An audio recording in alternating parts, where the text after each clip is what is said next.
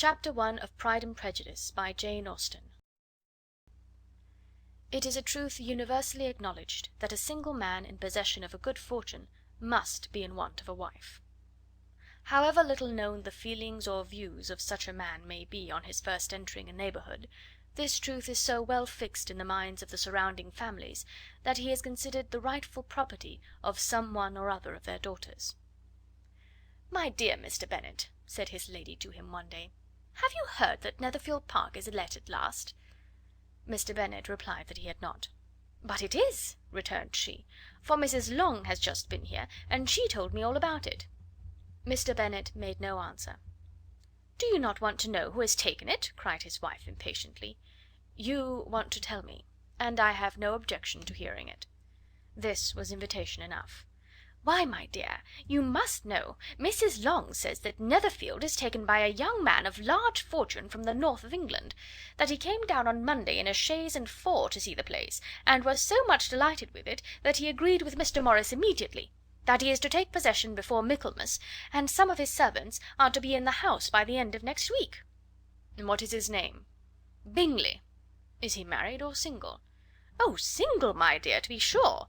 A single man of large fortune, 4,000 or 5,000 a year. What a fine thing for our girls!" "How so? How can it affect them?" "My dear Mr. Bennet," replied his wife, "how can you be so tiresome? You must know that I am thinking of his marrying one of them." "Is that his design in settling here?" "Design? Nonsense! How can you talk so?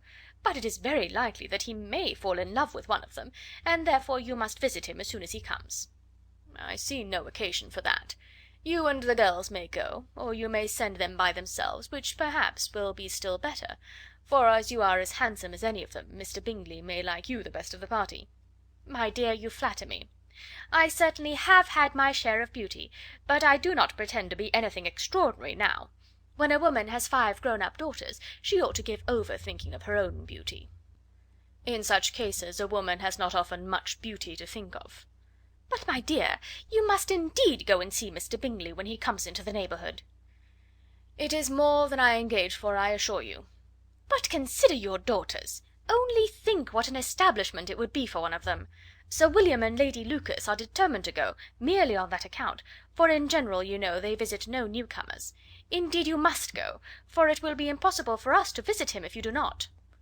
"You are over scrupulous, surely. I dare say Mr. Bingley will be very glad to see you, and I will send a few lines by you to assure him of my hearty consent to his marrying whichever he chooses of the girls, though I must throw in a good word for my little Lizzy." "I desire you will do no such thing. Lizzy is not a bit better than the others, and I am sure she is not half so handsome as Jane, no half so good humoured as Lydia. But you are always giving her the preference." "They have none of them much to recommend them," replied he. "They are all silly and ignorant like other girls, but Lizzy has something more of quickness than her sisters." "Mr. Bennet, how can you abuse your own children in such a way? You take delight in vexing me. You have no compassion for my poor nerves." "You mistake me, my dear.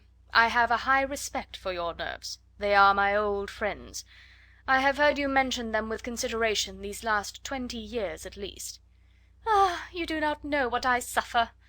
"But I hope you will get over it, and live to see many young men of 4,000 a year come into the neighbourhood." "It will be no use to us if 20 such should come, since you will not visit them." "Depend upon it, my dear, that when there are 20 I will visit them all." Mr. Bennet was so odd a mixture of quick parts, sarcastic humour, reserve, and caprice, that the experience of 23 years had been insufficient to make his wife understand his character. Her mind was less difficult to develop. She was a woman of mean understanding, little information, and uncertain temper. When she was discontented, she fancied herself nervous. The business of her life was to get her daughters married. Its solace was visiting and news. Chapter 2.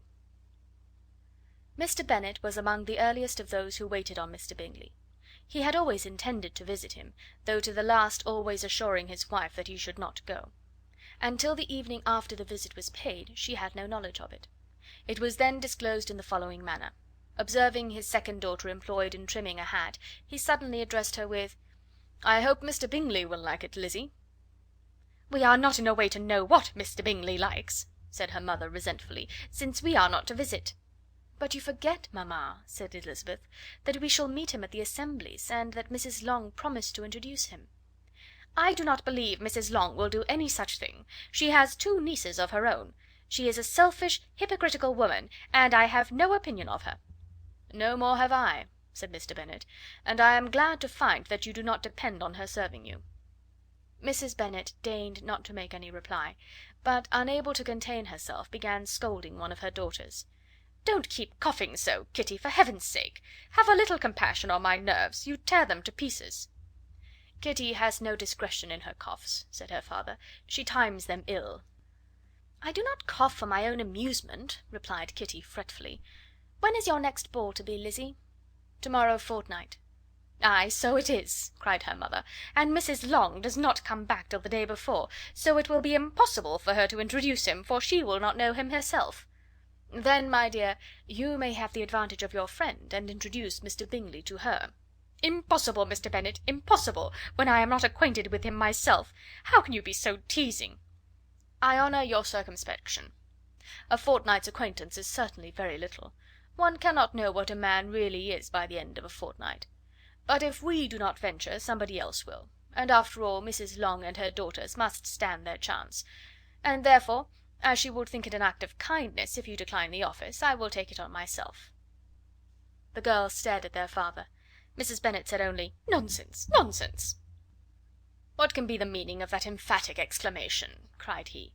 "Do you consider the forms of introduction, and the stress that is laid on them, as nonsense? I cannot quite agree with you there. What say you, Mary? For you are a young lady of deep reflection, I know, and read great books and make extracts." Mary wished to say something sensible, but knew not how. "While Mary is adjusting her ideas," he continued, "let us return to Mr. Bingley." "I am sick of Mr. Bingley!" cried his wife. "I am sorry to hear that.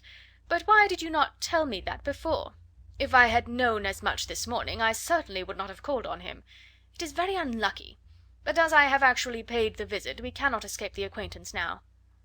The astonishment of the ladies was just what he wished; that of Mrs. Bennet perhaps surpassing the rest, though, when the first tumult of joy was over, she began to declare that it was what she had expected all the while. "How good it was in you, my dear Mr. Bennet! But I knew I should persuade you at last. I was sure you loved your girls too well to neglect such an acquaintance. Well, how pleased I am! And it is such a good joke, too, that you should have gone this morning, and never said a word about it till now." "Now, Kitty, you may cough as much as you choose," said Mr. Bennet, and as he spoke he left the room, fatigued with the raptures of his wife. "What an excellent father you have, girls!" said she, when the door was shut. "I do not know how you will ever make him amends for his kindness, or me either, for that matter. At our time of life it is not so pleasant, I can tell you, to be making new acquaintances every day, but for your sakes we would do anything. Lydia, my love, though you are the youngest, I dare say Mr. Bingley will dance with you at the next ball." "Oh!" said Lydia stoutly, "I'm not afraid, for though I am the youngest, I'm the tallest." The rest of the evening was spent in conjecturing how soon he would return Mr. Bennet's visit, and determining when they should ask him to dinner. Chapter 3. Not all that Mrs. Bennet, however, with the assistance of her 5 daughters, could ask on the subject was sufficient to draw from her husband any satisfactory description of Mr. Bingley. They attacked him in various ways, with barefaced questions, ingenuous suppositions, and distant surmises, but he eluded the skill of them all, and they were at last obliged to accept the second-hand intelligence of their neighbour, Lady Lucas. Her report was highly favourable. Sir William had been delighted with him. He was quite young, wonderfully handsome, extremely agreeable, and, to crown the whole, he meant to be at the next assembly with a large party.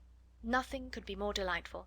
To be fond of dancing was a certain step towards falling in love, and very lively hopes of Mr. Bingley's heart were entertained. "If I can but see one of my daughters happily settled at Netherfield," said Mrs. Bennet to her husband, "and all the others equally well married, I shall have nothing to wish for." In a few days Mr. Bingley returned Mr. Bennet's visit, and sat about 10 minutes with him in his library. He had entertained hopes of being admitted to a sight of the young ladies, of whose beauty he had heard much, but he saw only the father. The ladies were somewhat more fortunate, for they had the advantage of ascertaining from an upper window that he wore a blue coat and rode a black horse. An invitation to dinner was soon afterwards dispatched, and already had Mrs. Bennet planned the courses that were to do credit to her housekeeping, when an answer arrived which deferred it all. Mr. Bingley was obliged to be in town the following day, and consequently unable to accept the honour of their invitation, etc. Mrs. Bennet was quite disconcerted. She could not imagine what business he could have in town so soon after his arrival in Hertfordshire, and she began to fear that he might be always flying about from one place to another, and never settled at Netherfield as he ought to be. Lady Lucas quieted her fears a little by stating the idea of his being gone to London only to get a large party for the ball, and a report soon followed that Mr. Bingley was to bring 12 ladies and 7 gentlemen with him to the assembly. The girls grieved over such a number of ladies, but were comforted the day before the ball by hearing that, instead of 12, he brought only 6 with him from London, his 5 sisters and a cousin; and when the party entered the assembly room it consisted only of 5 altogether: Mr. Bingley, his 2 sisters, the husband of the eldest, and another young man. Mr. Bingley was good looking and gentlemanlike. He had a pleasant countenance and easy unaffected manners. His sisters were fine women, with an air of decided fashion. His brother-in-law, Mr. Hurst, merely looked the gentleman, but his friend Mr. Darcy soon drew the attention of the room by his fine, tall person, handsome features, noble mien, and the report which was in general circulation within 5 minutes after his entrance, of his having 10,000 a year. The gentlemen pronounced him to be a fine figure of a man, the ladies declared he was much handsomer than Mr. Bingley, and he was looked at with great admiration for about half the evening, till his manners gave a disgust which turned the tide of his popularity, for he was discovered to be proud, to be above his company, and above being pleased, and not all his large estate in Derbyshire could then save him from having a most forbidding, disagreeable countenance, and being unworthy to be compared with his friend. Mr. Bingley had soon made himself acquainted with all the principal people in the room. He was lively and unreserved, danced every dance, was angry that the ball closed so early, and talked of giving one himself at Netherfield. Such amiable qualities must speak for themselves. What a contrast between him and his friend! Mr. Darcy danced only once with Mrs. Hurst, and once with Miss Bingley, declined being introduced to any other lady, and spent the rest of the evening in walking about the room, speaking occasionally to one of his own party. His character was decided. He was the proudest, most disagreeable man in the world, and everybody hoped that he would never come there again. Amongst the most violent against him was Mrs. Bennet, whose dislike of his general behaviour was sharpened into particular resentment by his having slighted one of her daughters. Elizabeth Bennet had been obliged, by the scarcity of gentlemen, to sit down for 2 dances, and during part of that time Mr. Darcy had been standing near enough for her to hear a conversation between him and Mr. Bingley, who came from the dance for a few minutes to press his friend to join it. "Come, Darcy," said he, "I must have you dance. I hate to see you standing about by yourself in this stupid manner. You had much better dance." "I certainly shall not. You know how I detest it, unless I am particularly acquainted with my partner. At such an assembly as this it would be insupportable. Your sisters are engaged, and there is not another woman in the room whom it would not be a punishment to me to stand up with." "I would not be so fastidious as you are," cried Mr. Bingley, "for a kingdom. Upon my honour, I never met with so many pleasant girls in my life as I have this evening, and there are several of them, you see, uncommonly pretty." "You are dancing with the only handsome girl in the room," said Mr. Darcy, looking at the eldest Miss Bennet. "Oh, she is the most beautiful creature I ever beheld. But there is one of her sisters sitting down just behind you, who is very pretty, and I dare say very agreeable. Do let me ask my partner to introduce you." "Which do you mean?" And turning round, he looked for a moment at Elizabeth, till catching her eye, he withdrew his own and coldly said, "She is tolerable, but not handsome enough to tempt me. I am in no humour at present to give consequence to young ladies who are slighted by other men. You had better return to your partner and enjoy her smiles, for you are wasting your time with me." Mr. Bingley followed his advice. Mr. Darcy walked off, and Elizabeth remained with no very cordial feelings toward him. She told the story, however, with great spirit among her friends, for she had a lively, playful disposition, which delighted in anything ridiculous. The evening altogether passed off pleasantly to the whole family. Mrs. Bennet had seen her eldest daughter much admired by the Netherfield party. Mr. Bingley had danced with her twice, and she had been distinguished by his sisters. Jane was as much gratified by this as her mother could be, though in a quieter way. Elizabeth felt Jane's pleasure. Mary had heard herself mentioned to Miss Bingley as the most accomplished girl in the neighbourhood, and Catherine and Lydia had been fortunate enough never to be without partners, which was all that they had yet learnt to care for at a ball.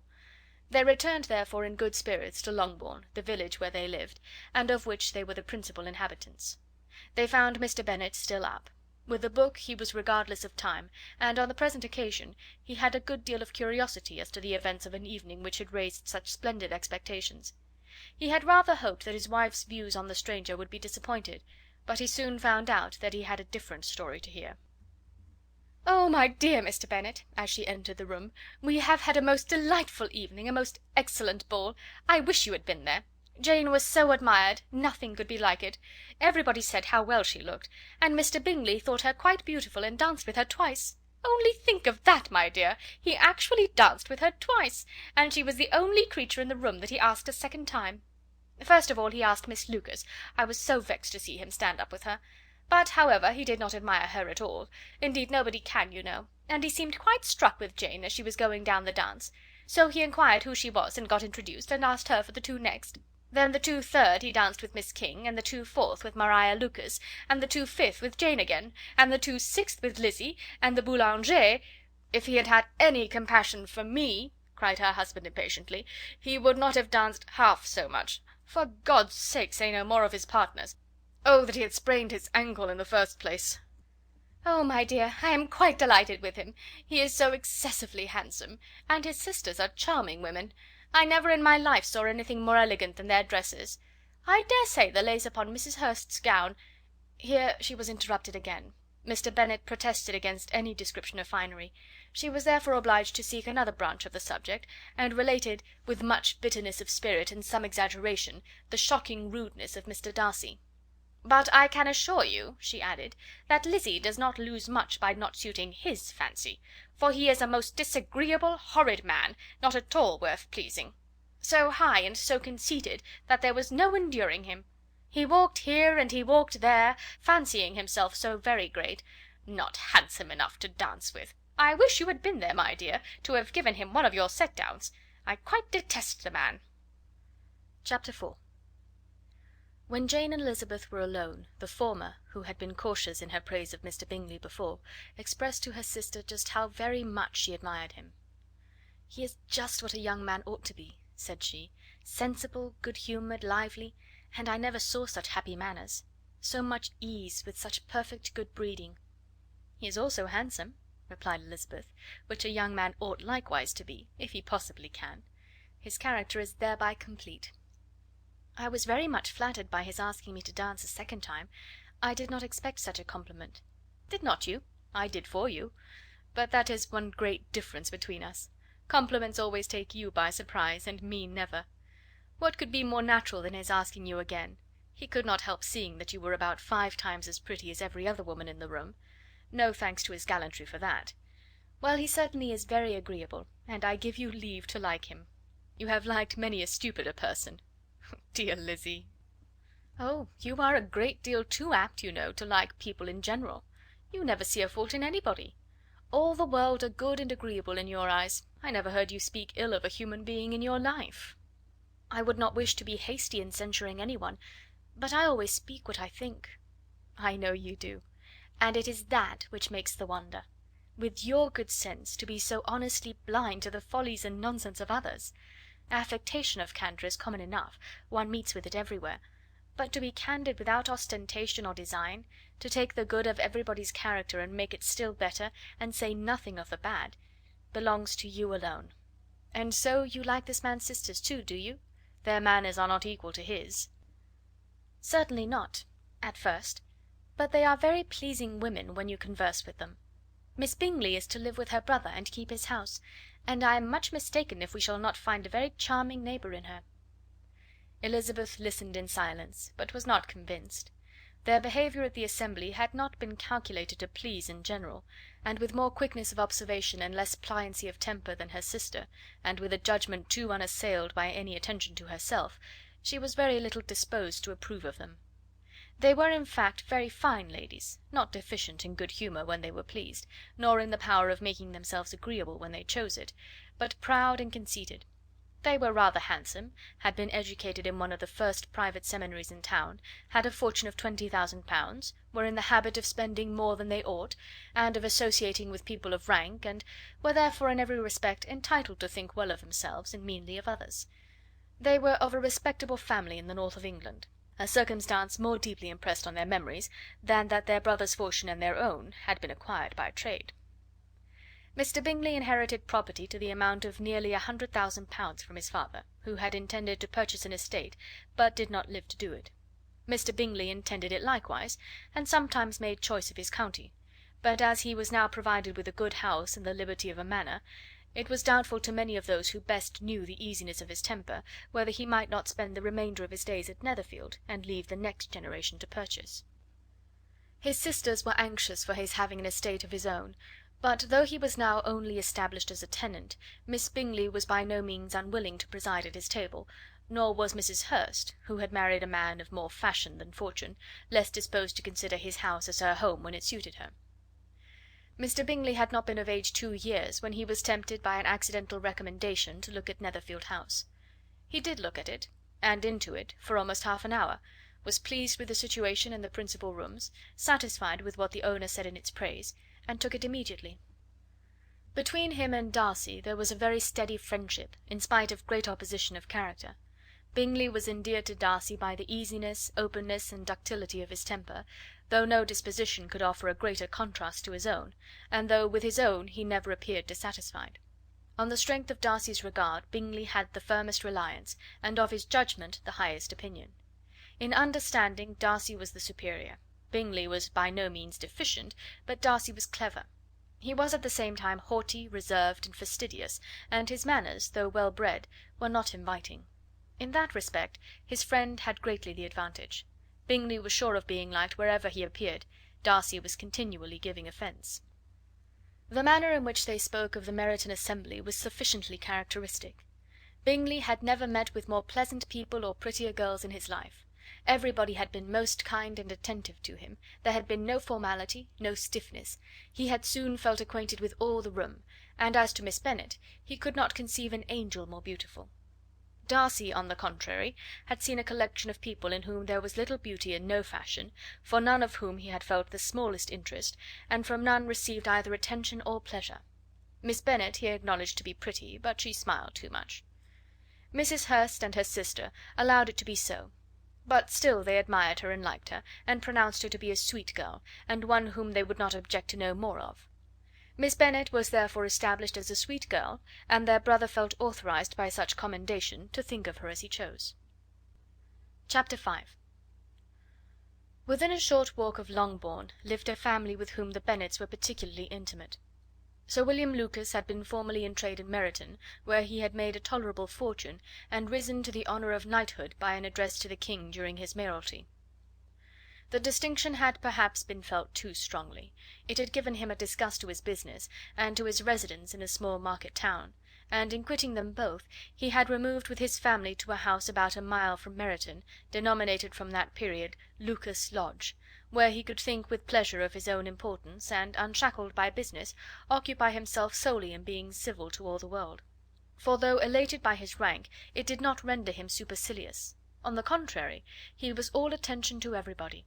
By nature inoffensive, friendly, and obliging, his presentation at St. James's had made him courteous. Lady Lucas was a very good kind of woman, not too clever to be a valuable neighbour to Mrs. Bennet. They had several children.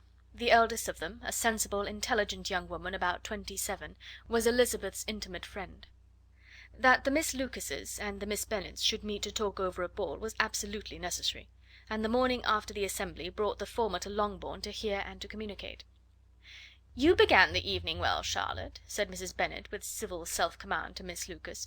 "You were Mr. Bingley's first choice." "Yes, but he seemed to like his second better." "Oh, you mean Jane, I suppose, because he danced with her twice.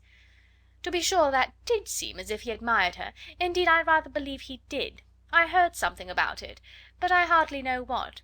Something about Mr. Robinson." "Perhaps you mean what I overheard between him and Mr. Robinson. Did not I mention it to you?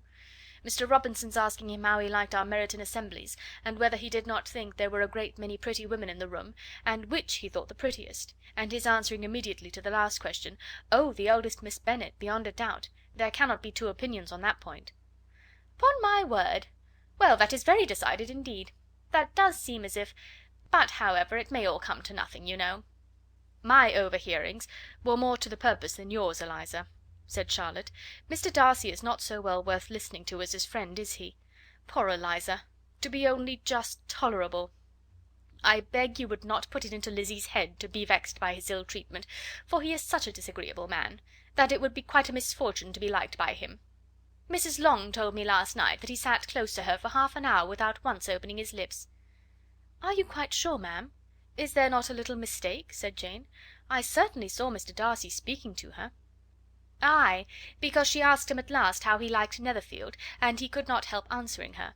But she said he seemed quite angry at being spoke to."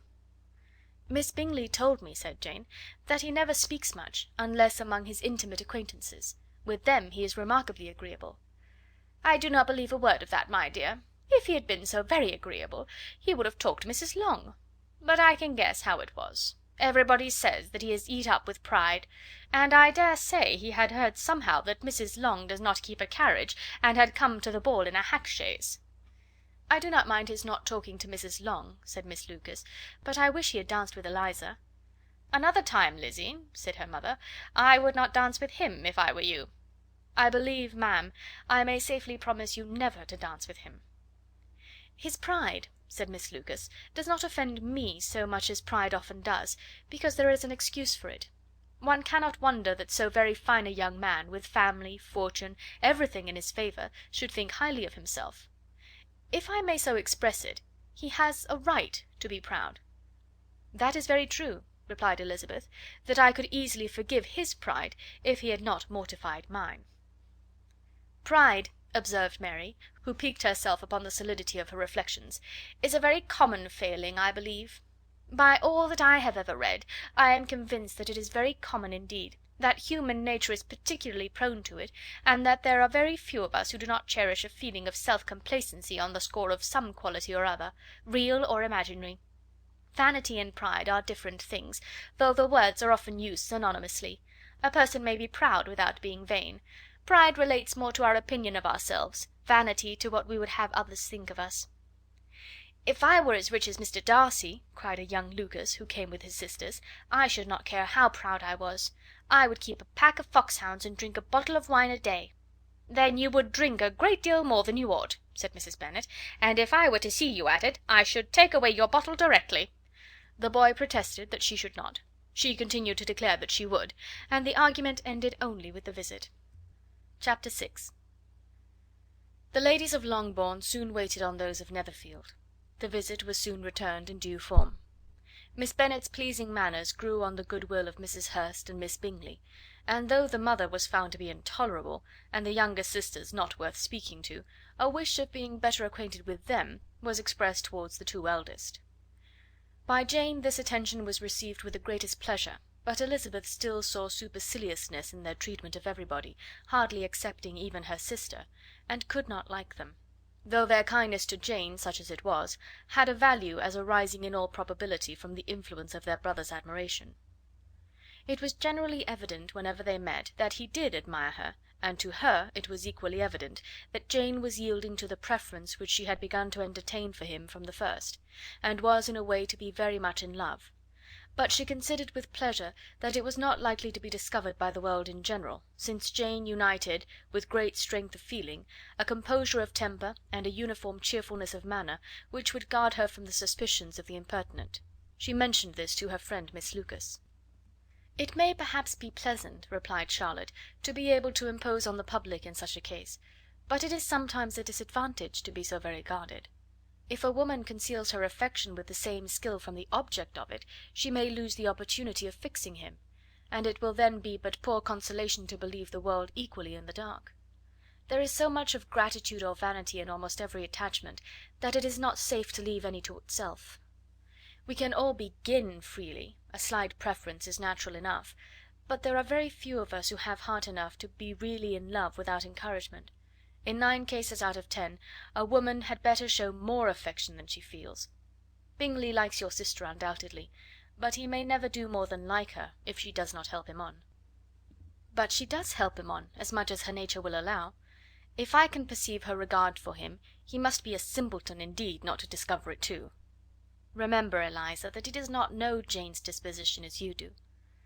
"But if a woman is partial to a man, and does not endeavour to conceal it, he must find it out." "Perhaps he must, if he sees enough of her; but though Bingley and Jane meet tolerably often, it is never for many hours together, and as they always see each other in large mixed parties, it is impossible that every moment should be employed in conversing together. Jane should therefore make the most of every half hour in which she can command his attention. When she is secure of him, there will be more leisure for falling in love as much as she chooses." "Your plan is a good one," replied Elizabeth, "where nothing is in question but the desire of being well married, and if I were determined to get a rich husband, or any husband, I dare say I should adopt it. But these are not Jane's feelings. She is not acting by design. As yet she cannot even be certain of the degree of her own regard, nor of its reasonableness. She has known him only a fortnight. She danced 4 dances with him at Meryton, she saw him one morning at his own house, and has since dined with him in company 4 times. This is not quite enough to make her understand his character." "Not as you represent it.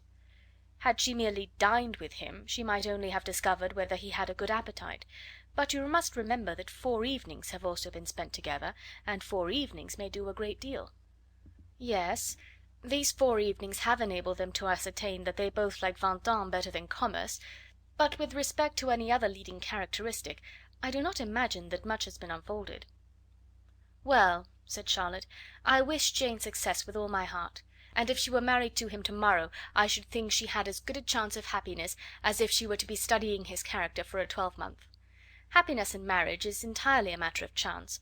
If the dispositions of the parties are ever so well known to each other, or ever so similar beforehand, it does not advance their felicity in the least. They always continue to grow sufficiently unlike afterwards to have their share of vexation, and it is better to know as little as possible of the defects of the person with whom you are to pass your life." "You make me laugh, Charlotte, but it is not sound. You know it is not sound, and that you would never act in this way yourself." Occupied in observing Mr. Bingley's attentions to her sister, Elizabeth was far from suspecting that she was herself becoming an object of some interest in the eyes of his friend. Mr. Darcy had at first scarcely allowed her to be pretty. He had looked at her without admiration at the ball, and when they next met he looked at her only to criticise. But no sooner had he made it clear to himself and his friends that she hardly had a good feature in her face, than he began to find it was rendered uncommonly intelligent by the beautiful expression of her dark eyes. To this discovery succeeded some others equally mortifying. Though he had detected with a critical eye more than one failure of perfect symmetry in her form, he was forced to acknowledge her figure to be light and pleasing, and in spite of his asserting that her manners were not those of the fashionable world, he was caught by their easy playfulness. Of this she was perfectly unaware. To her he was only the man who made himself agreeable nowhere, and who had not thought her handsome enough to dance with. He began to wish to know more of her, and as a step towards conversing with her himself, attended to her conversation with others. His doing so drew her notice.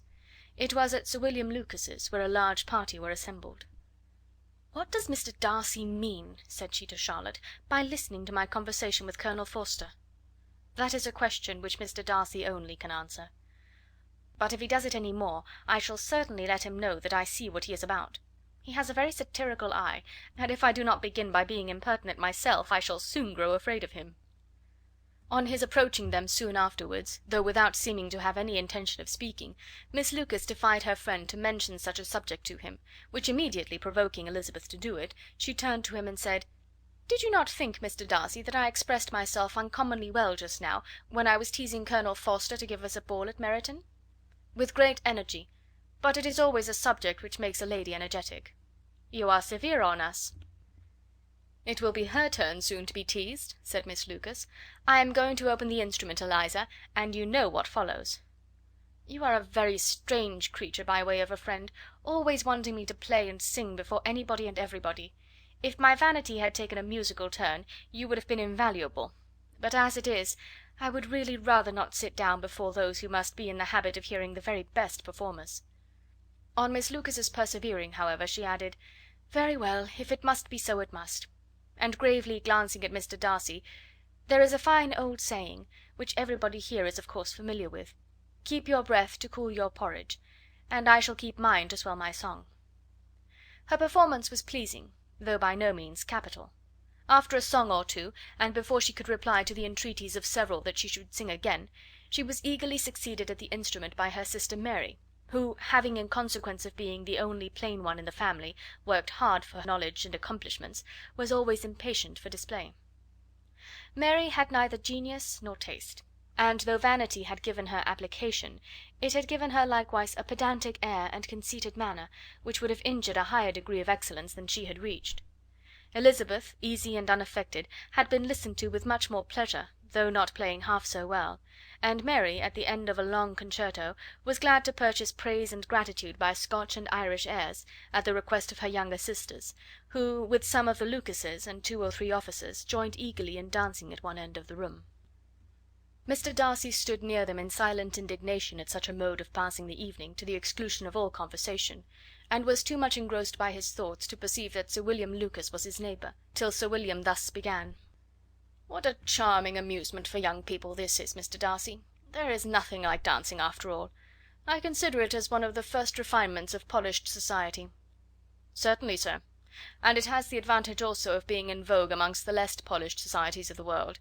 Every savage can dance." Sir William only smiled. "Your friend performs delightfully," he continued, after a pause, on seeing Bingley join the group, "and I doubt not that you are an adept in the science yourself, Mr. Darcy."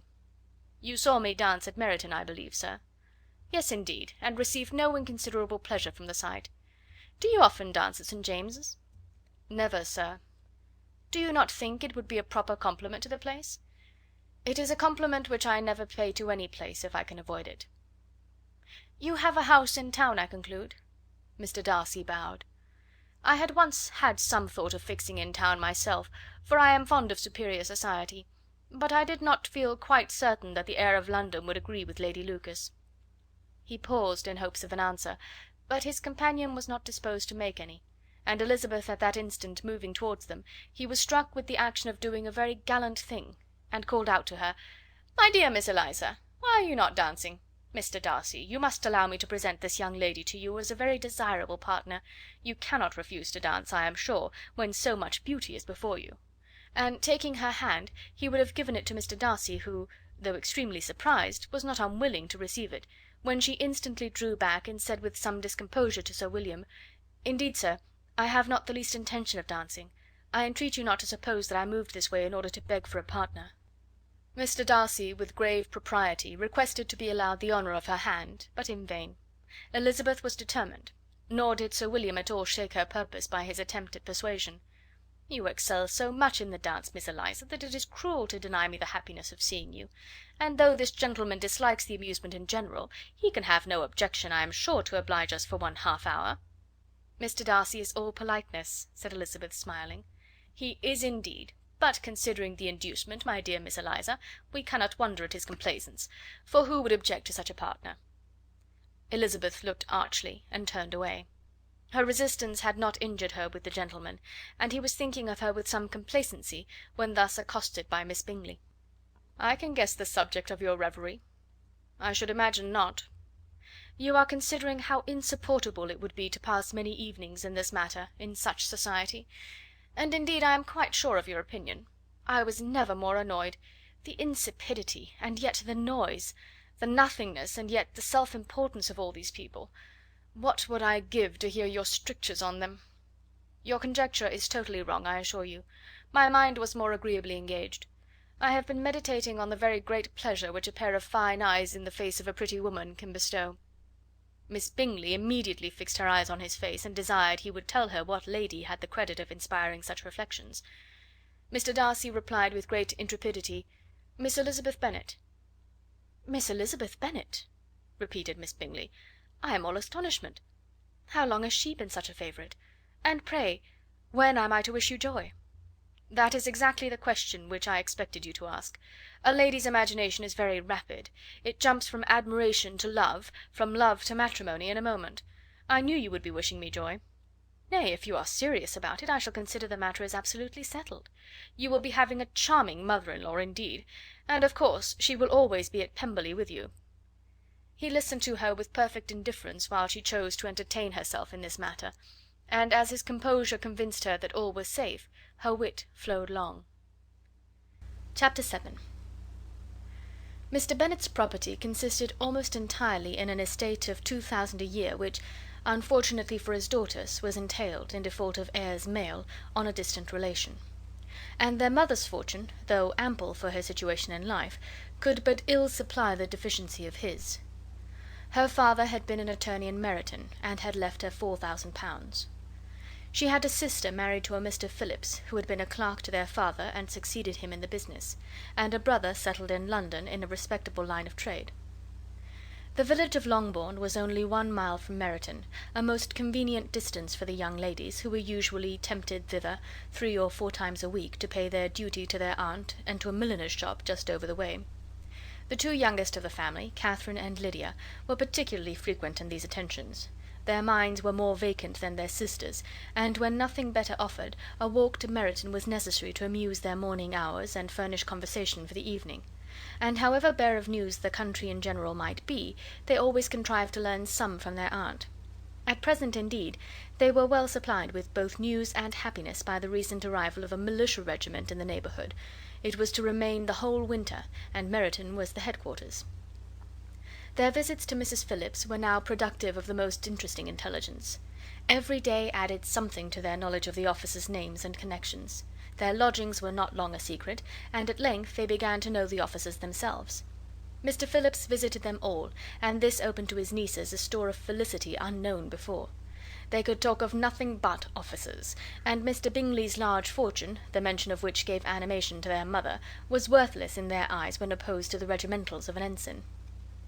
After listening one morning to their effusions on this subject, Mr. Bennet coolly observed, "From all that I can collect by your manner of talking, you must be 2 of the silliest girls in the country. I have suspected it some time, but I am now convinced." Catherine was disconcerted and made no answer, but Lydia, with perfect indifference, continued to express her admiration of Captain Carter, and her hope of seeing him in the course of the day, as he was going the next morning to London. "I am astonished, my dear," said Mrs. Bennet, "that you should be so ready to think your own children silly. If I wished to think slightingly of anybody's children, it should not be my own, however. If my children are silly, I must hope to always be sensible of it." "Yes, but as it happens, they are all of them very clever." "This is the only point, I flatter myself, on which we do not agree. I had hoped that our sentiments coincided in every particular, but I must so far differ from you as to think our 2 youngest daughters uncommonly foolish." "My dear Mr. Bennet, you must not expect such girls to have the sense of their father and mother. When they get to our age, I dare say they will not think about officers any more than we do. I remember the time when I liked a red coat myself very well, and indeed so I do still at my heart; and if a smart young colonel, with 5 or 6,000 a year, should want one of my girls, I shall not say nay to him. And I thought Colonel Forster looked very becoming the other night at Sir William's in his regimentals." "Mamma," cried Lydia, "my aunt says that Colonel Forster and Captain Carter do not go so often to Miss Watson's as they did when they first came. She sees them now very often standing in Clark's library." Mrs. Bennet was prevented replying by the entrance of the footman with a note for Miss Bennet. It came from Netherfield, and the servant waited for an answer. Mrs. Bennet's eyes sparkled with pleasure, and she was eagerly calling out, while her daughter read, "Well, Jane, who is it from? What is it about? What does he say? Well, Jane, make haste and tell us. Make haste, my love." "It is from Miss Bingley," said Jane, and then read it aloud. "My dear friend, if you are not so compassionate as to dine to-day with Louisa and me, we shall be in danger of hating each other for the rest of our lives, for a whole day's tete-a-tete between 2 women can never end without a quarrel. Come as soon as you can on receipt of this. My brother and the gentlemen are to dine with the officers. Yours ever, Caroline Bingley." "With the officers!" cried Lydia. "I wonder my aunt did not tell us of that." "Dining out," said Mrs. Bennet. "That is very unlucky." "Can I have the carriage?" said Jane. "No, my dear, you had better go on horseback, because it seems likely to rain, and then you must stay all night." "That would be a good scheme," said Elizabeth, "if you were sure that they would not offer to send her home." "Oh, but the gentlemen will have Mr. Bingley's chaise to go to Meryton, and the Hursts have no horses to theirs." "I had much rather go in the coach." "But, my dear, your father cannot spare the horses, I am sure. "They are wanted in the farm, Mr. Bennet, are they not?" "They are wanted in the farm much oftener than I can get them." "But if you have got them to day," said Elizabeth, "my mother's purpose will be answered." She did at last extort from her father an acknowledgment that the horses were engaged. Jane was therefore obliged to go on horseback, and her mother attended her to the door with many cheerful prognostics of a bad day. Her hopes were answered. Jane had not been gone long before it rained hard. Her sisters were uneasy for her, but her mother was delighted. The rain continued the whole evening without intermission. Jane certainly could not come back. "This was a lucky idea of mine, indeed," said Mrs. Bennet more than once, as if the credit of making it rain were all her own. Till the next morning, however, she was not aware of all the felicity of her contrivance. Breakfast was scarcely over when a servant from Netherfield brought the following note for Elizabeth. "My dearest Lizzy, I find myself very unwell this morning, which I suppose is to be imputed to my getting wet through yesterday. My kind friends will not hear of my returning till I am better. They insist also on my seeing Mr. Jones, therefore do not be alarmed if you should hear of his having been to me, and, excepting a sore throat and headache, there is not much the matter with me. Yours, etc." "Well, my dear," said Mr. Bennet, when Elizabeth had read the note aloud, "if your daughter should have a dangerous fit of illness, if she should die, it would be a comfort to know that it was all in pursuit of Mr. Bingley, and under your orders." "Oh, I am not afraid of her dying. People do not die of little trifling colds. She will be taken good care of. As long as she stays there, it is all very well. I would go and see her if I could have the carriage." Elizabeth, feeling really anxious, was determined to go to her, though the carriage was not to be had; and as she was no horsewoman, walking was her only alternative. She declared her resolution. "How can you be so silly," cried her mother, "as to think of such a thing, in all this dirt? You will not be fit to be seen when you get there." "I shall be very fit to see Jane, which is all I want." "Is this a hint to me, Lizzy," said her father, "to send for the horses?" "No, indeed. I do not wish to avoid the walk. The distance is nothing when one has a motive. Only 3 miles. I shall be back by dinner." "I admire the activity of your benevolence," observed Mary, "but every impulse of feeling should be guided by reason, and, in my opinion, exertion should always be in proportion to what is required." "We will go as far as Meryton with you," said Catherine and Lydia. Elizabeth accepted their company, and the 3 young ladies set off together. "If we make haste," said Lydia, as they walked along, "perhaps we may see something of Captain Carter before he goes." In Meryton they parted, the 2 youngest repaired to the lodgings of the officers' wives, and Elizabeth continued her walk alone, crossing field after field at a quick pace, jumping over stiles and springing over puddles with impatient activity, and finding herself at last within view of the house, with weary ankles, dirty stockings, and a face glowing with the warmth of exercise. She was shown into the breakfast parlour, where all but Jane were assembled, and where her appearance created a great deal of surprise.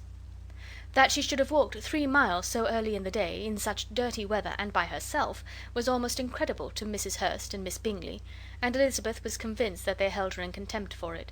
She was received, however, very politely by them, and in their brother's manners there was something better than politeness, there was good humour and kindness. Mr. Darcy said very little, and Mr. Hurst nothing at all.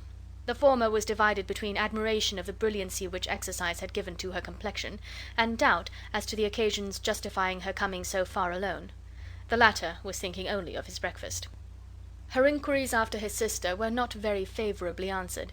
Miss Bennet had slept ill, and though up, was very feverish, and not well enough to leave her room.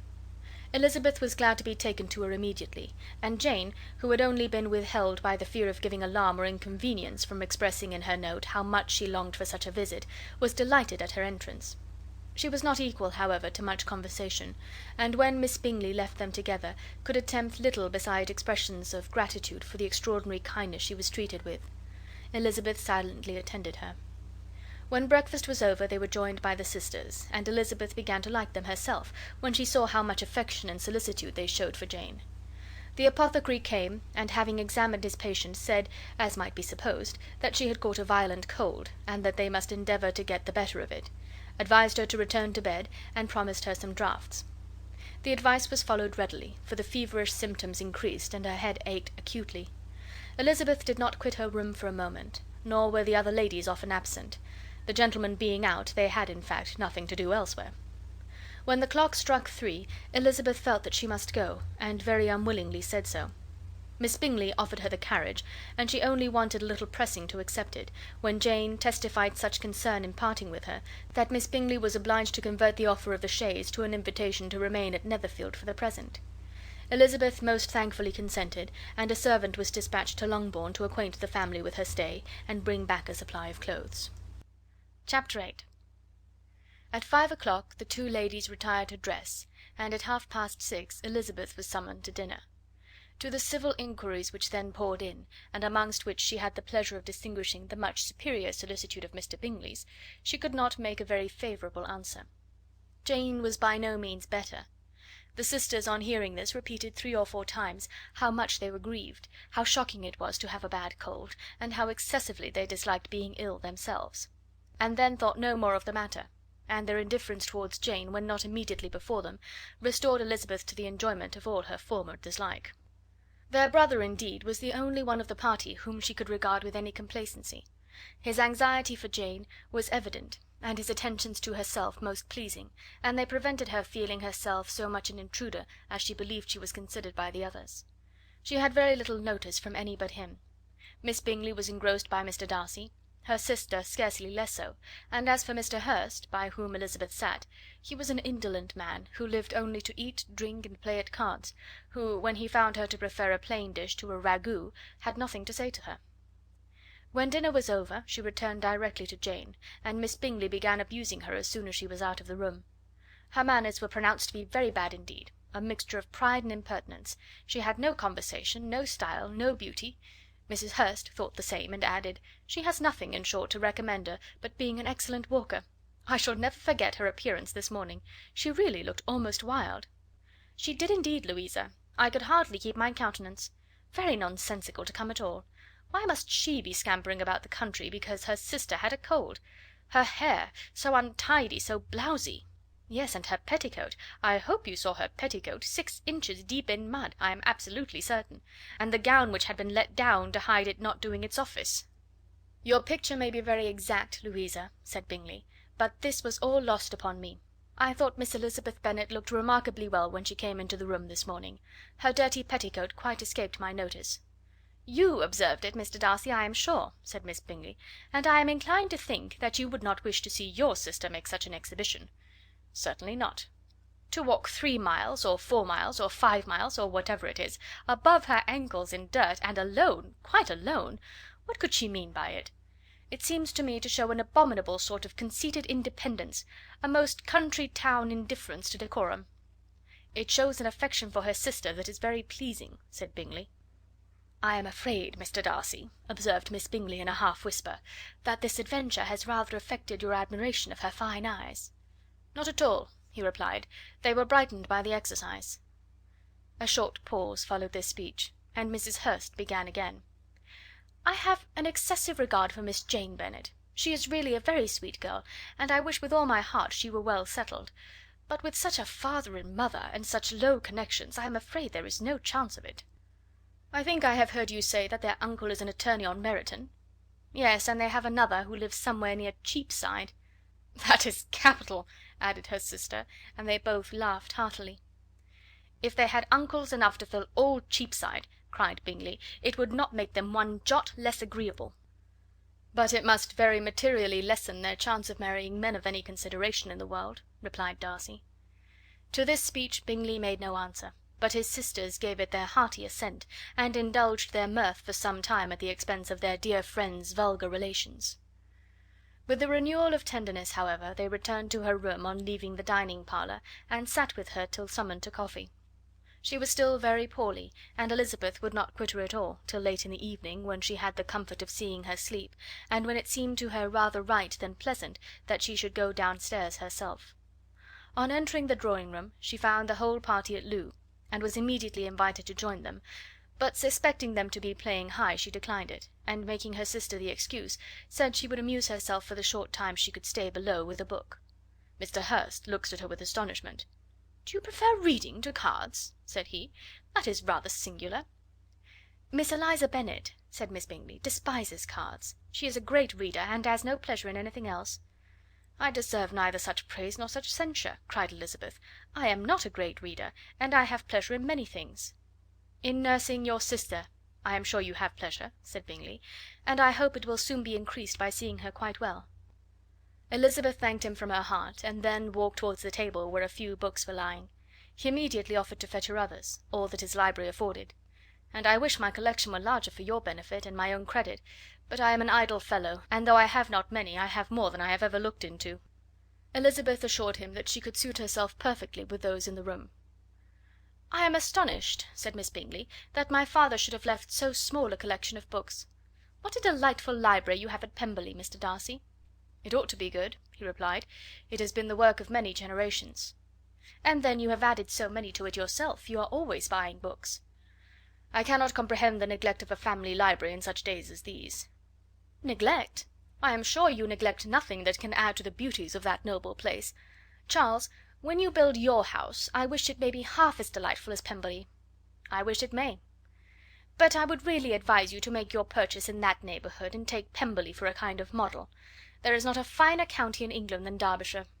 "With all my heart. I will buy Pemberley itself if Darcy will sell it." "I am talking of possibilities, Charles.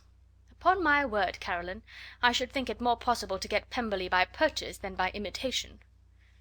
Elizabeth was so much caught with what passed as to leave her very little attention for her book, and soon laying it wholly aside, she drew near the card table, and stationed herself between Mr. Bingley and his eldest sister to observe the game.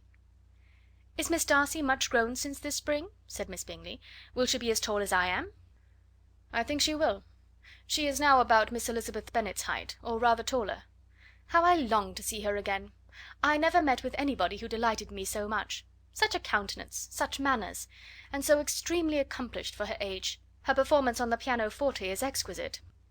"It is amazing to me," said Bingley, "how young ladies can have patience to be so very accomplished as they all are."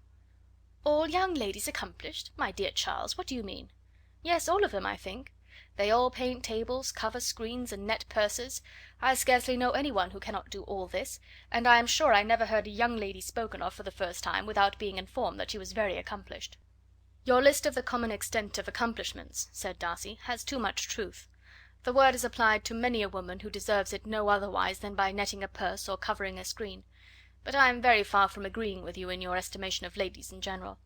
I cannot boast of knowing more than half a dozen, in the whole range of my acquaintance, that are really accomplished." "Nor I am sure," said Miss Bingley. "Then," observed Elizabeth, "you must comprehend a great deal in your idea of an accomplished woman."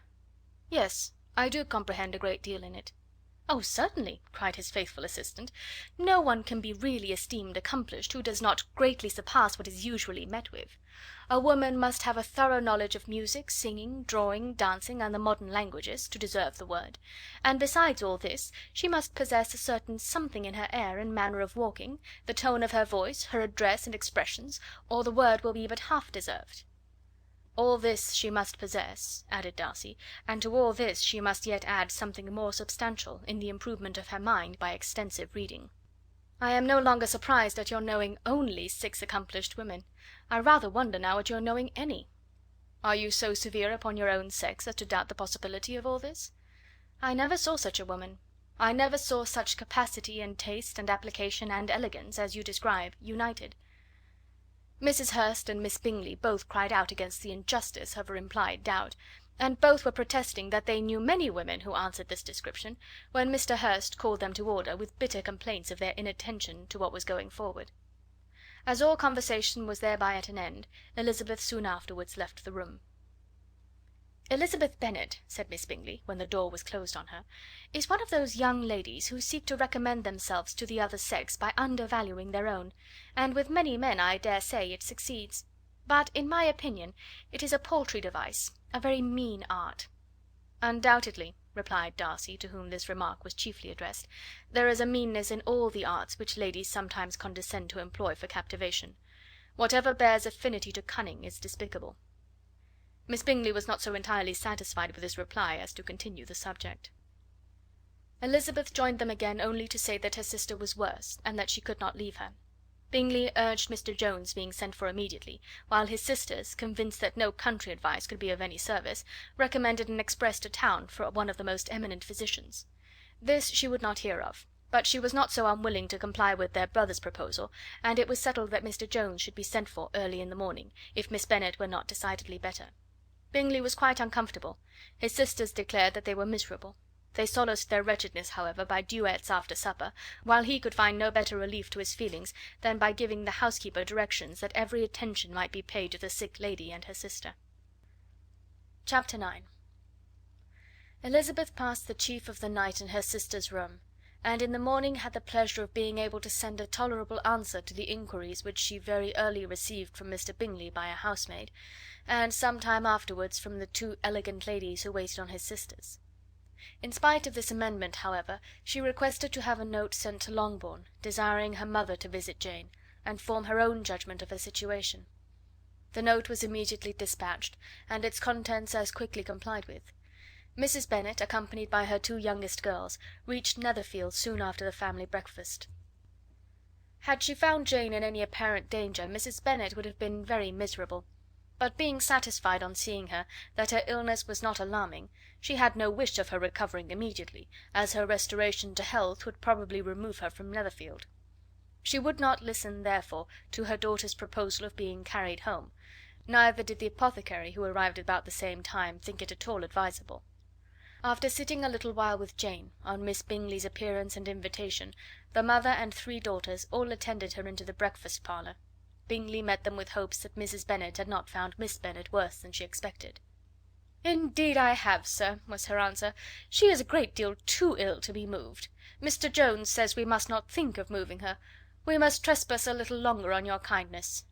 "Removed!" cried Bingley. "It must not be thought of. My sister, I am sure, will not hear of her removal." "You may depend upon it, madam," said Miss Bingley with cold civility, "that Miss Bennet will receive every possible attention while she remains with us." Mrs. Bennet was profuse in her acknowledgments.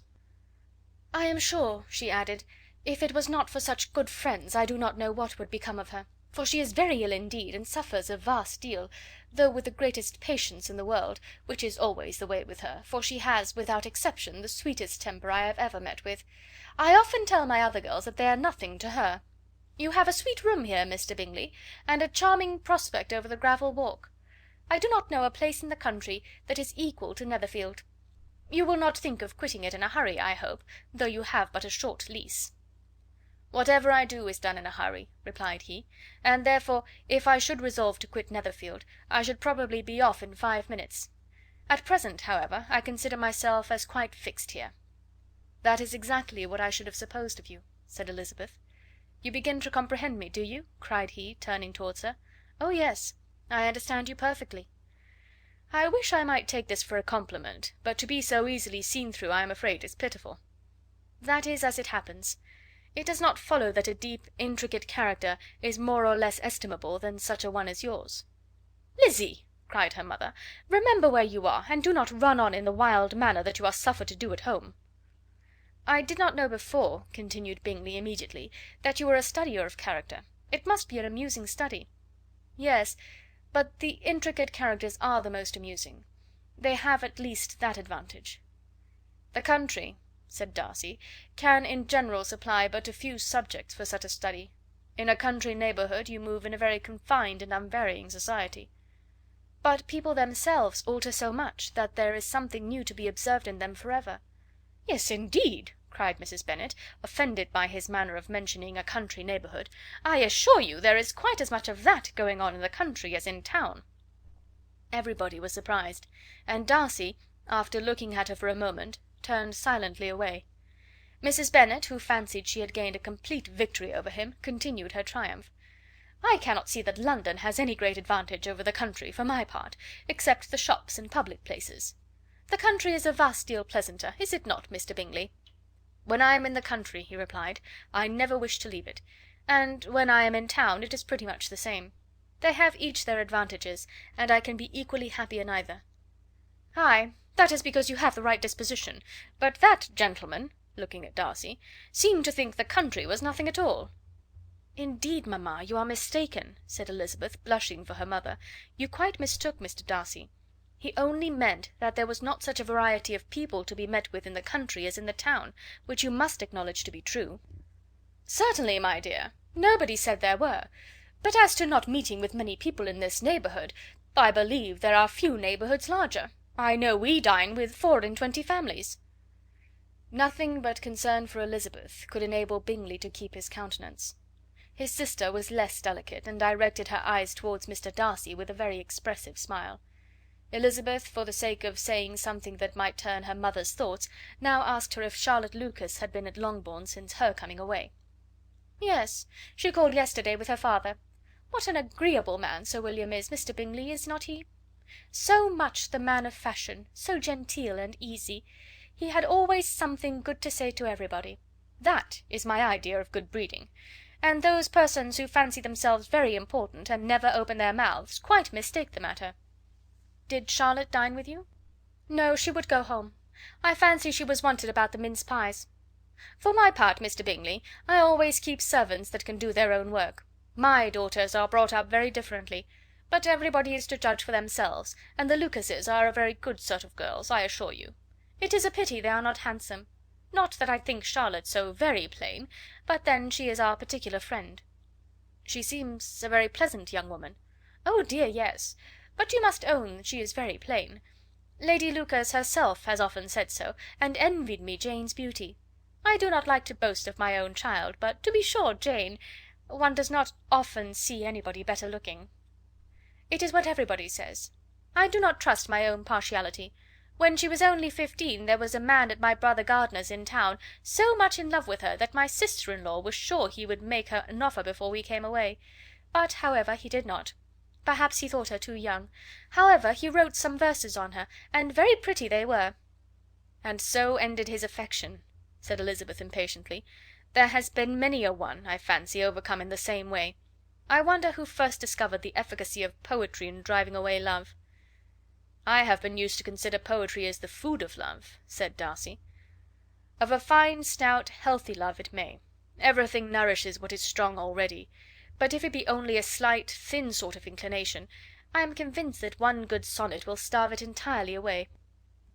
Darcy only smiled, and the general pause which ensued made Elizabeth tremble lest her mother should be exposing herself again. She longed to speak, but could think of nothing to say, and after a short silence Mrs. Bennet began repeating her thanks to Mr. Bingley for his kindness to Jane, with an apology for troubling him also with Lizzie. Mr. Bingley was unaffectedly civil in his answer, and forced his younger sister to be civil also, and say what the occasion required. She performed her part indeed without much graciousness, but Mrs. Bennet was satisfied, and soon afterwards ordered her carriage. Upon this signal the youngest of her daughters put herself forward. The two girls had been whispering to each other during the whole visit, and the result of it was, that the youngest should tax Mr. Bingley with having promised on his first coming into the country to give a ball at Netherfield. Lydia was a stout, well-grown girl of 15, with a fine complexion and good-humoured countenance, a favourite with her mother, whose affection had brought her into public at an early age. She had high animal spirits, and a sort of natural self-consequence, which the attention of the officers, to whom her uncle's good dinners, and her own easy manners recommended her, had increased into assurance.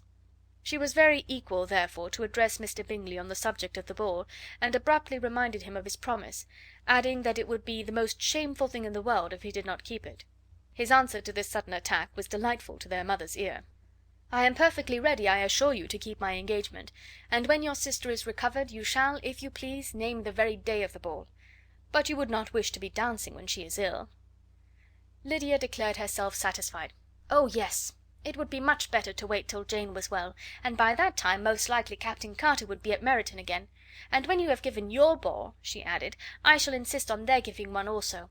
I shall tell Colonel Forster that it will be quite a shame if he does not." Mrs. Bennet and her daughters then departed, and Elizabeth returned instantly to Jane, leaving her own and her relations' behaviour to the remarks of the two ladies and Mr. Darcy, the latter of whom, however, could not be prevailed on to join in their censure of her, in spite of all Miss Bingley's witticisms on fine eyes. Chapter 10. The day passed much as the day before had done. Mrs. Hurst and Miss Bingley had spent some hours of the morning with the invalid, who continued, though slowly, to mend, and in the evening Elizabeth joined their party in the drawing-room. The loo table, however, did not appear. Mr. Darcy was writing, and Miss Bingley, seated near him, was watching the progress of his letter, and repeatedly calling off his attention by messages to his sister. Mr. Hurst and Mr. Bingley were at piquet, and Mrs. Hurst was observing their game. Elizabeth took up some needlework, and was sufficiently amused in attending to what passed between Darcy and his companion. The perpetual commendations of the lady, either on his handwriting, or on the evenness of his lines, or on the length of his letter, with the perfect unconcern with which her praises were received, formed a curious dialogue, and was exactly in union with her opinion of each. "How delighted Miss Darcy will be to receive such a letter!" He made no answer. "You write uncommonly fast." "You are mistaken, I write rather slowly."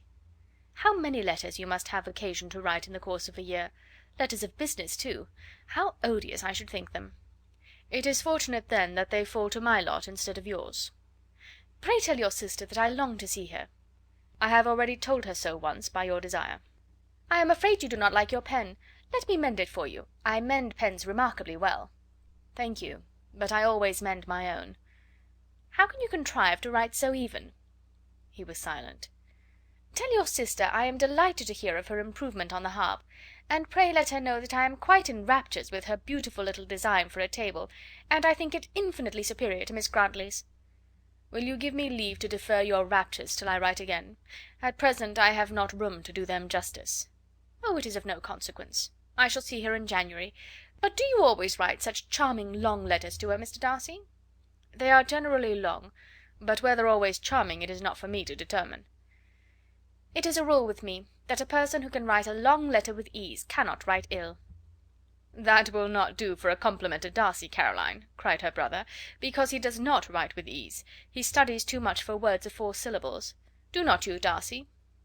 "My style of writing is very different from yours." "Oh!" cried Miss Bingley, "Charles writes in the most careless way imaginable. He leaves out half his words and blots the rest." "My ideas flow so rapidly that I have not time to express them, by which means my letters sometimes convey no ideas at all to my correspondents." "Your humility, Mr. Bingley," said Elizabeth, "must disarm reproof." "Nothing is more deceitful," said Darcy, "than the appearance of humility. It is often only carelessness of opinion, and sometimes an indirect boast." "And which of the two do you call my little recent piece of modesty?" "The indirect boast. For you are really proud of your defects in writing, because you consider them as proceeding from a rapidity of thought and carelessness of execution, which, if not estimable, you think at least highly interesting. The power of doing anything with quickness is always prized much by the possessor, and often without any attention to the imperfection of the performance. When you told Mrs. Bennet this morning, that if you ever resolved upon quitting Netherfield you should be gone in 5 minutes, you meant it to be a sort of panegyric, of compliment to yourself. And yet what is there so very laudable in the precipitance which must leave very necessary business undone, and can be of no real advantage to yourself or any one else?" "Nay," cried Bingley, "this is too much, to remember at night all the foolish things that were said in the morning. And yet, upon my honour, I believe what I said of myself to be true, and I believe it at this moment. At least, therefore, I did not assume the character of needless precipitance merely to show off before the ladies." "I dare say you believed it, but I am by no means convinced that you would have gone with such celerity. Your conduct would be quite as dependent on chance as that of any man I know, and if, as you were mounting your horse, a friend were to say, 'Bingley, you had better stay till next week,' you would probably do it. You would probably not go, and, at another word, might stay a month." "You have only proved by this," cried Elizabeth, "that Mr. Bingley did not do justice to his own disposition. You have shown him off now much more than he did himself." "I am exceedingly gratified," said Bingley, "by your converting what my friend says into a compliment on the sweetness of my temper; but I am afraid you are giving it a turn which that gentleman did by no means intend; for he would certainly think better of me if, under such a circumstance, I were to give a flat denial, and ride off as fast as I could." "Would Mr. Darcy, then, consider the rashness of your original intentions as atoned for by your obstinacy in adhering to it?" "Upon my word, I cannot exactly explain the matter. Darcy must speak for himself." "You expect me to account for opinions which you choose to call mine, but which I have never acknowledged. Allowing the case, however, to stand according to your representation, you must remember, Miss Bennet, that the friend who is supposed to desire his return to the house, and the delay of his plan, has merely desired it, asked it without offering one argument in favour of its propriety." "To yield readily, easily, to the persuasion of a friend is no merit with you." "To yield without conviction is no compliment to the understanding of either." You appear to me, Mr. Darcy, to allow nothing for the influence of friendship and affection. A regard for the requester would often make one yield readily to a request without waiting for arguments to reason one into it. I am not particularly speaking of such a case as you have supposed about Mr. Bingley. We may as well wait, perhaps, till the circumstance occurs before we discuss the discretion of his behaviour thereupon. But in general and ordinary cases between friend and friend, where one of them is desired by the other to change a resolution of no very great moment, should you think ill of that person for complying with the desire without waiting to be argued into it? Will it not be advisable, before we proceed on this subject, to arrange with rather more precision the degree of importance which is to appertain to this request, as well as the degree of intimacy subsisting between the parties? By all means, cried Bingley. Let us hear all the particulars, not forgetting their comparative height and size, for that will have more weight in the argument, Miss Bennet, than you may be aware of. I assure you that if Darcy were not such a great tall fellow in comparison with myself, I should not pay him half so much deference. I declare I do not know a more awful object than Darcy on particular occasions, and in particular places; at his own house especially, and of a Sunday evening, when he has nothing to do." Mr. Darcy smiled, but Elizabeth thought she could perceive that he was rather offended, and therefore checked her laugh. Miss Bingley warmly resented the indignity he had received, in an expostulation with her brother for talking such nonsense. "I see your design, Bingley," said his friend. "You dislike an argument, and want to silence this." "Perhaps I do. Arguments are too much like disputes. If you and Miss Bennet will defer yours till I am out of the room, I shall be very thankful, and then you may say whatever you like of me." "What you ask," said Elizabeth, "is no sacrifice on my side, and Mr. Darcy had much better finish his letter." Mr. Darcy took her advice, and did finish his letter. When that business was over, he applied to Miss Bingley and Elizabeth for an indulgence of some music. Miss Bingley moved with some alacrity to the pianoforte, and, after a polite request that Elizabeth would lead the way, which the other as politely and more earnestly negatived, she seated herself. Mrs. Hurst sang with her sister, and while they were thus employed, Elizabeth could not help observing, as she turned over some music books that lay on the instrument, how frequently Mr. Darcy's eyes were fixed on her. She hardly knew how to suppose that she could be an object of admiration to so great a man, and yet that he should look at her because he disliked her was still more strange. She could only imagine, however, at last, that she drew his notice because there was something more wrong and reprehensible, according to his ideas of right, than in any other person present. The supposition did not pain her. She liked him too little to care for his approbation. After playing some Italian songs, Miss Bingley varied the charm by a lively Scotch air, and soon afterwards Mr. Darcy, drawing near Elizabeth, said to her, "Do not you feel a great inclination, Miss Bennet, to seize such an opportunity of dancing a reel?" She smiled, but made no answer. He repeated the question with some surprise at her silence. "Oh," said she, "I heard you before, but I could not immediately determine what to say in reply. You wanted me, I know, to say yes, that you might have the pleasure of despising my taste, but I always delight in overthrowing those kind of schemes, and cheating a person of their premeditated contempt. I have therefore made up my mind to tell you that I do not want to dance a reel at all. And now despise me if you dare." "Indeed I do not dare." Elizabeth, having rather expected to affront him, was amazed at his gallantry, but there was a mixture of sweetness and archness in her manner which made it difficult for her to affront anybody, and Darcy had never been so bewitched by any woman as he was by her. He really believed that, were it not for the inferiority of her connections, he should be in some danger. Miss Bingley saw or suspected enough to be jealous, and her great anxiety for the recovery of her dear friend Jane received some assistance from her desire of getting rid of Elizabeth. She often tried to provoke Darcy into disliking her guest by talking of their supposed marriage, and planning his happiness in such an alliance. "I hope," said she, as they were walking together in the shrubbery the next day, "you will give your mother-in-law a few hints, when this desirable event takes place, as to the advantage of holding her tongue, and if you can compass it, do cure the younger girls of running after officers. And if I may mention so delicate a subject, endeavour to check that little something bordering on conceit and impertinence which your lady possesses." "Have you anything else to propose for my domestic felicity?" "Oh, yes. Do let the portraits of your uncle and aunt Phillips be placed in the gallery at Pemberley. Put them next to your great uncle the judge. They are in the same profession, you know, only in different lines. As for your Elizabeth's picture, you must not have it taken, for what painter could do justice to those beautiful eyes?" It would not be easy indeed to catch their expression, but their colour and shape, and the eyelashes, so remarkably fine, might be copied." At that moment they were met from another walk by Mrs. Hurst and Elizabeth herself. "I did not know that you intended to walk," said Miss Bingley, in some confusion lest they had been overheard. "You used us abominably ill," answered Mrs. Hurst, "running away without telling us that you were coming out."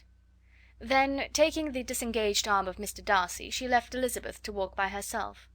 The path just admitted three. Mr. Darcy felt their rudeness, and immediately said, "This walk is not wide enough for our party. We had better go into the avenue." But Elizabeth, who had not the least inclination to remain with them, laughingly answered, "No, no, stay where you are. You are charmingly grouped, and appear to uncommon advantage. The picturesque would be spoiled by admitting a fourth. Good bye."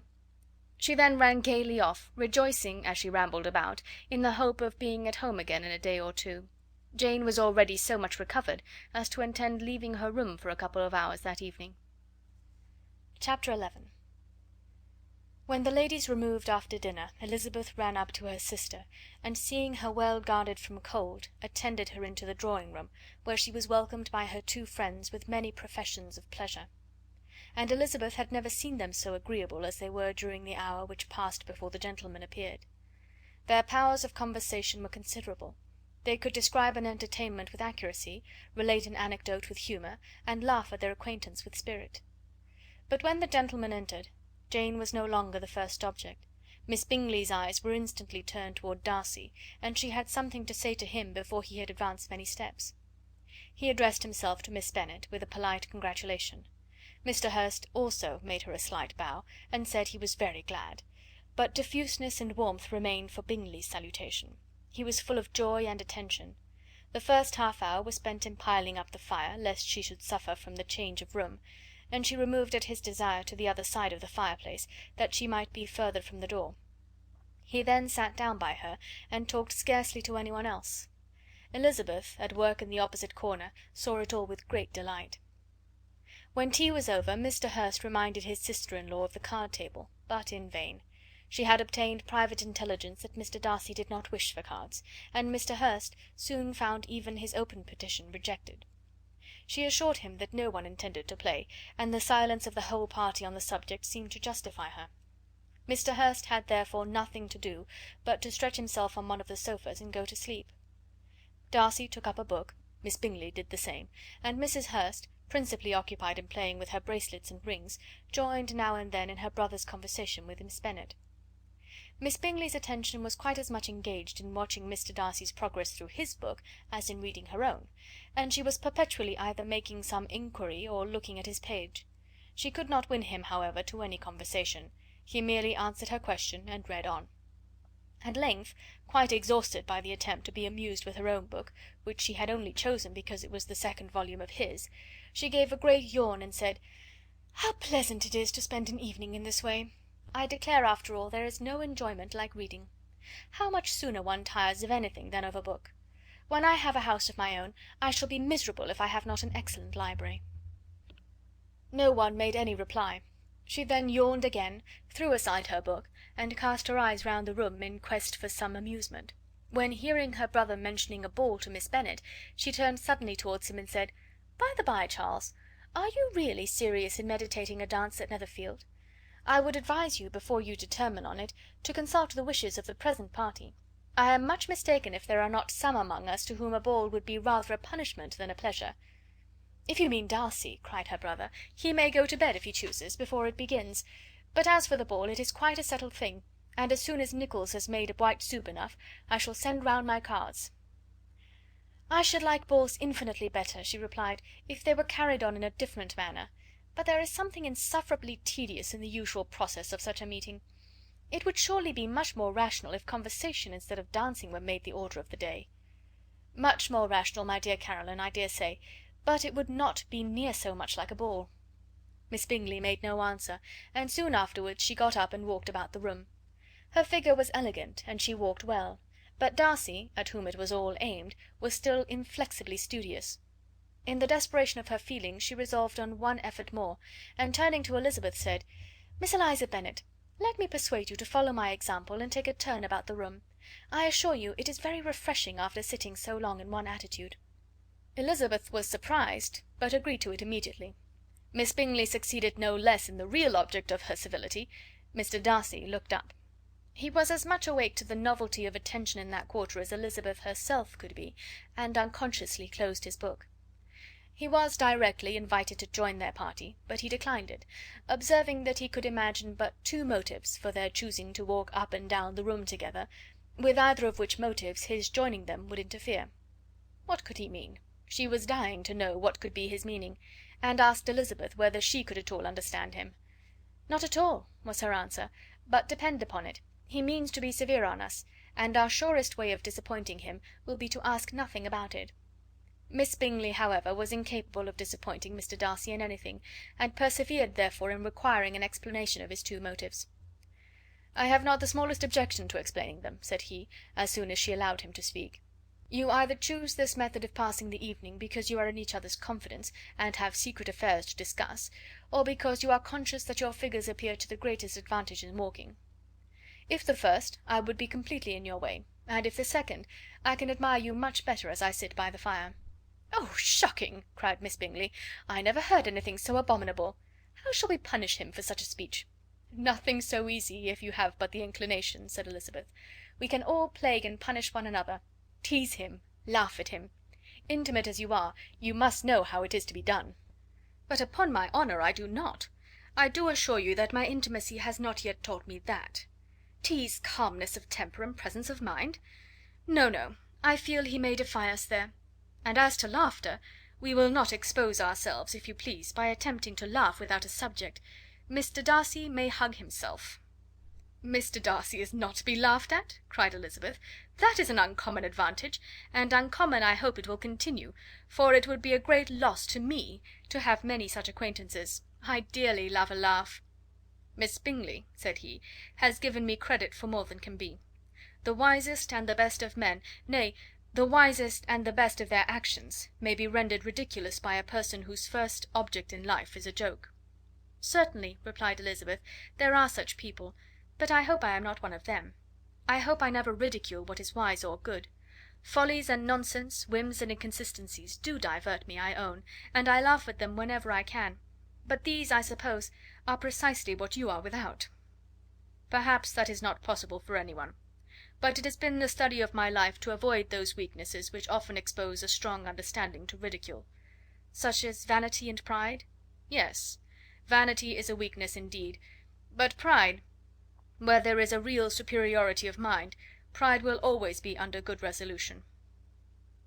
Elizabeth turned away to hide a smile.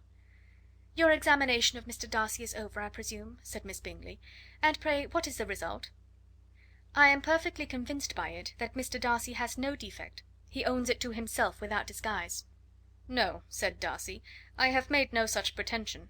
I have faults enough, but they are not, I hope, of understanding. My temper I dare not vouch for. It is, I believe, too little yielding, certainly too little for the convenience of the world. I cannot forget the follies and vices of others so soon as I ought, nor their offences against myself. My feelings are not puffed about with every attempt to move them. My temper would perhaps be called resentful. My good opinion, once lost, is lost for ever." "That is a failing indeed," cried Elizabeth. "Implacable resentment is a shade in a character. But you have chosen your fault well. I really cannot laugh at it. You are safe from me." "There is, I believe, in every disposition a tendency to some particular evil, a natural defect which not even the best education can overcome." "And your defect is a propensity to hate everybody." "And yours," he replied with a smile, "is wilfully to misunderstand them." "Do let us have a little music," cried Miss Bingley, tired of a conversation in which she had no share. "Louisa, you will not mind my waking Mr. Hurst?" Her sister made not the slightest objection, and the pianoforte was opened, and Darcy, after a few moments' recollection, was not sorry for it. He began to feel the danger of paying Elizabeth too much attention. Chapter 12. In consequence of an agreement between the sisters, Elizabeth wrote the next morning to her mother to beg that the carriage might be sent for them in the course of the day. But Mrs. Bennet, who had calculated on her daughter's remaining at Netherfield till the following Tuesday, which would exactly finish Jane's week, could not bring herself to receive them with pleasure before. Her answer, therefore, was not propitious, at least not to Elizabeth's wishes, for she was impatient to get home. Mrs. Bennet sent them word that they could not possibly have the carriage before Tuesday, and in her postscript it was added that if Mr. Bingley and his sister pressed them to stay longer, she could spare them very well. Against staying longer, however, Elizabeth was positively resolved, nor did she much expect it would be asked, and fearful, on the contrary, as being considered as intruding themselves needlessly long, she urged Jane to borrow Mr. Bingley's carriage immediately, and at length it was settled that their original design of leaving Netherfield that morning should be mentioned, and the request made. The communication excited many professions of concern, and enough was said of wishing them to stay at least until the following day, to work on Jane. Until the morrow their going was deferred. Miss Bingley was then sorry that she had proposed the delay, for her jealousy and dislike of one sister much exceeded her affection for the other. The master of the house heard with real sorrow that they were to go so soon, and repeatedly tried to persuade Miss Bennet that it would not be safe for her, that she was not enough recovered, but Jane was firm where she felt herself to be right. To Mr. Darcy it was welcome intelligence. Elizabeth had been at Netherfield long enough. She attracted him more than he liked, and Miss Bingley was uncivil to her, and more teasing than usual to himself. He wisely resolved to be particularly careful that no sign of admiration should now escape him, nothing that could elevate her with the hope of influencing his felicity, sensible that, if such an idea had been suggested, his behaviour during the last day must have material weight in confirming or crushing it. Steady to his purpose, he scarcely spoke 10 words to her through the whole of Saturday, and though they were at one time left by themselves for half an hour, he adhered most conscientiously to his book, and would not even look at her. On Sunday, after morning service, the separation, so agreeable to almost all, took place. Miss Bingley's civility to Elizabeth increased at last very rapidly, as well as her affection for Jane, and when they parted, after assuring the latter of the pleasure it would give her to see her either at Longbourn or Netherfield, and embracing her most tenderly, she even shook hands with the former. Elizabeth took leave of the whole party in the liveliest spirits. They were not welcomed home very cordially by their mother. Mrs. Bennet wondered at their coming, and thought them very wrong to give so much trouble, and was sure Jane would have caught cold again. But their father, though very laconic in his expressions of pleasure, was really glad to see them. He had felt their importance in the family circle. The evening conversation, when they were all assembled, had lost much of its animation, and almost all its sense, by the absence of Jane and Elizabeth. They found Mary, as usual, deep in the study of thorough base and human nature, and had some new extracts to admire, and some new observations of threadbare morality to listen to. Catherine and Lydia had information for them of a different sort. Much had been done, and much had been said in the regiment since the preceding Wednesday. Several of the officers had dined lately with their uncle, a private had been flogged, and it had actually been hinted that Colonel Forster was going to be married. Chapter 13. "I hope, my dear," said Mr. Bennet to his wife, as they were at breakfast the next morning, "that you have ordered a good dinner to-day, because I have reason to expect an addition to our family party." "Who do you mean, my dear? I know of nobody that is coming, I am sure, unless Charlotte Lucas should happen to call in, and I am sure my dinners are good enough for her. I do not believe she often sees such at home." "The person of whom I speak is a gentleman and a stranger." Mrs. Bennet's eyes sparkled. "A gentleman and a stranger! It is Mr. Bingley, I am sure. Well, I am sure I shall be extremely glad to see Mr. Bingley. But, good Lord, how unlucky! There is not a bit of fish to be got to-day. Lydia, my love, ring the bell. I must speak to Hill this moment." "It is not Mr. Bingley," said her husband. "It is a person whom I never saw in the whole course of my life." This roused a general astonishment, and he had the pleasure of being eagerly questioned by his wife and his 5 daughters at once. After amusing himself some time with their curiosity, he thus explained: "About a month ago I received this letter, and about a fortnight ago I answered it, for I thought it a cause of some delicacy, and requiring early attention. It is from my cousin Mr. Collins, who, when I am dead, may turn you all out of this house as soon as he pleases." "Oh, my dear," cried his wife, "I cannot bear to hear that mentioned. Pray do not talk of that odious man. I do think it is the hardest thing in the world that your estate should be entailed away from your own children. I am sure, if I had been you, I should have tried long ago to do something or other about it." Jane and Elizabeth tried to explain to her the nature of an entail. They had often attempted to do it before, but it was a subject on which Mrs. Bennet was beyond the reach of reason, and she continued to rail bitterly against the cruelty of settling an estate away from a family of 5 daughters in favour of a man whom nobody cared anything about. "It certainly is a most iniquitous affair," said Mr. Bennet, "and nothing can clear Mr. Collins from the guilt of inheriting Longbourn. But if you will listen to his letter, you may perhaps be a little softened by his manner of expressing himself." "No, that I am sure I shall not. And I think it is very impertinent of him to write to you at all, and very hypocritical. I hate such false friends. Why could he not keep on quarrelling with you, as his father did before him?" "Why, indeed? He does seem to have had some filial scruples on that head, as you will hear. Hunsford, near Westerham, Kent, 15th October.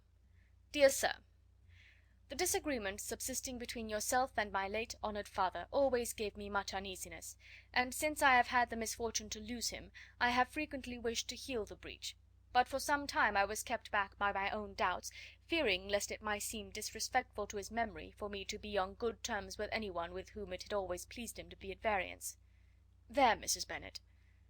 My mind, however, is now made up on the subject, for having received ordination at Easter, I have been so fortunate as to be distinguished by the patronage of the Right Honourable Lady Catherine de Bourgh, widow of Sir Lewis de Bourgh, whose bounty and beneficence has preferred me to the valuable rectory of this parish, where it shall be my earnest endeavour to demean myself with grateful respect towards her ladyship, and be ever ready to perform those rites and ceremonies which are instituted by the Church of England. As a clergyman, moreover, I feel it my duty to promote and establish the blessing of peace in all families within the reach of my influence, and on these grounds I flatter myself that my present overtures are highly recommendable, and that the circumstance of my being next in the entail of Longbourn estate will be kindly overlooked on your side, and not lead you to reject the offered olive branch. I cannot be otherwise than concerned at being the means of injuring your amiable daughters, and beg leave to apologize for it, as well as to assure you of my readiness to make them every possible amends, but of this hereafter. If you should have no objection to receive me into your house, I propose myself the satisfaction of waiting on you and your family, Monday, November 18th, by 4 o'clock, and shall probably trespass on your hospitality till the Saturday sennight following. Which I can do without any inconvenience, as Lady Catherine is far from objecting to my occasional absence on a Sunday, provided that some other clergyman is engaged to do the duty of the day.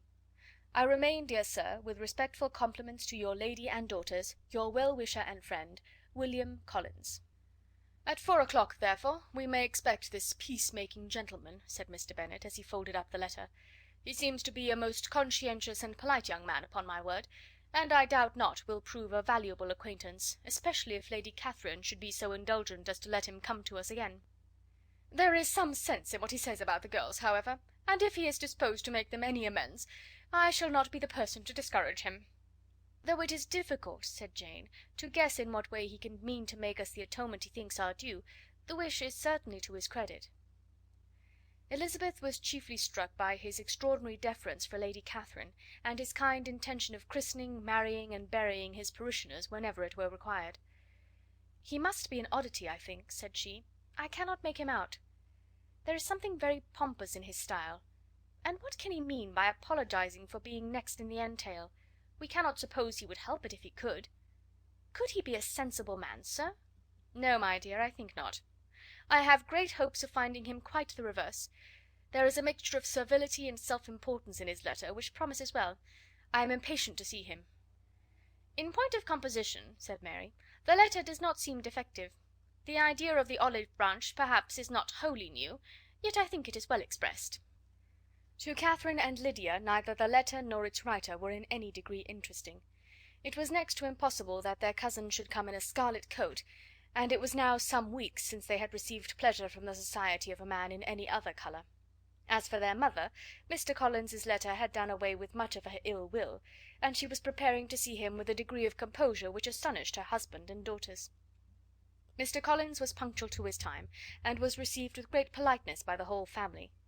Mr. Bennet, indeed, said little, but the ladies were ready enough to talk, and Mr. Collins seemed neither in need of encouragement nor inclined to be silent himself. He was a tall, heavy-looking young man of 25. His air was grave and stately, and his manners were very formal. He had not been long seated before he complimented Mrs. Bennet on having so fine a family of daughters. said he had heard much of their beauty, but that in this instance fame had fallen short of the truth, and added that he did not doubt her seeing them all in due time disposed of in marriage. This gallantry was not much to the taste of some of his hearers, but Mrs. Bennet, who quarrelled with no compliments, answered most readily, "You are very kind, I am sure, and I wish with all my heart it may prove so, for else they will be destitute enough. Things are settled so oddly." "You allude, perhaps, to the entail of this estate?"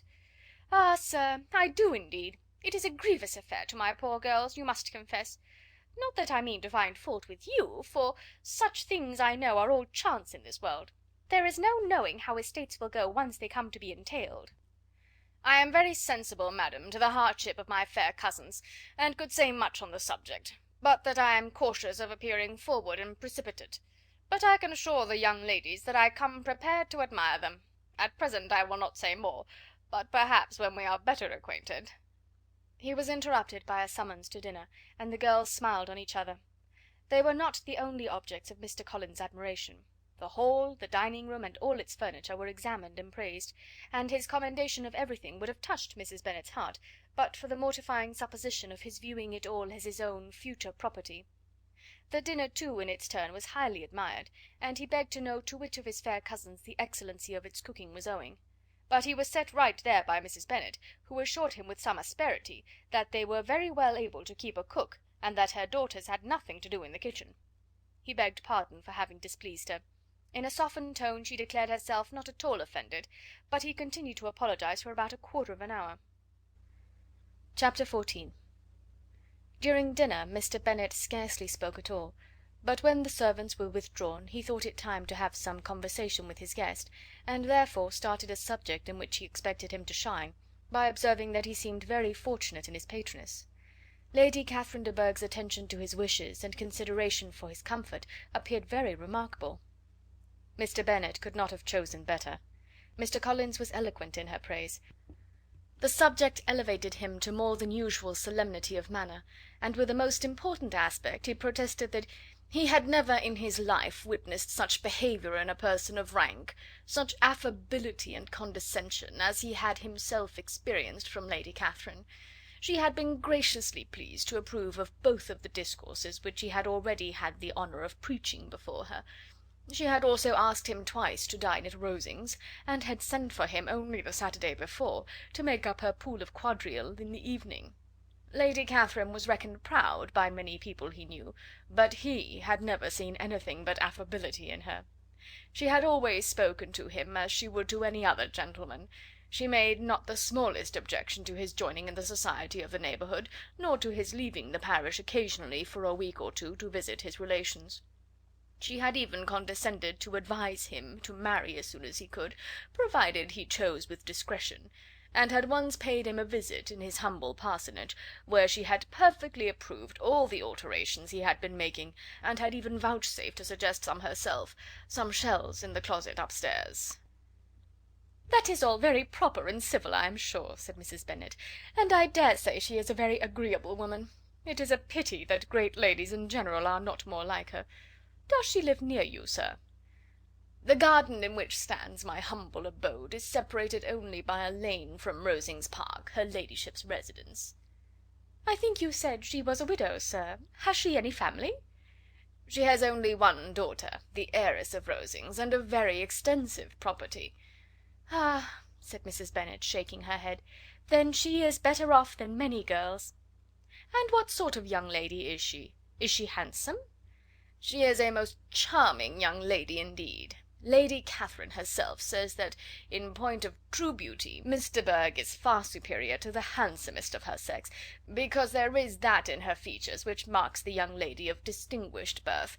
She is unfortunately of a sickly constitution, which has prevented her from making that progress in many accomplishments which she could not have otherwise failed of, as I am informed by the lady who superintended her education, and who still resides with them. But she is perfectly amiable, and often condescends to drive by my humble abode in her little phaeton and ponies." "Has she been presented? I do not remember her name among the ladies at court." Her indifferent state of health unhappily prevents her being in town, and by that means, as I told Lady Catherine one day, has deprived the British court of its brightest ornaments. Her ladyship seemed pleased with the idea, and you may imagine that I am happy on every occasion to offer those little delicate compliments which are always acceptable to ladies. I have more than once observed to Lady Catherine that her charming daughter seemed born to be a duchess, and that the most elevated rank, instead of giving her consequence, would be adorned by her. These are the kind of little things which please her ladyship, and it is a sort of attention which I conceive myself peculiarly bound to pay." "You judge very properly," said Mr. Bennet, "and it is happy for you that you possess the talent of flattering with delicacy. May I ask whether these pleasing attentions proceed from the impulse of the moment, or are the result of previous study?" "They arise chiefly from what is passing at the time, and though I sometimes amuse myself with suggesting and arranging such little elegant compliments as may be adapted to ordinary occasions, I always wish to give them as unstudied an air as possible." Mr. Bennet's expectations were fully answered. His cousin was as absurd as he had hoped, and he listened to him with the keenest enjoyment, maintaining at the same time the most resolute composure of countenance, and, except in an occasional glance at Elizabeth, requiring no partner in his pleasure. By tea time, however, the dose had been enough, and Mr. Bennet was glad to take his guest into the drawing room again, and, when tea was over, glad to invite him to read aloud to the ladies. Mr. Collins readily assented, and a book was produced, but on beholding it, for everything announced it to be from a circulating library, he started back, and, begging pardon, protested that he never read novels. Kitty stared at him, and Lydia exclaimed.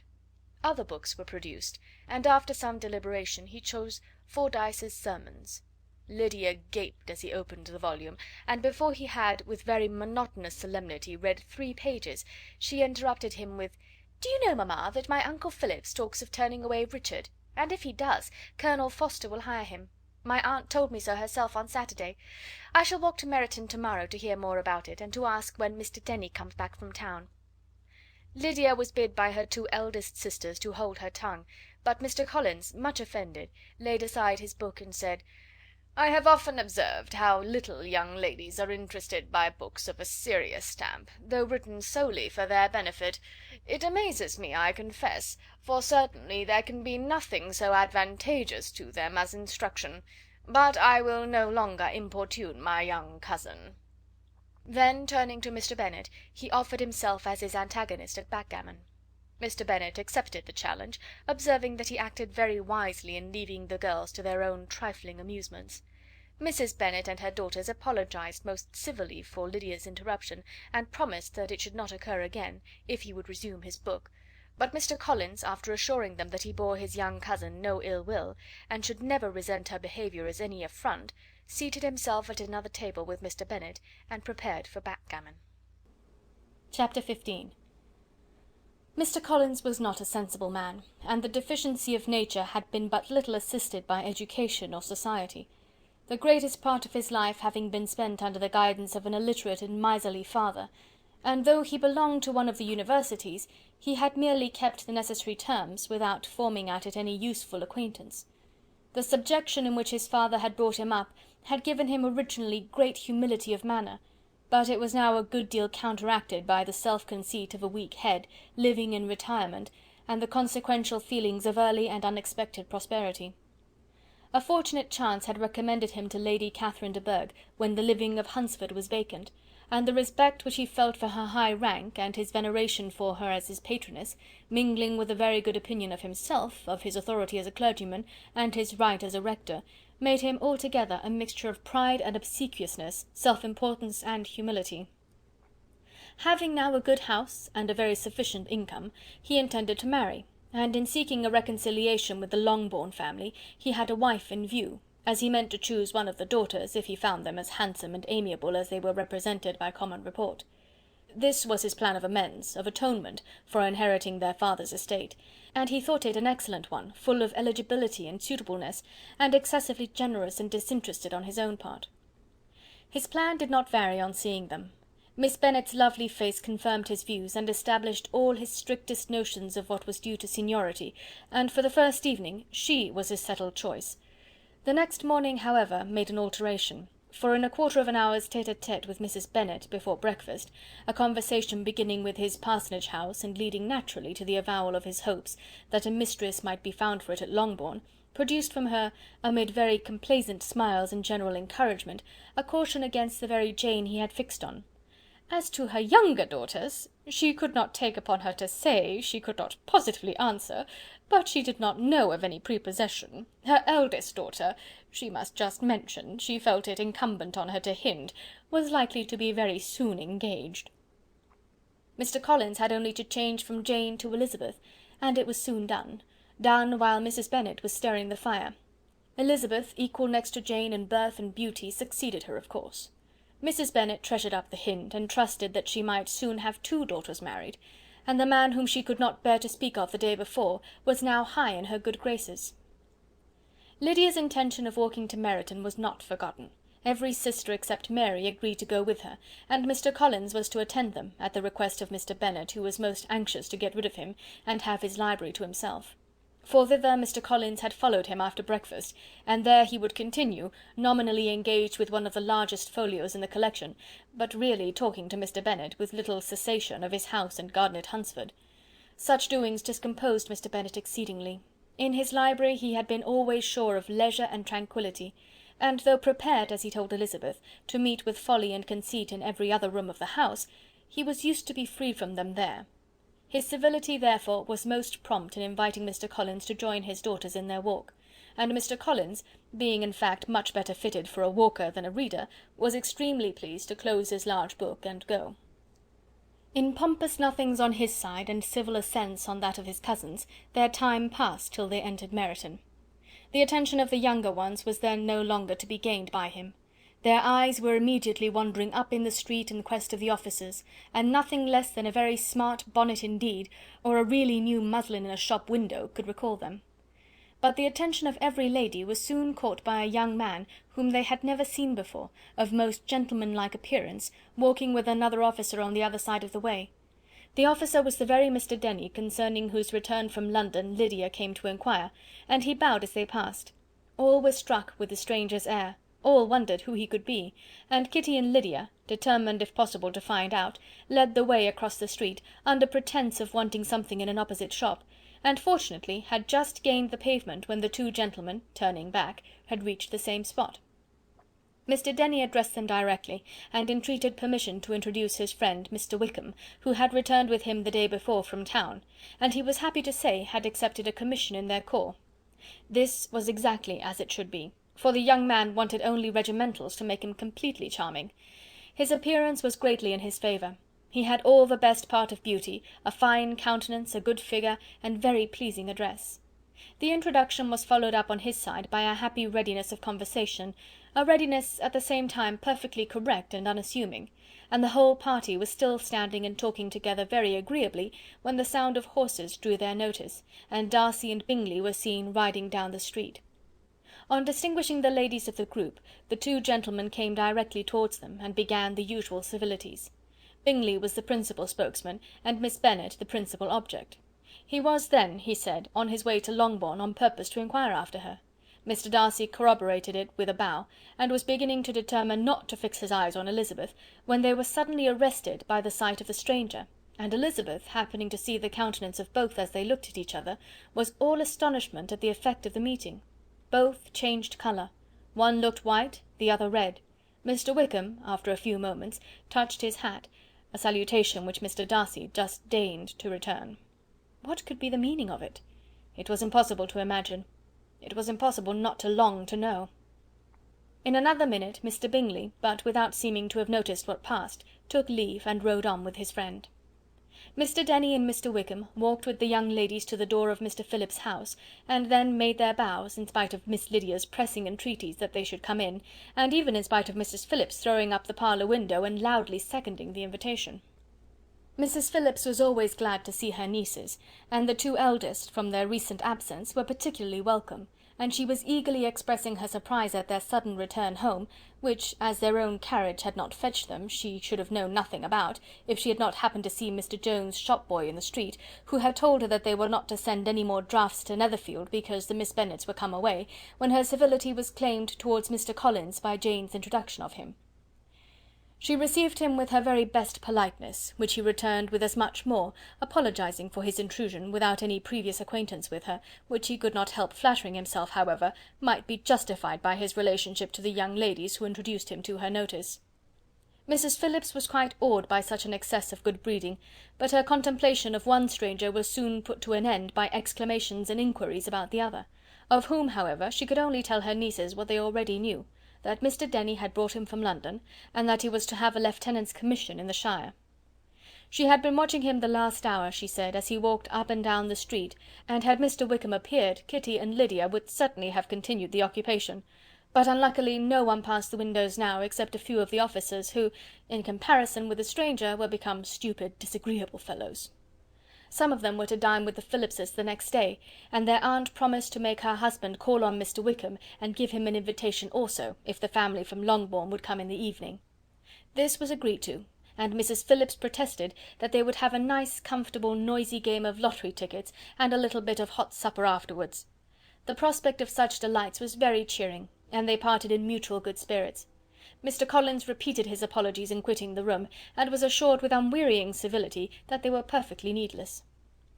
As they walked home, Elizabeth related to Jane what she had seen pass between the two gentlemen, but though Jane would have defended either or both had they appeared to be in the wrong, she could no more explain such behaviour than her sister. Mr. Collins, on his return, highly gratified Mrs. Bennet by admiring Mrs. Phillips's manners and politeness. He protested that, except Lady Catherine and her daughter, he had never seen a more elegant woman, for she had not only received him with the utmost civility, but even pointedly included him in her invitation for the next evening, although utterly unknown to her before. Something, he supposed, might be attributed to his connection with them, but yet he had never met with so much attention in the whole course of his life. Chapter 16. As no objection was made to the young people's engagement with their aunt, and all Mr. Collins's scruples of leaving Mr. and Mrs. Bennet for a single evening during his visit were most steadily resisted, the coach conveyed him and his 5 cousins at a suitable hour to Meryton, and the girls had the pleasure of hearing, as they entered the drawing-room, that Mr. Wickham had accepted their uncle's invitation, and was then in the house. When this information was given, and they had all taken their seats, Mr. Collins was at leisure to look around him and admire, and he was so much struck with the size and furniture of the apartment, that he declared he might almost have supposed himself in the small summer breakfast parlour at Rosings, a comparison that did not at first convey much gratification, but when Mrs. Phillips understood from him what Rosings was, and who was its proprietor, when she had listened to the description of only one of Lady Catherine's drawing-rooms, and found that the chimney-piece alone had cost £800, she felt all the force of the compliment, and would hardly have resented a comparison with the housekeeper's room. In describing to her all the grandeur of Lady Catherine and her mansion, with occasional digressions in praise of his own humble abode, and the improvements it was receiving, he was happily employed until the gentlemen joined them, and he found in Mrs. Phillips a very attentive listener, whose opinion of his consequence increased with what she heard, and who was resolving to retail it all among her neighbours as soon as she could. To the girls, who could not listen to their cousin, and who had nothing to do but to wish for an instrument, and examine their own indifferent imitations of china on the mantelpiece, the interval of waiting appeared very long. It was over at last, however. The gentlemen did approach, and when Mr. Wickham walked into the room, Elizabeth felt that she had neither been seeing him before, nor thinking of him since, with the smallest degree of unreasonable admiration. The officers of the shire were in general a very creditable, gentlemanlike set, and the best of them were of the present party, but Mr. Wickham was as far beyond them all in person, countenance, air, and walk, as they were superior to the broad-faced, stuffy uncle Phillips, breathing port wine, who followed them into the room. Mr. Wickham was the happy man towards whom almost every female eye was turned, and Elizabeth was the happy woman by whom he finally seated himself, and the agreeable manner in which he immediately fell into conversation, though it was only on its being a wet night, made her feel that the commonest, dullest, most threadbare topic might be rendered interesting by the skill of the speaker. With such rivals for the notice of the fair as Mr. Wickham and the officers, Mr. Collins seemed to sink into insignificance. To the young ladies he certainly was nothing, but he had still at intervals a kind listener in Mrs. Phillips, and was by her watchfulness most abundantly supplied with coffee and muffin. When the card tables were placed, he had the opportunity of obliging her in turn by sitting down to whist. "I know little of the game at present," said he, "but I shall be glad to improve myself, for in my situation in life—" Mrs. Phillips was very glad for his compliance, but could not wait for his reason. Mr. Wickham did not play at whist, and with ready delight was he received at the other table between Elizabeth and Lydia. At first there seemed danger of Lydia's engrossing him entirely, for she was a most determined talker, but being likewise extremely fond of lottery tickets, she soon grew too much interested in the game, too eager in making bets and exclaiming after prizes, to have attention for anyone in particular. Allowing for the common demands of the game, Mr. Wickham was therefore at leisure to talk to Elizabeth, and she was very willing to hear him, though what she chiefly wished to hear she could not hope to be told: the history of his acquaintance with Mr. Darcy. She dared not even mention that gentleman. Her curiosity, however, was unexpectedly relieved. Mr. Wickham began the subject himself. He inquired how far Netherfield was from Meryton, and after receiving her answer, asked in a hesitating manner how long Mr. Darcy had been staying there. "About a month," said Elizabeth, and then, unwilling to let the subject drop, added, "He is a man of very large property in Derbyshire, I understand." "Yes," replied Mr. Wickham, "his estate there is a noble one. A clear 10,000 per annum. You could not have met with a person more capable of giving you certain information on that head than myself, for I have been connected with his family in a particular manner from my infancy." Elizabeth could not but look surprised. "You may well be surprised, Miss Bennet, at such an assertion, after seeing, as you probably might, the very cold manner of our meeting yesterday. Are you much acquainted with Mr. Darcy?" "As much as I ever wished to be," cried Elizabeth very warmly. "I have spent 4 days in the same house with him, and I think him very disagreeable." "I have no right to give my opinion," said Wickham, "as to his being agreeable or otherwise. I am not qualified to form one. I have known him too long and too well to be a fair judge. It is impossible for me to be impartial, but I believe your opinion of him would in general astonish, and perhaps you would not express it quite so strongly anywhere else. Here you are in your own family." "Upon my word, I say no more here than I might say in any house in the neighbourhood, except Netherfield. He is not at all liked in Hertfordshire. Everybody is disgusted with his pride. You will not find him more favourably spoken of by any one." "I cannot pretend to be sorry," said Wickham, after a short interruption, "that he or that any man should not be estimated beyond their deserts, but with him, I believe, it does not often happen. The world is blinded by his fortune and consequence, or frightened by his high and imposing manners, and sees him only as he chooses to be seen. I should take him, even on my slight acquaintance, to be an ill-tempered man." Wickham only shook his head. "I wonder," said he, at the next opportunity of speaking, "whether he is likely to be in this country much longer. I do not at all know, but I heard nothing of his going away when I was at Netherfield. I hope your plans in favour of the shire will not be affected by his being in the neighbourhood?" "Oh no, it is not for me to be driven away by Mr. Darcy. If he wishes to avoid seeing me, he must go. We are not on friendly terms, and it always gives me pain to meet him, but I have no reason for avoiding him, but what I might proclaim before all the world, a sense of a very great ill-usage, and most painful regrets at his being what he is. His father, Miss Bennet, the late Mr. Darcy, was one of the best men that ever breathed, and the truest friend I ever had, and I can never be in company with this Mr. Darcy without being grieved to the soul by 1,000 tender recollections. His behaviour to myself has been scandalous, but I verily believe I could forgive him anything and everything, rather than his disappointing the hopes and disgracing the memory of his father." Elizabeth found the interest of the subject increase, and listened with all her heart, but the delicacy of it prevented further inquiry. Mr. Wickham began to speak on more general topics, Meryton, the neighbourhood, the society, appearing highly pleased with all that he had yet seen, and speaking of the latter with gentle but very intelligible gallantry. "It was the prospect of constant society, and good society," he added, "which was my chief inducement to enter the shire. I knew it to be a most respectable, agreeable corps, and my friend Denny tempted me further by his account of their present quarters, and the very great attentions and excellent acquaintances Meryton had procured them. Society, I own, is necessary to me. I have been a disappointed man, and my spirits will not bear solitude. I must have employment and society. A military life is not what I was intended for, but circumstances have now made it eligible. The Church ought to have been my profession. I was brought up for the Church, and I should at this time have been in possession of a most valuable living, had it pleased the gentleman we were speaking of just now." "Indeed?" "Yes. The late Mr. Darcy bequeathed me the next presentation of the best living in his gift. He was my godfather, and excessively attached to me. I cannot do justice to his kindness. He meant to provide for me amply, and thought he had done it, but when the living fell, it was given elsewhere." "Good heavens!" cried Elizabeth. "But how could that be? How could his will be disregarded? Why did you not seek legal redress?" "There was just such an informality in the terms of the bequest as to give me no hope from law. A man of honour could not have doubted the intention, but Mr. Darcy chose to doubt it, or to treat it as a merely conditional recommendation, and to assert that I had forfeited all claim to it by extravagance, imprudence, in short, anything or nothing. Certain it is that the living became vacant 2 years ago, exactly as I was of an age to hold it, and that it was given to another man. And no less certain is it, that I cannot accuse myself of having really done anything to deserve to lose it. I have a warm, unguarded temper, and I may have spoken my opinion of him and to him too freely. I can recall nothing worse, but the fact is, that we are very different sort of men, and that he hates me." "This is quite shocking. He deserves to be publicly disgraced."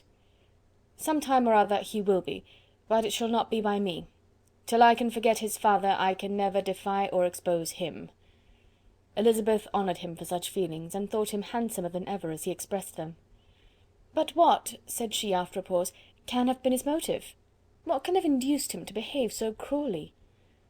"A thorough determined dislike of me, a dislike which I cannot but attribute in some measure to jealousy. Had the late Mr. Darcy liked me less, his son might have borne with me better, but his father's uncommon attachment to me irritated him, I believe, very early in life. He had not a temper to bear the sort of competition in which we stood, the sort of preference which was often given to me." "I had not thought Mr. Darcy so bad as this, though I have never liked him.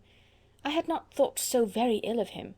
I had supposed him to be despising his fellow creatures in general, but did not suspect him of descending to such malicious revenge, such injustice, such inhumanity as this." After a few minutes' reflection, however, she continued, "I do remember his boasting one day at Netherfield of the implacability of his resentments, of his having an unforgiving temper. His disposition must be dreadful." "I will not trust myself on the subject," replied Wickham. "I can hardly be just to him." Elizabeth was again deep in thought, and after a time exclaimed, "To treat in such a manner the godson, the friend, the favourite of his father!" She could have added, "a young man too, like you, whose very countenance may vouch for your being amiable," but she contented herself with, "and one too, who had probably been his companion from childhood, connected together, as I think you said, in the closest manner. We were born in the same parish, within the same park. The greatest part of our youth was passed together, inmates of the same house, sharing the same amusements, objects of the same parental care. My father began life in the profession which your uncle, Mr. Phillips, appears to do so much credit to, but he gave up everything to be of use to the late Mr. Darcy, and devoted all his time to the care of the Pemberley property. He was most highly esteemed by Mr. Darcy, a most intimate confidential friend. Mr. Darcy often acknowledged himself to be under the greatest obligations to my father's active superintendence, and when, immediately before my father's death, Mr. Darcy gave him a voluntary promise of providing for me, I am convinced that he felt it to be as much a debt of gratitude to him as of his affection to myself." "How strange!" cried Elizabeth. "How abominable! I wonder that the very pride of this Mr. Darcy has not made him just to you. If from no better motive, that he should not have been too proud to be dishonest, for dishonesty I must call it." "It is wonderful," replied Wickham, "for almost all his actions may be traced to pride, and pride had often been his best friend. It has connected him nearer with virtue than with any other feeling. But we are none of us consistent, and in his behaviour to me there were stronger impulses even than pride."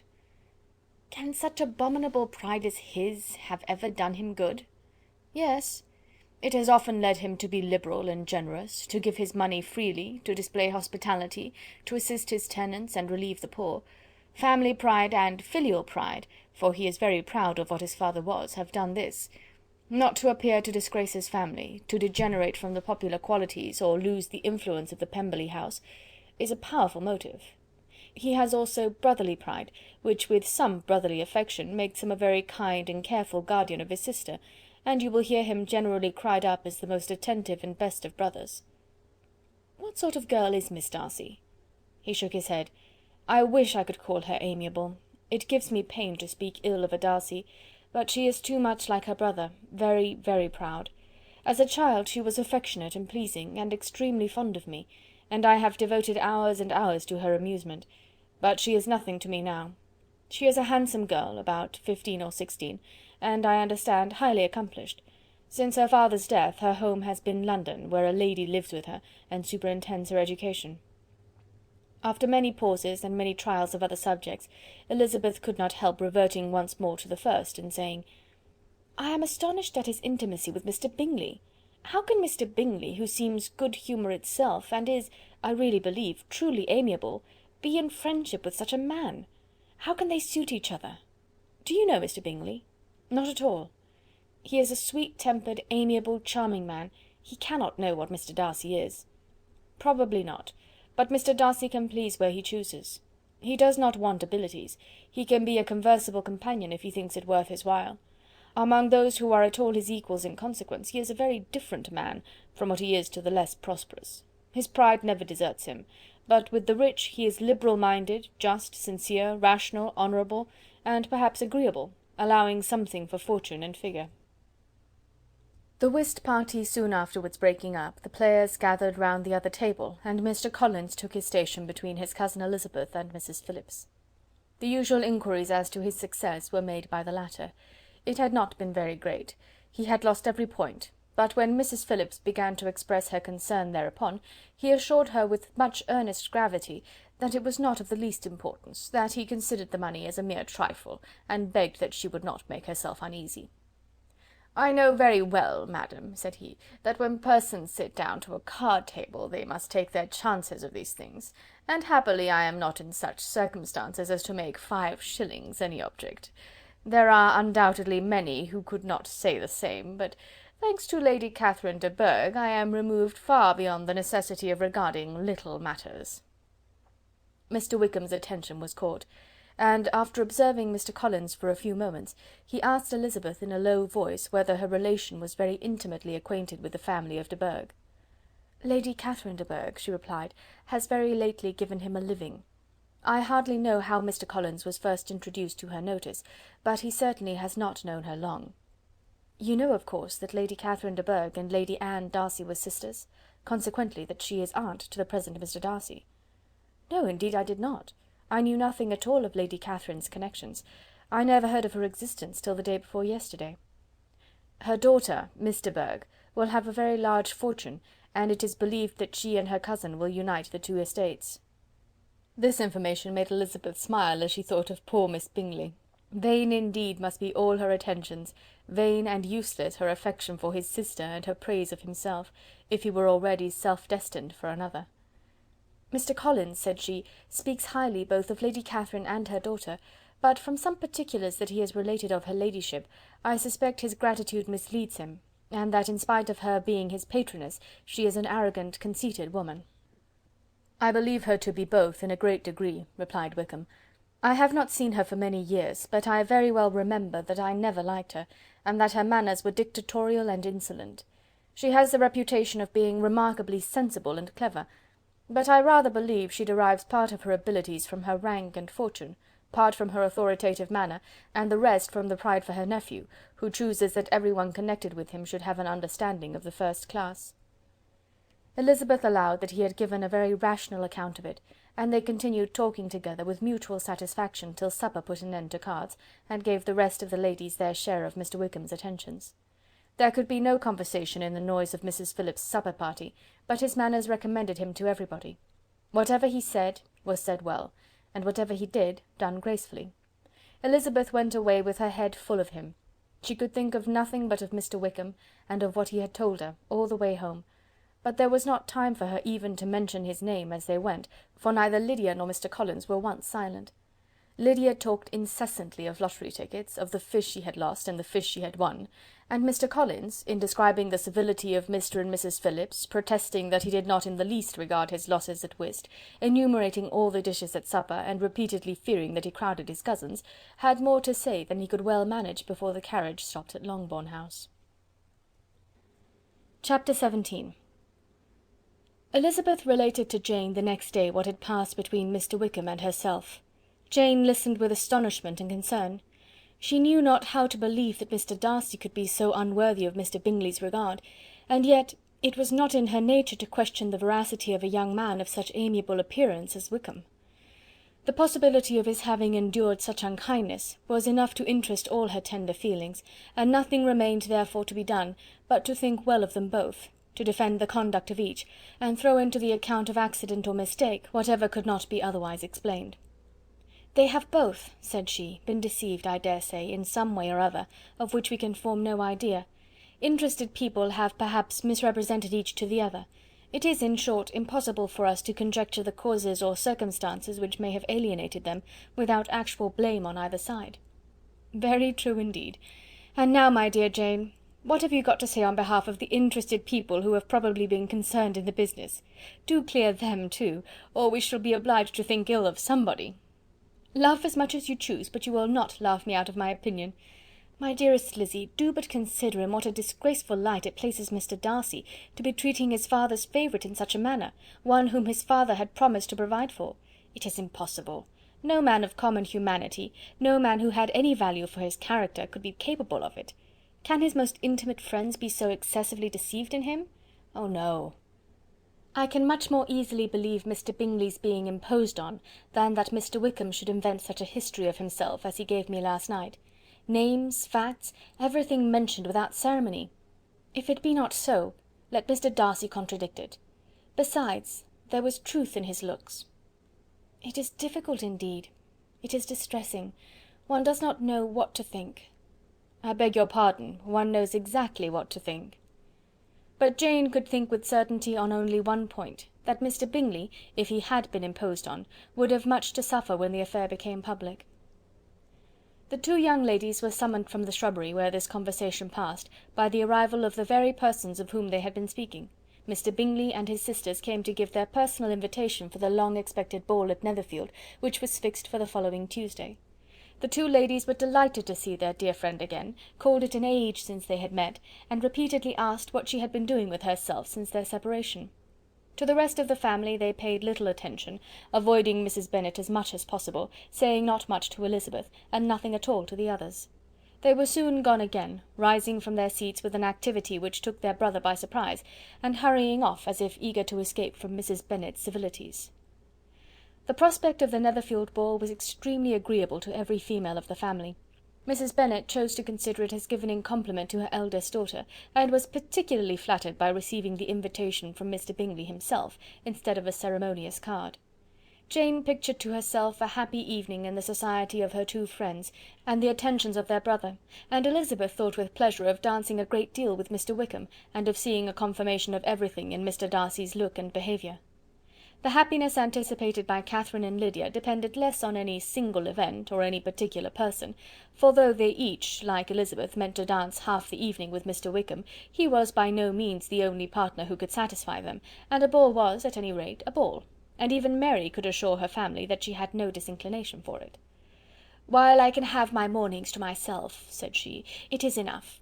I think it is no sacrifice to join occasionally in evening engagements. Society has claims on us all, and I profess myself one of those who consider intervals of recreation and amusement as desirable for everybody."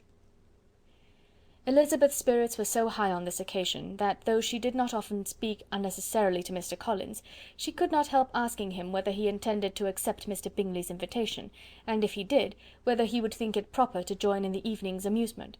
And she was rather surprised to find that he entertained no scruple whatever on that head, and was very far from dreading a rebuke either from the Archbishop or Lady Catherine de Bourgh by venturing to dance. "I am by no means of the opinion, I assure you," said he, "that a ball of this kind, given by a young man of character to respectable people, can have any evil tendency, and I am so far from objecting to dancing myself, that I shall hope to be honoured with the hands of all my fair cousins in the course of the evening, and I take this opportunity of soliciting yours, Miss Elizabeth, for the first 2 dances especially. A preference which I trust my cousin Jane will attribute to the right cause, and not to any disrespect for her." Elizabeth felt herself completely taken in. She had fully proposed being engaged by Mr. Wickham for those very dances, and to have Mr. Collins instead! Her liveliness had never been worse timed. There was no help for it, however. Mr. Wickham's happiness and her own were perforce delayed a little longer, and Mr. Collins' proposal accepted with as good a grace as she could. She was not the better pleased with his gallantry from the idea it suggested of something more. It now first struck her that she was selected from among her sisters as worthy of being mistress of Hunsford Parsonage, and of assisting to form a quadrille table at Rosings, in the absence of more eligible visitors. The idea soon reached to conviction, as she observed his increasing civilities towards herself, and heard his frequent attempt at a compliment on her wit and vivacity; and though more astonished than gratified herself by this effect of her charms, it was not long before her mother gave her to understand that the probability of their marriage was extremely agreeable to her. Elizabeth, however, did not choose to take the hint, being well aware that a serious dispute must be the consequence of any reply. Mr. Collins might never make the offer, and till he did, it was useless to quarrel about him. If there had not been a Netherfield ball to prepare for and talk of, the younger Miss Bennets would have been in a very pitiable state at this time, for from the day of the invitation to the day of the ball, there was such a succession of rain as prevented their walking to Meryton once. No aunt, no officers, no news could be sought after. The very shoe roses for Netherfield were got by proxy. Even Elizabeth might have found some trial of her patience in weather which totally suspended the improvement of her acquaintance with Mr. Wickham, and nothing less than a dance on Tuesday could have made such a Friday, Saturday, Sunday, and Monday endurable to Kitty and Lydia. Chapter 18. Till Elizabeth entered the drawing-room at Netherfield, and looked in vain for Mr. Wickham among the cluster of red coats there assembled, a doubt of his being present had never occurred to her. The certainty of meeting him had not been checked by any of those recollections that might not unreasonably have alarmed her. She had dressed with more than usual care, and prepared in the highest spirits for the conquest of all that remained unsubdued of his heart, trusting that it was not more than might be won in the course of the evening. But in an instant arose the dreadful suspicion of his being purposely omitted for Mr. Darcy's pleasure in the Bingleys' invitation to the officers, and though this was not exactly the case, the absolute fact of his absence was pronounced by his friend Denny, to whom Lydia eagerly applied, and who told them that Wickham had been obliged to go to town on business the day before, and was not yet returned, adding with a significant smile, "I do not imagine his business would have called him away just now, if he had not wanted to avoid a certain gentleman here." This part of his intelligence, though unheard by Lydia, was caught by Elizabeth, and as it assured her that Darcy was not less answerable for Wickham's absence than if her first surmise had been just, every feeling of displeasure against the former was so sharpened by immediate disappointment, that she could hardly reply with tolerable civility to the polite inquiries which he directly afterwards approached to make. Attendance, forbearance, patience with Darcy, was injury to Wickham. She was resolved against any sort of conversation with him, and turned away with a degree of ill humour which she could not wholly surmount even in speaking to Mr. Bingley, whose blind partiality provoked her. But Elizabeth was not formed for ill humour, and though every prospect of her own was destroyed for the evening, it could not dwell long on her spirits, and having told all her griefs to Charlotte Lucas, whom she had not seen for a week, she was soon able to make a voluntary transition to the oddities of her cousin, and to point him out to her particular notice. The first 2 dances, however, brought a return of distress. They were dances of mortification. Mr. Collins, awkward and solemn, apologizing instead of attending, and often moving wrong without being aware of it, gave her all the shame and misery which a disagreeable partner for a couple of dances can give. The moment of her release from him was ecstasy. She danced next with an officer, and had the refreshment of talking of Wickham, and of hearing that he was universally liked. When those dances were over, she returned to Charlotte Lucas, and was in conversation with her when she found herself suddenly addressed by Mr. Darcy, who took her so much by surprise in his application for her hand, that, without knowing what she did, she accepted him. He walked away again immediately, and she was left to fret over her own want of presence of mind. Charlotte tried to console her. "I dare say you will find him very agreeable." "Heaven forbid! That would be the greatest misfortune of all. To find a man agreeable whom one is determined to hate. Do not wish me such an evil." When the dancing recommenced, however, and Darcy approached to claim her hand, Charlotte could not help cautioning her in a whisper not to be a simpleton, and allow her fancy for Wickham to make her appear unpleasant in the eyes of a man 10 times his consequence. Elizabeth made no answer, and took her place in the set, amazed at the dignity to which she was arrived in being allowed to stand opposite Mr. Darcy, and reading in her neighbours' looks their equal amazement in beholding it. They stood for some time without speaking a word, and she began to imagine that their silence was to last through the 2 dances, and at first was resolved not to break it, till suddenly, fancying that it would make the greater punishment to her partner to oblige him to talk, she made some slight observation on the dance. He replied, and was again silent. After a pause of some minutes, she addressed him a second time with: "It is your turn to say something now, Mr. Darcy. I talked about the dance, and you ought to make some sort of remark on the size of the room, or the number of couples." He smiled, and assured her that whatever she wished him to say should be said. "Very well, that reply will do for the present. Perhaps by and by I may observe that private balls are much pleasanter than public ones. But now we may be silent." "Do you talk by rule, then, while you are dancing?" "Sometimes. One must speak a little, you know. It would look odd to be entirely silent for half an hour together, and yet, for the advantage of some, conversation ought to be so arranged as that they might have the trouble of saying as little as possible." "Are you consulting your own feelings in the present case, or do you imagine that you are gratifying mine?" "Both," replied Elizabeth archly, "for I have always seen a great similarity in the turn of our minds. We are each of an unsocial, taciturn disposition, unwilling to speak unless we expect to say something that will amaze the whole room, and be handed down to posterity with all the eclat of a proverb." "This is no very striking resemblance of your own character, I am sure," said he. "How near it may be to mine, I cannot pretend to say. You think it a faithful portrait, undoubtedly." "I must not decide on my own performance." He made no answer, and they were again silent till they had gone down the dance, when he asked her if she and her sisters did not very often walk to Meryton. She answered in the affirmative, and, unable to resist the temptation, added: "When you met us there the other day, we had just been forming a new acquaintance." The effect was immediate. A deeper shade of hauteur overspread his features, but he said not a word, and Elizabeth, though blaming herself for her own weakness, could not go on. At length Darcy spoke, and in a constrained manner said: "Mr. Wickham is blessed with such happy manners as may ensure his making friends. Whether he may be equally capable of retaining them is less certain." "He has been so unlucky as to lose your friendship," replied Elizabeth with emphasis, "and in a manner which he is likely to suffer from all his life." Darcy made no answer, and seemed desirous of changing the subject. At that moment Sir William Lucas appeared close to them, meaning to pass through the set to the other side of the room, but on perceiving Mr. Darcy he stopped with a bow of superior courtesy to compliment him on his dancing and his partner. "I have been most highly gratified indeed, my dear sir. Such very superior dancing is not often seen. It is evident that you belong to the first circles. Allow me to say, however, that your fair partner does not disgrace you, and that I must hope to have this pleasure often repeated, especially when a certain desirable event, my dear Eliza," glancing at her sister in Bingley, "shall take place. What congratulations will then flow in! I appeal to Mr. Darcy...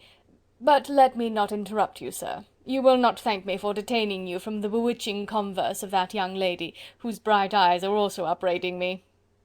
The latter part of this address was scarcely heard by Darcy, but Sir William's allusion to his friend seemed to strike him forcibly, and his eyes were directed with a very serious expression towards Bingley and Jane, who were dancing together.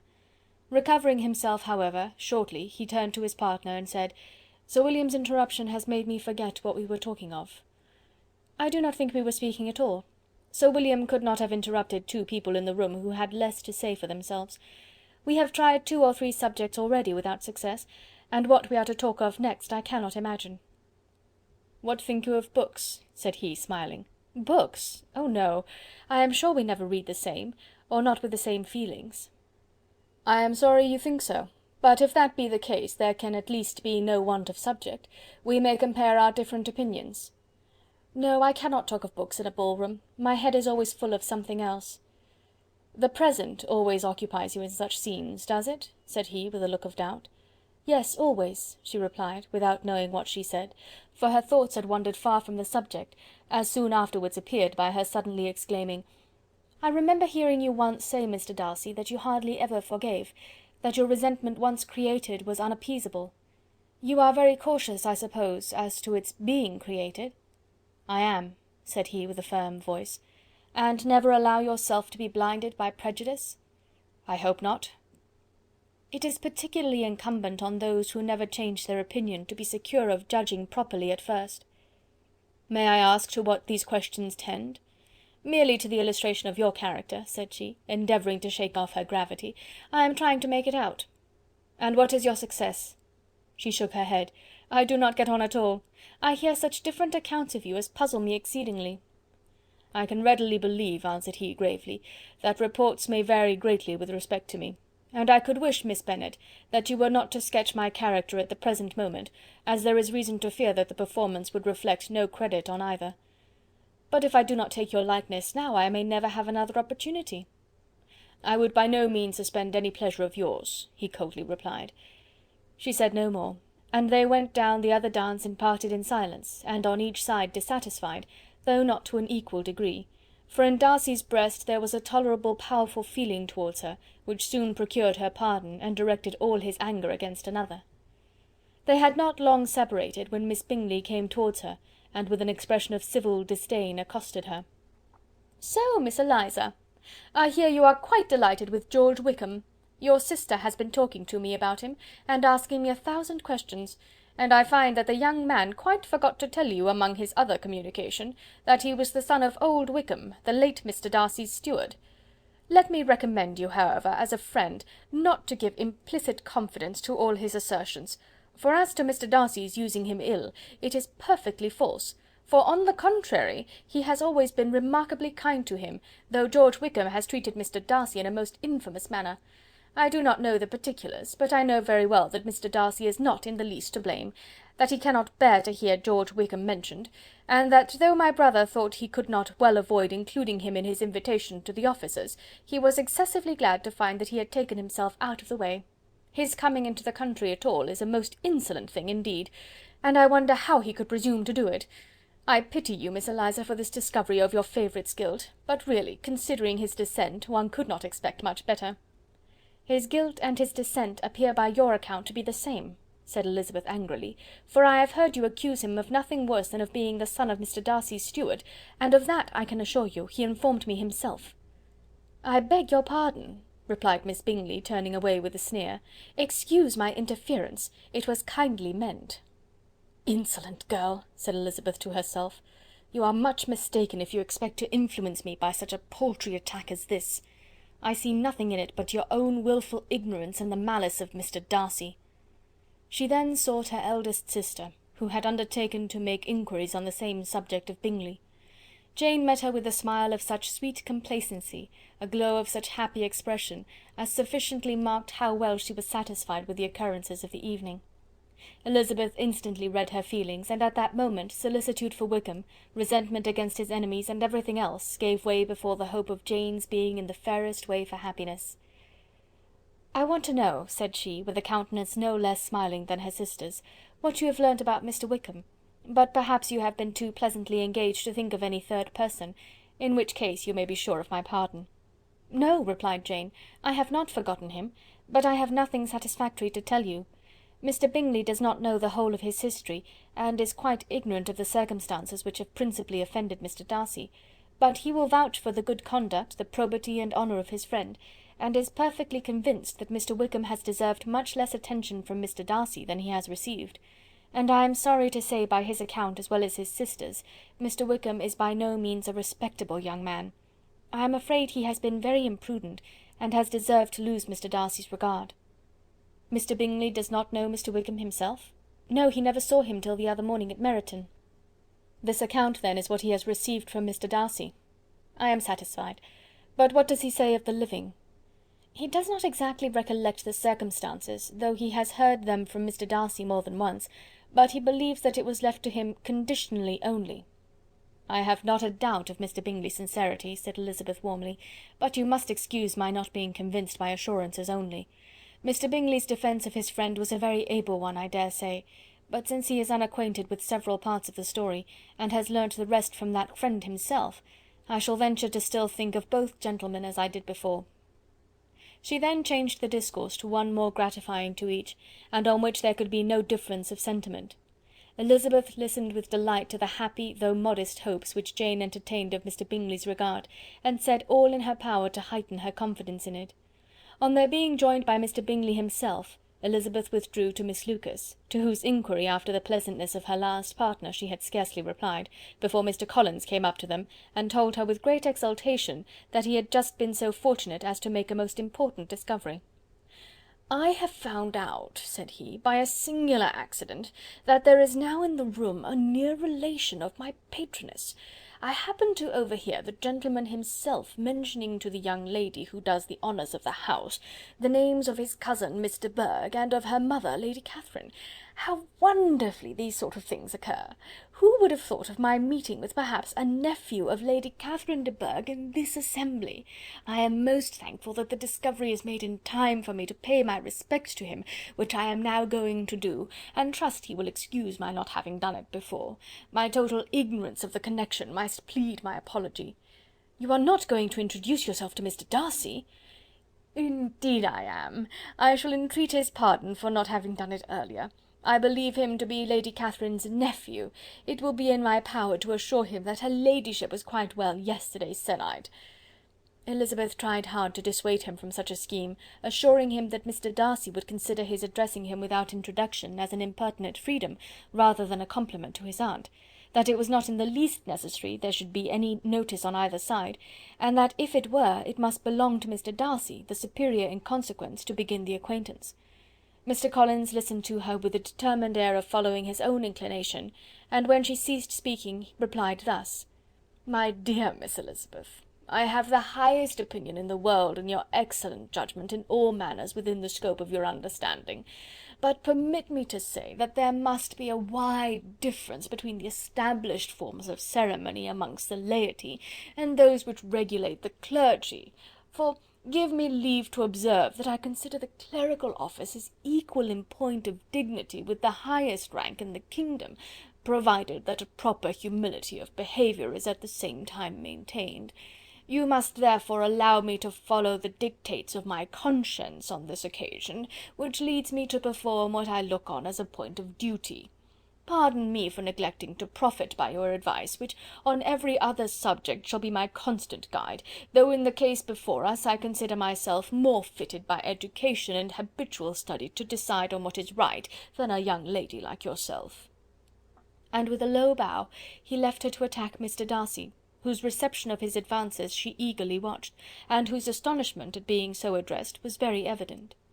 Her cousin prefaced his speech with a solemn bow, and though she could not hear a word of it, she felt as if hearing it all, and saw in the motion of his lips the words apology, Hunsford, and Lady Catherine de Bourgh. It vexed her to see him expose himself to such a man. Mr. Darcy was eyeing him with unrestrained wonder, and when at last Mr. Collins allowed him time to speak, replied with an air of distant civility. Mr. Collins, however, was not discouraged from speaking again, and Mr. Darcy's contempt seemed abundantly increasing with the length of his second speech, and at the end of it he only made him a slight bow, and moved another way. Mr. Collins then returned to Elizabeth. "I have no reason, I assure you," said he, "to be dissatisfied with my reception. Mr. Darcy seemed much pleased with the attention. He answered me with the utmost civility, and even paid me the compliment of saying that he was so well convinced of Lady Catherine's discernment as to be certain she could never bestow a favour unworthily. It was really a very handsome thought. Upon the whole, I am much pleased with him." As Elizabeth had no longer any interest of her own to pursue, she turned her attention almost entirely on her sister and Mr. Bingley. The train of agreeable reflections which her observations gave birth to made her perhaps almost as happy as Jane. She saw her in idea settled in that very house, in all the felicity which a marriage of true affection could bestow, and she felt capable, under such circumstances, of endeavouring even to like Bingley's two sisters.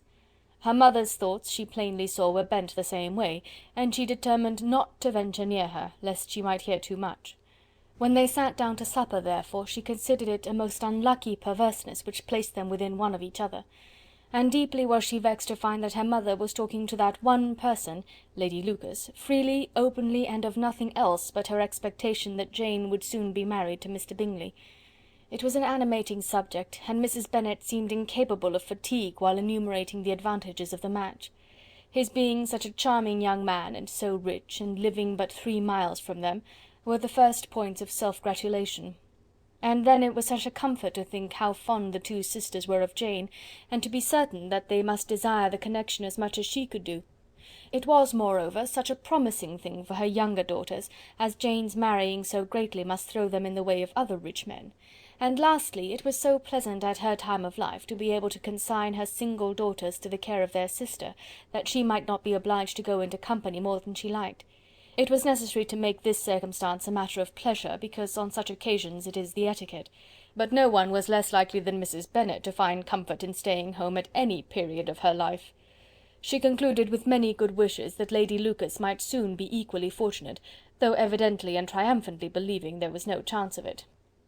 In vain did Elizabeth endeavour to check the rapidity of her mother's words, or persuade her to describe her felicity in a less audible whisper, for to her inexpressible vexation she could perceive that the chief of it was overheard by Mr. Darcy, who sat opposite to them.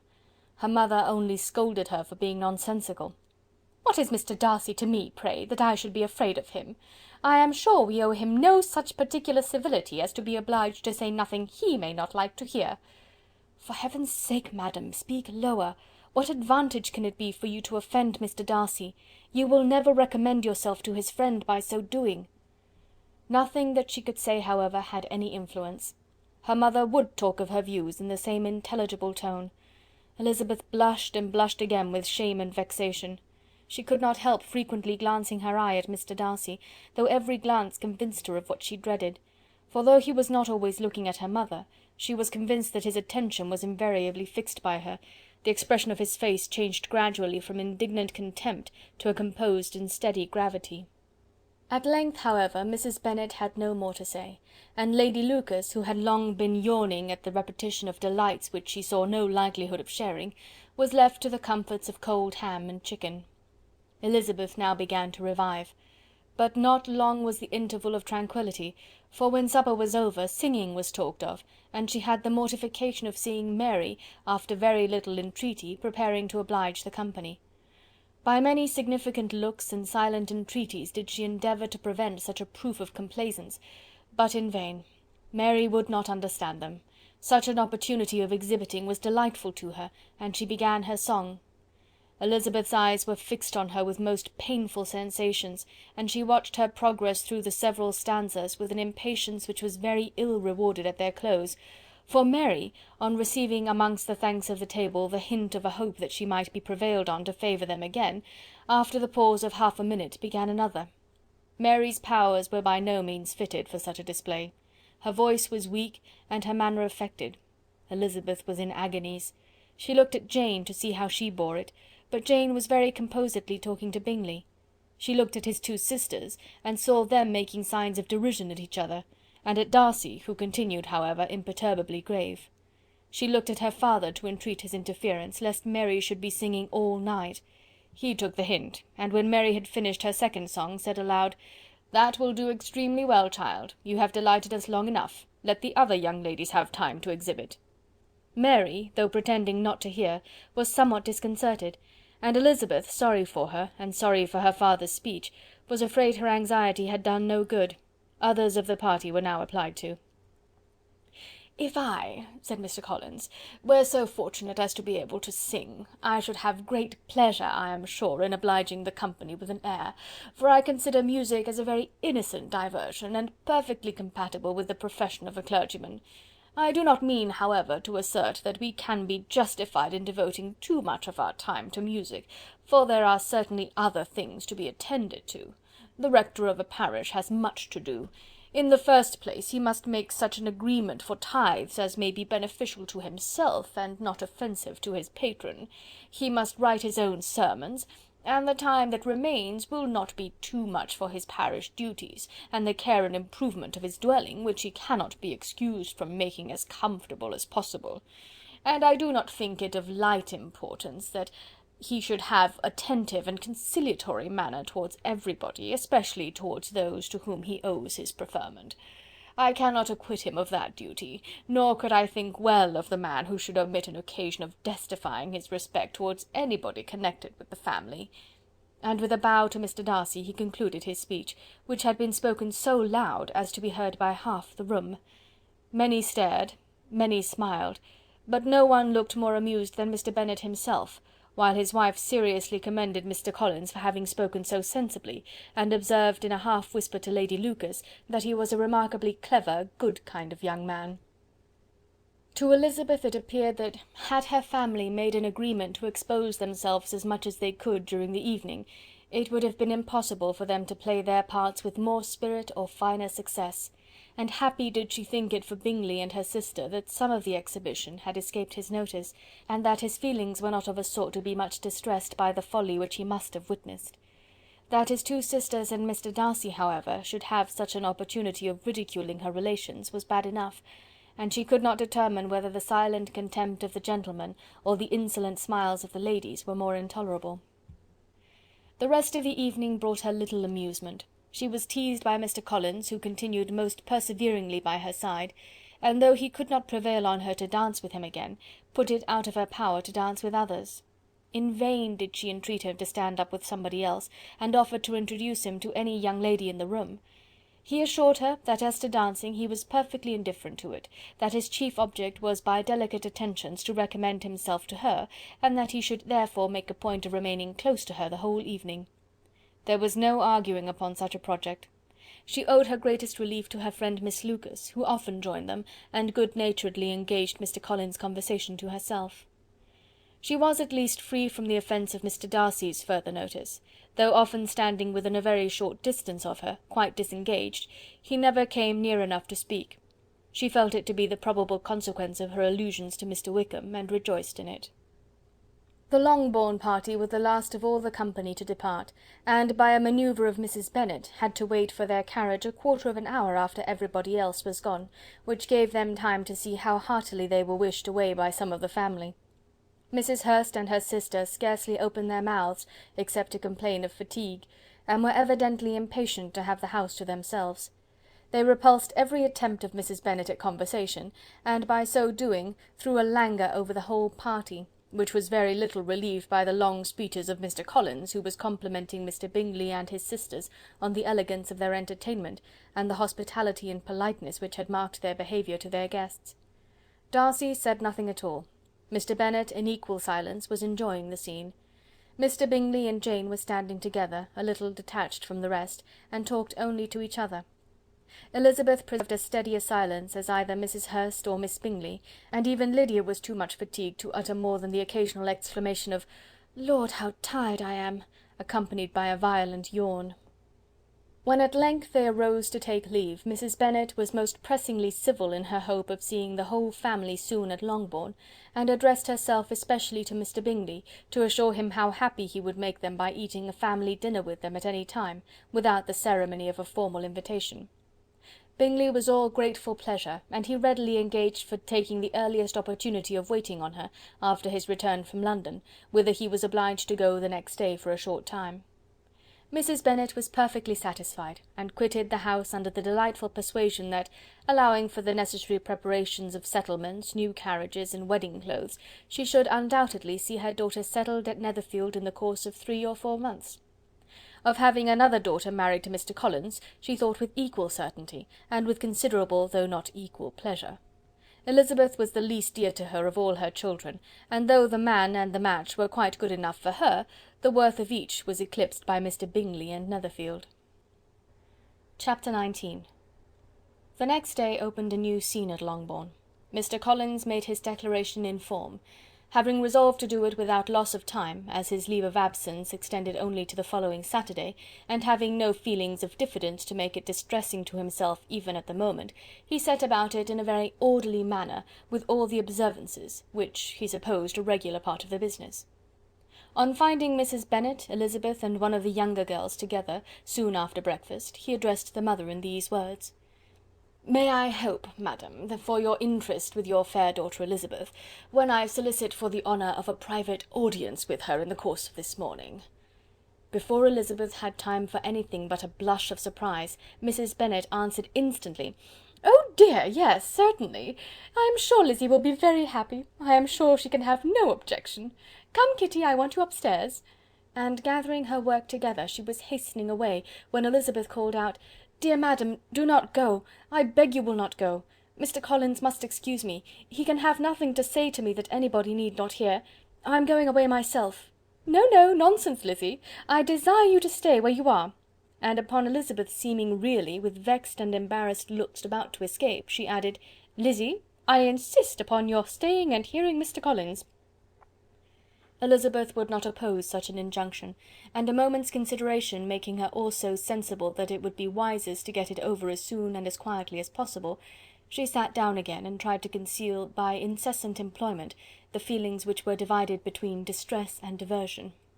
Mrs. Bennet and Kitty walked off, and as soon as they were gone, Mr. Collins began: "Believe me, my dear Miss Elizabeth, that your modesty, so far from doing you any disservice, rather adds to your other perfections.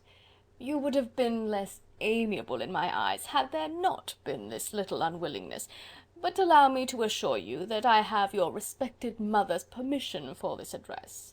You can hardly doubt the purport of my discourse, however your natural delicacy may lead you to dissemble. My attentions have been too marked to be mistaken. Almost as soon as I entered the house, I singled you out as the companion of my future life. But before I am run away with by my feelings on this subject, perhaps it would be advisable for me to state my reasons for marrying, and moreover for coming into Hertfordshire with the design of selecting a wife, as I certainly did." The idea of Mr. Collins, with all his solemn composure, being run away with by his feelings, made Elizabeth so near laughing that she could not use the short pause he allowed in any attempt to stop him further, and he continued: "My reasons for marrying are, first, that I think it a right thing for every clergyman in easy circumstances, like myself, to set the example of matrimony in his parish.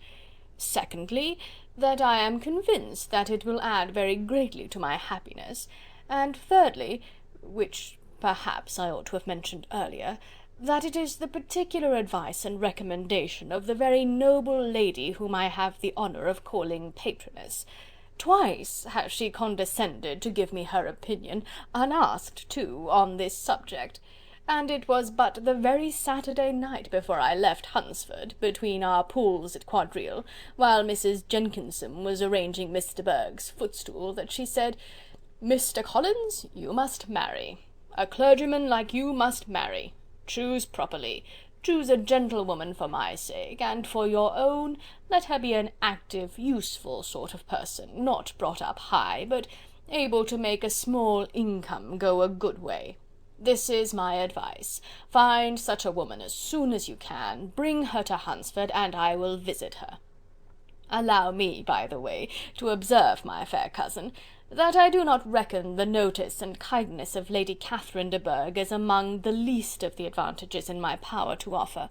You will find her manners beyond anything I can describe, and your wit and vivacity, I think, must be acceptable to her, especially when tempered with the silence and respect which her rank will inevitably excite. Thus much for my general intention in favour of matrimony. It remains to be told why my views were directed towards Longbourn instead of my own neighbourhood, where I can assure you there are many amiable young women. But the fact is that, being as I am to inherit this estate after the death of your honoured father, who, however, may live many years longer, I could not satisfy myself without resolving to choose a wife from among his daughters, that the loss to them might be as little as possible when the melancholy event takes place, which, however, as I have already said, may not be for several years. This has been my motive, fair cousin, and I flatter myself it will not sink me in your esteem. And now nothing remains for me but to assure you in the most animated language of the violence of my affection. To fortune I am perfectly indifferent, and shall make no demand of that nature on your father, since I am well aware that it could not be complied with, and that £1000 in the 4 per cents, which will not be yours till after your mother's decease, is all that you may ever be entitled to. On that head, therefore, I shall be uniformly silent, and you may assure yourself that no ungenerous reproach shall ever pass my lips when we are married." It was absolutely necessary to interrupt him now. "You are too hasty, sir," she cried. "You forget that I have made no answer. Let me do it without further loss of time. Accept my thanks for the compliment you are paying me. I am very sensible of the honour of your proposals, but it is impossible for me to do otherwise than to decline them." "I am not now to learn," replied Mr. Collins, with a formal wave of the hand, "that it is usual with young ladies to reject the addresses of the man whom they secretly mean to accept, when he first applies for their favour, and that sometimes the refusal is repeated a second or even a third time. I am therefore by no means discouraged by what you have just said, and shall hope to lead you to the altar ere long." "Upon my word, sir," cried Elizabeth, "your hope is a rather extraordinary one after my declaration. I do assure you that I am not one of those young ladies, if such young ladies there are, who are so daring as to risk their happiness on the chance of being asked a second time. I am perfectly serious in my refusal. You could not make me happy, and I am convinced that I am the last woman in the world who could make you so. Nay, were your friend Lady Catherine to know me, I am persuaded she would find me in every respect ill qualified for the situation." "Were it certain that Lady Catherine would think so," said Mr. Collins very gravely, "but I cannot imagine that her ladyship would at all disapprove of you, and you may be certain when I have the honour of seeing her again, I shall speak in the very highest terms of your modesty, economy, and other amiable qualification." "Indeed, Mr. Collins, all praise of me will be unnecessary. You must give me leave to judge for myself, and pay me the compliment of believing what I say. I wish you very happy and very rich, and by refusing your hand, do all in my power to prevent your being otherwise. In making me the offer, you must have satisfied the delicacy of your feelings with regard to my family, and may take possession of Longbourn estate whenever it falls, without any self-reproach. This matter may be considered, therefore, as finally settled." And rising as she thus spoke, she would have quitted the room, had Mr. Collins not thus addressed her. "When I do myself the honour of speaking to you next on the subject, I shall hope to receive a more favourable answer than you have now given me, though I am far from accusing you of cruelty at present, because I know it to be the established custom of your sex to reject a man on the first application, and perhaps you have even now said as much to encourage my suit as would be consistent with the true delicacy of the female character." "Really, Mr. Collins," cried Elizabeth with some warmth, "you puzzle me exceedingly. If what I have hitherto said can appear to you in the form of encouragement, I know not how to express my refusal in such a way as to convince you of its being one." "You must give me leave to flatter myself, my dear cousin, that your refusal of my addresses is merely words of course. My reasons for believing it are briefly these. It does not appear to me that my hand is unworthy of your acceptance, or that the establishment I can offer would be any other than highly desirable.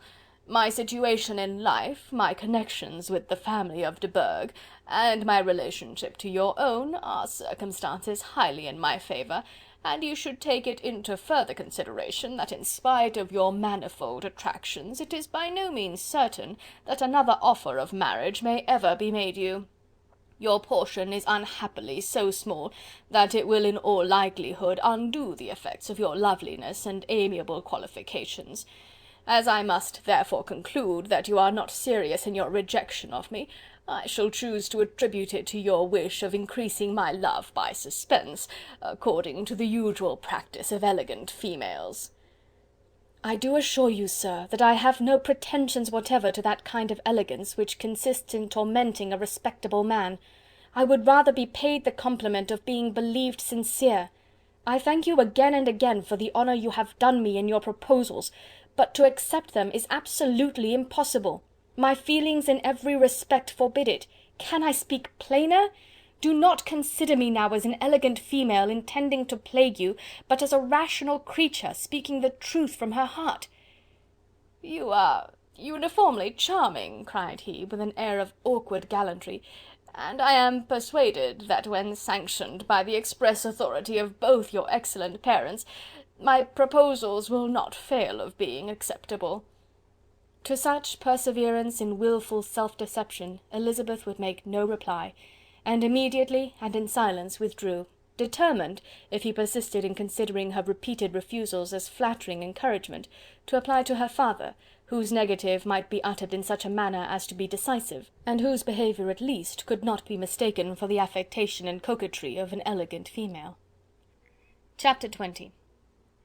Mr. Collins was not left long to the silent contemplation of his successful love, for Mrs. Bennet, having dawdled about in the vestibule to watch for the end of the conference, no sooner saw Elizabeth open the door and with quick step pass her towards the staircase, than she entered the breakfast-room, and congratulated both him and herself in warm terms on the happy prospect of their nearer connection. Mr. Collins received and returned these felicitations with equal pleasure, and then proceeded to relate the particulars of their interview, with the result of which he trusted he had every reason to be satisfied, since the refusal which his cousin had steadfastly given him would naturally flow from her bashful modesty and the genuine delicacy of her character. This information, however, startled Mrs. Bennet. She would have been glad to be equally satisfied that her daughter had meant to encourage him by protesting against his proposals, but she dared not believe it, and could not help saying so. "But depend upon it, Mr. Collins," she added, "that Lizzy shall be brought to reason. I will speak to her about it directly. She is a very headstrong, foolish girl, and does not know her own interest, but I will make her know it." "Pardon me for interrupting you, madam," cried Mr. Collins, "but if she is really headstrong and foolish, I know not whether she would altogether be a desirable wife to a man in my situation, who naturally looks for happiness in the marriage state. If therefore she actually persists in rejecting my suit, perhaps it were better not to force her into accepting me, because if liable to such defects of temper, she could not contribute much to my felicity." "Sir, you quite misunderstand me," said Mrs. Bennet, alarmed. "Lizzy is only headstrong in such matters as these. In everything else she is as good-natured a girl as ever lived. I will go directly to Mr. Bennet, and we shall very soon settle it with her, I am sure." She would not give him time to reply, but hurrying instantly to her husband, called out as she entered the library, "Oh, Mr. Bennet, you are wanted immediately. We are all in an uproar. You must come and make Lizzy marry Mr. Collins, for she vows she will not have him, and if you do not make haste, he will change his mind and not have her." Mr. Bennet raised his eyes from his book as she entered, and fixed them on her face with a calm unconcern which was not in the least altered by her communication. "I have not the pleasure of understanding you," said he, when she had finished her speech. "Of what are you talking?" "Of Mr. Collins and Lizzy. Lizzy declares she will not have Mr. Collins, and Mr. Collins begins to say that he will not have Lizzy." "And what am I to do on the occasion? It seems a hopeless business." "Speak to Lizzy about it yourself. Tell her that you insist upon her marrying him." "Let her be called down. She shall hear my opinion." Mrs. Bennet rang the bell, and Miss Elizabeth was summoned to the library. "Come here, child," cried her father as she appeared. "I have sent for you on an affair of importance. I understand that Mr. Collins has made you an offer of marriage. Is it true?" Elizabeth replied that it was. "Very well. And this offer of marriage you have refused?" "I have, sir." "Very well. We now come to the point. Your mother insists upon your accepting it. Is it not so, Mrs. Bennet?" "Yes, or I will never see her again." "An unhappy alternative is before you, Elizabeth. From this day you must be a stranger to one of your parents. Your mother will never see you again if you do not marry Mr. Collins, and I will never see you again if you do." Elizabeth could not but smile at such a conclusion of such a beginning, but Mrs. Bennet, who had persuaded herself that her husband regarded the affair as she wished, was excessively disappointed. "What do you mean, Mr. Bennet, in talking this way? You promised me to insist upon her marrying him." "My dear," replied her husband, "I have two small favours to request. First, that you will allow me the free use of my understanding on the present occasion, and secondly, of my room. I shall be glad to have the library to myself as soon as may be." Not yet, however, in spite of her disappointment in her husband, did Mrs. Bennet give up the point. She talked to Elizabeth again and again, coaxed and threatened her by turns. She endeavoured to secure Jane in her interest, but Jane, with all possible mildness, declined interfering, and Elizabeth, sometimes with real earnestness, and sometimes with playful gaiety, replied to her attacks. Though her manner varied, however, her determination never did. Mr. Collins, meanwhile, was meditating in solitude on what had passed. He thought too well of himself to comprehend on what motives his cousin could refuse him, and though his pride was hurt, he suffered in no other way. His regard for her was quite imaginary, and the possibility of her deserving her mother's reproach prevented his feeling any regret. While the family were in this confusion, Charlotte Lucas came to spend the day with them. She was met in the vestibule by Lydia, who, flying to her, cried in a half whisper, "I am glad you are come, for there is such fun here. What do you think has happened this morning? Mr. Collins has made an offer to Lizzie, and she will not have him." Charlotte hardly had time to answer before they were joined by Kitty, who came to tell the same news; and no sooner had they entered the breakfast-room, where Mrs. Bennet was alone, than she likewise began on the subject, calling on Miss Lucas for her compassion, and entreating her to persuade her friend Lizzie to comply with the wishes of all her family. "Pray do, my dear Miss Lucas," she added in a melancholy tone, "for nobody is on my side, nobody takes part with me. I am cruelly used, nobody feels for my poor nerves." Charlotte's reply was spared by the entrance of Jane and Elizabeth. "Ay, there she comes," continued Mrs. Bennet, "looking as unconcerned as may be, and caring no more for us than if we were at York, provided she can have her own way. But I tell you, Miss Lizzie, if you take it into your head to go on refusing every offer of marriage in this way, you will never get a husband at all, and I am sure I do not know who is to maintain you when your father is dead. I shall not be able to keep you, and so I warn you. I have done with you from this very day. I told you in the library, you know, that I should never speak to you again, and you will find me as good as my word. I have no pleasure in talking to undutiful children. Not that I have much pleasure indeed in talking to anybody. People who suffer as much as I do from nervous complaints can have no great inclination for talking. Nobody can tell what I suffer, but it is always so. Those who do not complain are never pitied." Her daughters listened in silence to this effusion, sensible that any attempt to reason with her or soothe her would only increase the irritation. She talked on, therefore, without interruption from any of them, till they were joined by Mr. Collins, who entered the room with an air more stately than usual, and on perceiving whom, she said to the girls, "Now I do insist upon it, that you, all of you, hold your tongues, and let me and Mr. Collins have a little conversation together." Elizabeth passed quietly out of the room. Jane and Kitty followed, but Lydia stood her ground, determined to hear all she could, and Charlotte, detained first by the civility of Mr. Collins, whose inquiries after herself and all her family were very minute, and then by a little curiosity, satisfied herself with walking to the window and pretending not to hear. In a doleful voice Mrs. Bennet began the projected conversation. "Oh, Mr. Collins!" "My dear madam," replied he, "let us be for ever silent on this point. Far be it from me," he presently continued, in a voice that marked his displeasure, "to resent the behaviour of your daughter. Resignation to inevitable evils is the evil duty of us all, the peculiar duty of a young man who has been so fortunate as I have been in early preferment, and I trust I am resigned. Perhaps not the less so from feeling a doubt of my positive happiness had my fair cousin honoured me with her hand, for I have often observed that resignation is never so perfect as when the blessing denied begins to lose somewhat of its value in our estimation. You will not, I hope, consider me as showing any disrespect to your family, my dear madam, by thus withdrawing my pretensions to your daughter's favour, without having paid yourself and Mr. Bennet the compliment of requesting you to interpose your authority in my behalf. My conduct may, I fear, be objectionable in having accepted my dismission from your daughter's lips instead of your own. But we are all liable to error. I have certainly meant well through the whole affair. My object has been to secure an amiable companion for myself, with due consideration for the advantage of all your family, and if my manner has been at all reprehensible, I here beg leave to apologize." Chapter 21.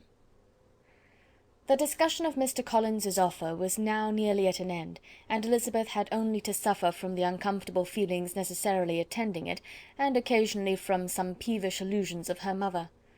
As for the gentleman himself, his feelings were chiefly expressed, not by embarrassment or dejection, or by trying to avoid her, but by stiffness of manner and resentful silence. He scarcely ever spoke to her, and the assiduous attentions which he had been so sensible of himself were transferred for the rest of the day to Miss Lucas, whose civility in listening to him was a seasonable relief to them all, and especially to her friend. The morrow produced no abatement to Mrs. Bennet's ill humour or ill health. Mr. Collins was also in the same state of angry pride. Elizabeth had hoped that his resentment might shorten his visit, but his plan did not appear in the least affected by it. He was always to have gone on Saturday, and to Saturday he meant to stay. After breakfast the girls walked to Meryton to inquire if Mr. Wickham were returned, and to lament over his absence from the Netherfield ball. He joined them on their entering the town, and attended them to their aunt's, where his regret and vexation, and the concern of everybody, was well talked over. To Elizabeth, however, he voluntarily acknowledged that the necessity of his absence had been self-imposed. "I found," said he, "as the time drew near, that I had better not meet Mr. Darcy, that to be in the same room, the same party with him for so many hours together, might be more than I could bear, and that scenes might arise unpleasant to more than myself." She highly approved his forbearance, and they had leisure for a full discussion of it, and for all the commendation which they civilly bestowed on each other, as Wickham and another officer walked back with them to Longbourn, and during the walk he particularly attended to her. His accompanying them was a double advantage. She felt all the compliment it offered to herself, and it was most acceptable as an occasion of introducing him to her father and mother. Soon after their return a letter was delivered to Miss Bennet. It came from Netherfield. The envelope contained a sheet of elegant, little, hot-pressed paper, well covered with the lady's fair flowing hand, and Elizabeth saw her sister's countenance change as she read it, and saw her dwelling intently on some particular passages. Jane recollected herself soon, and putting the letter away, tried to join with her usual cheerfulness in the general conversation, but Elizabeth felt an anxiety on the subject which drew off her attention even from Wickham, and no sooner had he and his companion taken leave, than a glance from Jane invited her to follow her upstairs. When they had gained their own room, Jane, taking out the letter, said, "This is from Caroline Bingley. What it contains has surprised me a good deal. The whole party have left Netherfield by this time, and are on their way back to town, and without any intention of coming back again. You shall hear what she says." She then read the first sentence aloud, which comprised the information of their having just resolved to follow their brother to town directly, and of their meaning to dine in Grosvenor Street, where Mr. Hurst had a house. The next was in these words: "I do not pretend to regret anything I shall leave in Hertfordshire, except your society, my dearest friend. But we will hope, at some future period, to enjoy many returns of that delightful intercourse we have known, and in the meanwhile may lessen the pain of separation by a very frequent and most unreserved correspondence. I depend on you for that." To these high-flown expressions Elizabeth listened with all the insensibility of distrust, and though the suddenness of their removal surprised her, she saw nothing in it really to lament. It was not to be supposed that their absence from Netherfield would prevent Mr. Bingley's being there, and as to the loss of their society, she was persuaded that Jane must cease to regard it in the enjoyment of his. "It is unlucky," said she, after a short pause, "that you should not be able to see your friends before they leave the country. But may we not hope that the period of future happiness to which Miss Bingley looks forward may arrive earlier than she is aware, and that the delightful intercourse you have known as friends will be renewed with yet greater satisfaction as sisters? Mr. Bingley will not be detained in London by them. Caroline decidedly says that none of the party will return into Hertfordshire this winter. I will read it to you. When my brother left us yesterday, he imagined that the business which took him to London might be concluded in 3 or 4 days, but as we are certain it cannot be so, and at the same time convinced that when Charles gets to town he will be in no hurry to leave it again, we have determined on following him thither, that he may not be obliged to spend his vacant hours in a comfortless hotel. Many of my acquaintances are already there for the winter. I wish that I could hear that you, my dearest friend, had any intention of making one of the crowd, but of that I despair. I sincerely hope your Christmas in Hertfordshire may abound in the gaieties which that season generally brings, and that your beaux will be so numerous as to prevent your feeling the loss of the 3 of whom we shall deprive you." It is evident by this," added Jane, "that he comes back no more this winter." "It is only evident that Miss Bingley does not mean that he should." "Why will you think so? It must be his own doing. He is his own master. But you do not know all. I will read you the passage which particularly hurts me. I will have no reserves from you. Mr. Darcy is impatient to see his sister, and, to confess the truth, we are scarcely less eager to meet her again. I really do not think Georgiana Darcy has her equal for beauty, elegance, and accomplishments, and the affection she inspires in Louisa and myself is heightened into something still more interesting from the hope we dare entertain of her being hereafter our sister. I do not know whether I ever before mentioned to you my feelings on this subject, but I will not leave the country without confiding them, and I trust you will not esteem them unreasonable. My brother admires her greatly already. He will have frequent opportunity now of seeing her on the most intimate footing. Her relations all wish the connection as much as his own, and a sister's partiality is not misleading me, I think, when I call Charles most capable of engaging any woman's heart. With all these circumstances to favour an attachment, and nothing to prevent it, am I wrong, my dearest Jane, in indulging the hope of an event which will secure the happiness of so many?" "What do you think of this sentence, my dear Lizzy?" said Jane, as she finished it. "Is it not clear enough? Does it not expressly declare that Caroline neither expects nor wishes me to be her sister, that she is perfectly convinced of her brother's indifference, and that, if she suspects the nature of my feelings for him, she means most kindly to put me on my guard? Can there be any other opinion on the subject? Yes, there can, for mine is totally different. Will you hear it?" "Most willingly."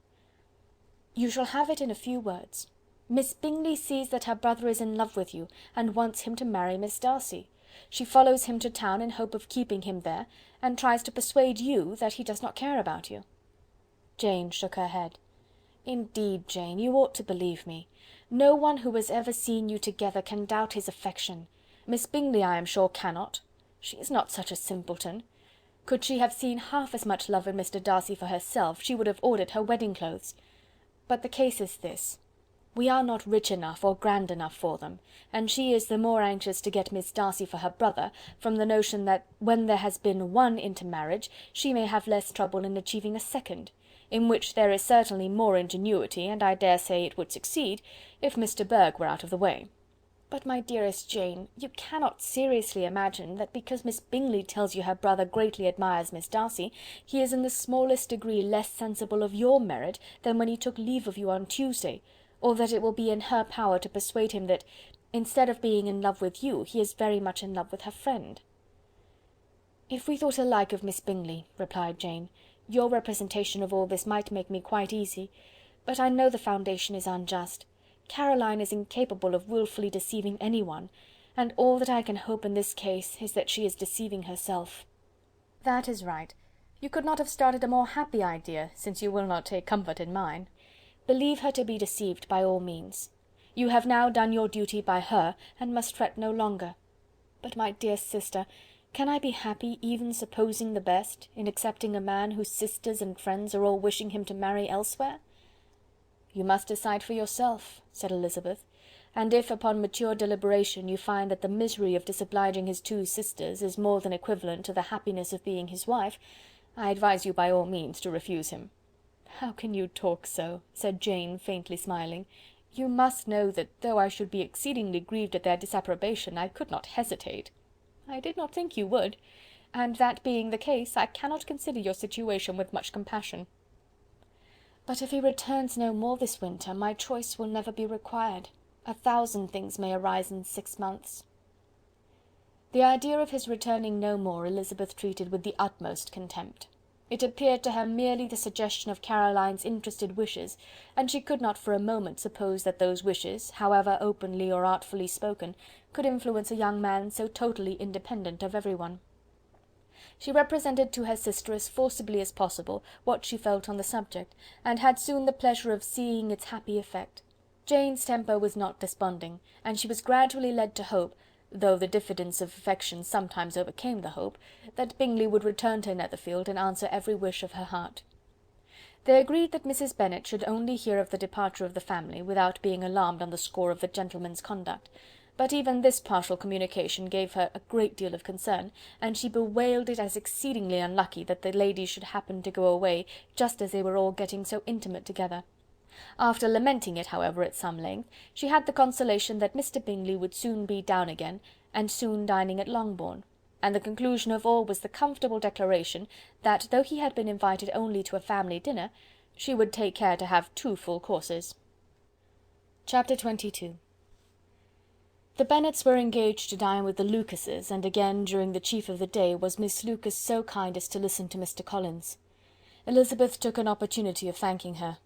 "It keeps him in good humour," said she, "and I am more obliged to you than I can express." Charlotte assured her friend of her satisfaction in being useful, and that it amply repaid her for the little sacrifice of her time. This was very amiable, but Charlotte's kindness extended farther than Elizabeth had any conception of. Its object was nothing else than to secure her from any return of Mr. Collins's addresses, by engaging them towards herself.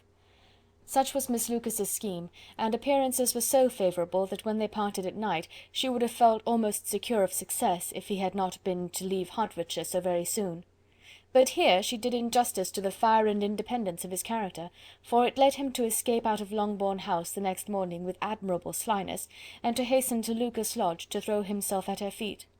He was anxious to avoid the notice of his cousins, from a conviction that if they saw him depart, they could not fail to conjecture his design, and he was not willing to have the attempt known till its success might be known likewise; for though feeling almost secure, and with reason, for Charlotte had been tolerably encouraging, he was Miss Lucas perceived him from an upper window as he walked towards the house, and instantly set out to meet him accidentally in the lane. But little had she dared to hope that so much love and eloquence awaited her there. In as short a time as Mr. Collins's long speeches would allow, everything was settled between them to the satisfaction of both, and as they entered the house, he earnestly entreated her to name the day that was to make him the happiest of men, and though such a solicitation must be waived for the present, the lady felt no inclination to trifle with his happiness. The stupidity with which he was favoured by nature must guard his courtship from any charm that would make a woman wish for its continuance, and Miss Lucas, who accepted him solely from the pure and disinterested desire of an establishment, cared not how soon that establishment were gained. Sir William and Lady Lucas were speedily applied to for their consent, and it was bestowed with a most joyful alacrity. Mr. Collins's present circumstances made it a most eligible match for their daughter, to whom they could give little fortune, and his prospects of future wealth were exceedingly fair. Lady Lucas began directly to calculate, with more interest than the matter had ever excited before, how many years longer Mr. Bennet was likely to live, and Sir William gave it as his decided opinion that whenever Mr. Collins should be in possession of the Longbourn estate, it would be highly expedient that both he and his wife should make their appearance at St. James's. The whole family, in short, were properly overjoyed on the occasion. The younger girls formed hopes of coming out a year or 2 sooner than they might otherwise have done, and the boys were relieved from their apprehension of Charlotte's dying an old maid. Charlotte herself was tolerably composed. She had gained her point, and had time to consider of it. Her reflections were in general satisfactory. Mr. Collins, to be sure, was neither sensible nor agreeable, his society was irksome, and his attachment to her must be imaginary, but still he would be her husband. Without thinking highly either of men or matrimony, marriage had always been her object. It was the only provision for well-educated young women of small fortune, and however uncertain of giving happiness, must be their pleasantest preservative from want. This preservative she had now obtained, and at the age of 27, without having ever been handsome, she felt all the good luck of it. The least agreeable circumstance in the business was the surprise it must occasion to Elizabeth Bennet, whose friendship she valued beyond that of any other person. Elizabeth would wonder and probably would blame her, and though her resolution was not to be shaken, her feelings must be hurt by such a disapprobation. She resolved to give her the information herself, and therefore charged Mr. Collins, when he returned to Longbourn to dinner, to drop no hint of what had passed before any of the family. A promise of secrecy was of course very dutifully given, but it could not be kept without difficulty, for the curiosity excited by his long absence burst forth in such very direct questions on his return as required some ingenuity to evade, and he was at the same time exercising great self-denial, for he was longing to publish his prosperous love. As he was to begin his journey too early on the morrow to see any of the family, the ceremony of leave-taking was performed when the ladies moved for the night, and Mrs. Bennet, with great politeness and cordiality, said how happy they should be to see him at Longbourn again, whenever his engagements might allow him to visit them. "My dear madam," he replied, "this invitation is particularly gratifying, because it is what I have been hoping to receive, and you may be very certain that I shall avail myself of it as soon as possible." They were all astonished, and Mr. Bennet, who could by no means wish for so speedy a return, immediately said, "But is there not danger of Lady Catherine's disapprobation here, my good sir? You had better neglect your relations than run the risk of offending your patroness."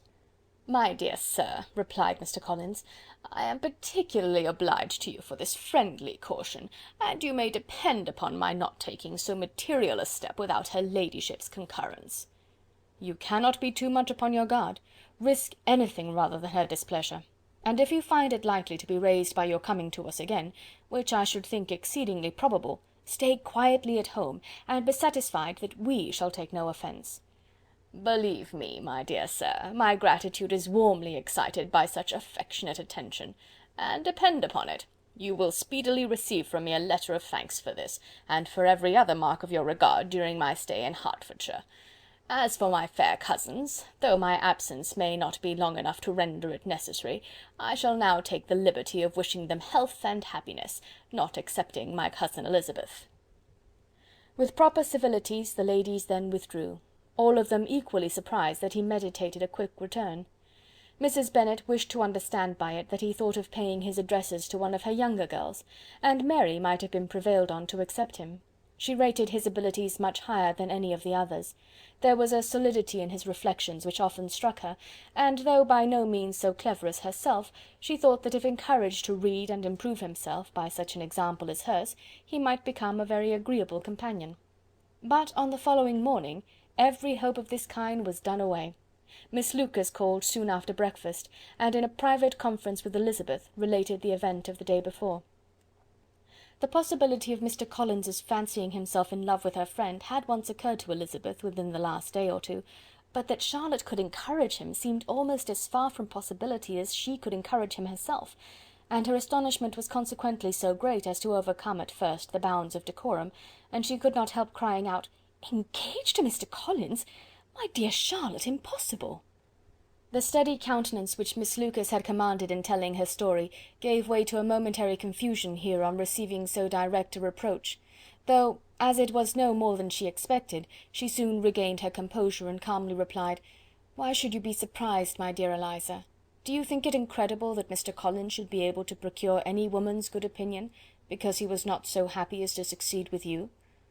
But Elizabeth had now recollected herself, and making a strong effort for it, was able to assure with tolerable firmness that the prospect of their relationship was highly grateful to her, and that she wished her all imaginable happiness. "I see what you are feeling," replied Charlotte.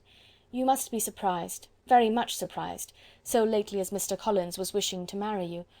But when you have had time to think it over, I hope you will be satisfied with what I have done. I am not romantic, you know, I never was.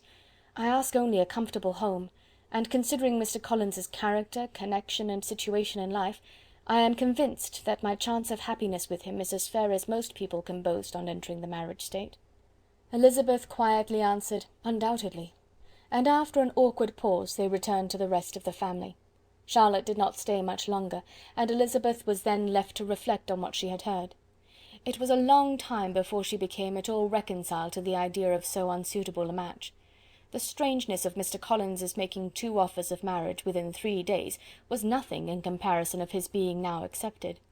She had always felt that Charlotte's opinion of matrimony was not exactly like her own, but she had not supposed it to be possible that, when called into action, she would have sacrificed every better feeling to worldly advantage. Charlotte, the wife of Mr. Collins, was a most humiliating picture, and to the pang of a friend disgracing herself and sunk in her esteem, was added the distressing conviction that it was impossible for that friend to be tolerably happy in the lot she had chosen. Chapter 23. Elizabeth was sitting with her mother and sisters, reflecting on what she had heard, and doubting whether she was authorized to mention it, when Sir William Lucas himself appeared, sent by his daughter to announce her engagement to the family. With many compliments to them, and much self-gratulation on the prospect of a connection between the two houses, he unfolded the matter to an audience not merely wondering but incredulous, for Mrs. Bennet, with more perseverance than politeness, protested he must be entirely mistaken, and Lydia, always unguarded and often uncivil, boisterously exclaimed, "Good Lord, Sir William, how can you tell such a story? Do not you know that Mr. Collins wants to marry Lizzie?" Nothing less than the complaisance of a courtier could have borne without anger such treatment, but Sir William's good breeding carried him through it all, and though he begged leave to be positive as to the truth of his information, he listened to all their impertinence with the most forbearing courtesy.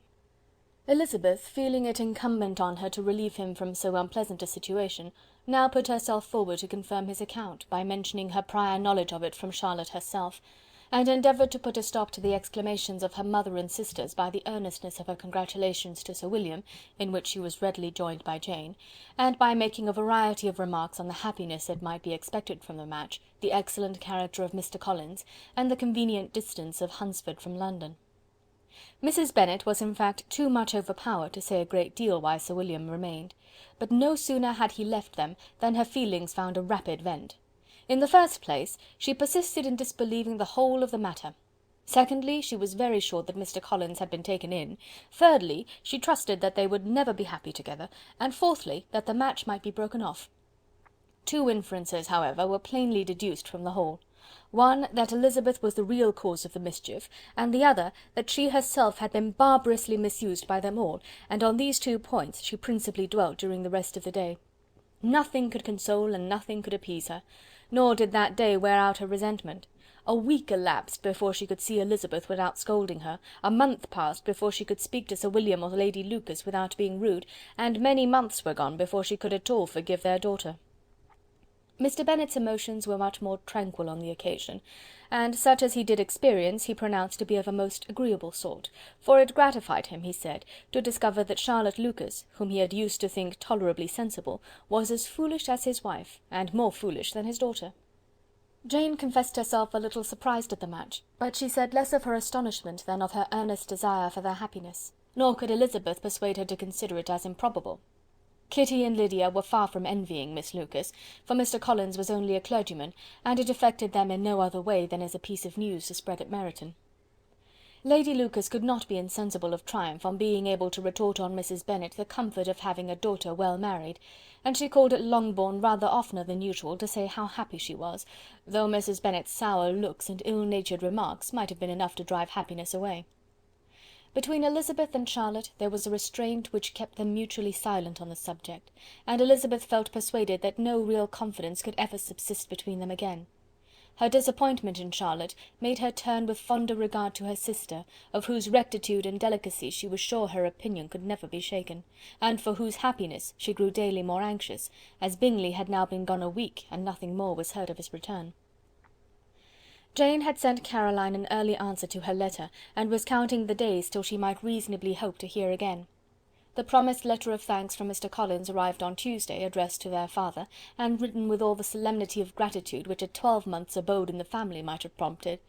After discharging his conscience on that head, he proceeded to inform them, with many rapturous expressions, of his happiness in having obtained the affection of their amiable neighbour Miss Lucas, and then explained that it was merely with the view of enjoying her society that he had been so ready to close with their kind wish of seeing him again at Longbourn, whither he hoped to be able to return on Monday fortnight, for Lady Catherine, he added, so heartily approved his marriage, that she wished it to take place as soon as possible, which he trusted would be an unanswerable argument with his amiable Charlotte to name an early day for making him the happiest of men.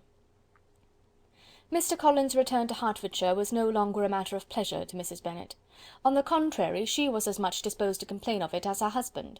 It was very strange that he should come to Longbourn instead of to Lucas Lodge. It was also very inconvenient and exceedingly troublesome. She hated having visitors in the house while her health was so indifferent, and lovers were of all people the most disagreeable. Such were the gentle murmurs of Mrs. Bennet, and they gave way only to the greater distress of Mr. Bingley's continued absence. Neither Jane nor Elizabeth were comfortable on this subject. Day after day passed away without bringing any other tidings of him than the report which shortly prevailed in Meryton of his coming no more to Netherfield the whole winter, a report which highly incensed Mrs. Bennet, and which she never failed to contradict as a most scandalous falsehood. Even Elizabeth began to fear. Not that Bingley was indifferent, but that his sisters would be successful in keeping him away.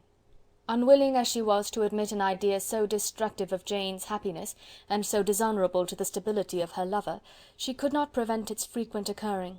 The united efforts of his two unfeeling sisters and of his overpowering friend, assisted by the attractions of Miss Darcy and the amusements of London, might be too much, she feared, for the strength of his attachment. As for Jane, her anxiety under this suspense was, of course, more painful than Elizabeth's. But whatever she felt, she was desirous of concealing, and between herself and Elizabeth, therefore, the subject was never alluded to. But as no such delicacy restrained her mother, an hour seldom passed in which she did not talk of Bingley, express her impatience for his arrival, or even require Jane to confess that if he did not come back she would think herself very ill-used. It needed all Jane's steady mildness to bear these attacks with tolerable tranquillity. Mr. Collins returned most punctually on Monday fortnight, but his reception at Longbourn was not quite so gracious as it had been on his first introduction. He was too happy, however, to need much attention, and luckily for the others, the business of love-making relieved them from a great deal of his company. The chief of every day was spent by him at Lucas Lodge, and he sometimes returned to Longbourn only in time to make an apology for his absence before the family went to bed. Mrs. Bennet was really in a most pitiable state. The very mention of anything concerning the match threw her into an agony of ill humour, and wherever she went she was sure of hearing it talked of. The sight of Miss Lucas was odious to her. As her successor in that house, she regarded her with jealous abhorrence. Whenever Charlotte came to see them, she concluded her to be anticipating the hour of possession, and whenever she spoke in a low voice to Mr. Collins, was convinced that they were talking of the Longbourn estate, and resolving to turn herself and her daughters out of the house as soon as Mr. Bennet were dead. She complained bitterly of all this to her husband. "Indeed, Mr. Bennet," said she, "it is very hard to think that Charlotte Lucas should ever be mistress of this house, that I should be forced to make way for her, and live to see her take her place in it." "My dear, do not give way to such gloomy thoughts. Let us hope for better things. Let us flatter ourselves that I may be the survivor." This was not very consoling to Mrs. Bennet, and therefore, instead of making any answer, she went on as before. "I cannot bear to think that they should have all this estate. If it was not for the entail, I should not mind it." "What should not you mind?" "I should not mind anything at all." "Let us be thankful that you are preserved from a state of such insensibility." "I never can be thankful, Mr. Bennet, for anything about the entail. How anyone could have the conscience to entail away an estate from one's own daughters, I cannot understand, and all for the sake of Mr. Collins too. Why should he have it more than anybody else?" "I leave it to yourself to determine," said Mr. Bennet. Chapter 24. Miss Bingley's letter arrived and put an end to doubt. The very first sentence conveyed the assurance of their being all settled in London for the winter, and concluded with her brother's regret at not having had time to pay his respects to his friends in Hertfordshire before he left the country. Hope was over, entirely over, and when Jane could attend to the rest of the letter, she found little, except the professed affection of the writer, that could give her any comfort. Miss Darcy's praise occupied the chief of it, her many attractions were again dwelt on, and Caroline boasted joyfully of their increasing intimacy, and ventured to predict the accomplishment of the wishes which had been unfolded in her former letter. She wrote also with great pleasure of her brother's being an inmate of Mr. Darcy's house, and mentioned with raptures some plans of the latter with regard to new furniture. Elizabeth, to whom Jane very soon communicated the chief of all this, heard it in silent indignation. Her heart was divided between concern for her sister and resentment against all others. To Caroline's assertion of her brother's being partial to Miss Darcy she paid no credit. That he was really fond of Jane she doubted no more than she had ever done, and much as she had always been disposed to like him, she could not think without anger, hardly without contempt, on that easiness of temper, that want of proper resolution, which now made him the slave of his designing friends, and led him to sacrifice his own happiness to the caprice of their inclination. Had his own happiness, however, been the only sacrifice, he might have been allowed to sport with it in whatever manner he thought best, but her sister's was involved in it, as she thought he must be sensible himself. It was a subject, in short, on which reflection would be long indulged, and must be unavailing.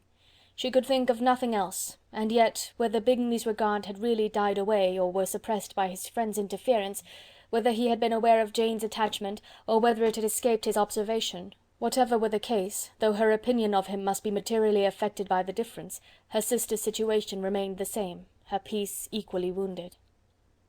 A day or two passed before Jane had the courage to speak of her feelings to Elizabeth, but at last, on Mrs. Bennet's leaving them together, after a longer irritation than usual about Netherfield and its master, she could not help saying, "Oh, that my dear mother had more command over herself!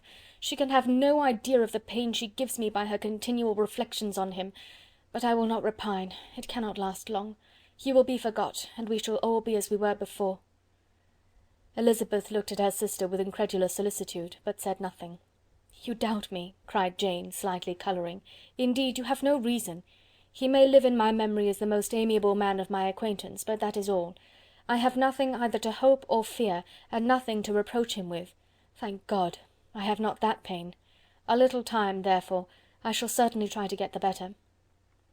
With a stronger voice she soon added, "I have this comfort immediately, that it has not been more than an error of fancy on my side, and that it has done no harm to anyone but myself." "My dear Jane," exclaimed Elizabeth, "you are too good. Your sweetness and disinterestedness are really angelic. I do not know what to say to you. I feel as if I had never done you justice, or loved you as you deserve." Miss Bennet eagerly disclaimed all extraordinary merit, and threw back the praise on her sister's warm affection. "Nay," said Elizabeth, "this is not fair. You wish to think all the world respectable, and are hurt if I speak ill of anybody.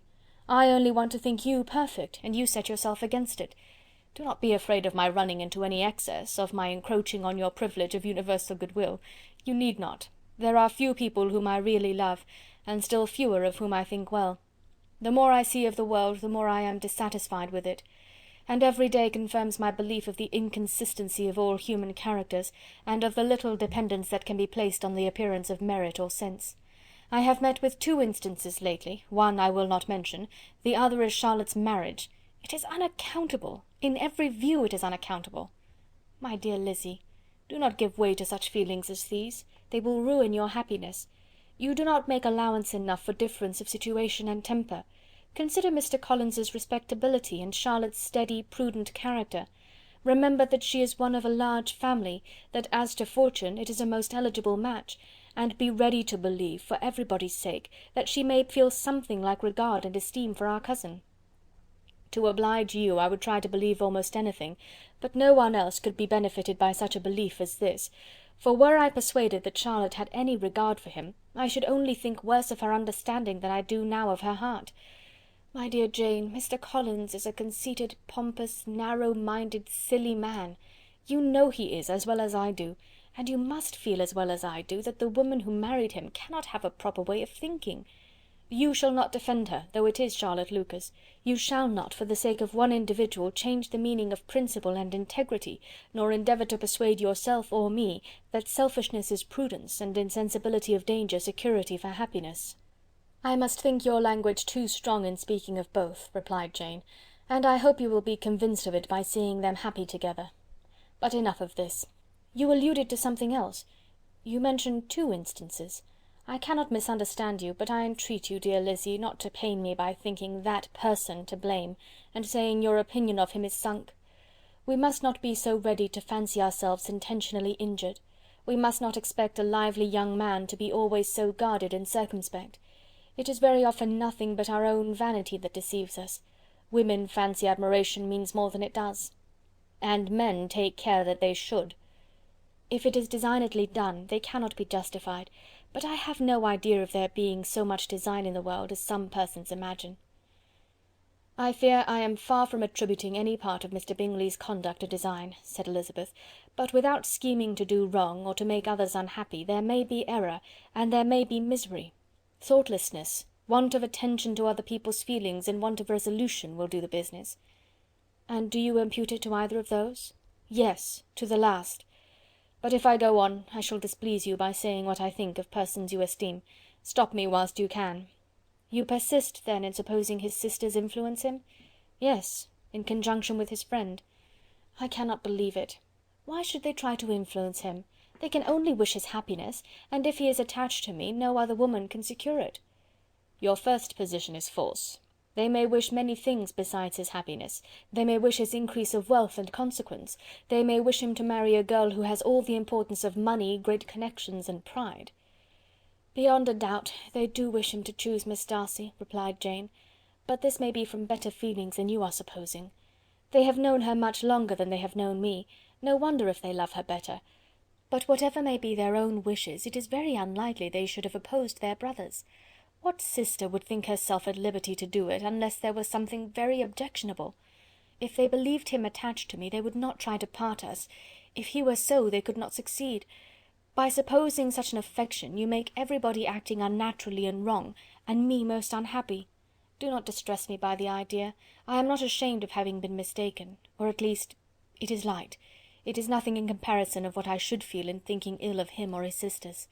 Let me take it in the best light, in the light in which it may be understood. Elizabeth could not oppose such a wish, and from this time Mr. Bingley's name was scarcely ever mentioned between them.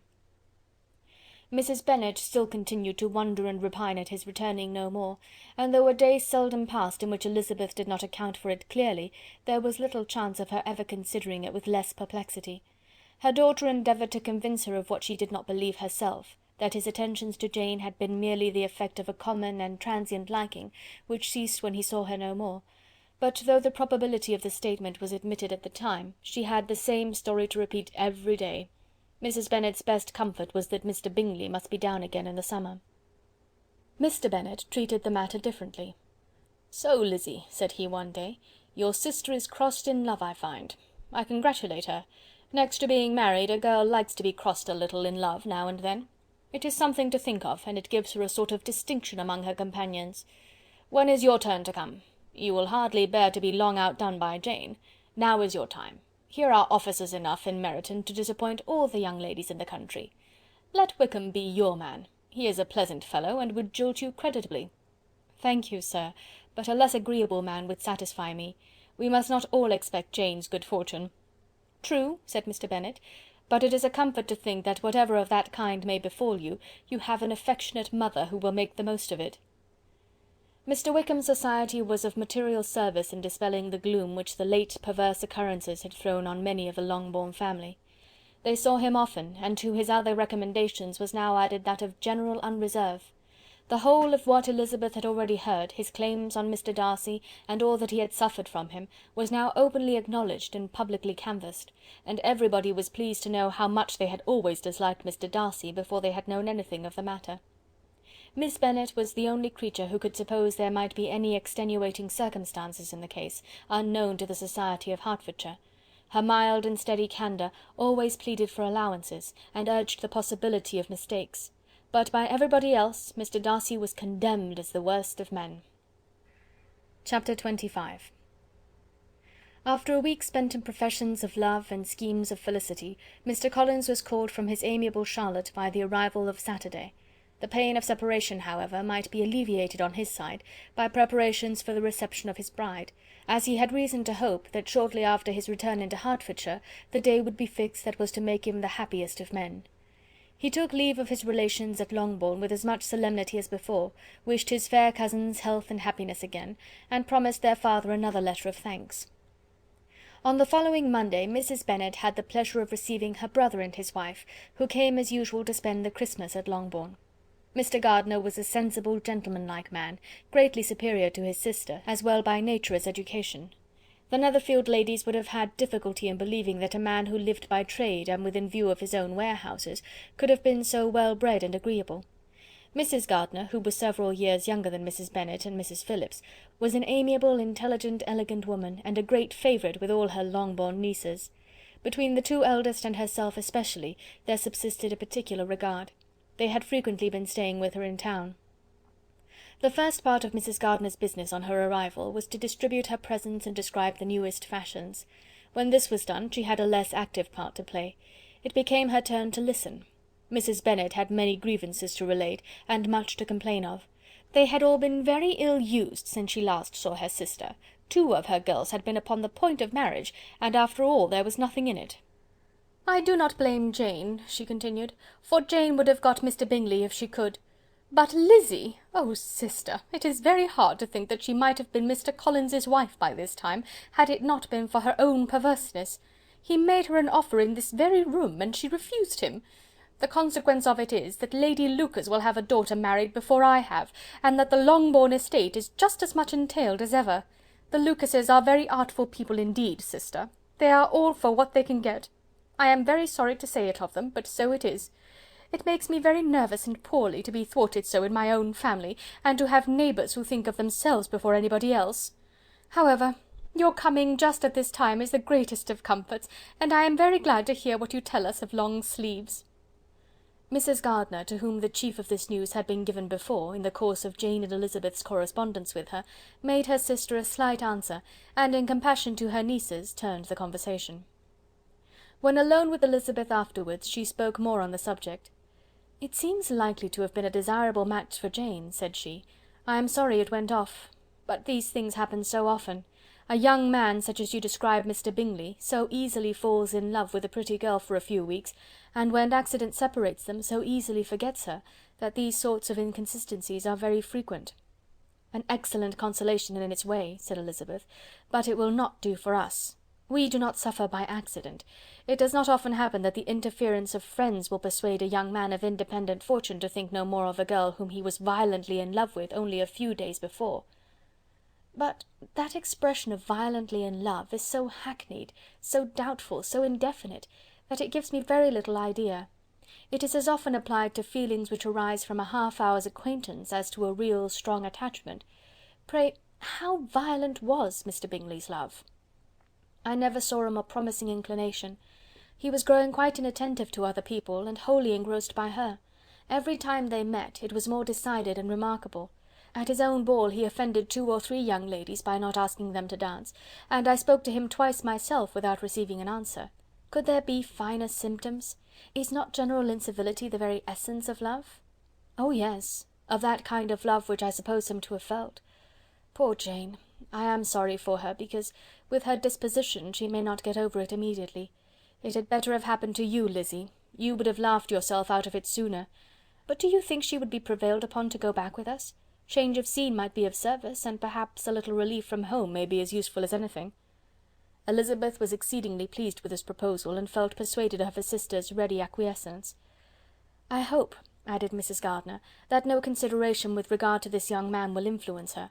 We live in so different a part of town, all our connections are so different, and as you well know, we go out so little, that it is very improbable that they should meet at all, unless he really comes to see her." "And that is quite impossible, for he is now in the custody of his friend, and Mr. Darcy would no more suffer him to call on Jane in such a part of London. My dear aunt, how could you think of it? Mr. Darcy may perhaps have heard of such a place as Gracechurch Street, but he would hardly think a month's ablution enough to cleanse him from its impurities, were he once to enter it, and depend upon it, Mr. Bingley never stirs without him." "So much the better. I hope they will not meet at all. But does not Jane correspond with his sister? She will not be able to help calling." "She will drop the acquaintance entirely."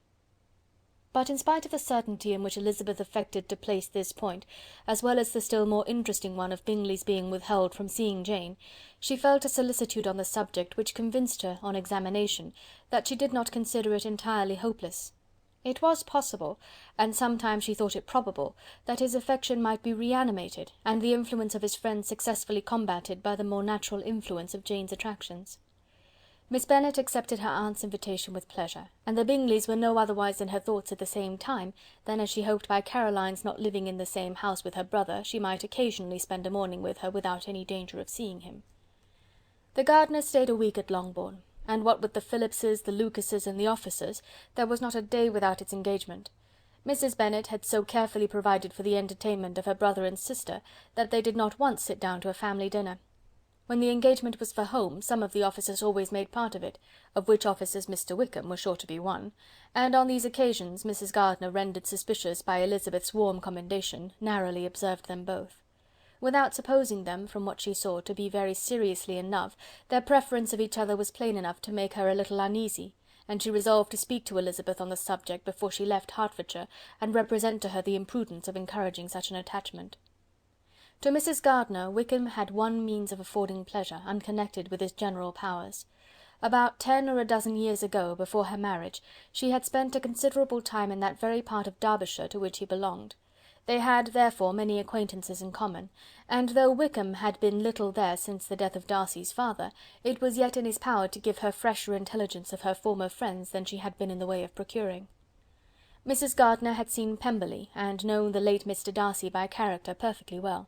Here, consequently, was an inexhaustible subject of discourse, in comparing her recollection of Pemberley with the minute description which Wickham could give, and in bestowing her tribute of praise on the character of its late possessor, she was delighting both him and herself. On being made acquainted with the present Mr. Darcy's treatment of him, she tried to remember some of that gentleman's reputed disposition when quite a lad, which might agree with it, and was confident at last that she recollected having heard Mr. Fitzwilliam Darcy formerly spoken of as a very proud, ill-natured boy. Chapter 26. Mrs. Gardiner's caution to Elizabeth was punctually and kindly given on the first favourable opportunity of speaking to her alone. After honestly telling her what she thought, she thus went on. "You are too sensible a girl, Lizzy, to fall in love merely because you are warned against it, and therefore I am not afraid of speaking openly. Seriously, I would have you be on your guard. Do not involve yourself, or endeavour to involve him, in an affection which the want of fortune would make so very imprudent. I have nothing to say against him. He is a most interesting young man, and if he had the fortune he ought to have, I should think you could not do better. But as it is, you must not let your fancy run away with you. You have sense, and we all expect you to use it. Your father would depend on your resolution and good conduct, I am sure.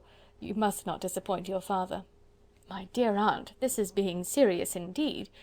"Yes, and I hope to engage you to be serious likewise." "Well then, you need not be under any alarm. I will take care of myself, and of Mr. Wickham too. He shall not be in love with me if I can prevent it." "Elizabeth, you are not serious now." "I beg your pardon, I will try again. At present I am not in love with Mr. Wickham. No, I certainly am not. But he is, beyond all comparison, the most agreeable man I ever saw, and if he becomes really attached to me, I believe it will be better that he should not. I see the imprudence of it. Oh, that abominable Mr. Darcy! My father's opinion of me does me the greatest honour, and I should be miserable to forfeit it. My father, however, is partial to Mr. Wickham.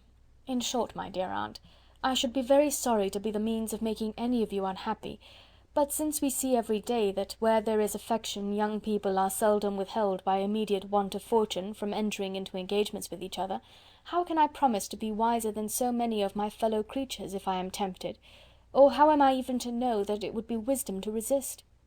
All that I can promise you, therefore, is not to be in a hurry. I will not be in a hurry to believe myself his first object. When I am in company with him, I will not be wishing. In short, I will do my best. Perhaps it will be as well if you discourage his coming here so very often. At least, you should not remind your mother of inviting him." "As I did the other day," said Elizabeth with a conscious smile. "Very true. It will be wise in me to refrain from that. But do not imagine that he is always here so often. It is on your account that he has been so frequently invited this week. You know my mother's ideas as to the necessity of constant company for her friends. But really, and upon my honour, I will try to do what I think to be the wisest. And now I hope you are satisfied." Her aunt assured her that she was, and Elizabeth having thanked her for the kindness of her hints, they parted. A wonderful instance of advice being given on such a point without being resented. Mr. Collins returned to Hertfordshire soon after it had been quitted by the Gardiners and Jane, but as he took up his abode with the Lucases, his arrival was no great inconvenience to Mrs. Bennet.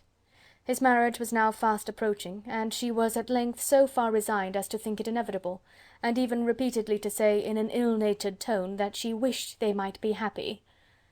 Thursday was to be the wedding day, and on Wednesday Miss Lucas paid her farewell visit, and when she rose to take leave, Elizabeth, ashamed of her mother's ungracious and reluctant good wishes, and sincerely affected herself, accompanied her out of the room.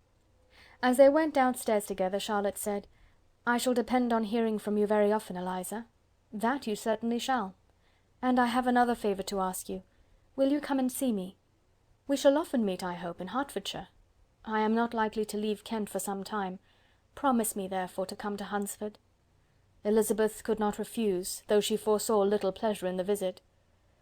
"My father and Maria are coming to me in March," added Charlotte, "and I hope you will consent to be of the party. Indeed, Eliza, you will be as welcome as either of them." The wedding took place, the bride and bridegroom set off for Kent from the church door, and everybody had as much to say or to hear on the subject as usual. Elizabeth soon heard from her friend, and their correspondence was as regular and frequent as it had ever been. That it should be equally unreserved was impossible. Elizabeth could never address her without feeling that all the comfort of intimacy was over, and though determined not to slacken as a correspondent, it was for the sake of what had been, rather than what was. Charlotte's first letters were received with a good deal of eagerness. There could not but be curiosity to know how she would speak of her new home, how she would like Lady Catherine, and how happy she would dare pronounce herself to be. Though, when the letters were read, Elizabeth felt that Charlotte expressed herself on every point exactly as she might have foreseen. She wrote cheerfully, seemed surrounded with comforts, and mentioned nothing which she could not praise. The house, the furniture, neighbourhood, and roads were all to her taste, and Lady Catherine's behaviour was most friendly and obliging.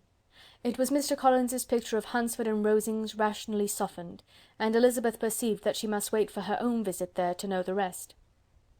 Jane had already written a few lines to her sister to announce their safe arrival in London, and when she wrote again, Elizabeth hoped it would be in her power to say something of the Bingleys. Her impatience for this second letter was as well rewarded as impatience generally is. Jane had been a week in town without either seeing or hearing from Caroline. She accounted for it, however, by supposing that her last letter to her friend from Longbourn had by some accident been lost. "My aunt," she continued, "is going to-morrow into that part of the town, and I shall take the opportunity of calling in Grosvenor Street." She wrote again when the visit was paid, and she had seen Miss Bingley.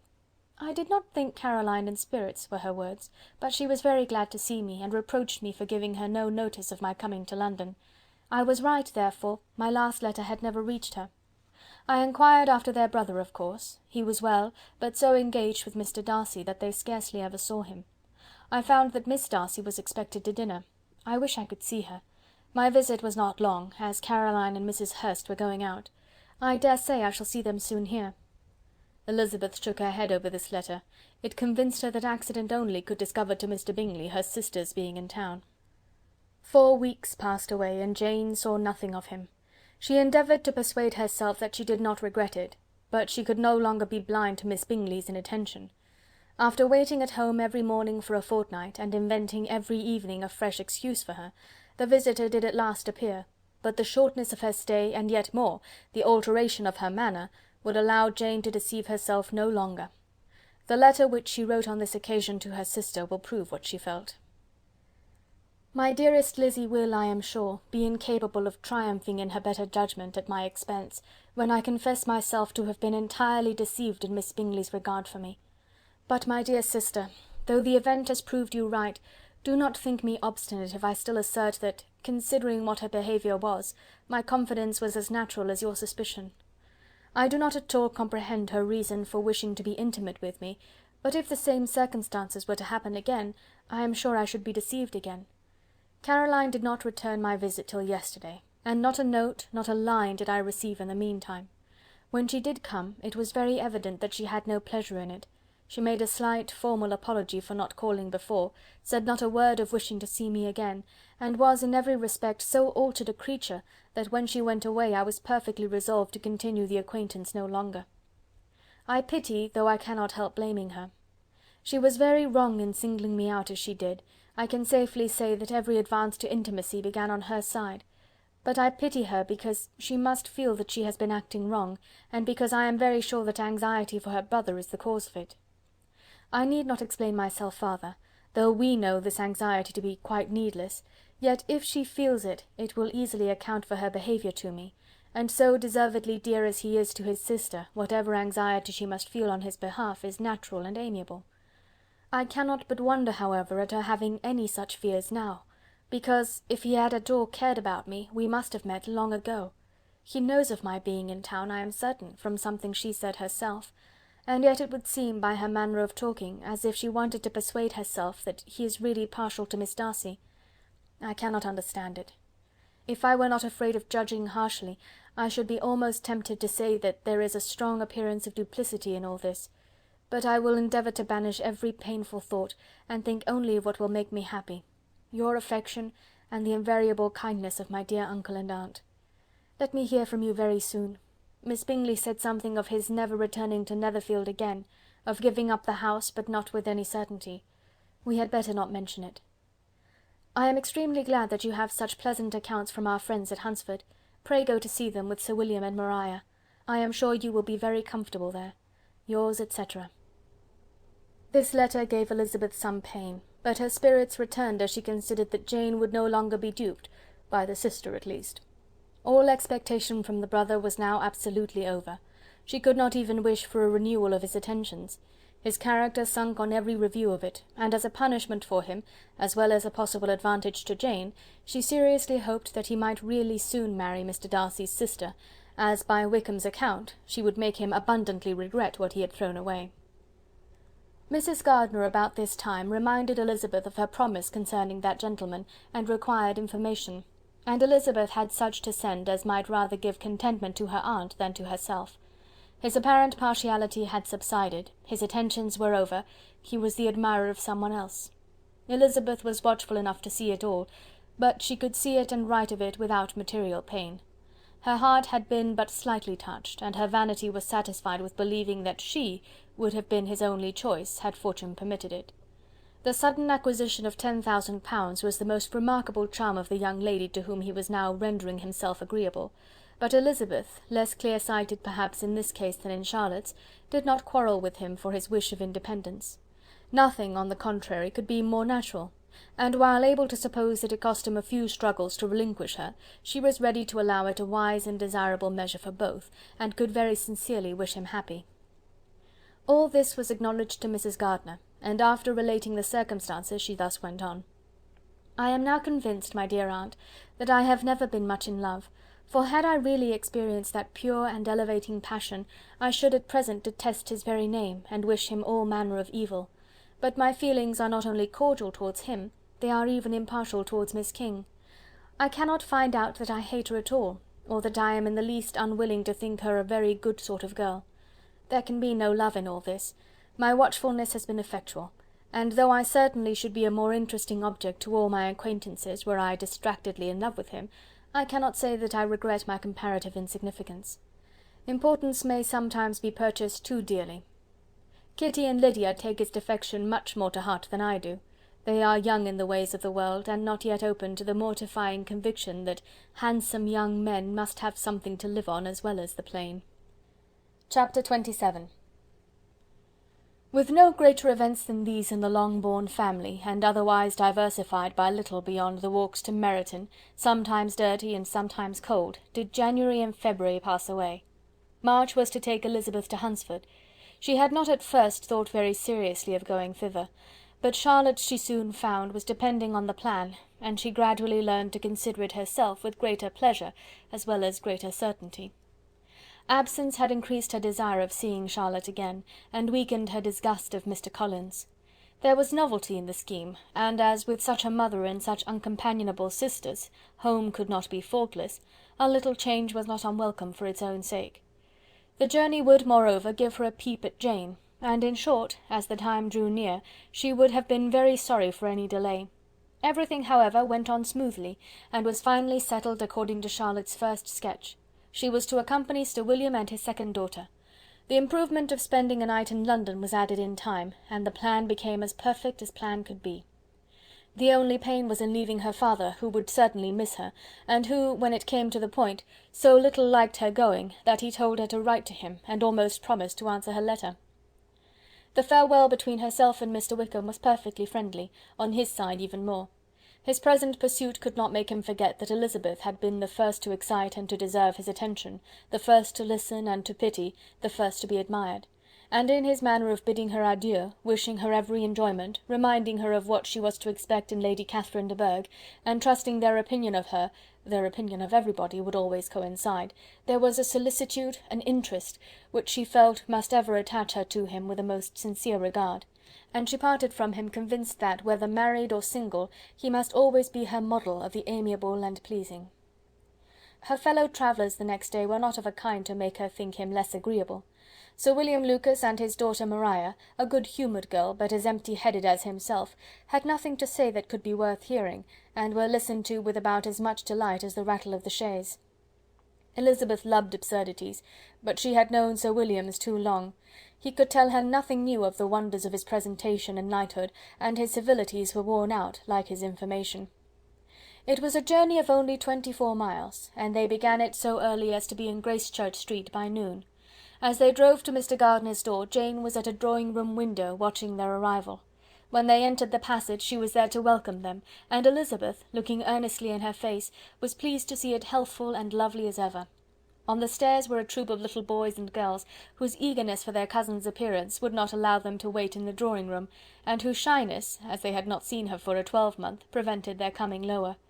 All was joy and kindness. The day passed most pleasantly away, the morning in bustle and shopping, and the evening at one of the theatres.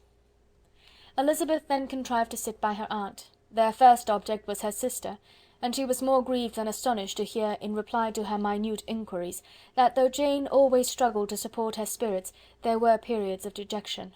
It was reasonable, however, to hope that they would not continue long. Mrs. Gardiner gave her the particulars also of Miss Bingley's visit in Gracechurch Street, and repeated conversations occurring at different times between Jane and herself, which proved that the former had, from her heart, given up the acquaintance. Mrs. Gardiner then rallied her niece on Wickham's desertion, and complimented her on bearing it so well. "But, my dear Elizabeth," she added, "what sort of girl is Miss King? I should be sorry to think our friend mercenary." "Pray, my dear aunt, what is the difference in matrimonial affairs between the mercenary and the prudent motive? Where does discretion end and avarice begin? Last Christmas you were afraid of his marrying me because it would be imprudent, and now, because he is trying to get a girl with only 10,000 pounds, you want to find out that he is mercenary. If you will only tell me what sort of girl Miss King is, I shall know what to think. She is a very good kind of girl, I believe. I know no harm of her. But he paid her not the smallest attention till her grandfather's death made her mistress of this fortune." "No. What should he? If it were not allowable for him to gain my affections because I had no money, what occasion could there be for making love to a girl whom he did not care about, and who was equally poor?"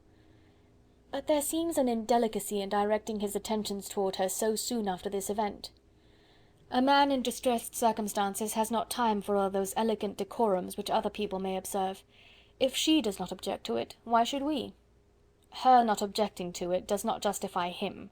It only shows her being deficient in something herself, sense or feeling."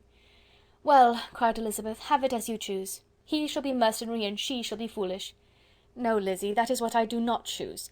I should be sorry, you know, to think ill of a young man who has lived so long in Derbyshire." "Oh, if that is all, I have a very poor opinion of young men who live in Derbyshire, and their intimate friends who live in Hertfordshire are not much better. I am sick of them all. Thank heaven, I am going to-morrow, where I shall find a man who has not one agreeable quality, who has neither manner nor sense to recommend him. Stupid men are the only ones worth knowing after all." "Take care, Lizzy, that speech savours strongly of disappointment." Before they were separated by the conclusion of the play, she had the unexpected happiness of an invitation to accompany her uncle and aunt in a tour of pleasure which they proposed taking in the summer. "We have not determined how far it shall carry us," said Mrs. Gardiner, "but perhaps to the Lakes." No scheme could have been more agreeable to Elizabeth, and her acceptance of the invitation was most ready and grateful. "Oh, my dear, dear aunt," she rapturously cried, "what delight! What felicity! You give me fresh life and vigour. Adieu to disappointment and spleen. What are young men to rocks and mountains? Oh, what hours of transport we shall spend! And when we do return, it shall not be like other travellers, without being able to give one accurate idea of anything. We will know where we have gone, we will recollect what we have seen. Lakes, mountains, and rivers shall not be jumbled together in our imaginations, nor when we attempt to describe any particular scene, will we begin quarrelling about its relative situation. Let our first effusions be less insupportable than those of the generality of travellers." Chapter 28. Every object in the next day's journey was new and interesting to Elizabeth, and her spirits were in a state of enjoyment, for she had seen her sister looking so well as to banish all fear for her health, and the prospect of her northern tour was a constant source of delight. When they left the high road for the lane to Hunsford, every eye was in search of the parsonage, and every turning expected to bring it in view. The palings of Rosings Park was their boundary on one side. Elizabeth smiled at the recollection of all that she had heard of its inhabitants. At length the parsonage was discernible. The garden sloping to the road, the house standing in it, the green pales and the laurel hedge, everything declared they were arriving. Mr. Collins and Charlotte appeared at the door, and the carriage stopped at the small gate which led by a short gravel walk to the house, amidst the nods and smiles of the whole party. In a moment they were all out of the chaise, rejoicing at the sight of each other. Mrs. Collins welcomed her friend with the liveliest pleasure, and Elizabeth was more and more satisfied with coming when she found herself so affectionately received.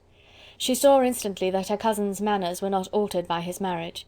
His formal civility was just what it had been, and he detained her some minutes at the gate to hear and satisfy his inquiries after all her family. They were then, with no other delay than his pointing out the neatness of the entrance, taken into the house; and as soon as they were in the parlour, he welcomed them a second time, with ostentatious formality, to his humble abode, and punctually repeated all his wife's offers of refreshment. Elizabeth was prepared to see him in his glory, and she could not help fancying that in displaying the good proportion of the room, its aspect and its furniture, he addressed himself particularly to her, as if wishing to make her feel what she had lost in refusing him. But though everything seemed neat and comfortable, she was not able to gratify him by any sigh of repentance, and rather looked with wonder at her friend that she could have so cheerful an air with such a companion. When Mr. Collins said anything of which his wife might reasonably be ashamed, which certainly was not unseldom, she involuntarily turned her eye on Charlotte. Once or twice she could discern a faint blush, but in general Charlotte wisely did not hear.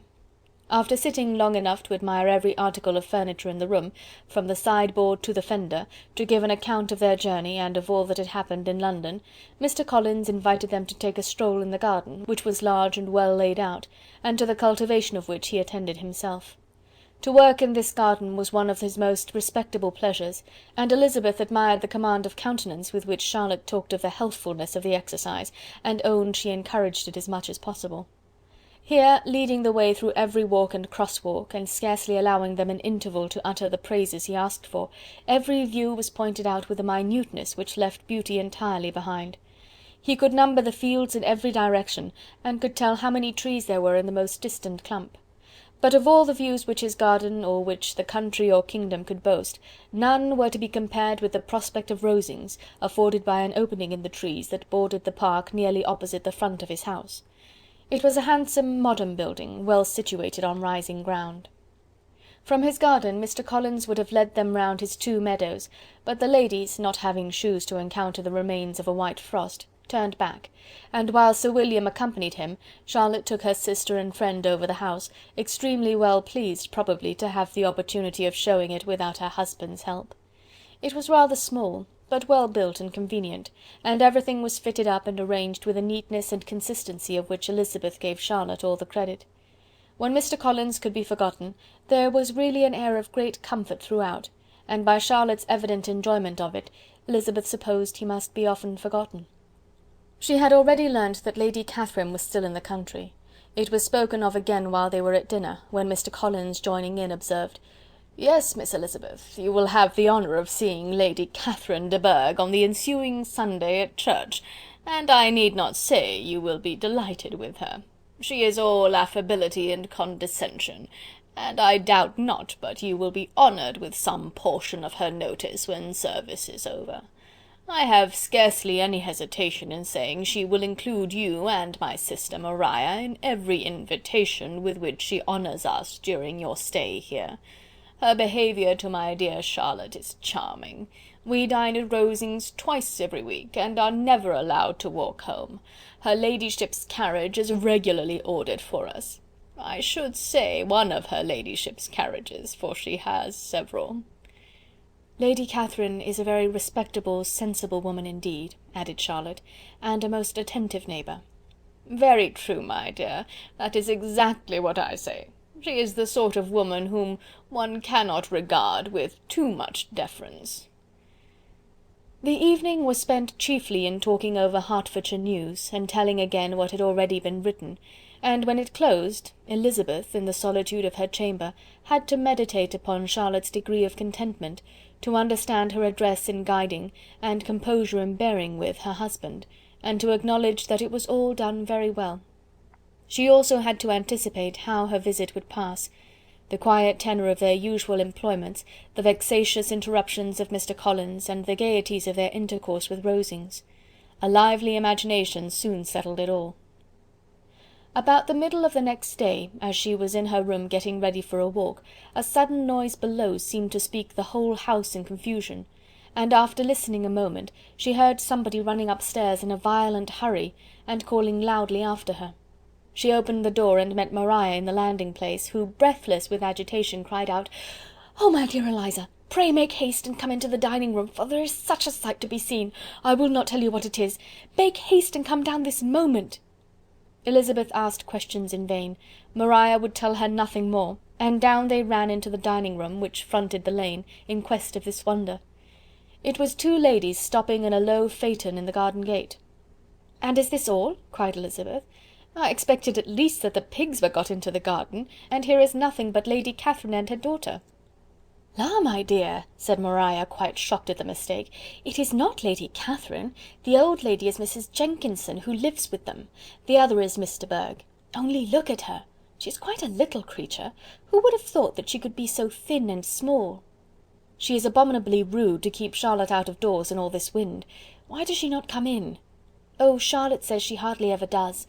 It is the greatest of favours when Mr. Bourgh comes in." "I like her appearance," said Elizabeth, struck with other ideas. "She looks sickly and cross. Yes, she will do for him very well. She will make him a very proper wife." Mr. Collins and Charlotte were both standing at the gate in conversation with the ladies, and Sir William, to Elizabeth's high diversion, was stationed in the doorway, in earnest contemplation of the greatness before him, and constantly bowing whenever Mr. Bourgh looked that way. At length there was nothing more to be said. The ladies drove on, and the others returned into the house. Mr. Collins no sooner saw the two girls than he began to congratulate them on their good fortune, which Charlotte explained by letting them know that the whole party was asked to dine at Rosings the next day. Chapter 29. Mr. Collins's triumph, in consequence of this invitation, was complete.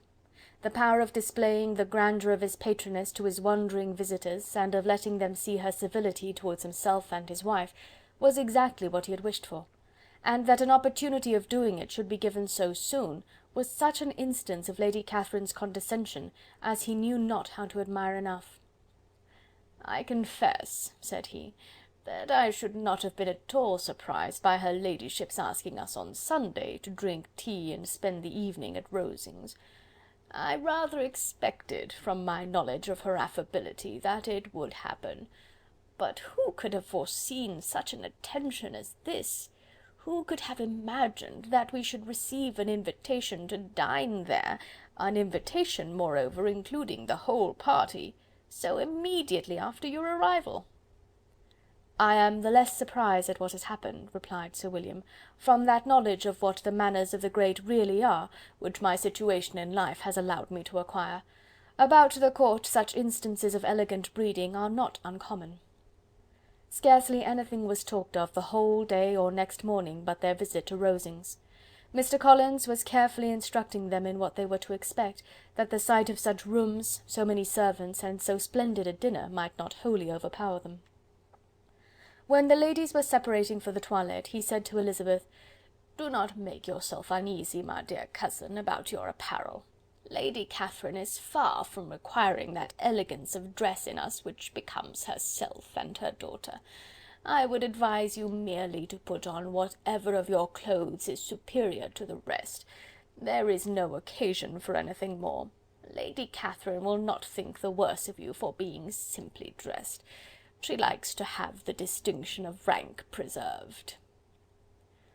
While they were dressing, he came 2 or 3 times to their different doors, to recommend their being quick, as Lady Catherine very much objected to be kept waiting for her dinner. Such formidable accounts of her ladyship, and her manner of living, quite frightened Maria Lucas, who had been little used to company, and she looked forward to her introduction at Rosings with as much apprehension as her father had done to his presentation at St. James'. As the weather was fine, they had a pleasant walk of about half a mile across the park. Every park has its beauty and its prospects, and Elizabeth saw much to be pleased with, though she could not be in such raptures as Mr. Collins expected the scene to inspire, and was but slightly affected by his enumeration of the windows in front of the house, and his relation of what the glazing altogether had originally cost Sir Louis de Bourgh. When they ascended the steps to the hall, Maria's alarm was every moment increasing, and even Sir William did not look perfectly calm. Elizabeth's courage did not fail her. She had heard nothing of Lady Catherine that spoke her awful from any extraordinary talents or miraculous virtue, and the mere stateliness of money or rank she thought she could witness without trepidation. From the entrance hall, of which Mr. Collins pointed out with a rapturous air the fine proportion and the finished ornaments, they followed the servants through an antechamber to the room where Lady Catherine, her daughter, and Mrs. Jenkinson were sitting. Her ladyship, with great condescension, arose to receive them, and as Mrs. Collins had settled it with her husband that the office of introduction should be hers, it was performed in a proper manner, without any of those apologies and thanks which he would have thought necessary. In spite of having been at St. James's, Sir William was so completely awed by the grandeur surrounding him, that he had but just courage enough to make a very low bow and take his seat without saying a word, and his daughter, frightened almost out of her senses, sat on the edge of her chair, not knowing which way to look. Elizabeth found herself quite equal to the scene, and could observe the three ladies before her composedly. Lady Catherine was a tall, large woman, with strongly marked features, which might once have been handsome. Her air was not conciliating, nor was her manner of receiving them such as to make her visitors forget their inferior rank. She was not rendered formidable by silence, but whatever she said was spoken in so authoritative a tone as marked her self-importance, and brought Mr. Wickham immediately to Elizabeth's mind, and from the observation of the day altogether, she believed Lady Catherine to be exactly what he represented.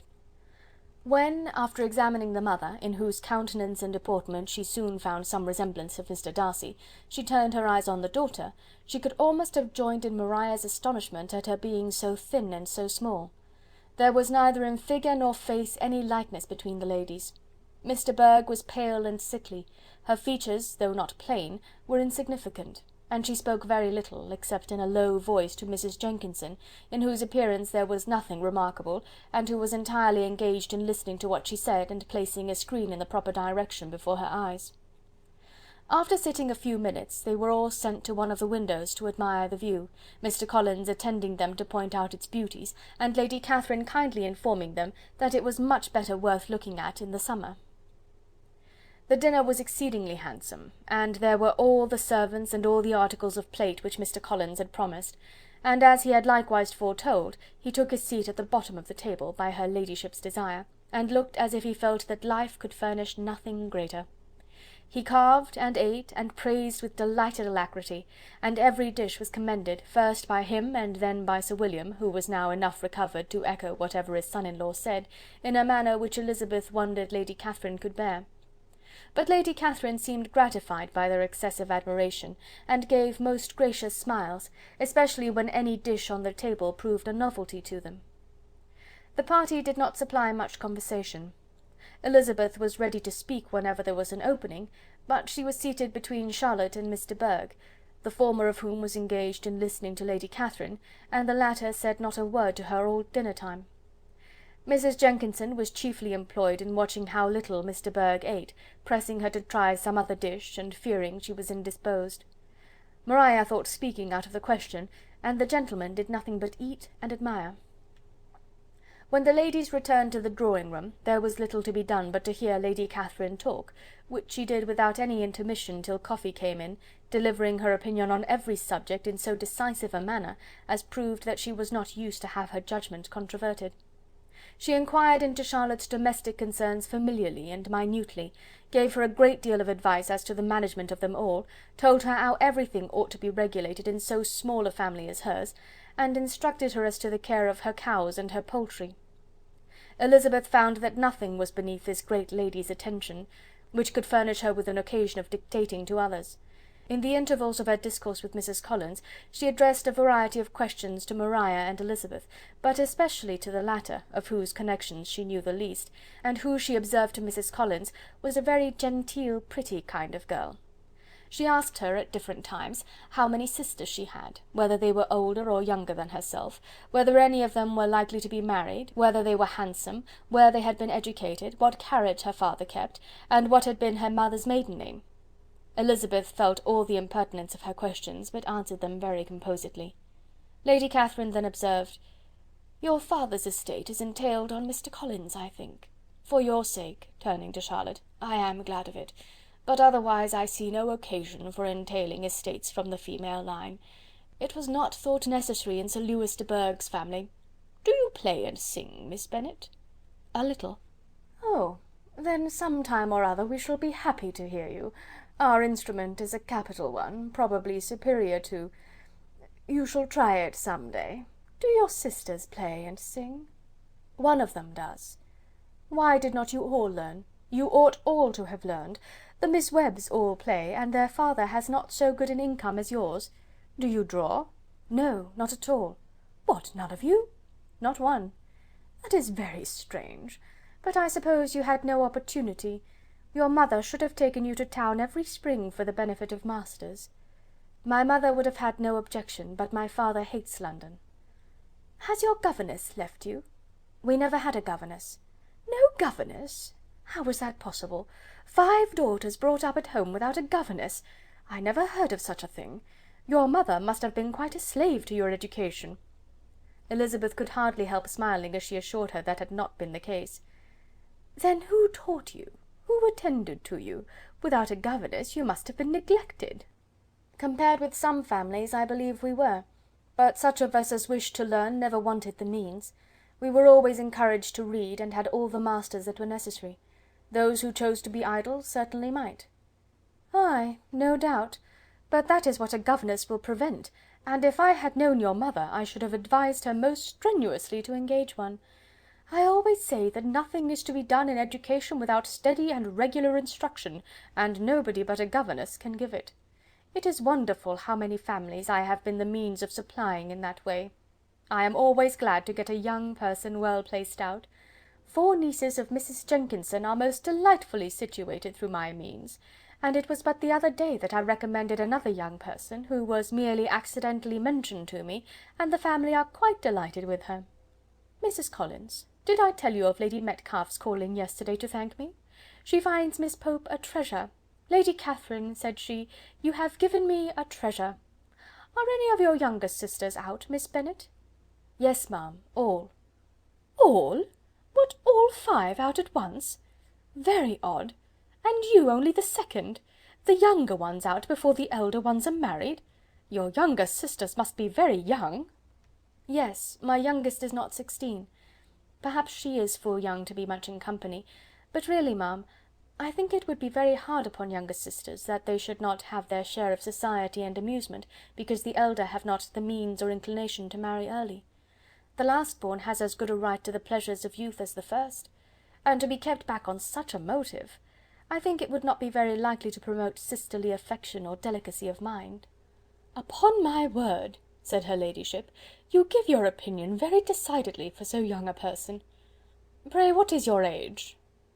"With 3 younger sisters grown up," replied Elizabeth, smiling, "your ladyship can hardly expect me to own it."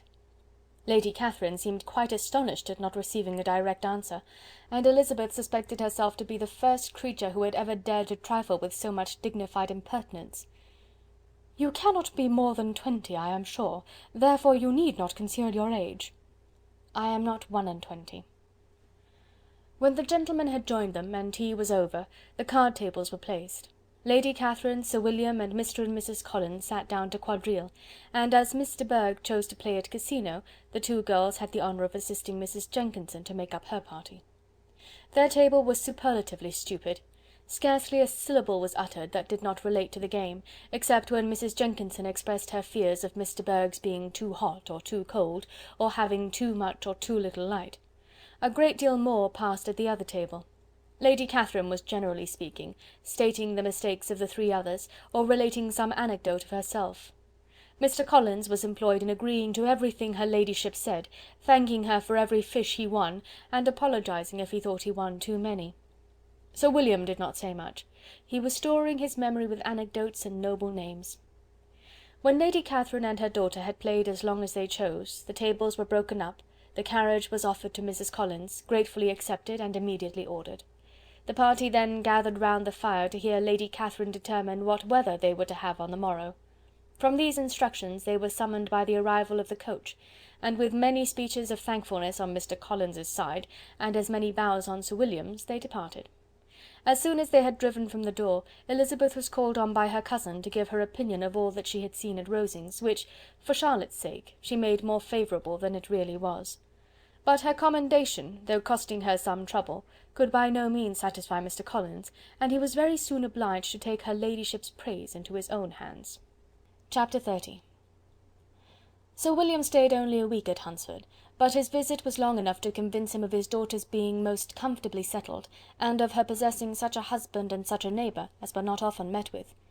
While Sir William was with them, Mr. Collins devoted his morning to driving him out in his gig and showing him the country, but when he went away the whole family returned to their usual employments, and Elizabeth was thankful to find that they did not see more of her cousin by the alteration, for the chief of the time between breakfast and dinner was now passed by him either at work in the garden, or in reading and writing, and looking out of the window in his own book-room, which fronted the road. The room in which the ladies sat was backwards. Elizabeth had at first rather wondered that Charlotte should not prefer the dining parlour for common use. It was a better-sized room, and had a more pleasant aspect, but she soon saw that her friend had an excellent reason for what she did, for Mr. Collins would undoubtedly have been much less in his own apartment had they sat in one equally lively, and she gave Charlotte credit for the arrangement. From the drawing-room they could distinguish nothing in the lane, and were indebted to Mr. Collins for the knowledge of what carriages went along, and how often especially Mr. Burge drove by in her phaeton, which he never failed coming to inform them of, though it happened almost every day.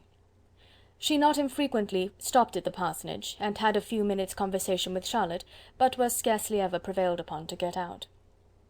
Very few days passed in which Mr. Collins did not walk to Rosings, and not many in which his wife did not think it necessary to go likewise, and till Elizabeth recollected that there might be other family livings to be disposed of, she could not understand the sacrifice of so many hours.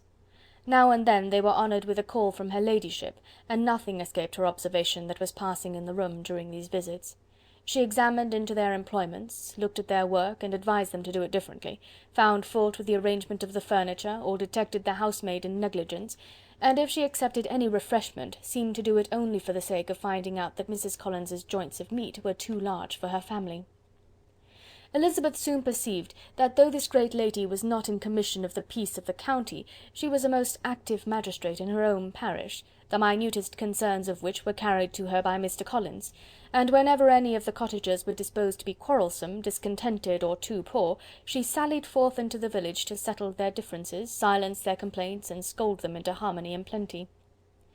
The entertainment of dining at Rosings was repeated about twice a week, and allowing for the loss of Sir William, and there being only one card-table in the evening, every such entertainment was the counterpart of the first. Their other engagements were few, as the style of living in the neighbourhood in general was beyond Mr. Collins's reach. This, however, was no evil to Elizabeth, and upon the whole she spent her time comfortably enough. There were half-hours of pleasant conversation with Charlotte, and the weather was so fine for the time of year that she had often great enjoyment out of doors. Her favourite walk, and where she frequently went while the others were calling on Lady Catherine, was along the open grove which edged that side of the park, where there was a nice sheltered path, which no one seemed to value but herself, and where she felt beyond the reach of Lady Catherine's curiosity. In this quiet way the first fortnight of her visit soon passed away. Easter was approaching, and the week preceding it was to bring an addition to the family at Rosings, which in so small a circle must be important. Elizabeth had heard soon after her arrival that Mr. Darcy was expected there in the course of a few weeks, and though there were not many of her acquaintances whom she did not prefer, his coming would furnish one comparatively new to look at in their Rosings parties, and she might be amused in seeing how hopeless Miss Bingley's designs on him were by his behaviour to his cousin, for whom he was evidently destined by Lady Catherine, who talked of his coming with the greatest satisfaction, spoke of him in terms of the highest admiration, and seemed almost angry to find that he had already been frequently seen by Miss Lucas and herself.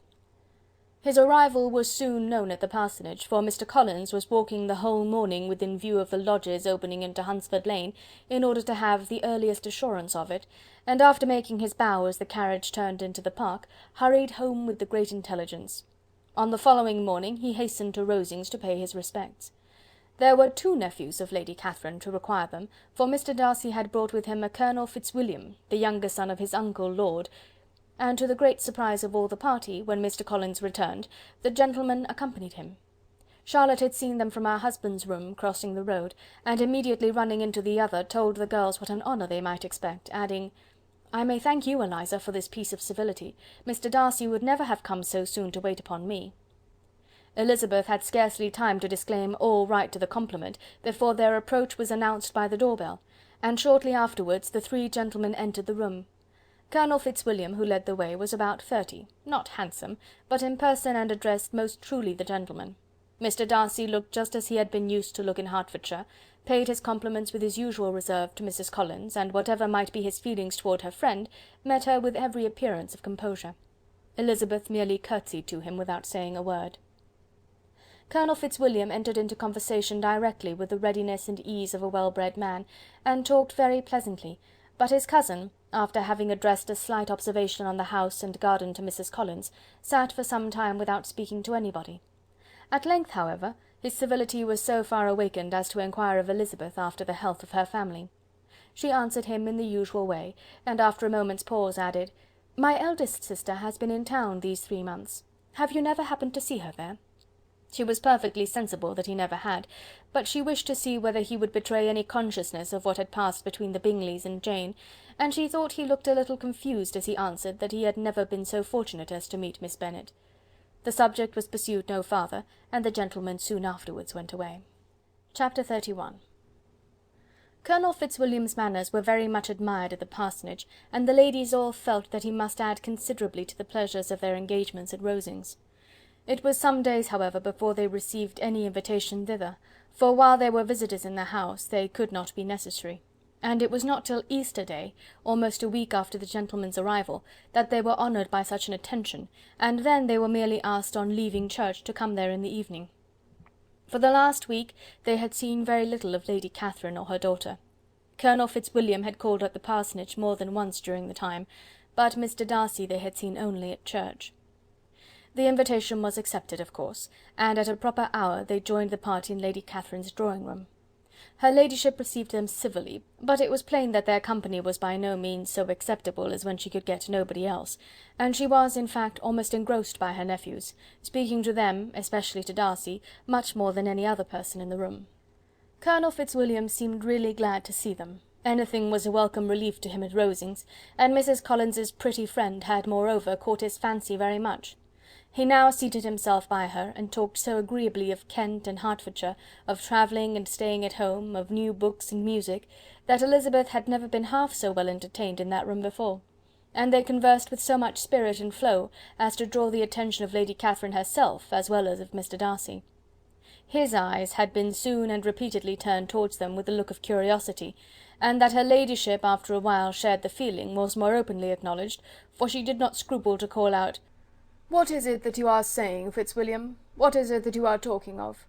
What are you telling Miss Bennet? Let me hear what it is."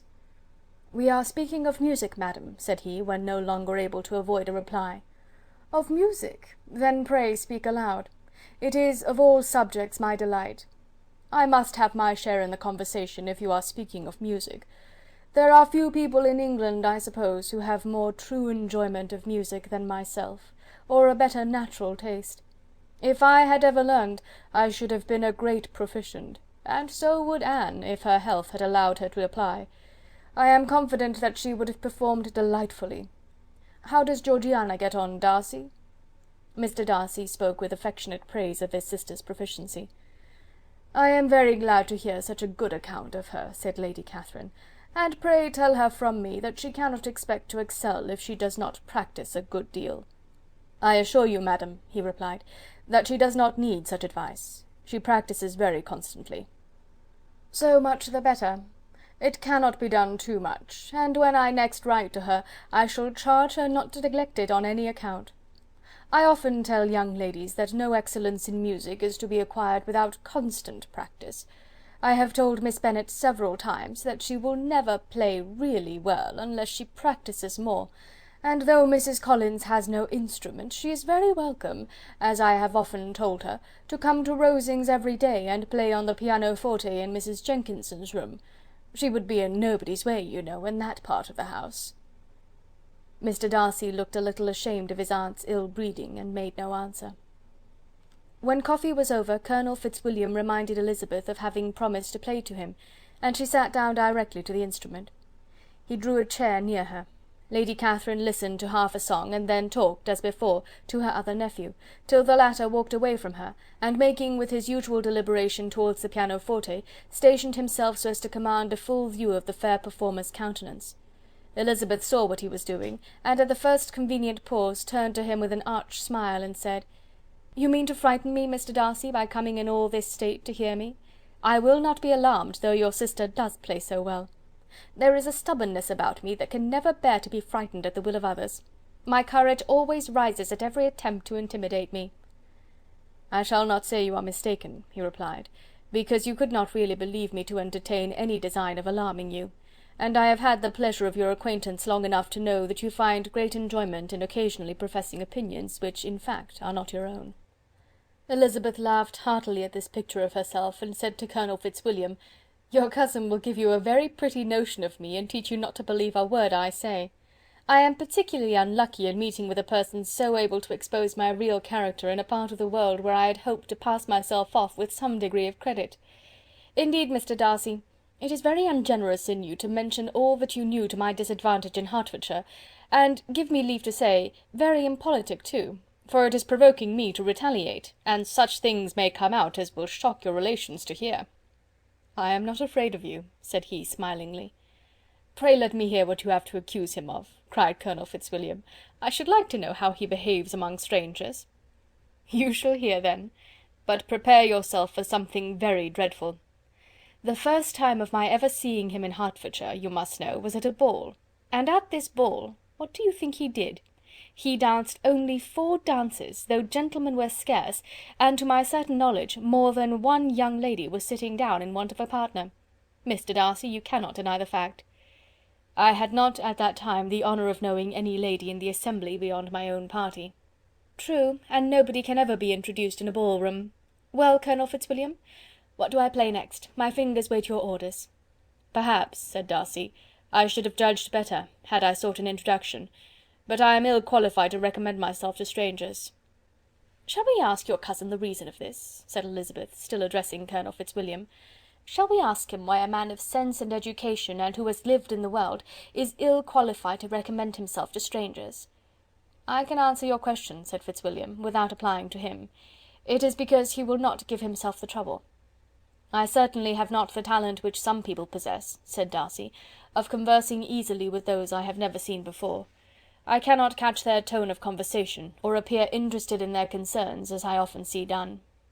"My fingers," said Elizabeth, "do not move over this instrument in the masterly manner which I see many women's do. They have not the same force or rapidity, and do not produce the same expression.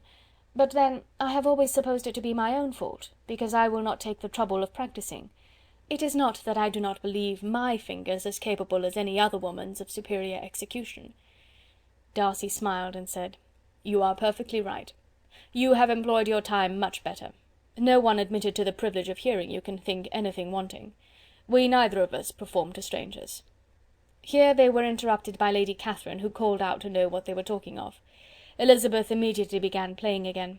Lady Catherine approached, and after listening for a few minutes, said to Darcy, "Miss Bennet would not play at all amiss if she practised more, and could have the advantage of a London master. She has a very good notion of fingering, though her taste is not equal to Anne's. Anne would have been a delightful performer, had her health allowed her to learn." Elizabeth looked at Darcy to see how cordially he assented to his cousin's praise, but neither at that moment, nor at any other, could she discern any symptom of love, and from the whole of his behaviour to Miss de Bourgh she derived this comfort for Miss Bingley, that he might have been just as likely to marry her had she been his relation. Lady Catherine continued her remarks on Elizabeth's performance, mixing them with many instructions on execution and taste. Elizabeth received them with all the forbearance of civility, and at the request of the gentlemen, remained at the instrument till her ladyship's carriage was ready to take them all home. Chapter 32. Elizabeth was sitting by herself the next morning, and writing to Jane, while Mrs. Collins and Maria were gone on business into the village, when she was startled by a ring at the door, the certain signal of a visitor. As she had heard no carriage, she thought it not unlikely to be Lady Catherine, and under that apprehension was putting away her half-finished letter, that she might escape all impertinent questions, when the door opened, and to her very great surprise Mr. Darcy, and Mr. Darcy only, entered the room. He seemed astonished too on finding her alone, and apologized for his intrusion by letting her know that he had understood all the ladies were to be within. They then sat down. and when her inquiries after Rosings were made, seemed in danger of sinking into total silence. It was absolutely necessary, therefore, to think of something, and in this emergence recollecting when she had seen him last in Hertfordshire, and feeling curious to know what he would say on the subject of their hasty departure, she observed: "How very suddenly you all quitted Netherfield last November, Mr. Darcy! It must have been a most agreeable surprise to Mr. Bingley to see you all after him so soon, for if I recollect right, he went but the day before. He and his sisters were well, I hope, when you left London?" "Perfectly so, I thank you." She found that she was to receive no other answer, and after a short pause added, "I think I have understood that Mr. Bingley has not much idea of ever returning to Netherfield again." "I have heard him say so, but it is probable that he may spend very little of his time there in the future. He has many friends, and is at a time of life when friends and engagements are continually increasing." "If he means to be but little at Netherfield, it would be better for the neighbourhood that he should give up the place entirely, for then we might possibly get a settled family there. But perhaps Mr. Bingley did not take the house so much for the convenience of the neighbourhood as for his own, and we must expect him to keep it or quit it on the same principle." "I should not be surprised," said Darcy, "if he were to give it up as soon as any eligible purchase offers." Elizabeth made no answer. She was afraid of talking longer of his friend, and having nothing else to say, was now determined to leave the trouble of finding a subject to him. He took the hint, and soon began with: "This seems a very comfortable house. Lady Catherine, I believe, did a great deal to it when Mr. Collins first came to Hunsford." "I believe she did, and I am sure she could not have bestowed her kindness on a more grateful object." "Mr. Collins appears to be very fortunate in his choice of a wife." "Yes, indeed. His friends may well rejoice in his having met with one of the very few sensible women who would have accepted him, or have made him happy if they had. My friend has an excellent understanding, though I am not certain that I consider her marrying Mr. Collins as the wisest thing she ever did. She seems perfectly happy, however, and in a prudential light it is certainly a very good match for her." "It must be very agreeable for her to be settled within so easy a distance of her own family and friends." "An easy distance, do you call it? It is nearly 50 miles." "And what is 50 miles of good road? Little more than half a day's journey. Yes, I call it a very easy distance." "I should never have considered the distance as one of the advantages of the match," cried Elizabeth. "I should never have said Mrs. Collins was settled near her family." "It is a proof of your own attachment to Hertfordshire. Anything beyond the neighbourhood of Longbourn, I suppose, would appear far." As he spoke, there was a sort of smile which Elizabeth fancied she understood. He must be supposing her to be thinking of Jane and Netherfield, and she blushed as she answered: "I do not mean to say that a woman may not be settled too near her family. The far and the near must be relative, and depend on many varying circumstances. Where there is fortune to make the expenses of travelling unimportant, distance becomes no evil. But that is not the case here. Mr. and Mrs. Collins have a comfortable income, but not such a one as will allow of frequent journeys, and I am persuaded my friend would not call herself near her family under less than half the present distance." Mr. Darcy drew his chair a little towards her, and said: "You cannot have a right to such very strong local attachment. You cannot have been always at Longbourn." Elizabeth looked surprised. The gentleman experienced some change of feeling. He drew back his chair, took a newspaper from the table, and glancing over it, said in a colder voice: "Are you pleased with Kent?" A short dialogue on the subject of the country ensued, on either side calm and concise, and soon put an end to by the entrance of Charlotte and her sister, just returned from her walk. The tete-a-tete surprised them. Mr. Darcy related the mistake which had occasioned his intruding on Miss Bennet, and after sitting a few minutes longer without saying much to anybody, went away. "What can be the meaning of this?" said Charlotte, as soon as he was gone. "My dear Eliza, he must be in love with you, or he would never have called on us in this familiar way." But when Elizabeth told of his silence, it did not seem very likely, even to Charlotte's wishes, to be the case, and after various conjectures they could at last only suppose his visit to proceed from the difficulty of finding anything to do, which was the more probable from the time of year. All field sports were over. Within doors there was Lady Catherine, books, and a billiard table, but gentlemen cannot always be within doors, and in the nearness of the parsonage, or the pleasantness of the walk to it, or of the people who lived in it, the two cousins found a temptation from this period of walking thither almost every day. They called at various times of the morning, sometimes separately, sometimes together, and now and then accompanied by their aunt. It was plain to them all that Colonel Fitzwilliam came because he had pleasure in their society, a persuasion which of course recommended him still more, and Elizabeth was reminded by her own satisfaction in being with him, as well as by his evident admiration of her former favourite, George Wickham, and though, in comparing them, she saw there was less captivating softness in Colonel Fitzwilliam's manners, she believed he might have the best informed mind. But why Mr. Darcy came so often to the parsonage, it was more difficult to understand. It could not be for society, as he frequently sat there 10 minutes together without opening his lips, and when he did speak, it seemed the effect of necessity rather than of choice, a sacrifice to propriety, not a pleasure to himself. He seldom appeared really animated. Mrs. Collins knew not what to make of him. Colonel Fitzwilliam's occasionally laughing at his stupidity proved that he was generally different, which her own knowledge of him could not have told her, and as she would like to have believed this change the effect of love, and the object of that love her friend Eliza, she set herself seriously to work to find it out. She watched him whenever they were at Rosings, and whenever he came to Hunsford, but without much success. He certainly looked at her friend a great deal, but the expression of that look was disputable. It was an earnest, steadfast gaze, but she often doubted whether there were much admiration in it, and sometimes it seemed nothing but absence of mind.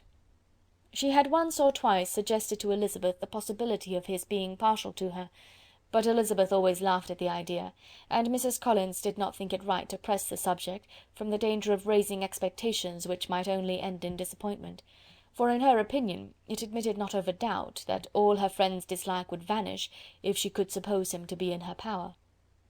In her kind schemes for Elizabeth, she sometimes planned her marrying Colonel Fitzwilliam. He was beyond comparison the most pleasant man. He certainly admired her, and his situation in life was most eligible. But to counterbalance these advantages, Mr. Darcy had considerable patronage in the church, and his cousin could have none at all. Chapter 33. More than once did Elizabeth, in her rambles within the park, unexpectedly meet Mr. Darcy. She felt all the perverseness of the mischance that should bring him where no one else was brought, and, to prevent its ever happening again, took care to inform him at first that it was a favourite haunt of hers. How it could occur a second time, therefore, was very odd. Yet it did, and even a third. It seemed like wilful ill nature, or a voluntary penance, for on these occasions it was not merely a few formal inquiries and an awkward pause and then away, but he actually thought it necessary to turn back and walk with her. He never said a great deal, nor did she give herself the trouble of talking or of listening much, but it struck her in the course of their third rencontre that he was asking some odd, unconnected questions about her pleasure in being at Hunsford, her love of solitary walks, and her opinion of Mr. and Mrs. Collins's happiness, and that in speaking of Rosings and her not perfectly understanding the house, he seemed to expect that whenever she came into Kent again she would be staying there too. His words seemed to imply it. Could he have Colonel Fitzwilliam in his thoughts? She supposed, if he meant anything, he must mean an allusion to what might arise in that quarter. It distressed her a little, and she was quite glad to find herself at the gate in the pales opposite the parsonage. She was engaged one day as she walked, in perusing Jane's last letter, and dwelling on some passages which proved that Jane had not written in spirits, when, instead of being again surprised by Mr. Darcy, she saw on looking up that Colonel Fitzwilliam was meeting her.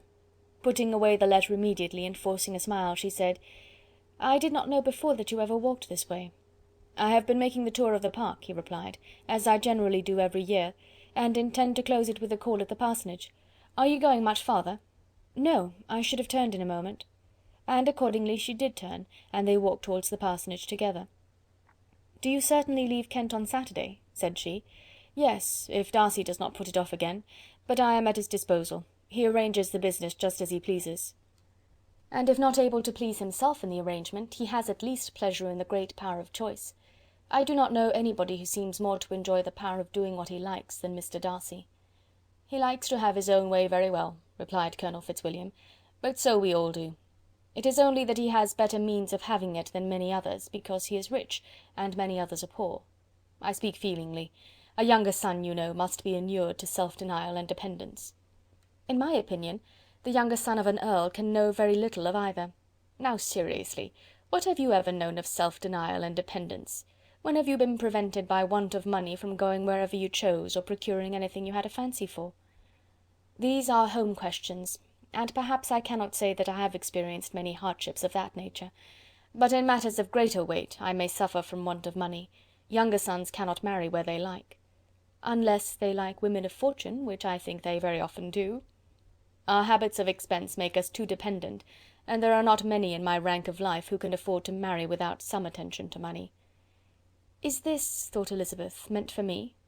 And she coloured at the idea, but recovering herself, said in a lively tone, "And pray, what is the usual price of an earl's younger son? Unless the elder brother is very sickly, I suppose you would not ask above 50,000 pounds?" He answered her in the same style, and the subject dropped. To interrupt a silence which might make him fancy her affected with what had passed, she soon afterwards said, "I imagine your cousin brought you down with him chiefly for the sake of having some one at his disposal. I wonder he does not marry, to secure a lasting convenience of that kind, but perhaps his sister does as well for the present, and, as she is under his sole care, he may do what he likes with her." "No," said Colonel Fitzwilliam, "that is an advantage which he must divide with me. I am joined with him in the guardianship of Miss Darcy."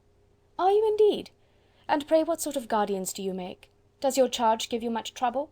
Young ladies of her age are sometimes a little difficult to manage, and if she has the true Darcy spirit, she may like to have her own way."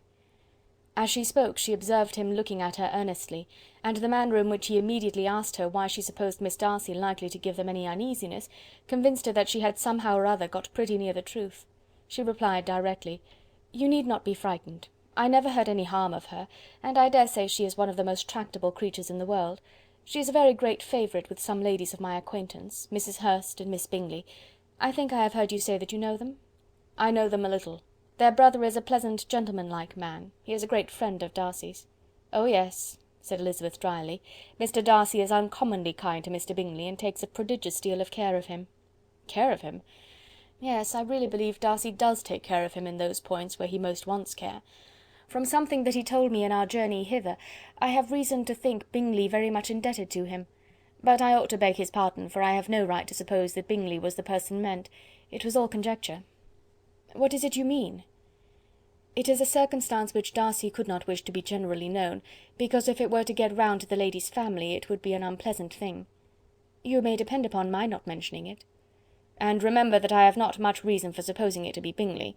What he told me was merely this, that he congratulated himself on having lately saved a friend from the inconveniences of a most imprudent marriage, but without mentioning names or any other particulars, and I only suspected it to be Bingley from believing him the kind of young man to get into a scrape of that sort, and from knowing them to have been together the whole of last summer."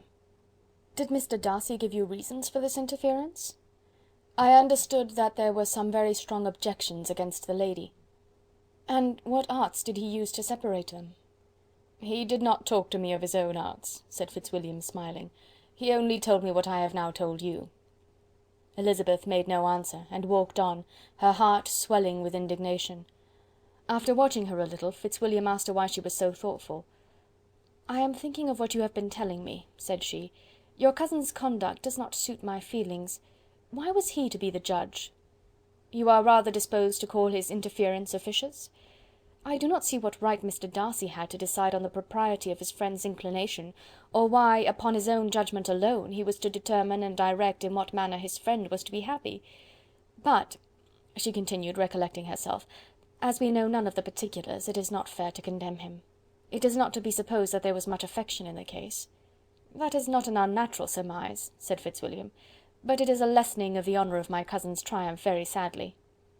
This was spoken jestingly, but it appeared to her so just a picture of Mr. Darcy, that she would not trust herself with an answer, and therefore, abruptly changing the conversation, talked on indifferent matters until they reached the parsonage. There, shut into her own room, as soon as their visitor left them, she could think without interruption of all that she had heard. It was not to be supposed that any other people could be meant than those with whom she was connected. There could not exist in the world two men over whom Mr. Darcy could have such boundless influence. That he had been concerned in the measures taken to separate Bingley and Jane she had never doubted, but she had always attributed to Miss Bingley the principal design and arrangement of them. If his own vanity, however, did not mislead him, he was the cause, his pride and caprice were the cause, of all that Jane had suffered and still continued to suffer. He had ruined for a while every hope of happiness for the most affectionate, generous heart in the world, and no one could say how lasting an evil he might have inflicted. There were some very strong objections against the lady, were Colonel Fitzwilliam's words, and those strong objections probably were her having one uncle who was a country attorney, and another who was in business in London. To Jane herself, she exclaimed, there could be no possibility of objection. All loveliness and goodness as she is, her understanding excellent, her mind improved, and her manners captivating. Neither could anything be urged against my father, who, though with some peculiarities, has abilities Mr. Darcy himself need not disdain, and respectability which he will probably never reach. When she thought of her mother, her confidence gave way a little, but she would not allow that any objections there had material weight with Mr. Darcy, whose pride, she was convinced, would receive a deeper wound from the want of importance in his friends' connections, than from their want of sense, and she was quite decided at last that he had been partly governed by this worst kind of pride, and partly by the wish of retaining Mr. Bingley for his sister. The agitation and tears which the subject occasioned brought on a headache, and it grew so much worse towards the evening that, added to her unwillingness to see Mr. Darcy, it determined her not to attend her cousins to Rosings, where they were engaged to drink tea. Mrs. Collins, seeing that she was really unwell, did not press her to go, and as much as possible prevented her husband from pressing her, but Mr. Collins could not conceal his apprehension of Lady Catherine's being rather displeased by her staying at home. Chapter 34. When they were gone, Elizabeth, as if intending to exasperate herself as much as possible against Mr. Darcy, chose for her employment the examination of all the letters which Jane had written to her since her being in Kent. They contained no actual complaint, nor was there any revival of past occurrences, or any communication of present suffering. But in all, and in almost every line of each, there was a want of that cheerfulness which had been used to characterize her style, and which, proceeding from the serenity of a mind at ease with itself and kindly disposed towards everyone, had been scarcely ever clouded. Elizabeth noticed every sentence conveying the idea of uneasiness with an attention which it had hardly received on the first perusal. Mr. Darcy's shameful boast of what misery he had been able to inflict gave her a keener sense of her sister's sufferings. It was some consolation to think that his visit to Rosings was to end on the day after the next, and a still greater, that in less than a fortnight she should herself be with Jane again, and enabled to contribute to the recovery of her spirits by all that affection could do. She could not think of Darcy's leaving Kent without remembering that his cousin was to go with him, but Colonel Fitzwilliam had made it clear that he had no intentions at all, and agreeable as he was, she did not mean to be unhappy about him. While settling this point, she was suddenly roused by the sound of the door-bell, and her spirits were a little fluttered by the idea of its being Colonel Fitzwilliam himself, who had once before called late in the evening, and might now come to inquire particularly after her. But this idea was soon banished, and her spirits were very differently affected, when, to her utter amazement, she saw Mr. Darcy walk into the room. In an hurried manner he immediately began an inquiry after her health, imputing his visit to a wish of hearing that she were better. She answered him with cold civility. He sat down for a few moments, and then, getting up, walked about the room. Elizabeth was surprised, but said not a word. After a silence of several minutes he came towards her in an agitated manner, and thus began: "In vain I have struggled. It will not do. My feelings will not be repressed. You must allow me to tell you how ardently I admire and love you." Elizabeth's astonishment was beyond expression. She stared, coloured, doubted, and was silent. This he considered sufficient encouragement, and the avowal of all that he felt, and had long felt for her, immediately followed. He spoke well, but there were feelings besides those of the heart to be detailed, and he was not more eloquent on the subject of tenderness than of pride. His sense of her inferiority, of its being a degradation, of the family obstacles which had always opposed to inclination, were dwelt on with a warmth which seemed due to the consequence he was wounding, but was very unlikely to recommend his suit. In spite of her deeply rooted dislike, she could not be insensible to the compliment of such a man's affection, and though her intentions did not vary for an instant, she was at first sorry for the pain he was to receive, till, roused to resentment by his subsequent language, she lost all compassion in anger. She tried, however, to compose herself to answer him with patience when he should have done. He concluded with representing to her the strength of that attachment which, in spite of all his endeavours, he had found impossible to conquer, and with expressing his hope that it would now be rewarded by her acceptance of his hand. As he said this, she could easily see that he had no doubt of a favourable answer. He spoke of apprehension and anxiety, but his countenance expressed real security. Such a circumstance could only exasperate farther, and, when he ceased, the colour rose into her cheeks, and she said: "In cases such as these, it is, I believe, the established mode to express a sense of obligation for the sentiments avowed, however unequally they may be returned. It is natural that obligation should be felt, and if I could feel gratitude, I would now thank you. But I cannot.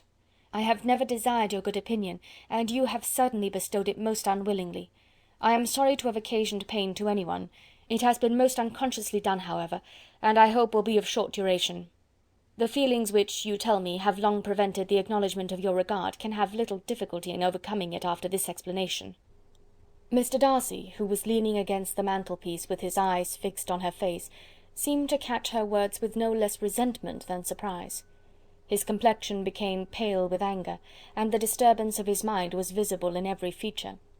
He was struggling for the appearance of composure, and would not open his lips till he believed himself to have attained it. The pause was to Elizabeth's feelings dreadful. At length, with a voice of forced calmness, he said: "And this is all the reply which I am to have the honour of expecting? I might, perhaps, wish to be informed why, with so little endeavour at civility, I am thus rejected, but it is of small importance." "I might as well inquire," replied she, "why, with so evident a desire of offending and insulting me, you chose to tell me that you liked me against your will, against your reason, and even against your character. Was not this some excuse for incivility if I was uncivil? But I have other provocations. You know I have. Had not my feelings decided against you, had they been indifferent, or had they even been favourable, do you think that any consideration would tempt me to accept the man who has been the means of ruining, perhaps for ever, the happiness of a most beloved sister?" As she pronounced these words, Mr. Darcy changed colour, but the emotion was short, and he listened without attempting to interrupt her while she continued: "I have every reason in the world to think ill of you. No motive can excuse the unjust and ungenerous part you acted there. You dare not, you cannot deny, that you have been the principal, if not the only means of dividing them from each other, of exposing one to the censure of the world for caprice and instability, and the other to its derision for disappointed hopes, and involving them both in misery of the acutest kind." She paused, and saw with no slight indignation that he was listening with an air which proved him wholly unmoved by any feeling of remorse. He even looked at her with a smile of affected incredulity. "Can you deny that you have done it?" she repeated. With assumed tranquillity he then replied: "I have no wish of denying that I did everything in my power to separate my friend from your sister, or that I rejoice in my success. Towards him I have been kinder than towards myself." Elizabeth disdained the appearance of noticing this civil reflection, but its meaning did not escape, nor was it likely to conciliate her. "It is not merely this affair," she continued, "on which my dislike is founded. Long before it had taken place my opinion of you was decided. Your character was unfolded in the recital which I received many months ago from Mr. Wickham. On this subject what can you have to say? In what imaginary act of friendship can you here defend yourself? Or under what misrepresentation can you here impose upon others?"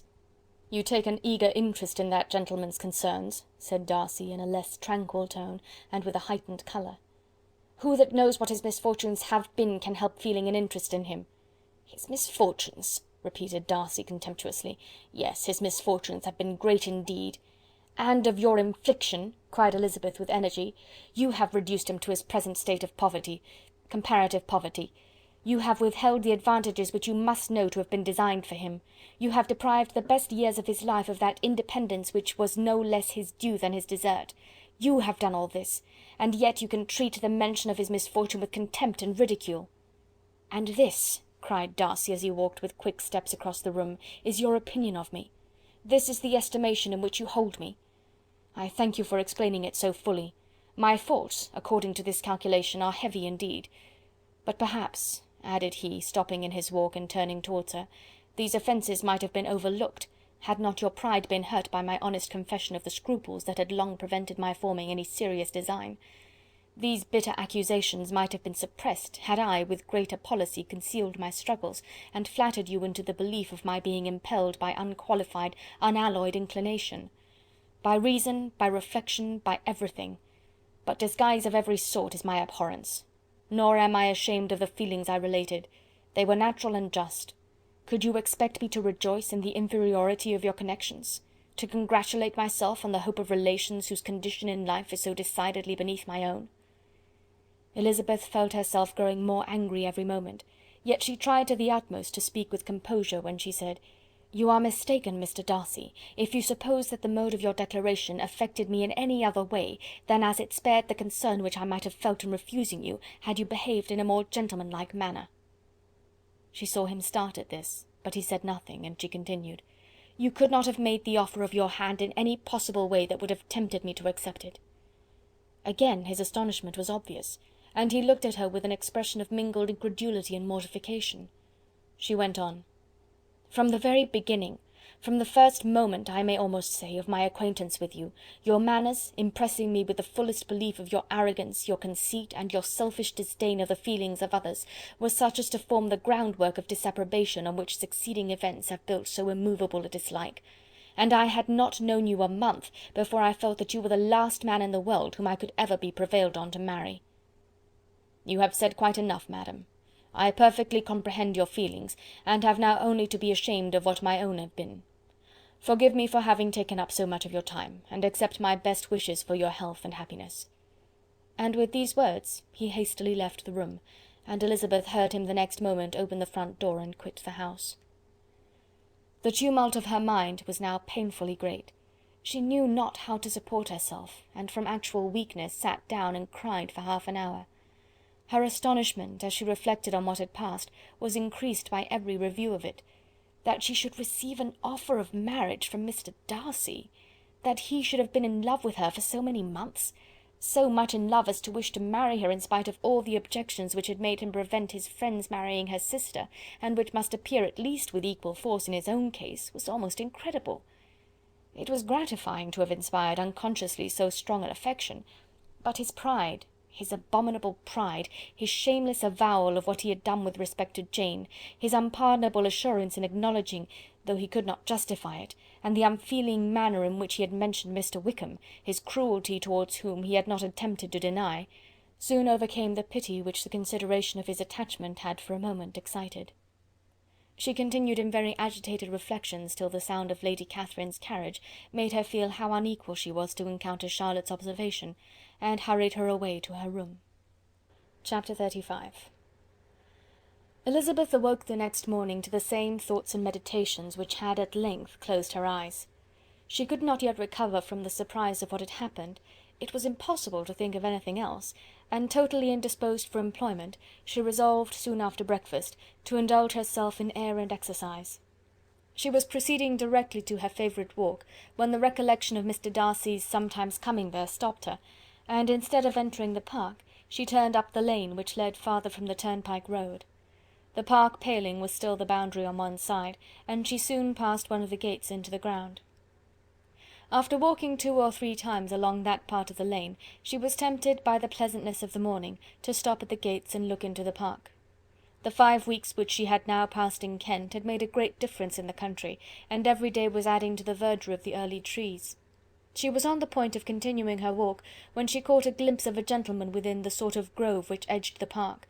He was moving that way, and fearful of its being Mr. Darcy, she was directly retreating. But the person who advanced was now near enough to see her, and stepping forward with eagerness, pronounced her name. She had turned away, but on hearing herself called, though in a voice which proved it to be Mr. Darcy, she moved again towards the gate. He had by that time reached it also, and holding out a letter, which she instinctively took, said, with a look of haughty composure, "I have been walking in the grove some time in the hope of meeting you. Will you do me the honour of reading that letter?" And then, with a slight bow, turned again into the plantation, and was soon out of sight. With no expectation of pleasure, but with the strongest curiosity, Elizabeth opened the letter, and to her still increasing wonder, perceived an envelope containing 2 sheets of letter paper, written quite through in a very close hand. The envelope itself was likewise full. Pursuing her way along the lane, she then began it. It was dated from Rosings at 8 o'clock in the morning, and was as follows: "Be not alarmed, madam, on receiving this letter, by the apprehension of its containing any repetitions of those sentiments or renewal of those offers, which were last night so disgusting to you. I write without any intention of paining you, or humbling myself by dwelling on wishes which, for the happiness of both, cannot be too soon forgotten, and the effort which the formation and the perusal of this letter must occasion should have been spared had not my character required it to be written and read. You must therefore pardon the freedom with which I demand your attention. Your feelings, I know, will bestow it unwillingly, but I demand it of your justice. Two offences of a very different nature, and by no means of equal magnitude, you laid last night to my charge. The first mentioned was that, regardless of the sentiments of either, I had detached Mr. Bingley from your sister, and the other, that I had, in defiance of various claims, in defiance of honour and humanity, ruined the immediate prosperity and blasted the prospects of Mr. Wickham. Wilfully and wantonly to have thrown off the companion of my youth, the acknowledged favourite of my father, a young man who had scarcely any other dependence than on our patronage, and who had been brought up to expect its exertion, would be a depravity to which the separation of two young persons, whose affection could be the growth of only a few weeks, could bear no comparison. But from the severity of that blame which was last night so liberally bestowed, respecting each circumstance, I shall hope to be in the future secured, when the following account of my actions and their motives has been read. If, in the explanation of them, which is due to myself, I am under the necessity of relating feelings which may be offensive to yours, I can only say that I am sorry. The necessity must be obeyed, and further apology would be absurd. I had not been long in Hertfordshire before I saw, in common with others, that Bingley preferred your elder sister to any other young woman in the country. But it was not till the evening of the dance at Netherfield that I had any apprehension of his feeling a serious attachment. I had often seen him in love before. At that ball, while I had the honour of dancing with you, I was first made acquainted, by Sir William Lucas's accidental information, that Bingley's attentions to your sister had given rise to a general expectation of their marriage. He spoke of it as a certain event, of which the time alone could be undecided. From that moment I observed my friend's behaviour attentively, and I could then perceive that his partiality for Miss Bennet was beyond what I had ever witnessed in him. Your sister I also watched. Her look and manners were open, cheerful, and engaging as ever, but without any symptom of peculiar regard, and I remained convinced, from the evening's scrutiny, that though she received his attentions with pleasure, she did not invite them by any participation of sentiment. If you have not been mistaken here, I must have been in error. Your superior knowledge of your sister must make the latter probable. If it be so, if I have been misled by such error to inflict pain on her, your resentment has not been unreasonable. But I shall not scruple to assert that the serenity of your sister's countenance and air was such as might have given the most acute observer a conviction that, however amiable her temper, her heart was not likely to be easily touched. That I was desirous of believing her indifferent is certain, but I will venture to say that my investigation and decisions are not usually influenced by my hopes or fears. I did not believe her to be indifferent because I wished it. I believed it on impartial conviction as truly as I wished it in reason. My objections to the marriage were not merely those which I last night acknowledged to have the utmost force of passion to put aside, in my own case. The want of connection could not be so great an evil to my friend as to me. But there were other causes of repugnance, causes which, though still existing, and existing to an equal degree in both instances, I had myself endeavoured to forget, because they were not immediately before me. These causes must be stated, though briefly. The situation of your mother's family, though objectionable, was nothing in comparison to that total want of propriety so frequently, so almost uniformly betrayed by herself, by your 3 younger sisters, and occasionally even by your father. Pardon me, it pains me to offend you, but amidst your concern for the defects of your nearest relations, and your displeasure at this representation of them, let it give you consolation to consider that to have conducted yourselves so as to avoid any share of the like censure is praise no less generally bestowed on you and your elder sister than it is honourable to the sense and disposition of both. I will only say farther, that from what passed that evening, my opinion of all parties was confirmed, and every inducement heightened which could have led me before to preserve my friend from what I esteemed a most unhappy connection. He left Netherfield for London on the day following, as you, I am certain, remember, with the design of soon returning. The part which I acted is now to be explained. His sister's uneasiness had been equally excited with my own. Our coincidence of feeling was soon discovered, and alike sensible that no time was to be lost in detaching their brother, we shortly resolved on joining him directly in London. We accordingly went, and there I readily engaged in the office of pointing out to my friend the certain evils of such a choice. I described and enforced them earnestly. But however this remonstrance might have staggered or delayed his determination, I do not suppose that it would ultimately have prevented the marriage, had it not been seconded by the assurance that I hesitated not in giving, of your sister's indifference. He had before believed her to return his affection with sincere, if not with equal regard. But Bingley has great natural modesty, with a stronger dependence on my judgment than on his own. To convince him, therefore, that he had deceived himself was no very difficult point. To persuade him against returning to Hertfordshire, when that conviction had been given, was scarcely the work of a moment. I cannot blame myself for having done thus much. There is but one part of my conduct in the whole affair on which I do not reflect with satisfaction. It is that I condescended to adopt the measures of art so far as to conceal from him your sister's being in town. I knew it myself, as it was known to Miss Bingley, but her brother is even yet ignorant of it. That they might have met without ill consequence is perhaps probable, but his regard did not appear to me enough extinguished for him to see her without some danger. Perhaps this concealment, this disguise, was beneath me. It is done, however, and it was done for the best. On this subject I have nothing more to say, no other apology to offer. If I have wounded your sister's feelings, it was unknowingly done, and though the motives which governed me may to you very naturally appear insufficient, I have not yet learned to condemn them. With respect to that other more weighty accusation, of having injured Mr. Wickham, I can only refute it by laying before you the whole of his connection with my family. Of what he has particularly accused me I am ignorant, but of the truth of what I shall relate I can summon more than one witness of undoubted veracity. Mr. Wickham is the son of a very respectable man, who had for many years the management of all the Pemberley estates, and whose good conduct in the discharge of his trust naturally inclined my father to be of service to him. And on George Wickham, who was his godson, his kindness was therefore liberally bestowed. My father supported him at school, and afterwards at Cambridge, most important assistance, as his own father, always poor from the extravagance of his wife, would have been unable to give him a gentleman's education. My father was not only fond of this young man's society, whose manners were always engaging, he had also the highest opinion of him, and hoping the church would be his profession, intended to provide for him in it.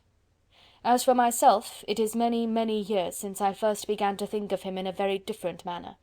The vicious propensities, the want of principle which he was careful to guard from the knowledge of his best friend, could not escape the observation of a young man of nearly the same age with himself, and who had opportunities of seeing him in unguarded moments, which Mr. Darcy could not have. Here again I shall give you pain, to what degree you only can tell. But whatever may be the sentiments which Mr. Wickham has created, a suspicion of their nature shall not prevent me from unfolding his real character. It adds even another motive. My excellent father died about 5 years ago, and his attachment to Mr. Wickham was to the last so steady that in his will he particularly recommended it to me to promote his advancement in the best manner that his profession might allow, and if he took orders, desired that a valuable family living might be his as soon as it became vacant. There was also a legacy of £1000. His own father did not long survive mine, and within half a year from these events Mr. Wickham wrote to inform me that, having finally resolved against taking orders, he hoped I should not think it unreasonable for him to expect some more immediate pecuniary advantage in lieu of the preferment by which he could not be benefited.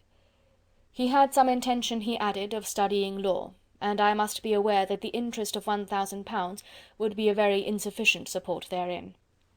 I rather wished than believed him to be sincere, but at any rate was perfectly ready to accede to his proposal. I knew that Mr. Wickham ought not to be a clergyman. The business was therefore soon settled.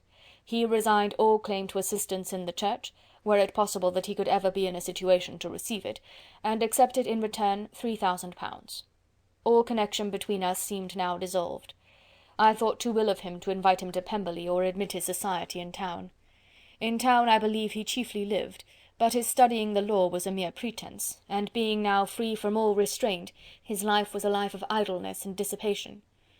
For about 3 years I heard little of him, but on the decease of the incumbent of the living which had been designed for him, he applied to me again by letter for the presentation.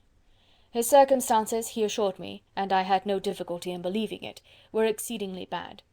He had found the law a most unprofitable study, and was now absolutely resolved on being ordained, if I would present him to the living in question, of which he trusted there could be little doubt, as he was well assured that I had no other person to provide for, and I could not have forgotten my revered father's intentions. You will hardly blame me for refusing to comply with this entreaty, or for resisting every repetition of it. His resentment was in proportion to the distress of his circumstances, and he was doubtless as violent in his abuse of me to others as in his reproaches to myself. After this period every appearance of acquaintance was dropped. How he lived I know not. But last summer he was again most painfully obtruded on my notice. I must now mention a circumstance which I would wish to forget myself, and which no obligation less than the present should induce me to unfold to any human being. Having said thus much, I feel no doubt of your secrecy. My sister, who is more than 10 years my junior, was left to the guardianship of my mother's nephew, Colonel Fitzwilliam, and myself. About a year ago she was taken from school, and an establishment formed for her in London, and last summer she went with the lady who presided over it to Ramsgate, and thither also went Mr. Wickham, undoubtedly by design, for there proved to have been a prior acquaintance between him and Mrs. Young, in whose character we were most unhappily deceived.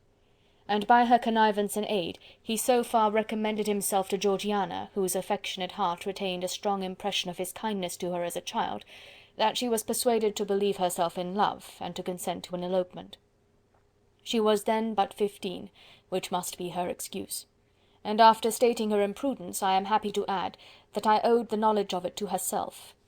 I joined them unexpectedly a day or two before the intended elopement, and then Georgiana, unable to support the idea of grieving and offending a brother whom she almost looked up to as a father, acknowledged the whole to me. You may imagine what I felt and how I acted. Regard for my sister's credit and feelings prevented any public exposure, but I wrote to Mr. Wickham, who left the place immediately, and Mrs. Young was of course removed from her charge. Mr. Wickham's chief object was unquestionably my sister's fortune, which is £30,000, but I cannot help supposing that the hope of revenging himself on me was a strong inducement. His revenge would have been complete indeed. This, madam, is a faithful narrative of every event in which we have been concerned together, and if you do not absolutely reject it as false, you will, I hope, acquit me henceforth of cruelty towards Mr. Wickham. I know not in what manner, under what form of falsehood he had imposed on you, but his success is not perhaps to be wondered at. Ignorant as you previously were of everything concerning either, detection could not be in your power, and suspicion certainly not in your inclination. You may possibly wonder why all this was not told you last night, but I was not then master enough of myself to know what could or ought to be revealed. For the truth of everything here related, I can appeal more particularly to the testimony of Colonel Fitzwilliam, who, from our near relationship and constant intimacy, and still more, as one of the executors of my father's will, has been unavoidably acquainted with every particular of these transactions. If your abhorrence of me should make my assertions valueless, you cannot be prevented by the same course from confiding in my cousin, and that there may be the possibility of consulting him, I shall endeavour to find some opportunity of putting this letter in your hands in the course of the morning. I will only add, God bless you. Fitzwilliam Darcy. Chapter 36. If Elizabeth, when Mr. Darcy gave her the letter, did not expect it to contain a renewal of his offers, she had formed no expectation at all of its contents. But such as they were, it may well be supposed how eagerly she went through them, and what a contrariety of emotion they excited. Her feelings as she read were scarcely to be defined. With amazement did she first understand that he believed any apology to be in his power, and steadfastly was she persuaded that he could have no explanation to give, which a just sense of shame would not conceal. With a strong prejudice against everything he might say, she began his account of what had happened at Netherfield.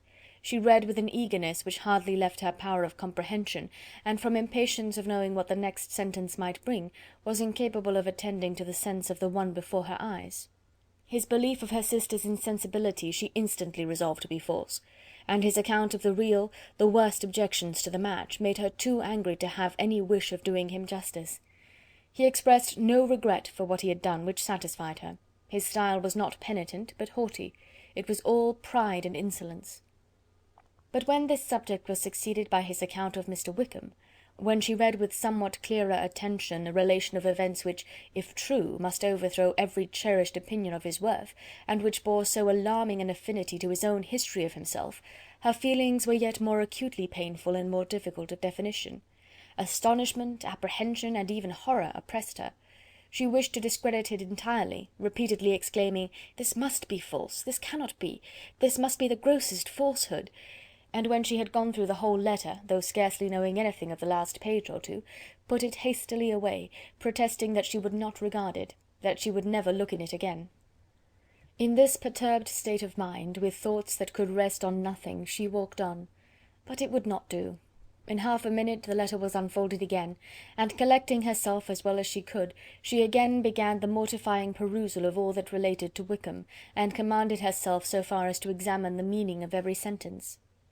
The account of his connection with the Pemberley family was exactly what he had related himself, and the kindness of the late Mr. Darcy, though she had not before known its extent, agreed equally well with his own words. So far each recital confirmed the other. But when she came to the will, the difference was great. What Wickham had said of the living was fresh in her memory, and as she recalled his very words, it was impossible not to feel that there was gross duplicity on one side or the other, and for a few moments she flattered herself that her wishes did not err. But when she read and re-read with the closest attention the particulars immediately following, of Wickham's resigning all pretensions to the living, of his receiving in lieu so considerable a sum as £3000, again she was forced to hesitate. She put down the letter, weighed every circumstance with what she meant to be impartiality, deliberated on the probability of each statement, but with little success. On both sides it was only assertion. Again she read on, but every line proved more clearly that the affair, which she had believed it impossible that any contrivance could so represent as to render Mr. Darcy's conduct in it less than infamous, was capable of a turn which must make him entirely blameless throughout the whole. The extravagance and general profligacy which he scrupled not to lay at Mr. Wickham's charge exceedingly shocked her, the more so as she could bring no proof of its injustice. She had never heard of him before his entrance into the shire militia, in which she had engaged at the persuasion of the young man who, on meeting him accidentally in town, had there renewed a slight acquaintance. Of his former way of life nothing had been known in Hertfordshire but what he told himself. As to his real character, had information been in her power, she had never felt a wish of inquiring. His countenance, voice, and manner had established him at once in the possession of every virtue. She tried to recollect some instance of goodness, some distinguished trait of integrity or benevolence that might rescue him from the attacks of Mr. Darcy, or at least by the predominance of virtue atone for those casual errors under which she would endeavour to class what Mr. Darcy had described as the idleness and vice of many years' continuance. But no such recollection befriended her. She could see him instantly before her, in every charm of air and address, but she could remember no more substantial good than the general approbation of the neighbourhood, and the regard which his social powers had gained him in the mess. After pausing on this point a considerable while, she once more continued to read. But alas! the story which followed of his designs on Miss Darcy received some confirmation from what had passed between Colonel Fitzwilliam and herself only the morning before, and at last she was referred for the truth of every particular to Colonel Fitzwilliam himself, from whom she had previously received the information of his near concern in all his cousin's affairs, and whose character she had no reason to question. At one time she had almost resolved on applying to him, but the idea was checked by the awkwardness of the application, and at length wholly banished by the conviction that Mr. Darcy would never have hazarded such a proposal if he had not been well assured of his cousin's corroboration. She perfectly remembered everything that had passed in conversation between Wickham and herself in their first evening at Mr. Phillips's. Many of his expressions were still fresh in her memory. She was now struck with the impropriety of such communications to a stranger, and wondered it had escaped her before. She saw the indelicacy of putting himself forward as he had done, and the inconsistency of his professions with his conduct. She remembered that he had boasted of having no fear of seeing Mr. Darcy, that Mr. Darcy might leave the country, but that he should stand his ground, yet he had avoided the Netherfield ball the very next week. She remembered also that, till the Netherfield family had quitted the country, he had told his story to no one but herself, but that after their removal it had been everywhere discussed, that he had then no reserves, no scruples in sinking Mr. Darcy's character, though he had assured her that respect for the father would always prevent his exposing the son. How differently did everything now appear in which he was concerned! His attentions to Miss King were now the consequence of views solely and hatefully mercenary, and the mediocrity of her fortune proved no longer the moderation of his wishes, but his eagerness to grasp at anything. His behaviour to herself could now have had no tolerable motive. He had either been deceived with regard to her fortune, or had been gratifying his vanity by encouraging the preference which she believed she had most incautiously shown. Every lingering struggle in his favour grew fainter and fainter, and in farther justification of Mr. Darcy, she could not but allow Mr. Bingley, when questioned by Jane, had long ago asserted his blamelessness in the affair. That proud and repulsive as were his manners, she had never, in the whole course of their acquaintance, an acquaintance which had latterly brought them much together, and given her a sort of intimacy with his ways, seen anything that betrayed him to be unprincipled or unjust, anything that spoke him of irreligious or immoral habits; that among his own connections he was esteemed and valued; that even Wickham had allowed him merit as a brother, and that she had often heard him speak so affectionately of his sister as to prove him capable of some amiable feeling; that, had his actions been what Mr. Wickham represented them, so gross a violation of everything right could hardly have been concealed from the world, and that friendship between a person capable of it and such an amiable man as Mr. Bingley was incomprehensible. She grew absolutely ashamed of herself. Of neither Darcy nor Wickham could she think without feeling she had been blind, partial, prejudiced, absurd. "How despicably I have acted!" she cried. "I, who have prided myself on my discernment, I, who have valued myself on my abilities, who have often disdained the generous candour of my sister, and gratified my vanity in useless or blameable mistrust. How humiliating is this discovery! Yet how just a humiliation! Had I been in love, I could not have been more wretchedly blind. But vanity, not love, has been my folly. Pleased with the preference of one, and offended by the neglect of the other on the very beginning of our acquaintance, I have courted prepossession and ignorance, and driven reason away where either were concerned. Till this moment I never knew myself."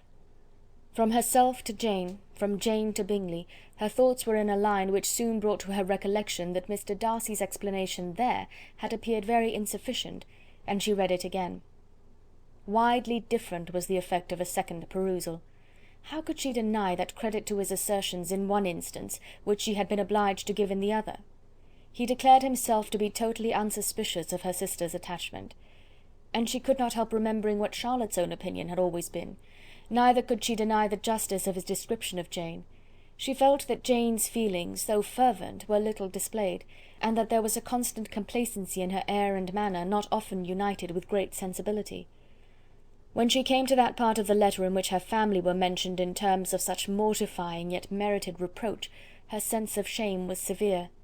The justice of the charge struck her too forcibly for denial, and the circumstances to which he particularly alluded as having passed at the Netherfield ball, and as confirming all his first disapprobation, could not have made a stronger impression on his mind than on hers. The compliment to herself and her sister was not unfelt. It soothed, but it could not console her for the contempt which had thus been self-attracted by the rest of her family, and as she considered that Jane's disappointment had in fact been the work of her nearest relations, and reflected how materially the credit of both must be hurt by such impropriety of conduct, she felt depressed beyond anything she had ever known before. After wandering along the lane for 2 hours, giving way to every variety of thought, reconsidering events, determining probabilities, and reconciling herself as well as she could to a change so sudden and so important, fatigue and a recollection of her long absence made her at length return home, and she entered the house with the wish of appearing cheerful as usual, and the resolution of repressing such reflections as must make her unfit for conversation. She was immediately told that the 2 gentlemen from Rosings had each called during her absence, Mr. Darcy only for a few minutes to take leave, but that Colonel Fitzwilliam had been sitting with them at least an hour, hoping for her return, and almost resolving to walk after her till she could be found. Elizabeth could but just affect concern in missing him. She really rejoiced at it. Colonel Fitzwilliam was no longer an object. She could think only of her letter. Chapter 37. The 2 gentlemen left Rosings the next morning, and Mr. Collins, having been in waiting near the lodges to make them his parting obeisance, was able to bring home the pleasing intelligence of their appearing in very good health, and in as tolerable spirits as could be expected after the melancholy scene so lately gone through at Rosings. To Rosings he then hastened to console Lady Catherine and her daughter, and on his return brought back, with great satisfaction, a message from her ladyship, importing that she felt herself so dull as to make her very desirous of having them all to dine with her. Elizabeth could not see Lady Catherine without recollecting that, had she chosen it, she might by this time have been presented to her as her future niece, nor could she think without a smile of what her ladyship's indignation would have been. What would she have said, how would she have behaved, were questions with which she amused herself. Their first subject was the diminution of the Rosings party. "I assure you I feel it exceedingly," said Lady Catherine. "I believe no one feels the loss of friends so much as I do, but I am particularly attached to these young men, and know them to be so attached to me. They were excessively sorry to go, but so they always are. The dear Colonel rallied his spirits tolerably till just at last, but Darcy seemed to feel it most acutely, more, I think, than last year. His attachment to Rosings certainly increases." Mr. Collins had a compliment and an allusion to throw in here, which were kindly smiled on by the mother and daughter. Lady Catherine observed, after dinner, that Miss Bennet seemed out of spirits, and immediately accounting for it by herself, by supposing that she did not like to go home again so soon, she added, "But if that is the case, you must write to your mother and beg that you may stay a little longer. Mrs. Collins will be very glad of your company, I am sure." "I am very obliged to your ladyship for your kind invitation," replied Elizabeth, "but it is not in my power to accept it. I must be in town next Saturday." "Why, at that rate, you will have been here only 6 weeks. I expected you to stay 2 months. I told Mrs. Collins so before you came. There can be no occasion for your going so soon. Mrs. Bennet could certainly spare you for another fortnight." "But my father cannot. He wrote last week to hurry my return." "Oh, your father, of course, may spare you, if your mother can. Daughters are never of so much consequence to a father, and if you will stay another month complete, it will be in my power to take one of you as far as London, for I am going there early in June for a week, and as Dawson does not object to the barouche box, there will be very good room for one of you, and indeed, if the weather should happen to be cool, I should not object to taking you both, as you are neither of you large." "You are all kindness, madam, but I believe we must abide by our original plan." Lady Catherine seemed resigned. "Mrs. Collins, you must send a servant with them. You know I always speak my mind, and I cannot bear the idea of 2 young women travelling post by themselves. It is highly improper. You must contrive to send somebody. I have the greatest dislike in the world to that sort of thing. Young women should always be properly guarded and attended, according to their situation in life.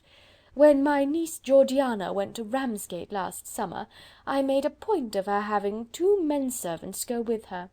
Miss Darcy, the daughter of Mr. Darcy of Pemberley, and Lady Anne, could not have appeared with propriety in a different manner. I am excessively attentive to all those things. You must send John with the young ladies, Mrs. Collins. I am glad it occurred to me to mention it, for it would really be discreditable to you to let them go alone." "My uncle is to send a servant for us." "Oh, your uncle!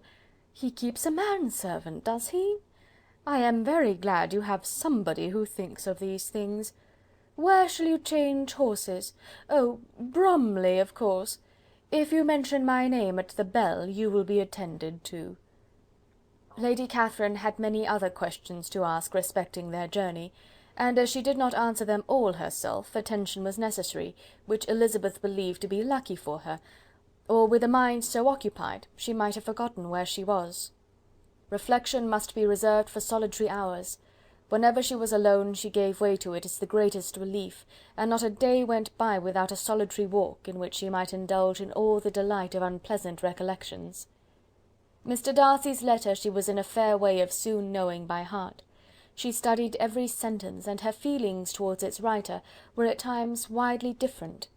When she remembered the style of his address, she was still full of indignation, but when she considered how unjustly she had condemned and upbraided him, her anger was turned against herself, and his disappointed feelings became the object of compassion. His attachment excited gratitude, his general character respect, but she could not approve him, nor could she for a moment repent her refusal or feel the slightest inclination ever to see him again. In her own past behaviour there was a constant source of vexation and regret, and in the unhappy defects of her family a subject of yet heavier chagrin. They were hopeless of remedy. Her father, contented with laughing at them, would never exert himself to restrain the wild giddiness of his youngest daughters, and her mother, with manners so far from right herself, was entirely insensible of the evil. Elizabeth had frequently united with Jane in an endeavour to check the imprudence of Catherine and Lydia, but while they were supported by their mother's indulgence, what chance could there be of improvement?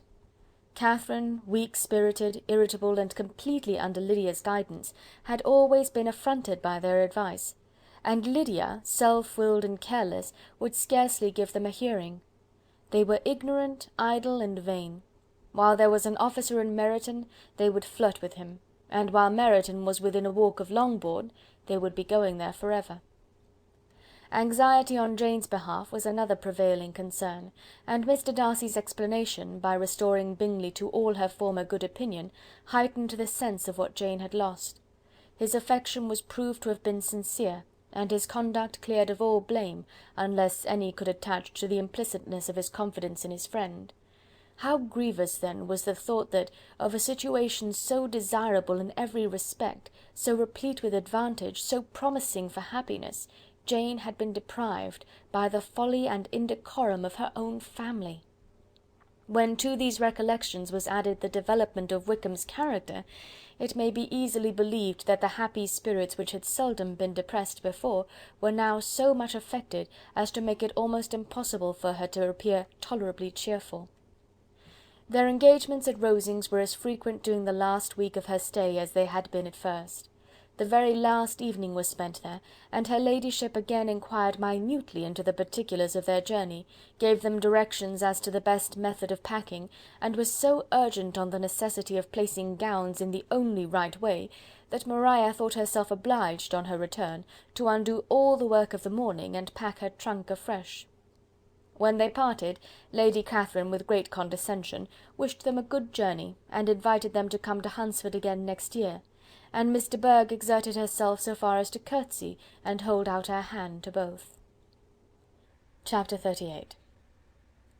On Saturday morning Elizabeth and Mr. Collins met for breakfast a few minutes before the others appeared, and he took the opportunity of paying the parting civilities which he deemed indispensably necessary.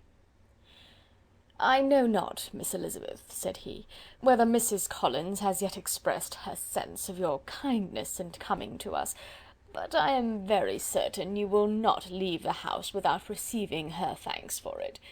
The favour of your company has been much felt, I assure you. We know how little there is to tempt anyone to our humble abode. Our plain manner of living, our small rooms and few domestics, and the little we see of the world, must make Hunsford extremely dull to a young lady like yourself. But I hope you will believe us grateful for the condescension, and that we have done everything in our power to prevent your spending your time unpleasantly." Elizabeth was eager with her thanks and assurances of happiness. She had spent 6 weeks with great enjoyment, and the pleasure of being with Charlotte, and the kind attentions she had received, must make her feel the obliged.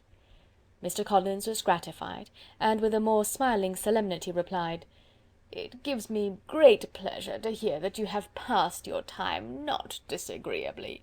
We have certainly done our best, and most fortunately having it in our power to introduce you to very superior society, and from our connection with Rosings, the frequent means of varying the humble home scene, I think we may flatter ourselves that your Hunsford visit cannot have been entirely irksome.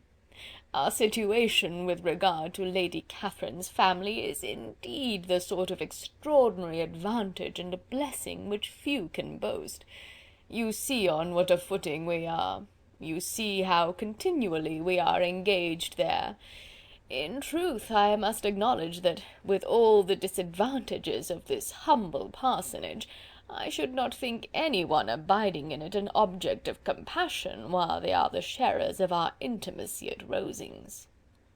Words were insufficient for the elevation of his feelings, and he was obliged to walk about the room, while Elizabeth tried to unite civility and truth in a few short sentences. "You may, in fact, carry a very favourable report of us into Hertfordshire, my dear cousin.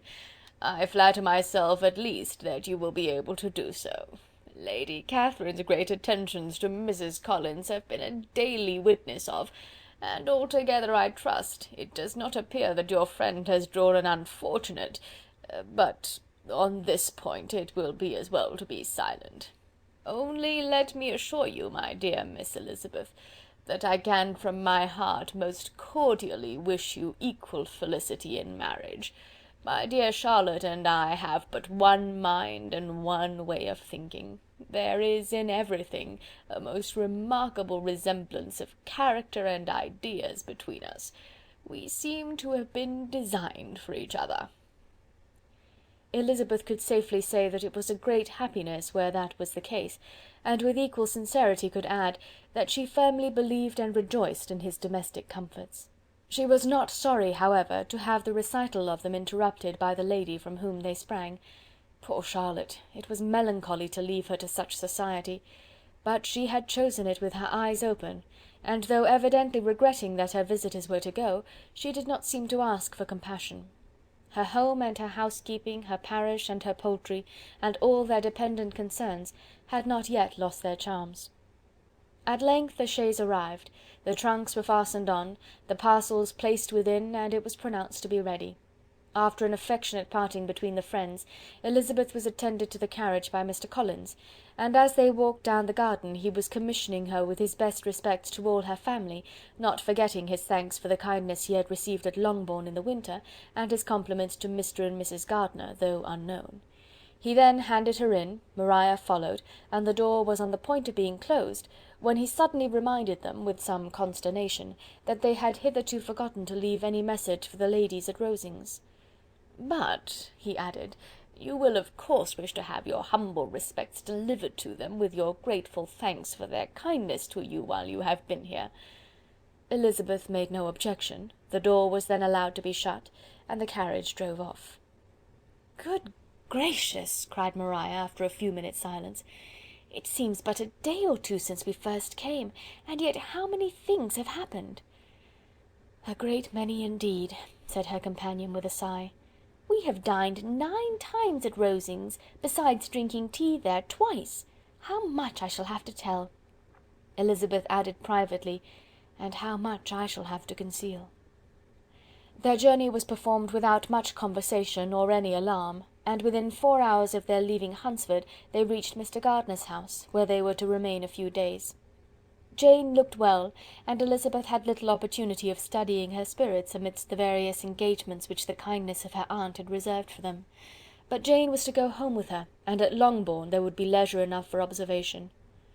It was not without an effort, meanwhile, that she could wait even for Longbourn before she told her sister of Mr. Darcy's proposals. To know that she had the power of revealing what would so exceedingly astonish Jane, and must at the same time so highly gratify whatever of her own vanity she had not yet been able to reason away, was such a temptation to openness as nothing could have conquered but the state of indecision in which she remained as to the extent of what she should communicate, and her fear, if she once entered on the subject, of being hurried into repeating something of Bingley which might only grieve her sister further. Chapter 39. It was the second week in May in which the 3 young ladies set out together from Gracechurch Street for the town of in Hertfordshire, and as they drew near the appointed inn where Mr. Bennet's carriage was to meet them, they quickly perceived, in token of the coachman's punctuality, both Kitty and Lydia looking out of a dining-room upstairs. These 2 girls had been above an hour in the place, happily employed in visiting an opposite milliner, watching the sentinel on guard, and dressing a salad and cucumber. After welcoming their sisters, they triumphantly displayed a table set out with such cold meat as an inn larder usually affords, exclaiming, "Is not this nice? Is not this an agreeable surprise? And we mean to treat you all," added Lydia, "but you must lend us the money, for we have just spent ours at the shop out there." Then, showing her purchases, "Look here, I have bought this bonnet. I do not think it is very pretty, but I thought I might as well buy it as not.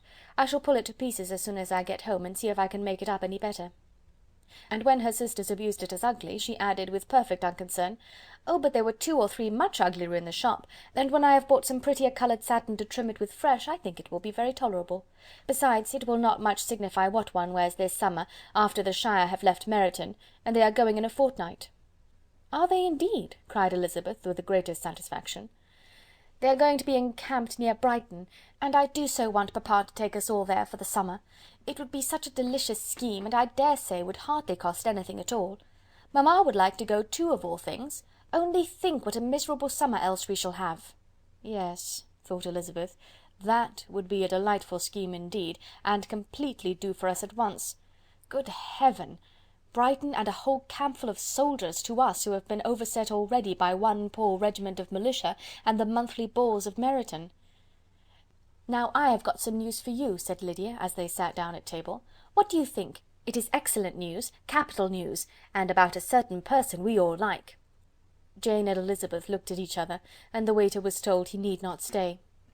Lydia laughed and said, "Aye, that is just like your formality and discretion. You thought the waiter must not hear, as if he cared. I dare say he often hears worse things said than I am going to say, but he is an ugly fellow. I am glad he is gone. I never saw such a long chin in my life. Well, but now for my news. It is about dear Wickham, too good for the waiter, is it not? There is no danger of Wickham's marrying Mary King. That's for you. She is gone down to her uncle at Liverpool, gone to stay. Wickham is safe." "And Mary King is safe," added Elizabeth, "safe from a connection imprudent as to fortune." "She's a great fool for going away if she liked him." "But I hope there is no strong attachment on either side," said Jane. "I'm sure there is not on his. I will answer for it, he never cared 3 straws about her. Who could about such a nasty little freckled thing?" Elizabeth was shocked to think that, however incapable of such coarseness of expression herself, the coarseness of the sentiment was little other than her own breast had harboured and fancied liberal. As soon as all had ate and the elder ones paid, the carriage was ordered, and after some contrivance, the whole party, with all their boxes, work-bags and parcels, and the unwelcome addition of Kitty's and Lydia's purchases, were seated in it. "How nicely we are all crammed in," cried Lydia. "I am glad I bought my bonnet, if it is only for the fun of having another bandbox. Well, now let us be quite comfortable and snug, and talk and laugh all the way home. And in the first place, let us hear what has happened to you all since you went away. Have you seen any pleasant men? Have you had any flirting? I was in great hopes that one of you would have got a husband before you came back. Jane will be quite an old maid soon, I declare. She is almost 23.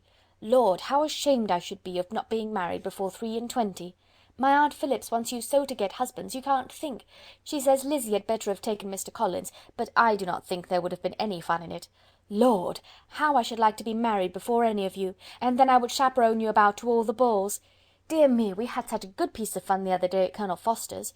Kitty and me were to spend the day there, and Mrs. Forster promised to have a little dance in the evening. By the by, Mrs. Forster and me are such friends, and so she asked the 2 Harringtons to come, but Harriet was ill, and so Pen was forced to come by herself. And then, what do you think we did? We dressed up Chamberlain in women's clothes, on purpose to pass for a lady. Only think what fun! Not a soul knew of it but Colonel and Mrs. Forster and Kitty and me, except my aunt, for we were forced to borrow one of her gowns, and you cannot imagine how well he looked. When Denny and Wickham and Pratt and 2 or 3 more of the men came in, they did not know him in the least. Lord, how I laughed, and so did Mrs. Forster. I thought I should have died, and that made the men suspect something, and they soon found out what was the matter." With such kinds of histories of their parties and good jokes did Lydia, assisted by Kitty's hints and additions, endeavour to amuse her companions all the way to Longbourn. Elizabeth listened as little as she could, but there was no escaping the frequent mention of Wickham's name. Their reception at home was most kind.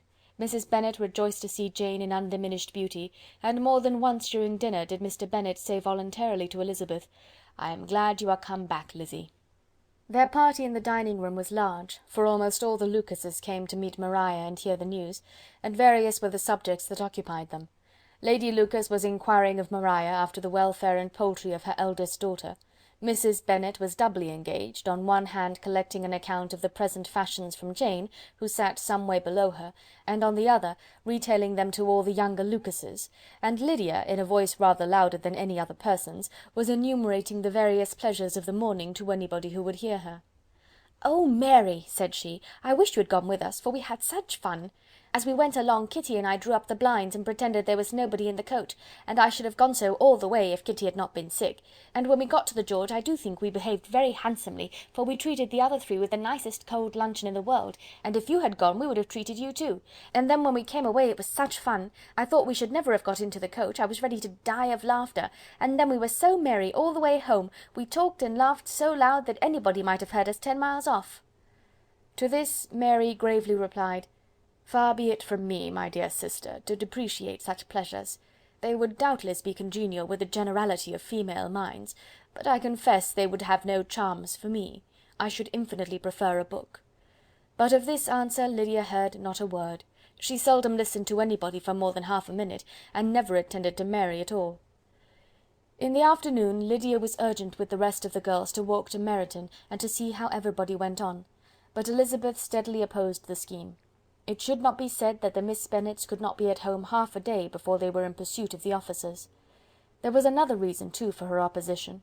She dreaded seeing Mr. Wickham again, and was resolved to avoid it as long as possible. The comfort to her of the regiment's approaching removal was indeed beyond expression. In a fortnight they were to go, and once gone, she hoped there could be nothing more to plague her on his account. She had not been many hours at home before she found that the Brighton scheme, of which Lydia had given them a hint at the inn, was under frequent discussion between her parents. Elizabeth saw directly that her father had not the smallest intention of yielding, but his answers were at the same time so vague and equivocal, that her mother, though often disheartened, had never yet despaired of succeeding at last. Chapter 40. Elizabeth's impatience to acquaint Jane with what had happened could no longer be overcome, and at length, resolving to suppress every particular in which her sister was concerned, and preparing her to be surprised, she related to her the next morning the chief of the scene between Mr. Darcy and herself. Miss Bennet's astonishment was soon lessened by the strong sisterly partiality which made any admiration of Elizabeth appear perfectly natural, and all surprise was shortly lost in other feelings. She was sorry that Mr. Darcy should have delivered his sentiments in a manner so little suited to recommend them, but still more was she grieved for the unhappiness which her sister's refusal must have given him. "His being so sure of succeeding was wrong," said she, "and certainly ought not to have appeared, but consider how much it must increase his disappointment." "Indeed," replied Elizabeth, "I am heartily sorry for him, but he has other feelings, which will probably soon drive away his regard for me. You do not blame me, however, for refusing him?" "Blame you? Oh, no."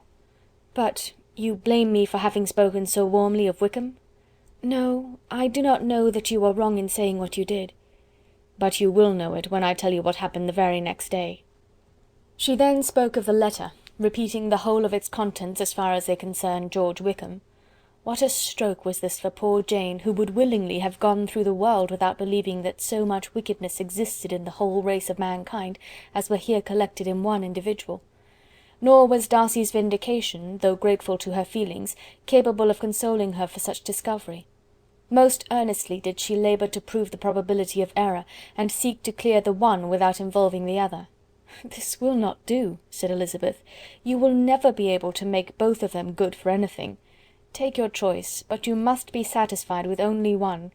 There is but such a quantity of merit between them, just enough to make one good sort of man, and of late it has been shifting about pretty much. For my part, I am inclined to believe it all Darcy's, but you shall do as you choose." It was some time, however, before a smile could be extorted from Jane. "I do not know when I have been more shocked," said she. "Wickham so very bad? It is almost past belief. And poor Mr. Darcy! Dear Lizzy, only consider what he must have suffered. Such a disappointment, and with the knowledge of your ill opinion too, and having to relate such a thing of his sister. It is really too distressing. I am sure you must feel it so." "Oh, no, my regret and compassion are all done away by seeing you so full of both. I know you will do him such ample justice, that I am growing every moment more unconcerned and indifferent. Your profusion makes me saving, and if you lament over him much longer, my heart will be as light as a feather." "Poor Wickham! There is such an expression of goodness in his countenance, such an openness and gentleness in his manner." "There certainly was some great mismanagement in the education of those two young men. One has got all the goodness, and the other all the appearance of it." "I never thought Mr. Darcy so deficient in the appearance of it as you used to do." and yet I meant to be uncommonly clever in taking so decided a dislike to him without any reason. It is such a spur to one's genius, such an opening for wit, to have a dislike of that kind. One may be continually abusive without saying anything just, but one cannot always be laughing at a man without now and then stumbling on something witty. Lizzy, when you first read that letter, I am sure you could not treat the matter as you do now. Indeed I could not. I was uncomfortable enough, I may say unhappy, and with no one to speak to about what I felt, no Jane to comfort me and say that I had not been so very weak and vain and nonsensical as I knew I had. Oh, how I wanted you! How unfortunate that you should have used such very strong expressions in speaking of Wickham to Mr. Darcy, for now they do appear wholly undeserved. Certainly, but the misfortune of speaking with bitterness is a most natural consequence of the prejudices I have been encouraging. There is one point on which I want your advice. I want to be told whether I ought or ought not to make our acquaintances in general understand Wickham's character." Miss Bennet paused a little, and then replied, "Surely there can be no occasion for exposing him so dreadfully. What is your opinion?" "That it ought not to be attempted. Mr. Darcy has not authorized me to make his communication public. On the contrary, every particular relative to his sister was meant to be kept as much as possible to myself, and if I endeavour to undeceive people as to the rest of his conduct, who will believe me? The general prejudice against Mr. Darcy is so violent, that it would be the death of half the good people in Meryton to attempt to place him in an amiable light. I am not equal to it. Wickham will soon be gone, and therefore it will not signify to any one here what he really is. Some time hence it will all be found out, and then we may laugh at their stupidity in not knowing it before. At present I will say nothing about it." "You are quite right. To have his errors made public might ruin him for ever. He is now, perhaps, sorry for what he has done, and anxious to re-establish a character. We must not make him desperate." The tumult of Elizabeth's mind was allayed by this conversation. She had got rid of two of the secrets which had weighed on her for a fortnight, and was certain of a willing listener in Jane, whenever she might wish to talk again of either. But there was still something lurking behind, of which prudence forbade the disclosure. She dared not relate the other half of Mr. Darcy's letter, nor explain to her sister how sincerely she had been valued by her friend. Here was knowledge in which no one could partake, and she was sensible that nothing less than a perfect understanding between the parties could justify her in throwing off this last encumbrance of mystery. "And then," said she, "if that very improbable event should ever take place, I shall merely be able to tell what Bingley may tell in a much more agreeable manner himself. The liberty of communication cannot be mine till it has lost all its value." She was now, on being settled at home, at leisure to observe the real state of her sister's spirits. Jane was not happy. She still cherished a very tender affection for Bingley. Having never even fancied herself in love before, her regard had all the warmth of first attachment, and from her age and disposition, greater steadiness than most first attachments often boast. And so fervently did she value his remembrance, and prefer him to every other man, that all her good sense and all her attention to the feelings of her friends were requisite to check the indulgence of those regrets which must have been injurious to her own health and their tranquillity. "Well, Lizzy," said Mrs. Bennet one day, "what is your opinion now of this sad business of Jane's? For my part, I am determined never to speak of it again to anybody. I told my sister Philip so the other day. But I cannot find out that Jane saw anything of him in London. Well, he is a very undeserving young man, and I do not suppose there's the least chance in the world of her ever getting him now. There is no talk of his coming to Netherfield again in the summer, and I have inquired of everybody, too, who is likely to know." "I do not believe he will ever live at Netherfield any more." "Oh, well, it is just as he chooses. Nobody wants him to come, though I shall always say he used my daughter extremely ill, and if I was her, I would not have put up with it. Well, my comfort is, I am sure Jane will die of a broken heart, and then he will be sorry for what he has done." But as Elizabeth should not receive comfort from any such expectation, she made no answer. "Well, Lizzy," continued her mother soon afterwards, "and so the Collinses live very comfortable, do they? Well, well, I only hope it will last. And what sort of table do they keep? Charlotte is an excellent manager, I dare say. If she is half as sharp as her mother, she is saving enough. There is nothing extravagant in their housekeeping, I dare say." "No, nothing at all." "A great deal of good management, depend upon it. Yes, yes. They will take care not to outrun their income. They will never be distressed for money. Well, much good may it do them. And so, I suppose, they often talk of having Longbourn when your father is dead. They look upon it as quite their own, I dare say, whenever that happens." "It was a subject which they could not mention before me." "No, it would have been strange if they had. But I make no doubt they often talk of it between themselves. Well, if they can be easy with an estate that is not lawfully their own, so much the better. I should be ashamed of having one that was only entailed on me." Chapter 41. The first week of their return was soon gone. The second began. It was the last of the regiment's stay at Meryton, and all the young ladies in the neighbourhood were drooping apace. The dejection was almost universal. The elder Miss Bennets alone were still able to eat, drink, and sleep, and pursue the usual course of their employments. Very frequently they were reproached for this insensibility by Kitty and Lydia, whose own misery was extreme, and who could not comprehend such hard-heartedness in any of the family. "Good Heaven! What is to become of us? What are we to do?" they would often exclaim in the bitterness of woe. "How can you be smiling so, Lizzy?" Their affectionate mother shared all of their grief. She remembered what she had herself endured on a similar occasion 25 years ago. "I am sure," said she, "I cried for 2 days together when Colonel Miller's regiment went away. I thought I should have broken my heart." "I am sure I shall break mine," said Lydia. "If one could but go to Brighton," observed Mrs. Bennet. "Oh yes, if one could but go to Brighton, but papa is so disagreeable.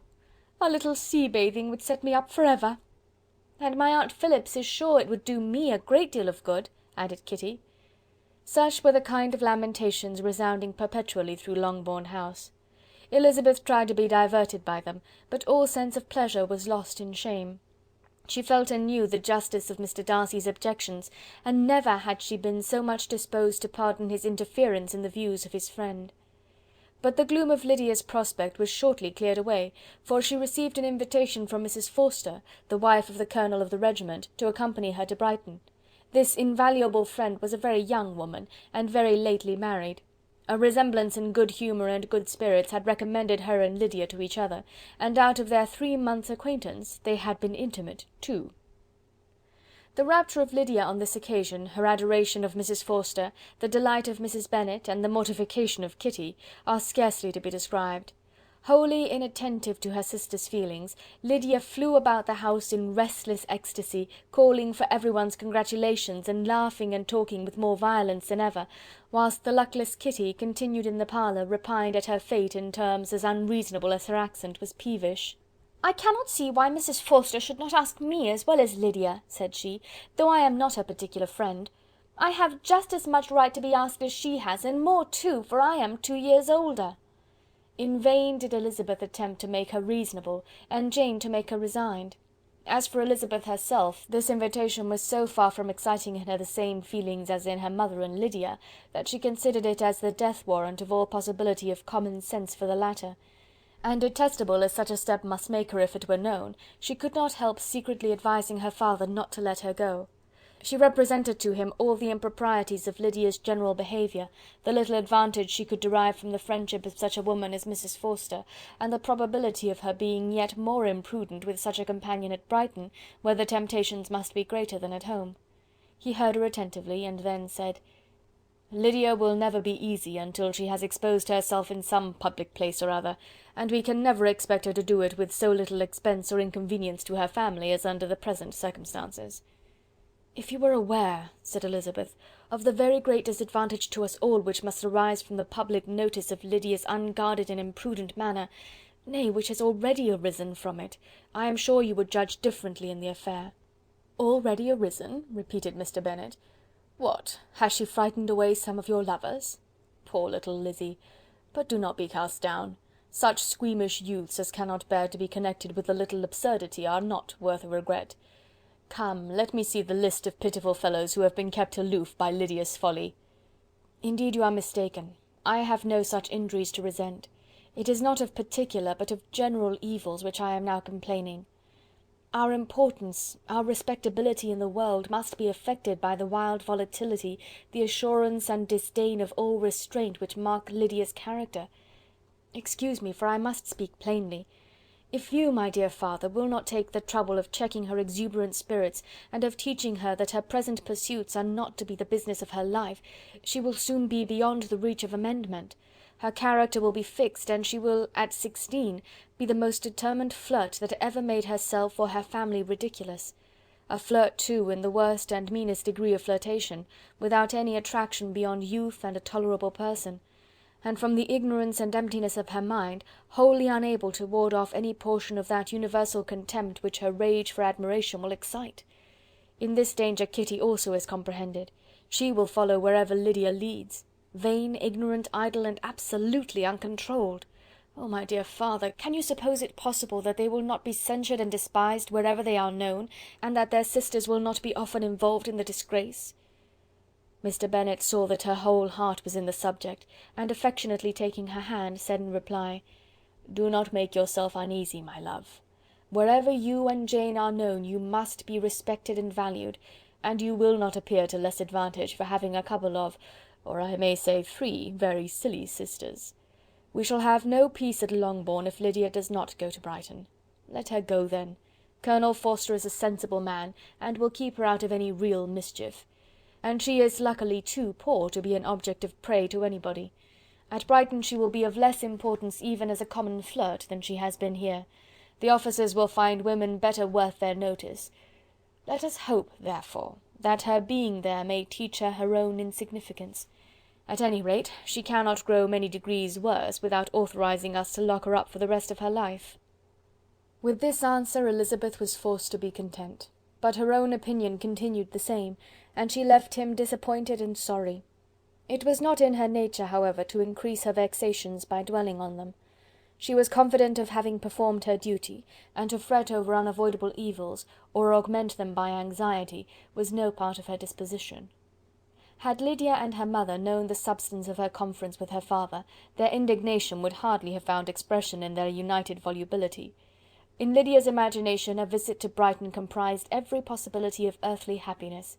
She saw, with the creative eye of fancy, the streets of that gay bathing-place covered with officers. She saw herself the object of attention to tens and to scores of them at present unknown. She saw all the glories of the camp, its tents stretched forth in beauteous uniformity of lines, crowded with the young and the gay, and dazzling with scarlet.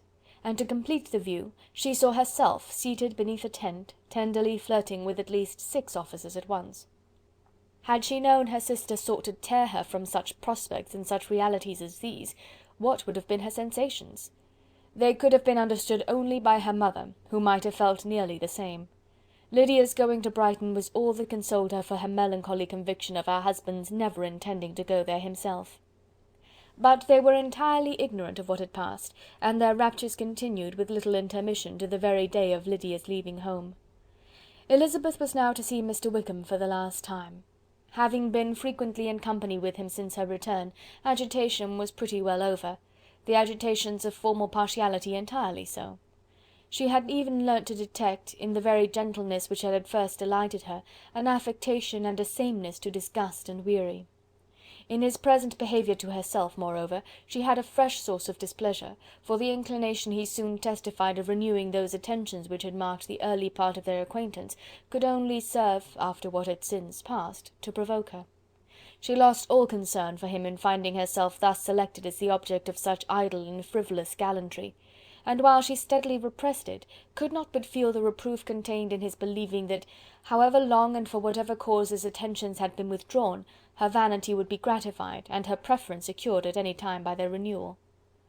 On the very last day of the regiment's remaining at Meryton, he dined, with other of the officers, at Longbourn, and so little was Elizabeth disposed to part from him in good humour, that on his making some inquiry as to the manner in which her time had passed at Hunsford, she mentioned Colonel Fitzwilliam's and Mr. Darcy's having both spent 3 weeks at Rosings, and asked him if he was acquainted with the former. He looked surprised, displeased, alarmed, but with a moment's recollection and a returning smile replied that he had formerly seen him often, and after observing that he was a very gentlemanlike man, asked her how she liked him. Her answer was warmly in his favour. With an air of indifference he soon afterwards added, "How long did you say he was at Rosings?" "Nearly 3 weeks." "And you saw him frequently?" "Yes, almost every day." "His manners are very different from his cousin's." "Yes, very different. but I think Mr. Darcy improves upon acquaintance." "Indeed!" cried Mr. Wickham, with a look which did not escape her. "And pray, may I ask—" but checking himself, he added in a gayer tone, "is it in address that he improves? Has he deigned to add aught of civility to his ordinary style? For I dare not hope," he continued in a lower and more serious tone, "that he is improved in essentials." "Oh no," said Elizabeth, "in essentials, I believe, he is very much what he ever was." While she spoke, Wickham looked as if scarcely knowing whether to rejoice over her words, or to distrust their meaning. There was a something in her countenance which made him listen with an apprehensive and anxious attention, while she added, "When I said that he improved on acquaintance, I did not mean that his mind or his manners were in a state of improvement, but that, from knowing him better, his disposition was better understood." Wickham's alarm now appeared in a heightened complexion and agitated look.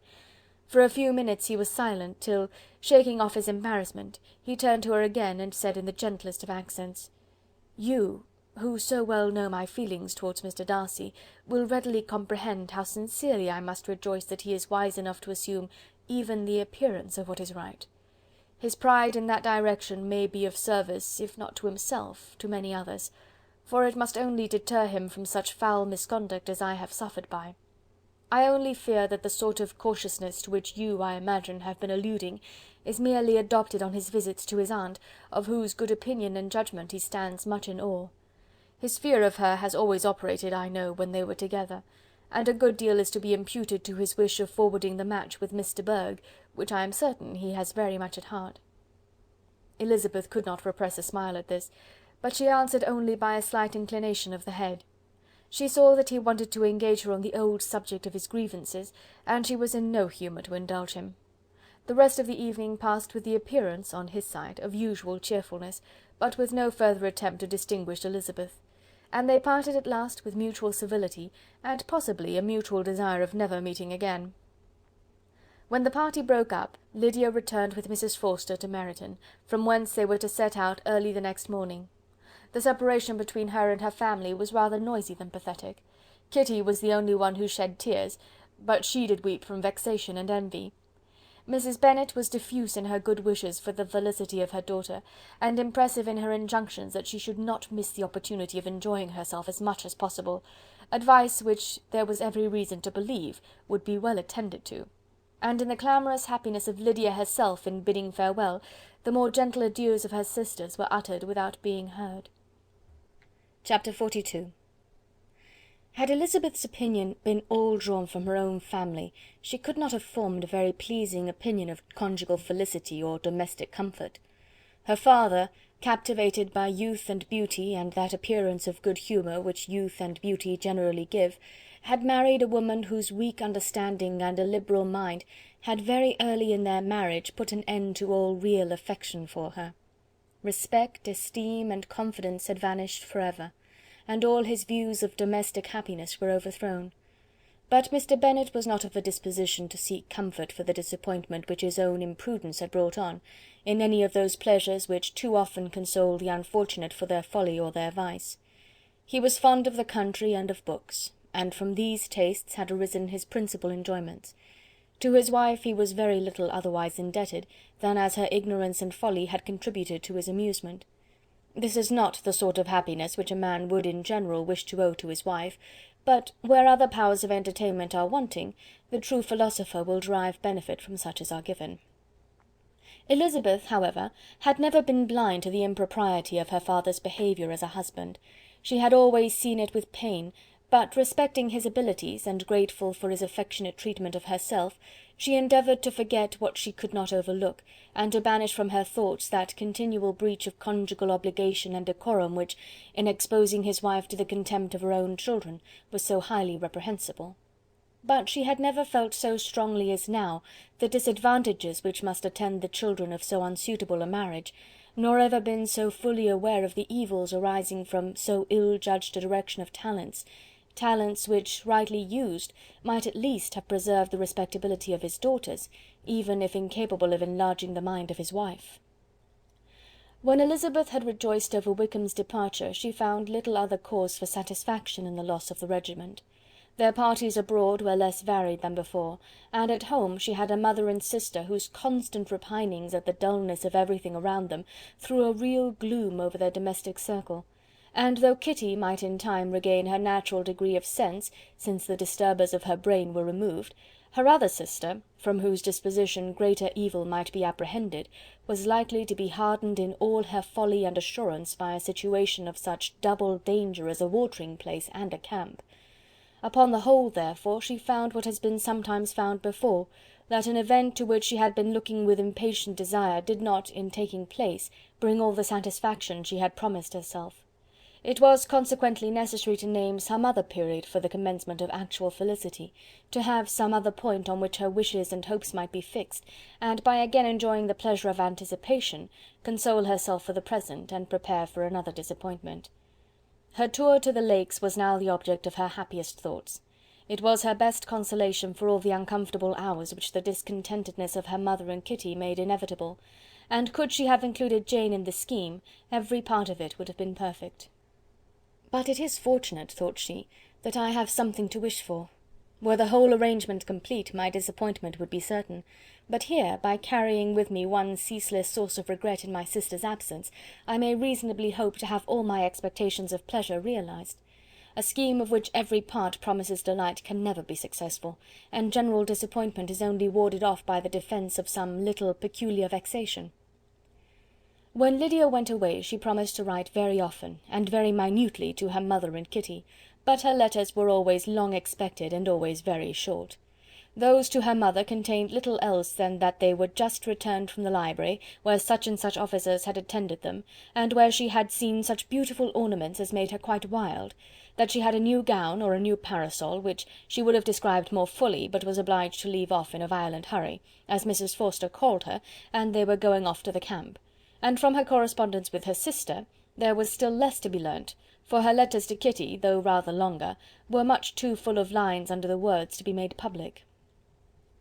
After the first fortnight or 3 weeks of her absence, health, good humour and cheerfulness began to reappear at Longbourn. Everything wore a happier aspect. The families who had been in town for the winter came back again, and summer finery and summer engagements arose. Mrs. Bennet was restored to her usual querulous serenity, and by the middle of June Kitty was so much recovered as to be able to enter Meryton without tears, an event of such happy promise as to make Elizabeth hope that by the following Christmas she might be so tolerably reasonable as not to mention an officer above once a day, unless, by some cruel and malicious arrangement at the War Office, another regiment should be quartered in Meryton. The time fixed for the beginning of their northern tour was now fast approaching, and a fortnight only was wanting of it, when a letter arrived from Mrs. Gardiner which at once delayed its commencement and curtailed its extent. Mr. Gardiner would be prevented by business from setting out till a fortnight later in July, and must be in London again within a month, and as that left too short a period for them to go so far and see so much as they had proposed, or at least to see it with the leisure and comfort they had built on, they were obliged to give up the Lakes, and substitute a more contracted tour, and according to the present plan, were to go no farther northwards than Derbyshire. In that county there was enough to be seen to occupy the chief of their 3 weeks, and to Mrs. Gardiner it had a peculiarly strong attraction. The town where she had formerly passed some years of her life, and where they were now to spend a few days, was probably as great an object of her curiosity as all the celebrated beauties of Matlock, Chatsworth, Dovedale, or the Peak. Elizabeth was excessively disappointed. She had set her heart on seeing the Lakes, and still thought there might have been time enough, but it was her business to be satisfied, and certainly her temper to be happy, and all was soon right again. With the mention of Derbyshire there were many ideas connected. It was impossible for her to see the word without thinking of Pemberley and its owner. "But surely," said she, "I may enter his county without impunity, and rob it of a few petrified spars without his perceiving me." The period of expectation was now doubled. 4 weeks were to pass away before her uncle and aunt's arrival. But they did pass away, and Mr. and Mrs. Gardiner, with their 4 children, did at length appear at Longbourn. The children, 2 girls of 6 and 8 years old, and 2 younger boys, were to be left under the particular care of their cousin Jane, who was the general favourite, and whose steady sense and sweetness of temper exactly adapted her for attending to them in every way, teaching them, playing with them, and loving them. The Gardiners stayed only 1 night at Longbourn, and set off the next morning with Elizabeth in pursuit of novelty and amusement. One enjoyment was certain. that of suitableness of companions, a suitableness which comprehended health and temper to bear inconveniences, cheerfulness to enhance every pleasure, and affection and intelligence, which might supply it among themselves if there were disappointments abroad. It is not the object of this work to give a description of Derbyshire, nor of any of the remarkable places through which their route thither lay. Oxford, Blenheim, Warwick, Kenilworth, Birmingham, etc., are sufficiently known. A small part of Derbyshire is all the present concern. To the little town of Lambton, the scene of Mrs. Gardiner's former residence, and where she had lately learned some acquaintance still remained, they bent their steps, after having seen all the principal wonders of the country, and within 5 miles of Lambton, Elizabeth found from her aunt that Pemberley was situated. It was not in their direct road, nor more than a mile or 2 out of it. In talking over their route the evening before, Mrs. Gardiner expressed an inclination to see the place again. Mr. Gardiner declared his willingness, and Elizabeth was applied to for her approbation. "My love, should you not like to see a place of which you have heard so much?" said her aunt. "A place, too, with which so many of your acquaintances are connected. Wickham passed all his youth there, you know." Elizabeth was distressed. She felt that she had no business at Pemberley, and was obliged to assume a disinclination for seeing it. She must own that she was tired of seeing great houses. After going over so many, she really had no pleasure in fine carpets or satin curtains. Mrs. Gardiner abused her stupidity. "If it were merely a fine house, richly furnished," said she, "I should not care about it myself, but the grounds are delightful. They have some of the finest woods in the country." Elizabeth said no more, but her mind could not acquiesce. The possibility of meeting Mr. Darcy while viewing the place instantly occurred. It would be dreadful. She blushed at the very idea, and thought it would be better to speak openly to her aunt than to run such a risk. But against this there were objections, and she finally resolved that it could be the last resource if her private inquiries to the absence of the family were unfavourably answered.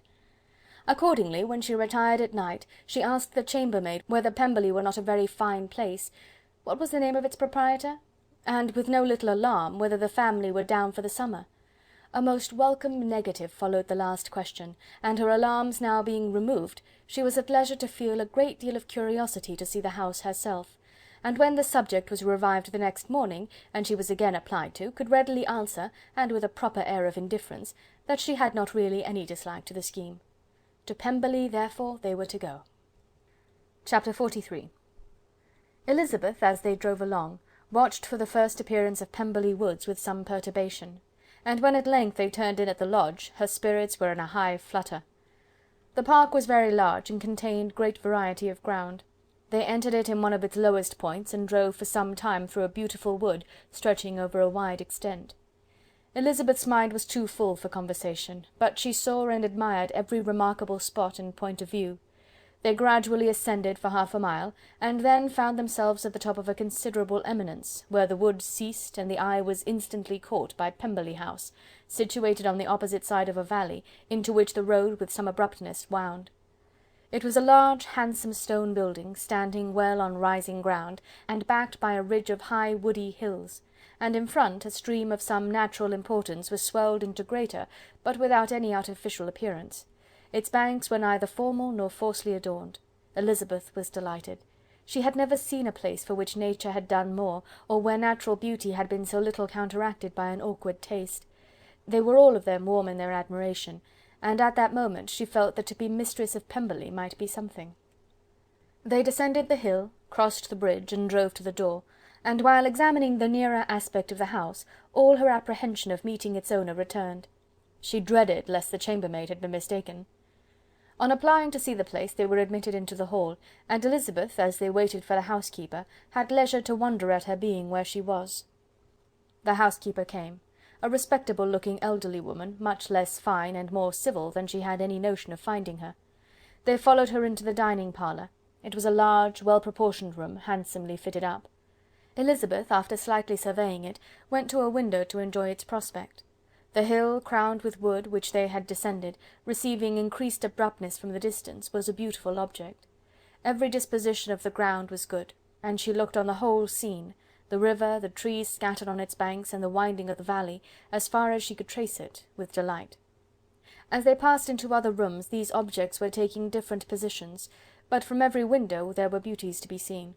The rooms were lofty and handsome, and their furniture suitable to the fortune of its proprietor, But Elizabeth saw, with admiration of his taste, that it was neither gaudy nor uselessly fine, with less splendour and more real elegance than the furniture of Rosings.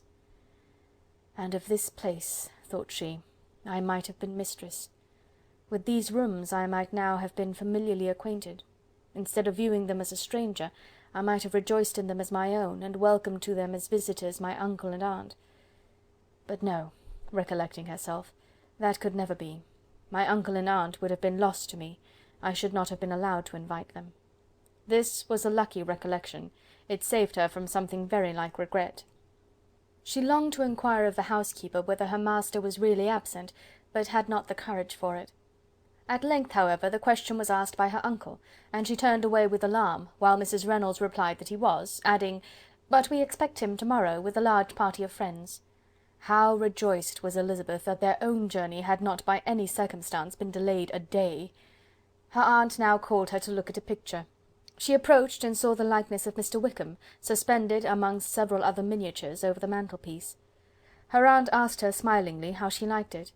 The housekeeper came forward and told them it was a picture of a young gentleman, the son of her late master's steward, who had been brought up by him at his own expense. "He has now gone into the army," she added, "but I am afraid he has turned out very wild." Mrs. Gardiner looked at her niece with a smile, but Elizabeth could not return it.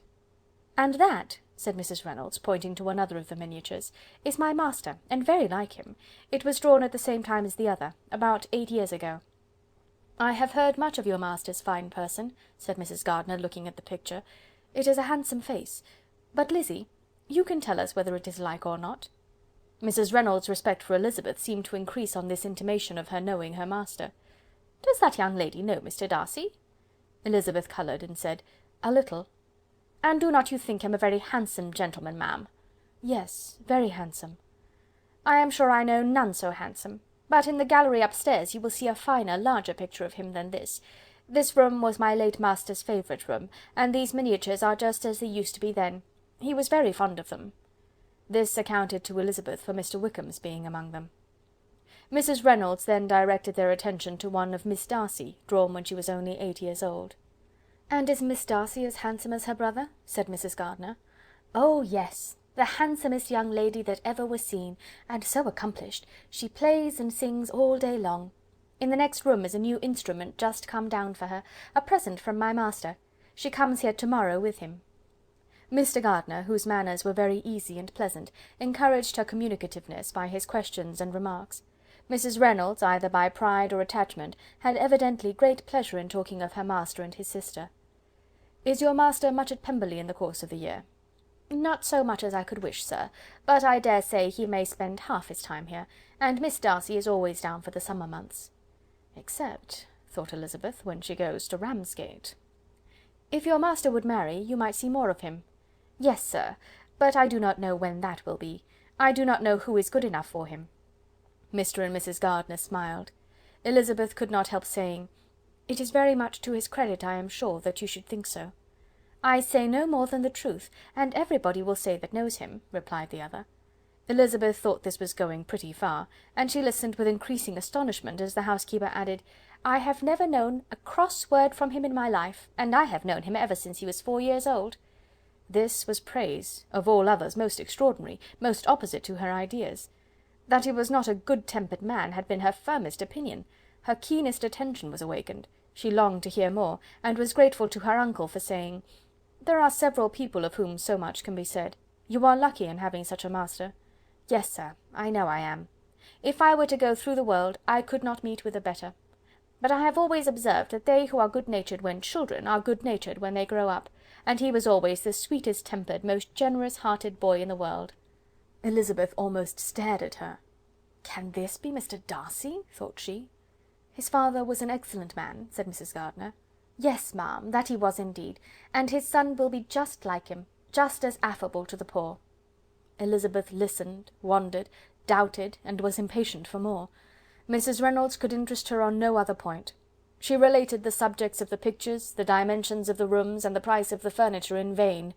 Mr. Gardiner, highly amused by the kind of family prejudice to which he attributed her excessive commendation of her master, soon led again to the subject, and she dwelt with energy on his many merits as they proceeded together up the great staircase. "He is the best landlord and the best master," said she, "that ever lived. Not like the wild young men nowadays, who think of nothing but themselves. There is not one of his tenants or servants but will give him a good name. Some people call him proud, but I am sure I never saw anything of it.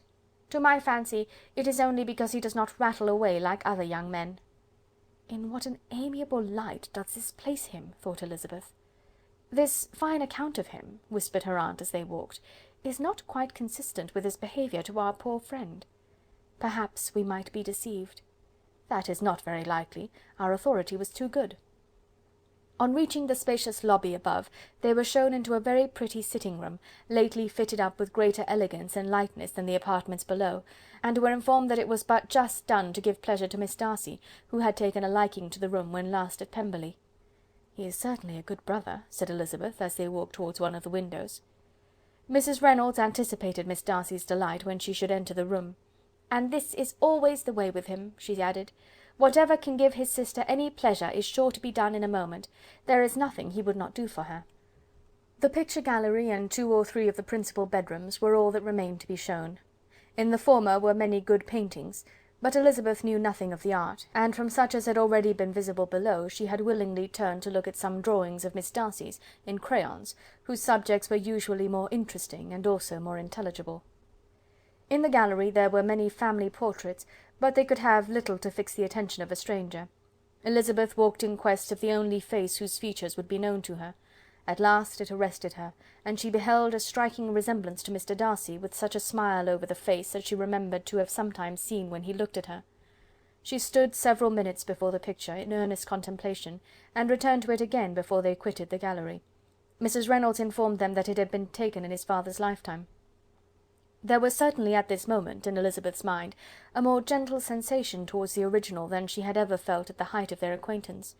The commendation bestowed on him by Mrs. Reynolds was of no trifling nature. What praise is more valuable than the praise of an intelligent servant? As a brother, a landlord, a master, she considered how many people's happiness were in his guardianship. How much of pleasure or pain was it in his power to bestow? How much of good or evil must be done by him?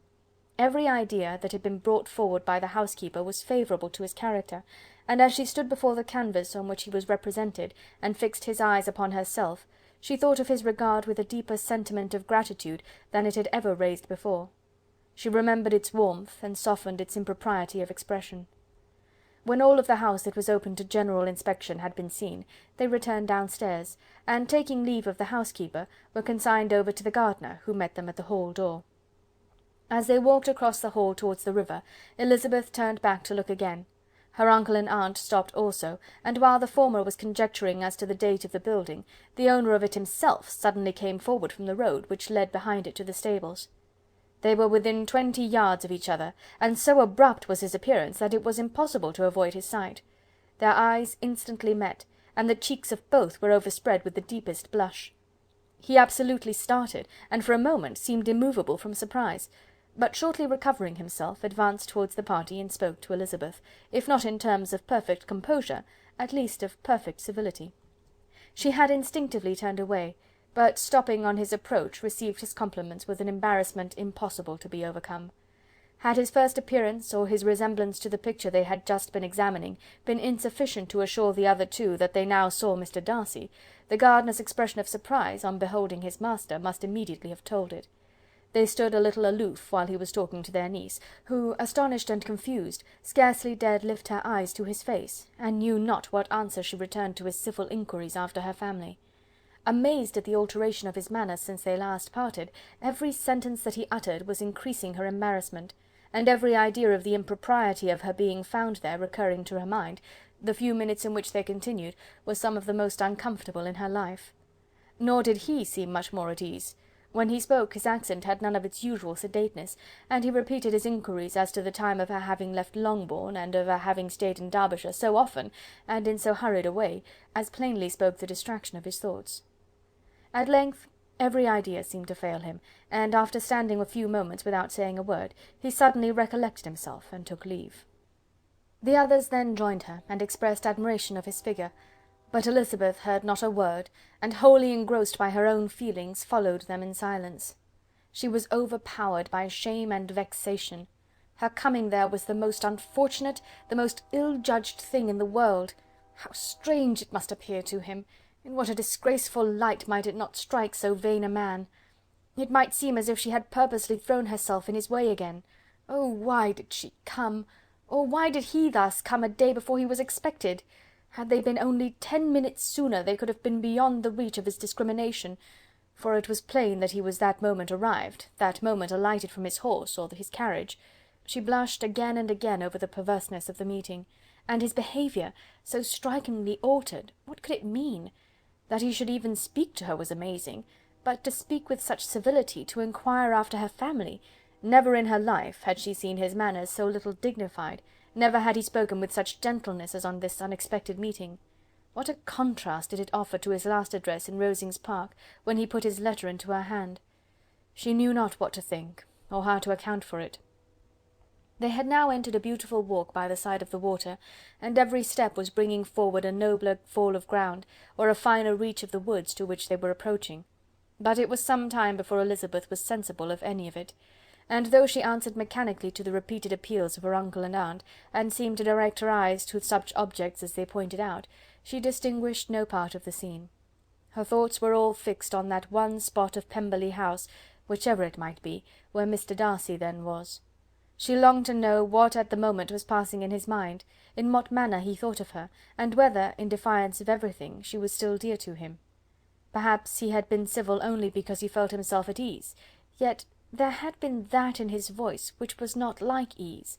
Whether he had felt more of pain or of pleasure in seeing her she could not tell, but he certainly had not seen her with composure.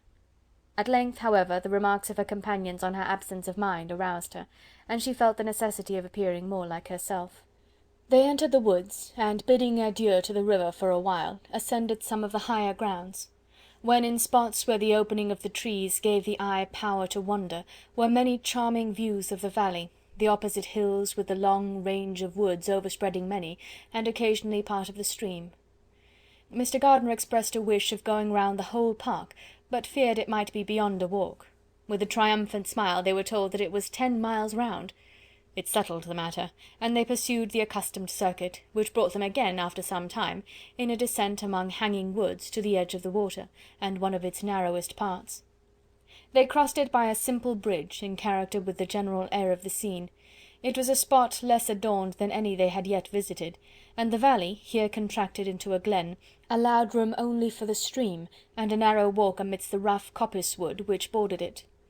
Elizabeth longed to explore its windings, but when they had crossed the bridge and perceived their distance from the house, Mrs. Gardiner, who was not a great walker, could go no farther, and thought only of returning to the carriage as quickly as possible.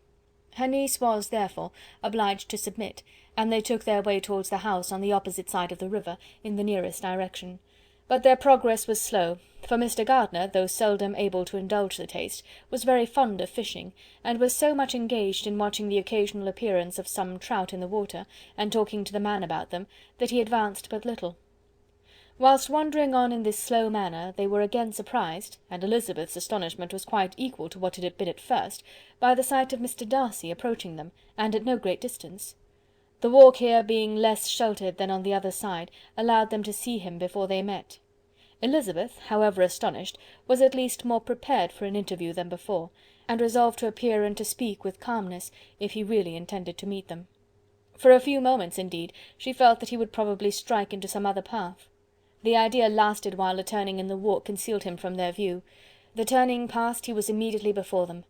With a glance she saw that he had lost none of his recent civility, and to imitate his politeness she began, as they met, to admire the beauty of the place. But she had not got beyond the words delightful and charming, when some unlucky recollections obtruded, and she fancied that praise of Pemberley from her might be mischievously construed. Her colour changed, and she said no more.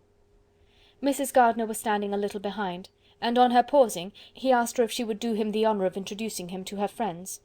This was a stroke of civility for which she was quite unprepared, and she could hardly suppress a smile at his being now seeking the acquaintance of some of those very people against whom his pride had revolted in his offer to herself.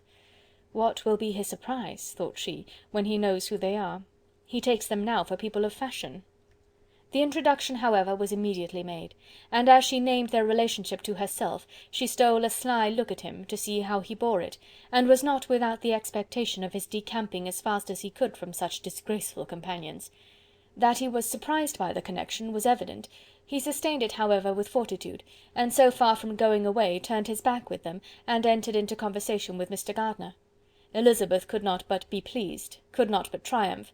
It was consoling that he should know she had some relations for whom there was no need to blush. She listened most attentively to all that passed between them, and gloried in every expression, every sentence of her uncle which marked his intelligence, his taste, or his good manners. The conversation soon turned upon fishing, and she heard Mr. Darcy invite him, with the greatest civility, to fish there as often as he chose while he continued in the neighbourhood, offering at the same time to supply him with fishing tackle, and pointing out those parts of the stream where there was usually most sport. Mrs. Gardiner, who was walking arm in arm with Elizabeth, gave her a look of expressive wonder. Elizabeth said nothing, but it gratified her exceedingly. The compliment must be all for herself.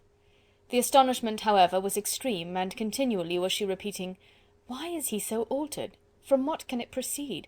It cannot be for me, it cannot be for my sake that his manners are thus softened. My reproofs at Hunsford could not work such a change as this. It is impossible that he should still love me." After walking some time in this way, the two ladies in front, the two gentlemen behind, on resuming their places, after descending to the brink of the river, for the better inspection of some curious water plant, there chanced to be a little alteration. It originated in Mrs. Gardiner, who, fatigued by the exercise of the morning, found Elizabeth's arm inadequate to her support, and consequently preferred her husband's. Mr. Darcy took her place by her niece, and they walked on together. After a short silence, the lady first spoke. She wished him to know that she had been assured of his absence before she came to the place, and accordingly began by observing that his arrival had been very unexpected, "for your housekeeper," she added, "informed us that you would certainly not be here till tomorrow, and indeed, before we left Bakewell, we understood that you were not immediately expected in the country." He acknowledged the truth of it all, and said that business with his steward had occasioned his coming forward a few hours before the rest of the party with whom he had been travelling. "They will join me early tomorrow," he continued, "and among them are some who will claim an acquaintance with you, Mr. Bingley and his sisters." Elizabeth answered only by a slight bow. Her thoughts were instantly driven back to the time when Mr. Bingley's name had been the last mentioned between them, and if she might judge by his complexion, his mind was not very differently engaged. "There is also one other person in the party," he continued after a pause, "who more particularly wishes to be known to you. Will you allow me, or do I ask too much, to introduce my sister to your acquaintance during your stay at Lambton?" The surprise of such an application was great indeed. It was too great for her to know in what manner she acceded to it. She immediately felt that whatever desire Miss Darcy might have of being acquainted with her must be the work of her brother, and, without looking farther, it was satisfactory. It was gratifying to know that his resentment had not made him think really ill of her. They now walked on in silence, each of them deep in thought. Elizabeth was not comfortable. That was impossible, but she was flattered and pleased. His wish of introducing his sister to her was a compliment of the highest kind. They soon outstripped the others, and when they had reached the carriage, Mr. and Mrs. Gardiner were half a quarter of a mile behind. He then asked her to walk into the house, but she declared herself not tired, and they stood together on the lawn. At such a time much might have been said, and silence was very awkward. She wanted to talk, but there seemed to be an embargo on every subject. At last she recollected that she had been travelling, and they talked of Matlock and Dovedale with great perseverance. Yet time and her aunt moved slowly, and her patience and her ideas were nearly worn out before the tete-a-tete was over. On Mr. and Mrs. Gardiner's coming up, they were all pressed to go into the house and take some refreshment, but this was declined, and they parted on each side with utmost politeness. Mr. Darcy handed the ladies into the carriage, and when it drove off, Elizabeth saw him walking slowly towards the house. The observations of her aunt and uncle now began, and each of them pronounced him to be infinitely superior to anything they had expected. "He is perfectly well behaved, polite, and unassuming," said her uncle. "There is something a little stately in him, to be sure," replied her aunt, "but it is confined to his air, and is not unbecoming. I can now say with his housekeeper, that though some people may call him proud, I have seen nothing of it." I was never more surprised by his behaviour to us. It was more than civil, it was really attentive, and there was no necessity for such attention. His acquaintance with Elizabeth was very trifling." "To be sure, Lizzy," said her aunt, "he is not so handsome as Wickham, or rather, he has not Wickham's countenance, for his features are perfectly good. But how came you to tell me that he was so disagreeable?" Elizabeth excused herself as well as she could, said that she had liked him better when they had met in Kent than before, and that she had never seen him so pleasant as this morning. "But perhaps he may be a little whimsical in his civilities," replied her uncle. "Your great men often are, and therefore I shall not take him at his word, as he might change his mind another day and warn me off his grounds." Elizabeth felt that they had entirely misunderstood his character, but said nothing. "From what we have seen of him," continued Mrs. Gardiner, "I really should not have thought that he could have behaved in so cruel a way by anybody as he has done by poor Wickham. He has not an ill-natured look. On the contrary, there is something pleasing about his mouth when he speaks, and there is something of dignity in his countenance that would not give one an unfavourable idea of his heart. But, to be sure, the good lady who showed us his house did give him a most flaming character. I could hardly help laughing aloud sometimes. But he is a liberal master, I suppose, and that, in the eye of a servant, comprehends every virtue." Elizabeth here felt herself called on to say something in vindication of his behaviour to Wickham, and therefore gave them to understand, in as guarded a manner as she could, that, by what she had heard from his relations in Kent, his actions were capable of a very different construction, and that his character was by no means so faulty, nor Wickham's so amiable, as they had been considered in Hertfordshire. In confirmation of this, she related the particulars of all the pecuniary transactions in which they had been connected, without actually naming her authority, but stating it to be such as might be relied on. Mrs. Gardiner was surprised and concerned, but as they were now approaching the scene of her former pleasures, every idea gave way to the charm of recollection, and she was too much engaged in pointing out to her husband all the interesting spots in its environs to think of anything else. Fatigued as she had been by the morning's walk, they had no sooner dined than she set off again in quest of her former acquaintance, and the evening was spent in the satisfactions of an intercourse renewed after many years' discontinuance. The occurrences of the day were too full of interest to leave Elizabeth much attention for any of these new friends, and she could do nothing but think, and think with wonder, of Mr. Darcy's civility, and above all, of his wishing her to be acquainted with his sister. Chapter 44. Elizabeth had settled it that Mr. Darcy would bring his sister to visit her the very day after her reaching Pemberley, and was consequently resolved not to be out of sight of the inn the whole of that morning. But her conclusion was false, for on the very morning after their arrival at Lambton these visitors came. They had been walking about the place with some of their new friends, and were just returning to the inn to dress themselves for dining with the same family, when the sound of a carriage drew them to a window, and they saw a gentleman and a lady in a curricle driving up the street. Elizabeth, immediately recognizing the livery, guessed what it meant, and imparted no small degree of her surprise to her relations by acquainting them with the honour which she expected. Her uncle and aunt were all amazement, and the embarrassment of her manner as she spoke, joined to the circumstance itself and many of the circumstances of the preceding day, opened to them a new idea on the business. Nothing had ever suggested it before, but they felt that there was no other way of accounting for such attentions from such a quarter than by supposing a partiality for their niece. While these newly born notions were passing in their heads, the perturbation of Elizabeth's feelings was at every moment increasing. She was quite amazed at her own discomposure, but amongst other causes of disquiet, she dreaded lest the partiality of the brother should have said too much in her favour, and more than commonly anxious to please, she naturally suspected that every power of pleasing would fail her. She retreated from the window, fearful of being seen, and as she walked up and down the room, endeavouring to compose herself, saw such looks of inquiring surprise in her uncle and aunt as made everything worse. Miss Darcy and her brother appeared, and this formidable introduction took place. With astonishment did Elizabeth see that her new acquaintance was at least as much embarrassed as herself. Since her being at Lambton, she had heard that Miss Darcy was exceedingly proud, but the observation of a very few minutes convinced her that she was only exceedingly shy.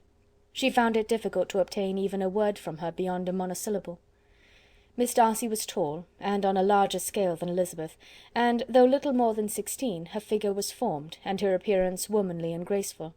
She was less handsome than her brother, but there was sense and good humour in her face, and her manners were perfectly unassuming and gentle. Elizabeth, who had expected to find in her as acute and unembarrassed an observer as ever Mr. Darcy had been, was much relieved by discerning such different feelings. They had not been long together before Mr. Darcy told her that Bingley was also coming to wait on her, and she had barely time to express her satisfaction and prepare for such a visitor, when Bingley's quick step was heard on the stairs, and in a moment he entered the room. All Elizabeth's anger against him had been long done away, but had she still felt any, it could hardly have stood its ground against the unaffected cordiality with which he expressed himself on seeing her again. He inquired in a friendly though general way after her family, and looked and spoke with the same good-humoured ease that he had ever done. To Mr. and Mrs. Gardiner he was scarcely a less interesting personage than to herself. They had long wished to see him. The whole party before them, indeed, excited a lively attention. The suspicions which had just arisen of Mr. Darcy and their niece directed their observation towards each with an earnest though guarded inquiry, and they soon drew from those inquiries the full conviction that one of them at least knew what it was to love.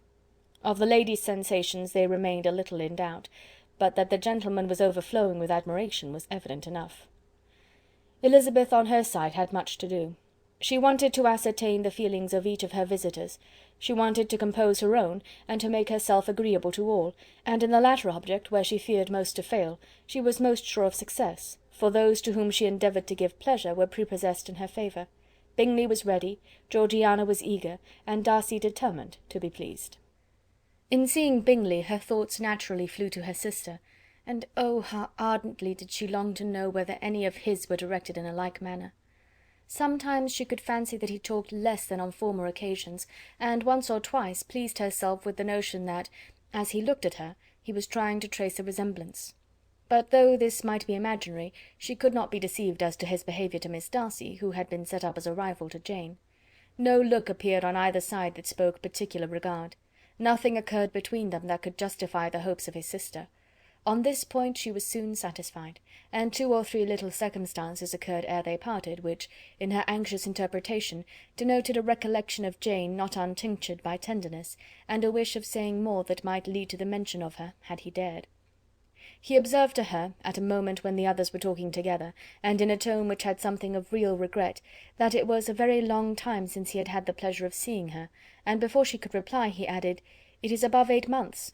We have not met since the 26th of November, when we were all dancing together at Netherfield."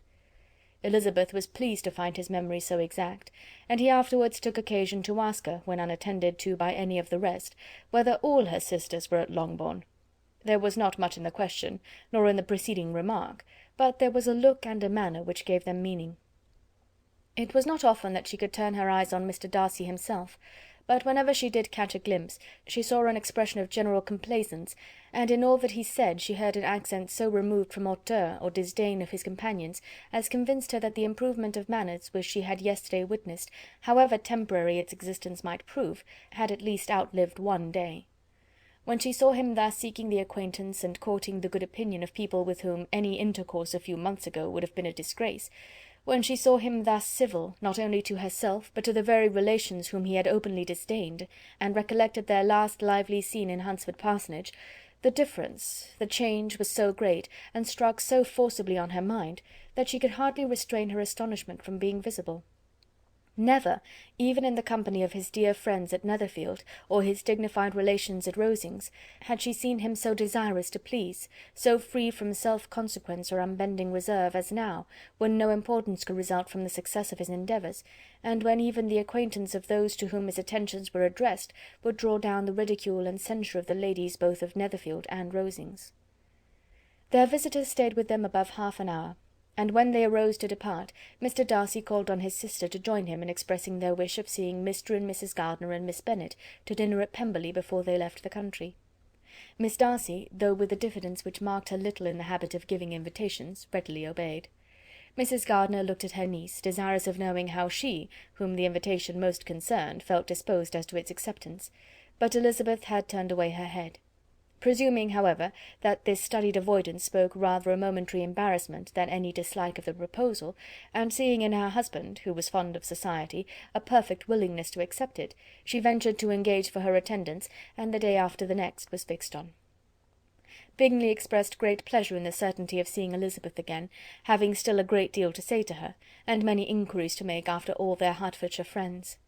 Elizabeth, construing all this into a wish of hearing her speak of her sister, was pleased, and on this account, as well as some others, found herself, when their visitors left them, capable of considering the last half-hour with some satisfaction, though while it was passing the enjoyment of it had been little.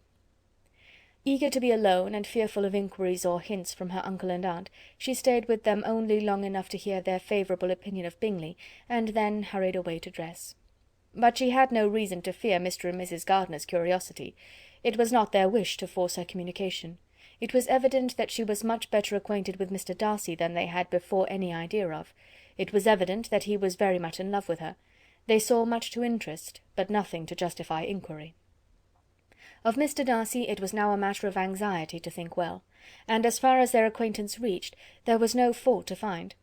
They could not be untouched by his politeness, and had they drawn his character from their own feelings and his servant's report, without any reference to any other account, the circle in Hertfordshire, to which he was known, would not have recognised it for Mr. Darcy.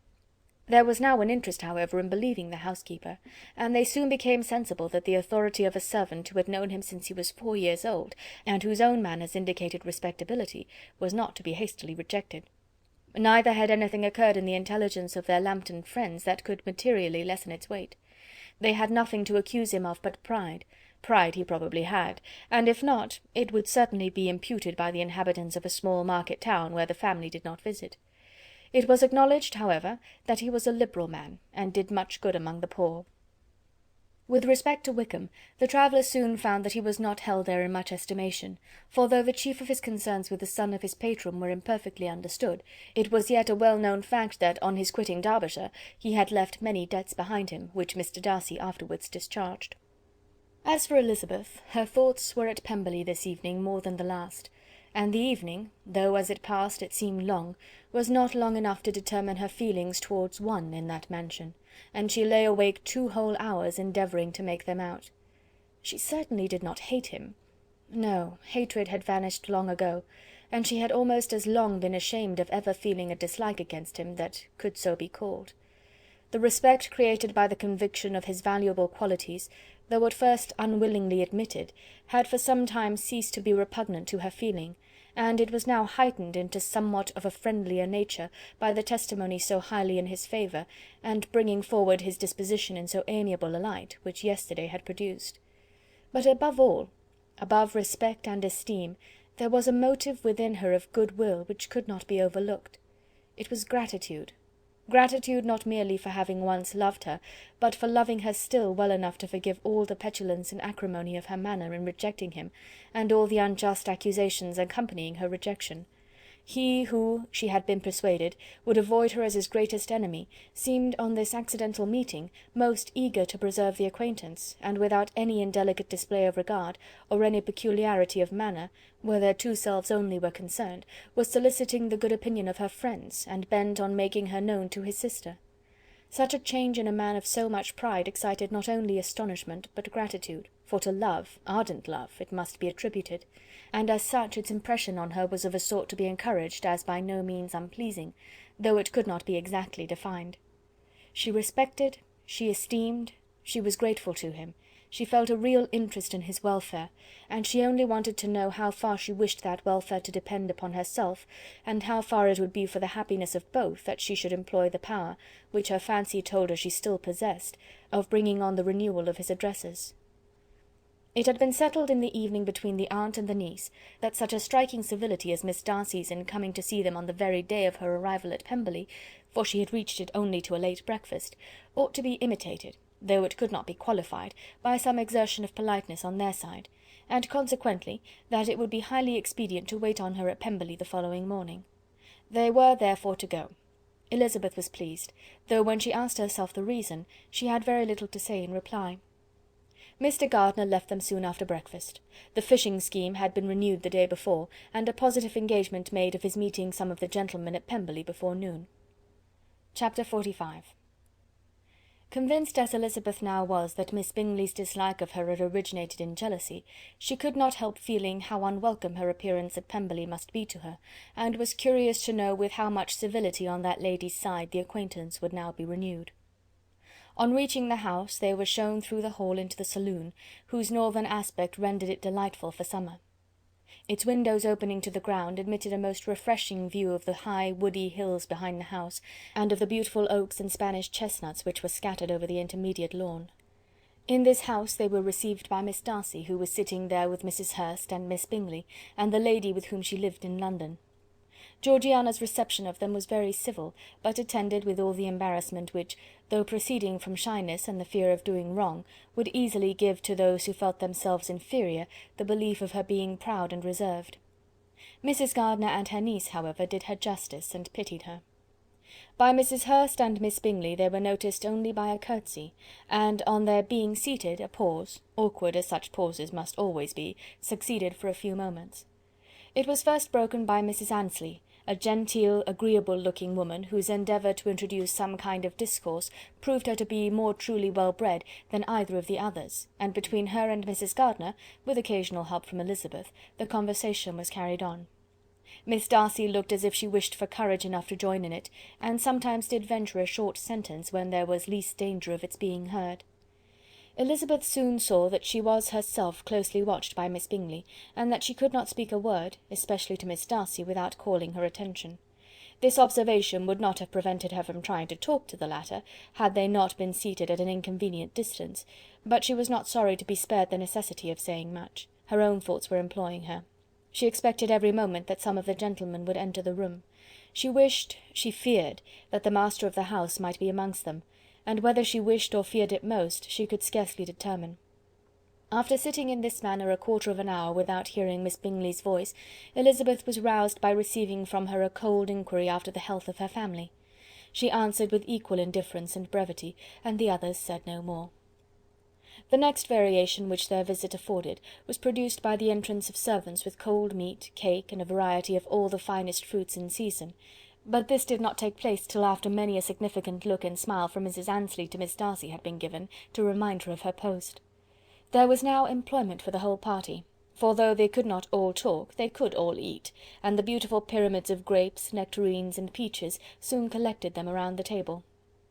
While thus engaged, Elizabeth had a fair opportunity of deciding whether she most feared or wished for the appearance of Mr. Darcy, by the feelings which prevailed on his entering the room, and then, though but a moment before she had believed her wishes to predominate, she began to regret that he came. He had been some time with Mr. Gardiner, who, with 2 or 3 other gentlemen from the house, was engaged by the river, and had left him only on learning that the ladies of the family intended a visit to Georgiana that morning. No sooner did he appear than Elizabeth wisely resolved to be perfectly easy and unembarrassed, a resolution the more necessary to be made, but perhaps not the more easily kept, because she saw that the suspicions of the whole party were awakened against them, and that there was scarcely an eye which did not watch his behaviour when he first came into the room. In no countenance was attentive curiosity so strongly marked as in Miss Bingley's, in spite of the smiles which overspread her face whenever she spoke to one of its objects. For jealousy had not yet made her desperate, and her attentions to Mr. Darcy were by no means over. Miss Darcy, on her brother's entrance, exerted herself much more to talk, and Elizabeth saw that he was anxious for his sister and herself to get acquainted, and forwarded as much as possible every attempt at conversation on either side. Miss Bingley saw all this likewise, and in the imprudence of anger took the first opportunity of saying, with sneering civility, "Pray, Miss Eliza, are not the shire militia removed from Meryton? They must be a great loss to your family." In Darcy's presence she dared not mention Wickham's name, but Elizabeth instantly comprehended that he was uppermost in her thoughts, and the various recollections connected with him gave her a moment's distress, but exerting herself vigorously to repel the ill-natured attack, she presently answered the question in a tolerably detached tone. While she spoke, an involuntary glance showed her Darcy, with a heightened complexion, earnestly looking at her, and his sister, overcome with confusion, and unable to lift up her eyes. Had Miss Bingley known what pain she was then giving her beloved friend, she undoubtedly would have refrained from the hint, but she had merely intended to discompose Elizabeth by bringing forward the idea of a man to whom she believed her partial, to make her betray a sensibility which might injure her in Darcy's opinion, and perhaps to remind the latter of all the follies and absurdities by which some part of her family were connected with that corps. Not a syllable had ever reached her of Miss Darcy's meditated elopement. To no creature had it been revealed, where secrecy was possible, except to Elizabeth, and from all Bingley's connections her brother was particularly anxious to conceal it, from the very wish which Elizabeth had long ago attributed to him of their becoming hereafter her own.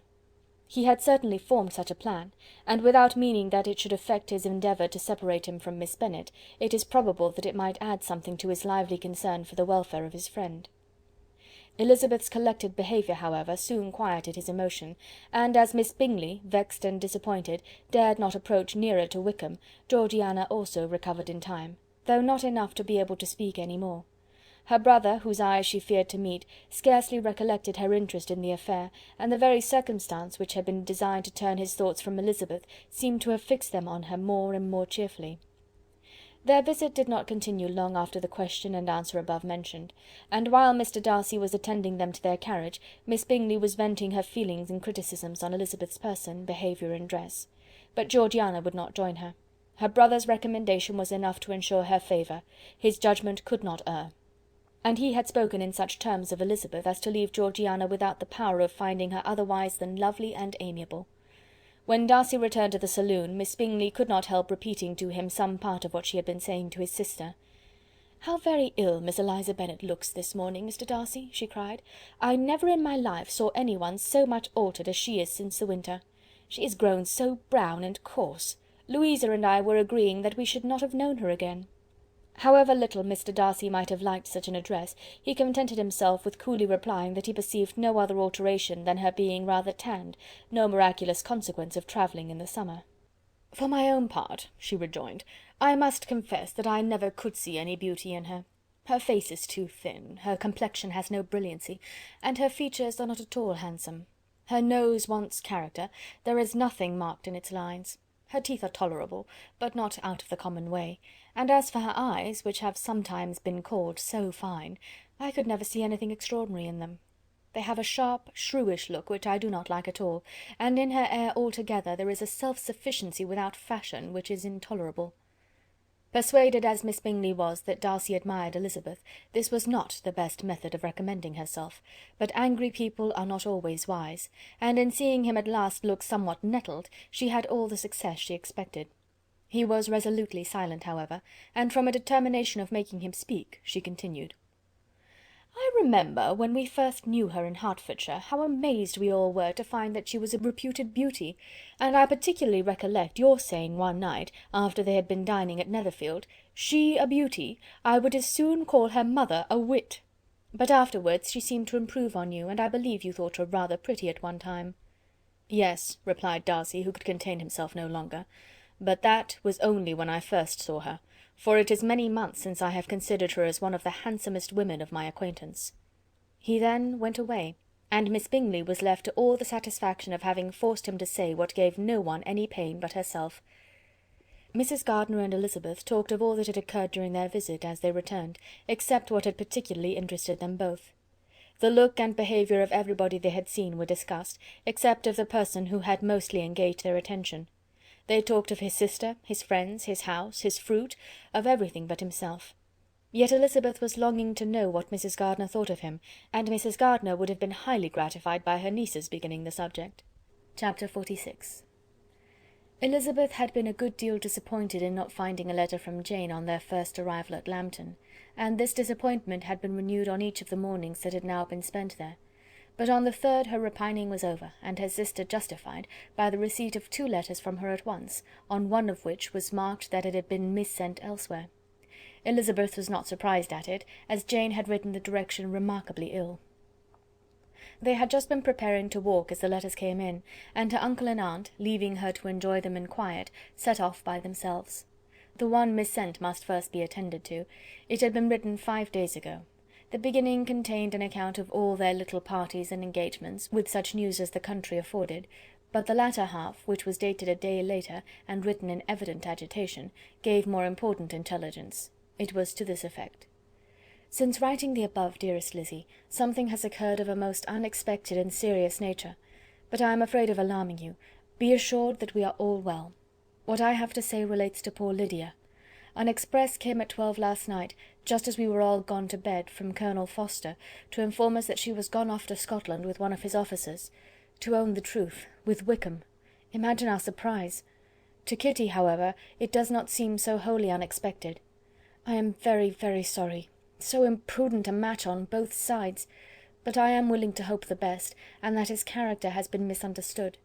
Thoughtless and indiscreet, I can easily believe him, but this step, and let us rejoice over it, marks nothing bad at heart. His choice is disinterested at least, for he must know my father can give her nothing. Our poor mother is sadly grieved. My father bears it better. How thankful am I that we never let them know what has been said against him. We must forget it ourselves. They were off Saturday night about 12, as is conjectured, but were not missed till yesterday morning at 8. The express was sent off directly. My dear Lizzie, they must have passed within 10 miles of us. Colonel Forster gives us reason to expect him here soon. Lydia left a few lines for his wife, informing her of their intention. I must conclude, for I cannot be long from my poor mother. I am afraid you will not be able to make it out, but I hardly know what I have written." Without allowing herself time for consideration, and scarcely knowing what she felt, Elizabeth, on finishing this letter, instantly seized the other, and opening it with the utmost impatience, read as follows. It had been written a day later than the conclusion of the first. "By this time, my dearest sister, you have received my hurried letter. I wish this may be more intelligible, but, though not confined for time, my head is so bewildered that I cannot answer for being coherent. Dearest Lizzie, I hardly know what I would write, but I have bad news for you, and it cannot be delayed. Imprudent as the marriage between Mr. Wickham and our poor Lydia would be, we are now anxious to be assured it has taken place, for there is but too much reason to fear they are not gone to Scotland. Colonel Forster came yesterday, having left Brighton the day before, not many hours after the express. Though Lydia's short letter to Mrs. F. gave them to understand that they were going to Gretna Green, something was dropped by Denny expressing his belief that W. never intended to go there, or to marry Lydia at all, which was repeated to Colonel F., who, instantly taking the alarm, set off from B., intending to trace their route. He did trace them easily to Clapham, but no further, for on entering that place they removed into a hackney coach and dismissed the chaise that brought them from Epsom. All that is known after this is that they were seen to continue the London road. I know not what to think. After making every possible inquiry on that side London, Colonel F. came on into Hertfordshire, anxiously renewing them at all the turnpikes, and at the inns in Barnet and Hatfield, but without any success. No such people had been seen to pass through. With the kindest concern he came on to Longbourn, and broke his apprehensions to us in a manner most creditable to his heart. I am sincerely grieved for him and Mrs. F., but no one can throw any blame on them. Our distress, my dear Lizzie, is very great. My father and mother believe the worst, but I cannot think so ill of him. Many circumstances might make it more eligible for them to be married privately in town than to pursue their first plan. And even if he could form such a design against a young woman of Lydia's connections, which is not likely, can I suppose her so lost to everything? Impossible. I grieve to find, however, that Colonel F. is not disposed to depend upon their marriage. He shook his head when I expressed my hopes, and said he feared W. was not a man to be trusted. My poor mother is really ill, and keeps her room. Could she exert herself, it would be better, but this is not to be expected. And as to my father, I never in my life saw him so affected.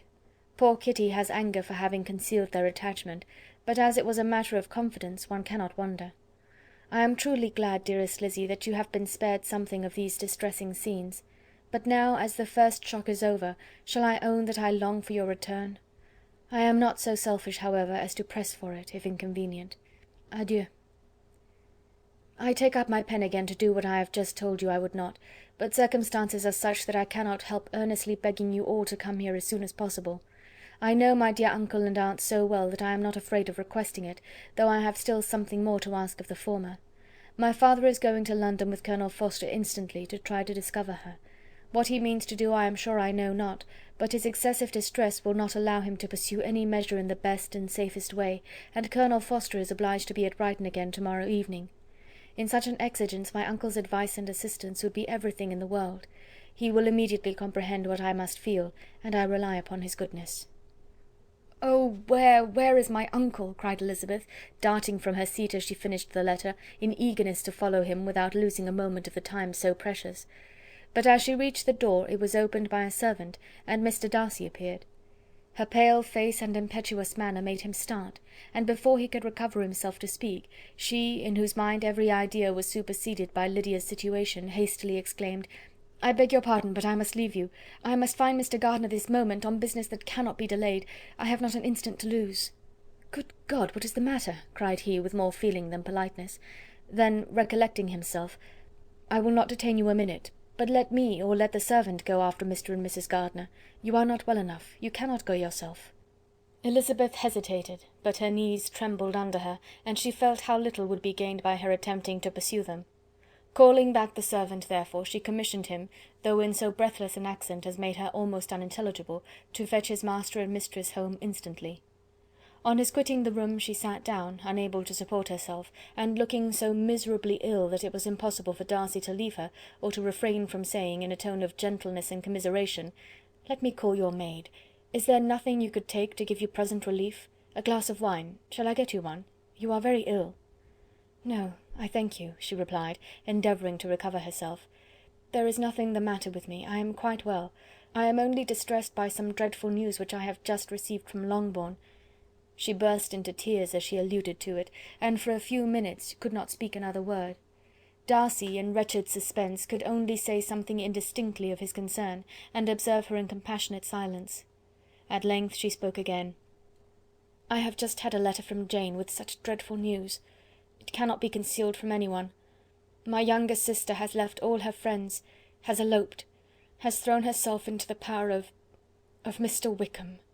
They are gone off together from Brighton. You know him too well to doubt the rest. She has no money, no connections, nothing that can tempt him to... She is lost for ever." Darcy was fixed in astonishment. "When I consider," she added in a yet more agitated voice, "that I might have prevented it, I who knew what he was, had I but explained some part of it only, some part of what I learned, to my own family, had his character been known, this could not have happened. But it is all too late now." "I am grieved indeed," cried Darcy, "grieved, shocked. But is it certain, absolutely certain?" "Oh, yes. They left Brighton together on Sunday night, and were traced almost to London, but not beyond. They are certainly not gone to Scotland."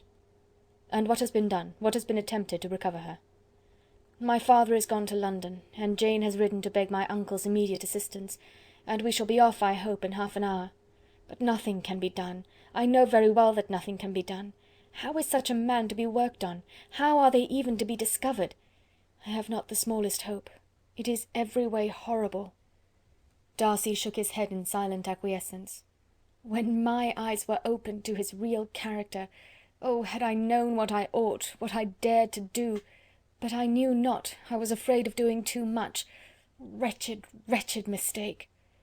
Darcy made no answer.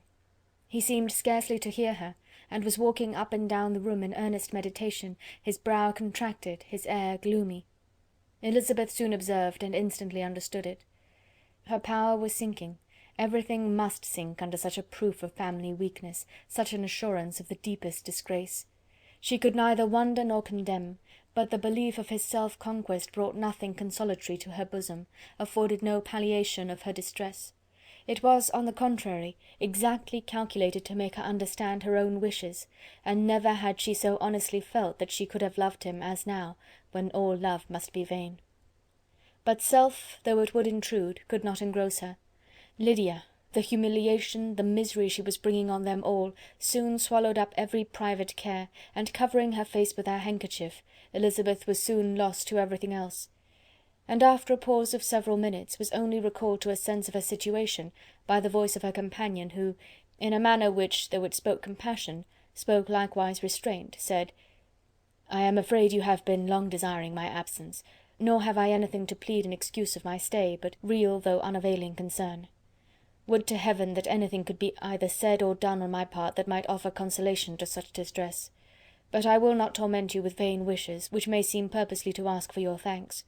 This unfortunate affair will, I fear, prevent my sister's having the pleasure of seeing you at Pemberley to-day. Oh, yes. Be so kind as to apologize for us to Miss Darcy. Say that urgent business calls us home immediately. Conceal the unhappy truth as long as it is possible. I know it cannot be long." He readily assured her of his secrecy, again expressed his sorrow for her distress, wished it a happier conclusion than there was at present reason to hope, and leaving his compliments for her relations, with only one serious parting look, went away. As he quitted the room, Elizabeth felt how improbable it was that they should ever see each other again on such terms of cordiality as had marked their several meetings in Derbyshire, and as she threw a retrospective glance over the whole of their acquaintance, so full of contradictions and varieties, sighed at the perverseness of those feelings which would now have promoted its continuance, and would formerly have rejoiced in its termination. If gratitude and esteem are good foundations of affection, Elizabeth's change of sentiment will be neither improbable nor faulty. But if otherwise, if regard springing from such sources is unreasonable or unnatural in comparison of what is so often described as arising on a first interview with its object, and even before 2 words have been exchanged, nothing can be said in her defence, except that she had given somewhat of a trial to the latter method in her partiality for Wickham, and that its ill success might, perhaps, authorise her to seek the other less interesting mode of attachment.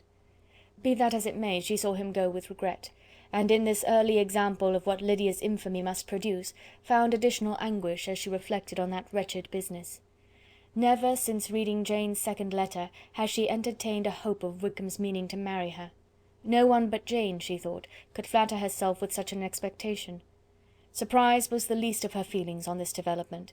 While the contents of the first letter remained in her mind, she was all surprise, all astonishment that Wickham should marry a girl whom it was impossible he could marry for money, and how Lydia could ever have attached him had appeared incomprehensible.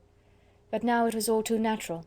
For such an attachment as this she might have sufficient charms, and though she did not suppose Lydia to be deliberately engaging in an elopement without the intention of marriage, she had no difficulty in believing that neither her virtue nor her understanding would preserve her from falling an easy prey.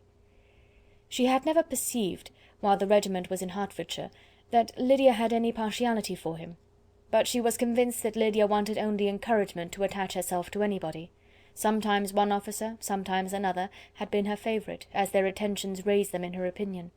Her affections had continually been fluctuating, but never without an object. The mischief of neglect and mistaken indulgence towards such a girl, oh, how acutely did she now feel it! She was wild to be at home, to hear, to see, to be upon the spot to share with Jane in the cares that must now fall wholly upon her in a family so deranged. A father absent, a mother incapable of exertion and requiring constant attendance, and though almost persuaded that nothing could be done for Lydia, her uncle's interference seemed of the utmost importance, and till he entered the room her impatience was severe. Mr. and Mrs. Gardiner had hurried back in alarm, supposing by the servant's account that their niece was suddenly taken ill, but satisfying them instantly on that head, she eagerly communicated the cause of their summons, reading the 2 letters aloud, and dwelling on the postscript of the last with trembling energy. Though Lydia had never been a favourite with them, Mr. and Mrs. Gardiner could not be but deeply afflicted. Not Lydia only, but all were concerned in it, and after the first exclamations of surprise and horror, Mr. Gardiner promised every assistance in his power. Elizabeth, though expecting no less, thanked him with tears of gratitude, and all 3 being actuated by one spirit, everything relating to their journey was speedily settled. They were to be off as soon as possible. "But what is to be done about Pemberley?" cried Mrs. Gardiner. "John told us Mr. Darcy was here when you sent for us. Was it so?" "Yes, and I told him we should not be able to keep our engagement. That is all settled." "What is all settled?" repeated the other as she ran into her room to prepare. "And are they upon such terms as for her to disclose the real truth? Oh, that I knew how it was!" But wishes were vain, or at least could only serve to amuse her in the hurry and confusion of the following hour. Had Elizabeth been at leisure to be idle, she would have remained certain that all employment was impossible to one so wretched as herself. But she had her share of busyness as well as her aunt, and amongst the rest there were notes to be written to all their friends at Lambton, with false excuses for their sudden departure. An hour, however, saw the whole completed, and Mr. Gardiner meanwhile having settled his account at the inn, nothing remained to be done but to go, and Elizabeth, after all the misery of the morning, found herself, in a shorter space of time than she could have supposed, seated in the carriage and on the road to Longbourn. Chapter 47. "I have been thinking it over again, Elizabeth," said her uncle as they drove from the town, "and really, upon serious consideration, I am much more inclined than I was to judge as your eldest sister does on the matter. It appears to me so very unlikely that any young man should form such a design against a girl who is by no means unprotected or friendless, and who was actually staying in his colonel's family, that I am strongly inclined to hope the best. Could he expect that her friends would not step forward? Could he expect to be noticed again by the regiment, after such an affront to Colonel Forster? His temptation is not adequate to the risk." "Do you really think so?" cried Elizabeth, brightening up for a moment. "Upon my word," said Mrs. Gardiner, "I begin to be of your uncle's opinion. It is really too great a violation of decency, honour, and interest for him to be guilty of. I cannot think so very ill of Wickham. Can you yourself, Lizzy, so wholly give him up as to believe him capable of it?" "Not, perhaps, of neglecting his own interest, but of every other neglect I can believe him capable, if indeed it should be so. But I dare not hope it. Why should they not go on to Scotland, if that had been the case?" "In the first place," replied Mr. Gardiner, "there is no absolute proof that they are not gone to Scotland." "Oh, but their removing from the chaise into a hackney coach is such a presumption! And besides, no traces of them were to be found on the Barnet road." "Well then, supposing them to be in London.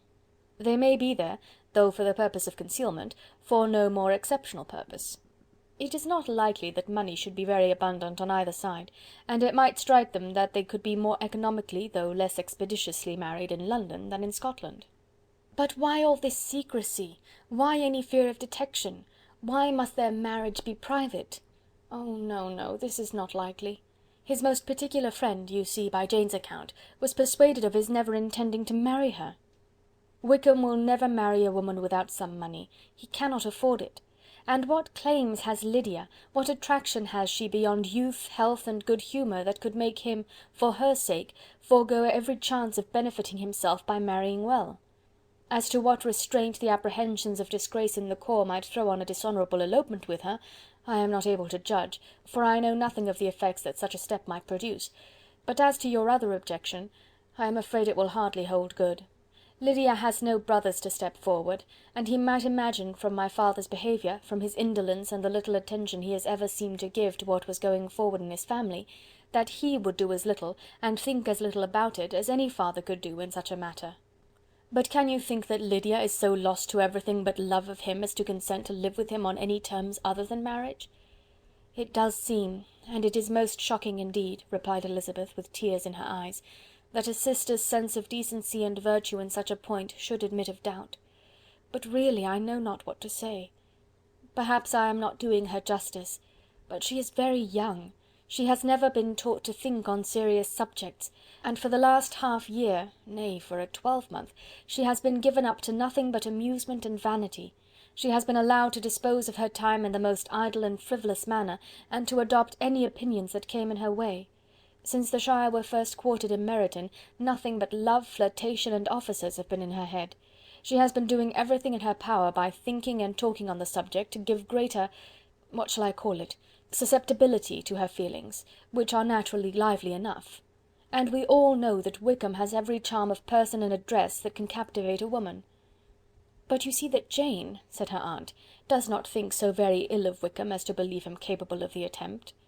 "Of whom does Jane ever think ill? And who is there, whatever might be their former conduct, that she would think capable of such an attempt, till it were proved against them? But Jane knows, as well as I do, what Wickham really is. We both know that he has been profligate in every sense of the word, that he has neither integrity nor honour, that he is as false and deceitful as he is insinuating." "And you really know all this?" cried Mrs. Gardiner, whose curiosity as to the mode of her intelligence was all alive. "I do indeed," replied Elizabeth, colouring. "I told you the other day of his infamous behaviour to Mr. Darcy, and you yourself, when last at Longbourn, heard in what manner he spoke of the man who had behaved with such forbearance and liberality towards him. And there are other circumstances which I am not at liberty, which it is not worth while to relate. But his lies about the whole Pemberley family are endless. From what he said of Miss Darcy, I was thoroughly prepared to see a proud, reserved, disagreeable girl, yet he knew to the contrary himself. He must know that she was as amiable and unpretending as we have found her." "But does Lydia know nothing of this? Can she be ignorant of what you and Jane seem so well to understand?" "Oh yes. That is the worst of all. Till I was in Kent, and saw so much of both Mr. Darcy and his relation, Colonel Fitzwilliam, I was ignorant of the truth myself. And when I returned home, the Shire was to leave Meryton in a week or fortnight's time. As that was the case, neither Jane, to whom I related the whole, nor I, thought it necessary to make our knowledge public, for of what use could it apparently be to anyone, that the good opinion which all the neighbourhood had of him should then be overthrown? And even if it was settled that Lydia should go with Mrs. Forster, the necessity of opening her eyes to his character never occurred to me, that she could be in any danger from the deception never entered my head. That such a consequence as this could ensue, you may easily believe, was far enough from my thoughts. When they all removed to Brighton, therefore, you had no reason, I suppose, to believe them fond of each other? Not the slightest. I can remember no symptom of affection on either side, and had anything of the kind been perceptible, you must be aware that ours is not a family on which it could be thrown away. When first he entered the corps, she was ready enough to admire him, but so we all were. Every girl in or near Meryton was out of her senses about him for the first 2 months, but he never distinguished her by any particular attention, and consequently, after a moderate period of extravagant and wild admiration, her fancy for him gave way, and others of the regiment, who treated her with more distinction, again became her favourites. It may be easily believed that however little of novelty could be added to their fears, hopes, and conjectures on this interesting subject by its repeated discussion, no other could detain them from it long during the whole of the journey. From Elizabeth's thoughts it was never absent. Fixed there by the keenest of all anguish, self-reproach, she could find no interval of ease or forgetfulness. They travelled as expeditiously as possible, and sleeping one night on the road, reached Longbourn by dinner-time the next day. It was a comfort to Elizabeth to consider that Jane could not have been wearied by long expectations. The little gardeners, attracted by the sight of a chaise, were standing on the steps of the house as they entered the paddock, and when the carriage drove up to the door, the joyful surprise that lighted up their faces and displayed itself over their whole bodies in a variety of capers and frisks was the first pleasing earnest of their welcome. Elizabeth jumped out, and after giving each of them a hasty kiss, hurried into the vestibule, where Jane, who came running down from her mother's apartment, immediately met her. Elizabeth, as she affectionately embraced her, whilst tears filled the eyes of both, lost not a moment in asking whether anything had been heard of the fugitives. "Not yet," replied Jane, "but now that my dear uncle has come, I hope everything will be well. Is my father in town?" "Yes, he went on Tuesday, as I wrote you word." "And have you heard from him often?" "We have heard only twice. He wrote me a few lines on Wednesday to say that he had arrived in safety, and to give me his directions, which I particularly begged him to do. He merely added that he should not write again till he had something of importance to mention." "And my mother, how is she? How are you all?" "My mother is tolerably well, I trust, though her spirits are greatly shaken. She is upstairs, and will have great satisfaction in seeing you all. She does not yet leave her dressing-room. Mary and Kitty, thank heaven, are quite well." "But you, how are you?" cried Elizabeth. "You look pale. How much you must have gone through." Her sister, however, assured her of her being perfectly well, and their conversation, which had been passing while Mr. and Mrs. Gardiner were engaged with their children, was now put an end to by the approach of the whole party. Jane ran to her uncle and aunt, and welcomed and thanked them both, with alternate smiles and tears. When they were all in the dining-room, the questions which Elizabeth had already asked were of course repeated by the others, and they soon found that Jane had no intelligence to give. The sanguine hope of good, however, which the benevolence of her heart suggested, had not yet deserted her. She still expected that it would all end well, and that every morning would bring some letter, either from Lydia or her father, to explain their proceedings, and perhaps announce their marriage. Mrs. Bennet, to whose apartment they all repaired after a few minutes' conversation together, received them exactly as might be expected, with tears and lamentations of regret, invectives against the villainous conduct of Wickham, and complaints of her own sufferings and ill usage, blaming everybody but the person to whose ill-judging indulgence the errors of her daughter must principally be owing. "If I had been able," said she, "to carry my point in going to Brighton with all my family, this would not have happened. But poor dear Lydia had nobody to take care of her. Why did the Forsters ever let her go out of their sight? I am sure there was some great neglect or other on their side, for she is not the kind of girl to do such a thing if she had been well looked after. I always thought they were unfit to have the charge of her, but I was overruled, as I always am. Poor dear child! And now here's Mr. Bennet gone away, and I know he will fight Wickham, wherever he meets him, and then he will be killed, and what is to become of us all? The Collinses will turn us out before he is cold in his grave, and if you are not kind to us, brother, I do not know what we shall do." They all exclaimed against such terrific ideas, and Mr. Gardiner, after general assurances of his affection for her and all her family, told her that he meant to be in London the very next day, and would assist Mr. Bennet in every endeavour for recovering Lydia. "Do not give way to useless alarm," added he. "Though it is right to be prepared for the worst, there is no occasion to look on it as certain. It is not quite a week since they left Brighton. In a few days more we may gain some news of them. Until we know that they are not married, and have no design of marrying, do not let us give the matter over as lost. As soon as I get to town I shall go to my brother, and make him come home with me to Gracechurch Street, and then we may consult together as to what is to be done." "Oh, my dear brother," replied Mrs. Bennet, "that is exactly what I could most wish for. And now do, when you get to town, find them out, wherever they may be, and if they are not married already, make them marry. And as for wedding clothes, do not let them wait for that, but tell Lydia she shall have as much money as she chooses to buy them, after they are married. And above all, keep Mr. Bennet from fighting. Tell him what a dreadful state I am in, that I am frighted out of my wits, and have such tremblings, such flutterings all over me, such spasms in my side, and pains in my head, and such beatings at heart, that I can get no rest by night nor by day. And tell my dear Lydia not to give any directions about her clothes till she has seen me, for she does not know which are the best warehouses. Oh, brother, how kind you are! I know you will contrive it all." But Mr. Gardiner, though he assured her again of his earnest endeavours in the cause, could not avoid recommending moderation to her, as well in her hopes as her fear; and after talking with her in this manner till dinner was on the table, they all left her to vent her feelings on the housekeeper, who attended in the absence of her daughters.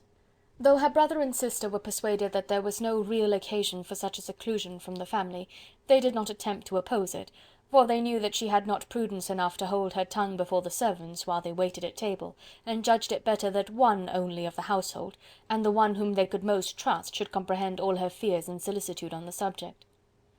In the dining-room they were soon joined by Mary and Kitty, who had been too busily engaged in their separate apartments to make their appearance before. One came from her books, and the other from her toilette. The faces of both, however, were tolerably calm, and no change was visible in either, except that the loss of her favourite sister, or the anger which she had herself incurred in this business, had given more of fretfulness than usual to the accents of Kitty. As for Mary, she was mistress enough of herself to whisper to Elizabeth, with a countenance of grave reflection, soon after they were seated at table, "This is a most unfortunate affair, and will probably be much talked of. But we must stem the tide of malice, and pour into the wounded bosoms of each other the balm of sisterly consolation." Then, perceiving in Elizabeth no inclination of replying, she added, "Unhappy as the event must be for Lydia, we may draw from it this useful lesson, that loss of virtue in a female is irretrievable, that one false step involves her in endless ruin, that her reputation is no less brittle than it is beautiful, and that she cannot be too much guarded in her behaviour towards the undeserving of the other sex." Elizabeth lifted up her eyes in amazement, but was too much oppressed to make any reply. Mary, however, continued to console herself with such kind of moral extractions from the evil before them. In the afternoon the two elder Miss Bennets were able to be for half an hour by themselves, and Elizabeth instantly availed herself of the opportunity of making any inquiries which Jane was equally eager to satisfy. After joining in general lamentations over the dreadful sequel of this event, which Elizabeth considered as all but certain, and Miss Bennet could not assert to be wholly impossible, the former continued the subject by saying, "But tell me all and everything about it which I have not already heard. Give me further particulars. What did Colonel Forster say? Had they no apprehension of anything before the elopement took place? They must have seen them together for ever." Colonel Forster did own that he had often suspected some partiality, especially on Lydia's side, but nothing to give him any alarm. I am so grieved for him. His behaviour was attentive and kind to the utmost. He was coming to us in order to assure us of his concern before he had any idea of their not being gone to Scotland. When that apprehension first got abroad, it hastened his journey. And was Denny convinced that Wickham would not marry? Did he know of their intending to go off? Had Colonel Forster seen Denny himself? Yes. But when questioned by him, Denny denied knowing anything of their plans, and would not give his real opinion about it. He did not repeat his persuasion of their not marrying, and from that, I am inclined to hope, he might have been misunderstood before. And till Colonel Forster came himself, not one of you entertained a doubt, I suppose, of their really being married? How was it possible that such an idea should enter our brains? I felt a little uneasy, a little fearful of my sister's happiness with him in marriage, because I knew that his conduct had not always been quite right.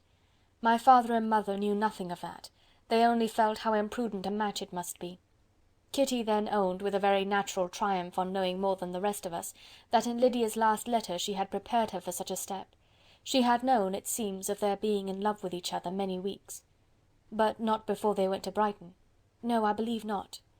And did Colonel Forster appear to think well of Wickham himself? Does he know his real character? I must confess that he did not speak so well of Wickham as he formerly did. He believed him to be imprudent and extravagant, and since this sad affair has taken place, it is said that he left Meryton greatly in debt, but I hope this may be false. Oh, Jane! Had we been less secret, had we told what we knew of him, this could not have happened. Perhaps it would have been better, replied her sister, but to expose the former faults of any person without knowing what their present feelings were seemed unjustifiable. We acted with the best intentions.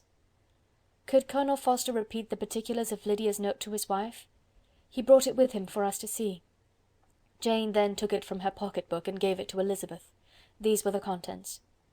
My dear Harriet, you will laugh when you know where I am gone, and I cannot help laughing myself at your surprise tomorrow morning, as soon as I am missed. I am going to Gretna Green, and if you cannot guess with who, I shall think you a simpleton, for there is but one man in the world I love, and he is an angel. I should never be happy without him, so think it no harm to be off. You need not send them word at Longbourn of my going, if you do not like it, for it will make the surprise the greater when I write them and sign my name Lydia Wickham. What a good joke it will be! I can hardly write for laughing. Pray make my excuses to Pratt for not keeping my engagement and dancing with him tonight. Tell him I hope he will excuse me when he knows all. And tell him I will dance with him at the next ball we meet, with great pleasure. I shall send for my clothes when I get to Longbourn, but I wish you would tell Sally to mend a great slit in my worked muslin gown before they are packed up. Good-bye. Give my love to Colonel Forster. I hope you will drink to our good journey. Your affectionate friend, Lydia Bennet. "Oh, thoughtless, thoughtless Lydia!" cried Elizabeth, when she had finished it. "What a letter is this, to be written at such a moment! But at least it shows that she was serious on the subject of their journey. Whatever he might afterwards persuade her to, it was not on her side a scheme of infamy. My poor father! How he must have felt it! I never saw anyone so shocked. He could not speak a word for full 10 minutes. My mother was taken ill immediately, and the whole house in such confusion."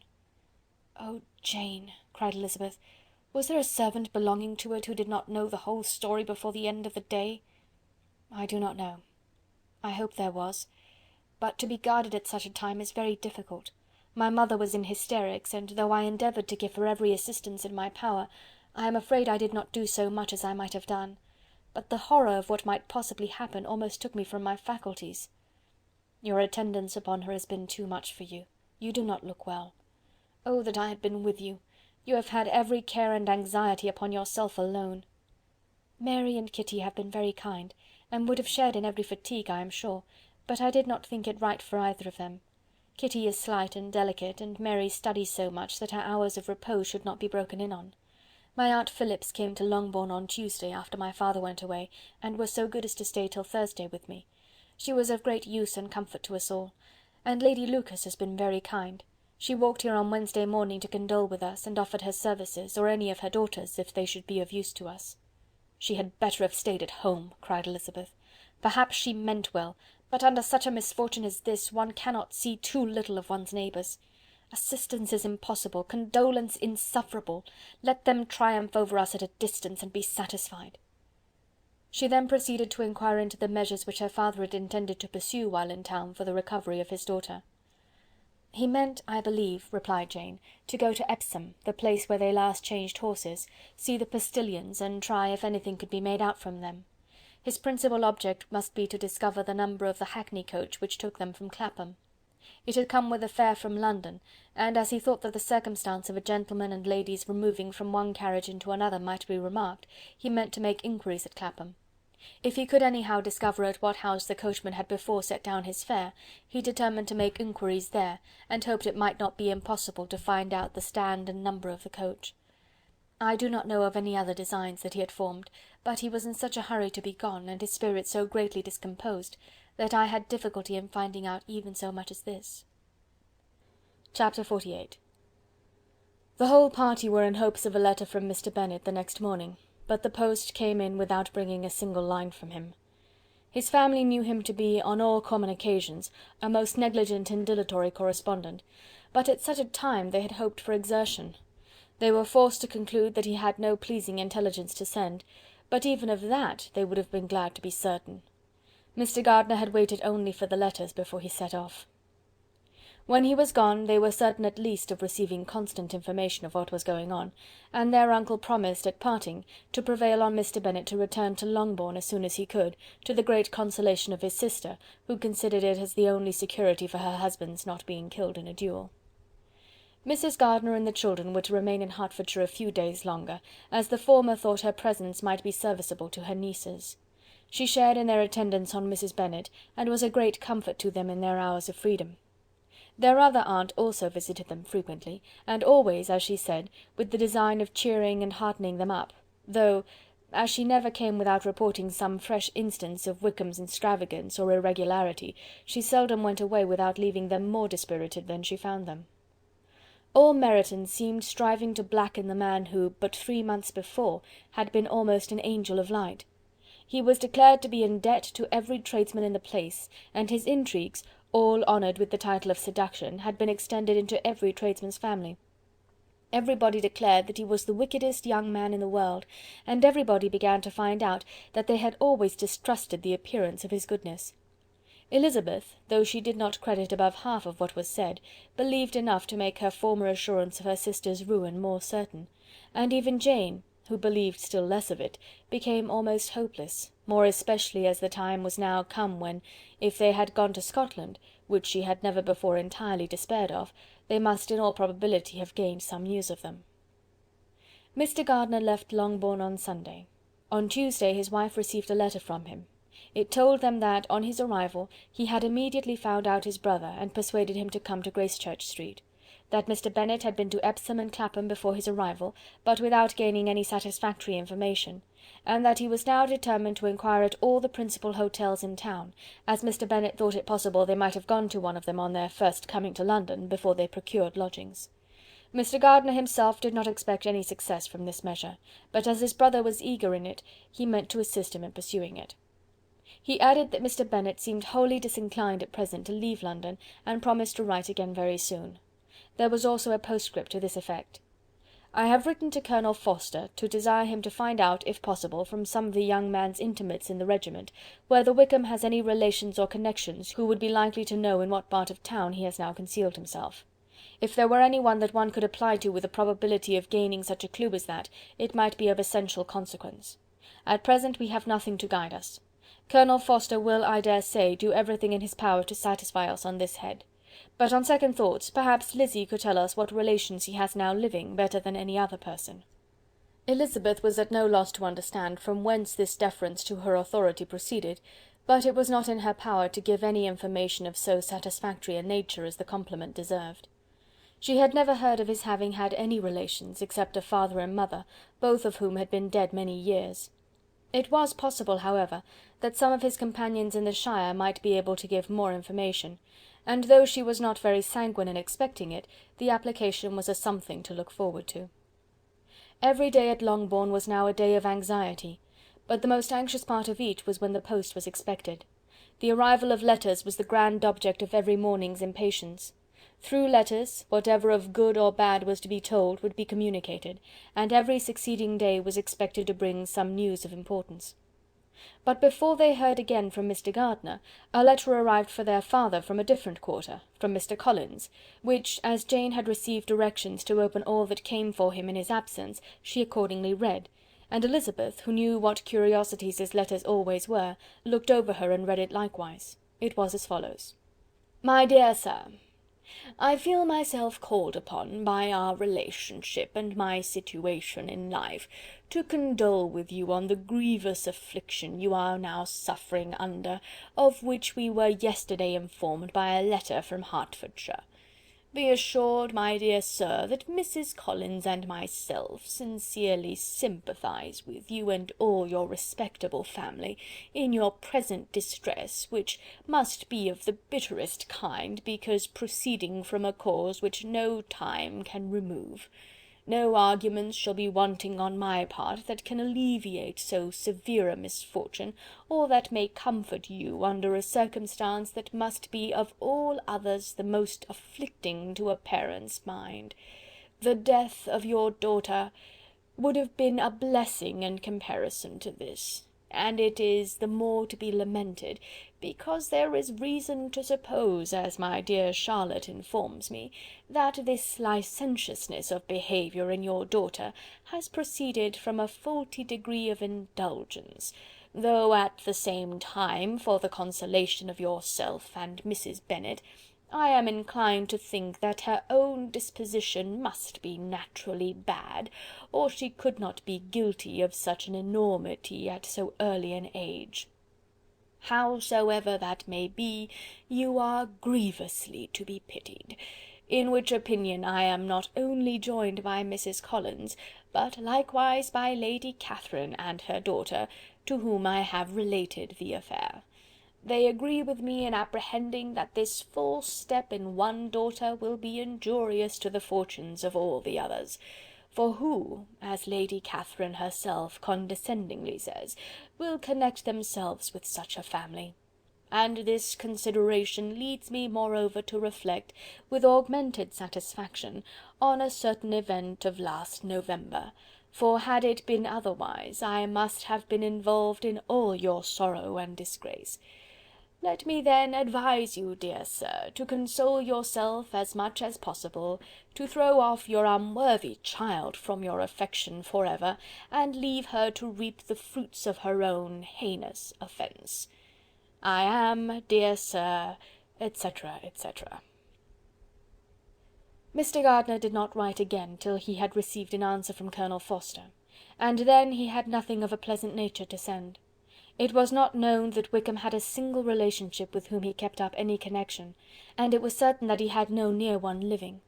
His former acquaintances had been numerous, but since he had been in the militia it did not appear that he was on terms of particular friendship with any of them. There was no one, therefore, who could be pointed out as likely to give any news of him, and in the wretched state of his own finances there was a very powerful motive for secrecy, in addition to his fear of discovery by Lydia's relations, for it had just transpired that he had left gaming debts behind him to a very considerable amount. Colonel Forster believed that more than £1,000 would be necessary to clear his expenses at Brighton. He owed a good deal in town, but his debts of honour were still more formidable.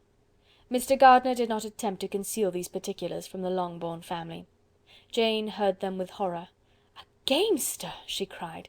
"This is wholly unexpected. I had not an idea of it." Mr. Gardiner added in his letter that they might expect to see their father at home on the following day, which was Saturday. Rendered spiritless by the ill success of all their endeavours, he had yielded to his brother-in-law's entreaty that he would return to his family, and leave it to him to do whatever occasion might suggest to be advisable for continuing their pursuit. When Mrs. Bennet was told of this, she did not express so much satisfaction as her children expected, considering what her anxiety for his life had been before. "What!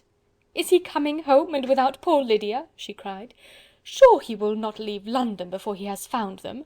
Who is to fight Wickham and make him marry her if he comes away?" As Mrs. Gardiner began to wish to be at home, it was settled that she and the children should go to London at the same time that Mr. Bennet came from it. The coach therefore took them the first stage of their journey, and brought its master back to Longbourn. Mrs. Gardiner went away in all the perplexity about Elizabeth and her Derbyshire friend that had attended her from that part of the world. His name had never been voluntarily mentioned before them by her niece, and the kind of half-expectation which Mrs. Gardiner had formed, of their being followed by a letter from him, had ended in nothing. Elizabeth had received none since her return that could come from Pemberley. The present unhappy state of the family rendered any other excuse for the lowness of her spirits unnecessary. Nothing, therefore, could be fairly conjectured from that, though Elizabeth, who was by this time tolerably well acquainted with her own feelings, was perfectly aware that, had she known nothing of Darcy, she would have borne the dread of Lydia's infamy somewhat better. It would have spared her, she thought, one sleepless night out of 2. When Mr. Bennet arrived, he had all the appearance of his usual philosophic composure. He said as little as he had ever been in the habit of saying, made no mention of the business that had taken him away, and it was some time before his daughters had courage to speak of it. It was not till the afternoon, when he had joined them at tea, that Elizabeth ventured to introduce the subject, and then, on her briefly expressing her sorrow for what he must have endured, he replied, "Say nothing of that. Who should suffer but myself? It has been my own doing, and I ought to feel it. "You must not be too severe upon yourself," replied Elizabeth. "You may well warn me against such an evil. Human nature is so prone to fall into it. No, Lizzy, let me once in my life feel how much I have been to blame. I am not afraid of being overpowered by the impression. It will pass away soon enough." "Do you suppose them to be in London?" "Yes. Where else can they be so well concealed?" "And Lydia used to want to go to London," added Kitty. "She is happy then," said her father drily, "and her residence there will probably be of some duration." Then, after a short silence, he continued, "Lizzy, I bear you no ill will for being justified in your advice to me last May, which, considering the event, shows some greatness of mind." They were interrupted by Miss Bennet, who came to fetch her mother's tea. "This is a parade," he cried, "which does one good. It gives such an elegance to misfortune. Another day I will do the same. I will sit in my library, in my nightcap and powdering gown, and give as much trouble as I can, or perhaps I may defer it till Kitty runs away." "I am not going to run away, papa," said Kitty fretfully. "If I should ever go to Brighton, I would behave better than Lydia." "You go to Brighton! I would not trust you so near it as Eastbourne for £50. No, Kitty, I have at last learnt to be cautious, and you will feel the effects of it. No officer is ever to enter into my house again, nor even to pass through the village. Balls will be absolutely prohibited, unless you stand up with one of your sisters, and you are never to stir out of doors till you can prove that you have spent 10 minutes of every day in a rational manner." Kitty, who took all these threats in a serious light, began to cry. "Well, well," said he, "do not make yourself unhappy. If you are a good girl for the next 10 years, I will take you to a review at the end of them." Chapter 49. 2 days after Mr. Bennet's return, as Jane and Elizabeth were walking together in the shrubbery behind the house, they saw the housekeeper coming towards them, and concluding that she came to call them to their mother, went forward to meet her. But instead of the expected summons, when they approached her, she said to Miss Bennet, "I beg your pardon, madam, for interrupting you, but I was in hopes you might have got some good news from town, so I took the liberty of coming to ask." "What do you mean, Hill? We have heard nothing from town." "Dear madam," cried Mrs. Hill, in great astonishment, "don't you know there is an express come for master from Mr. Gardiner? He has been here this half hour, and master has had a letter." Away ran the girls, too eager to get in to have time for speech.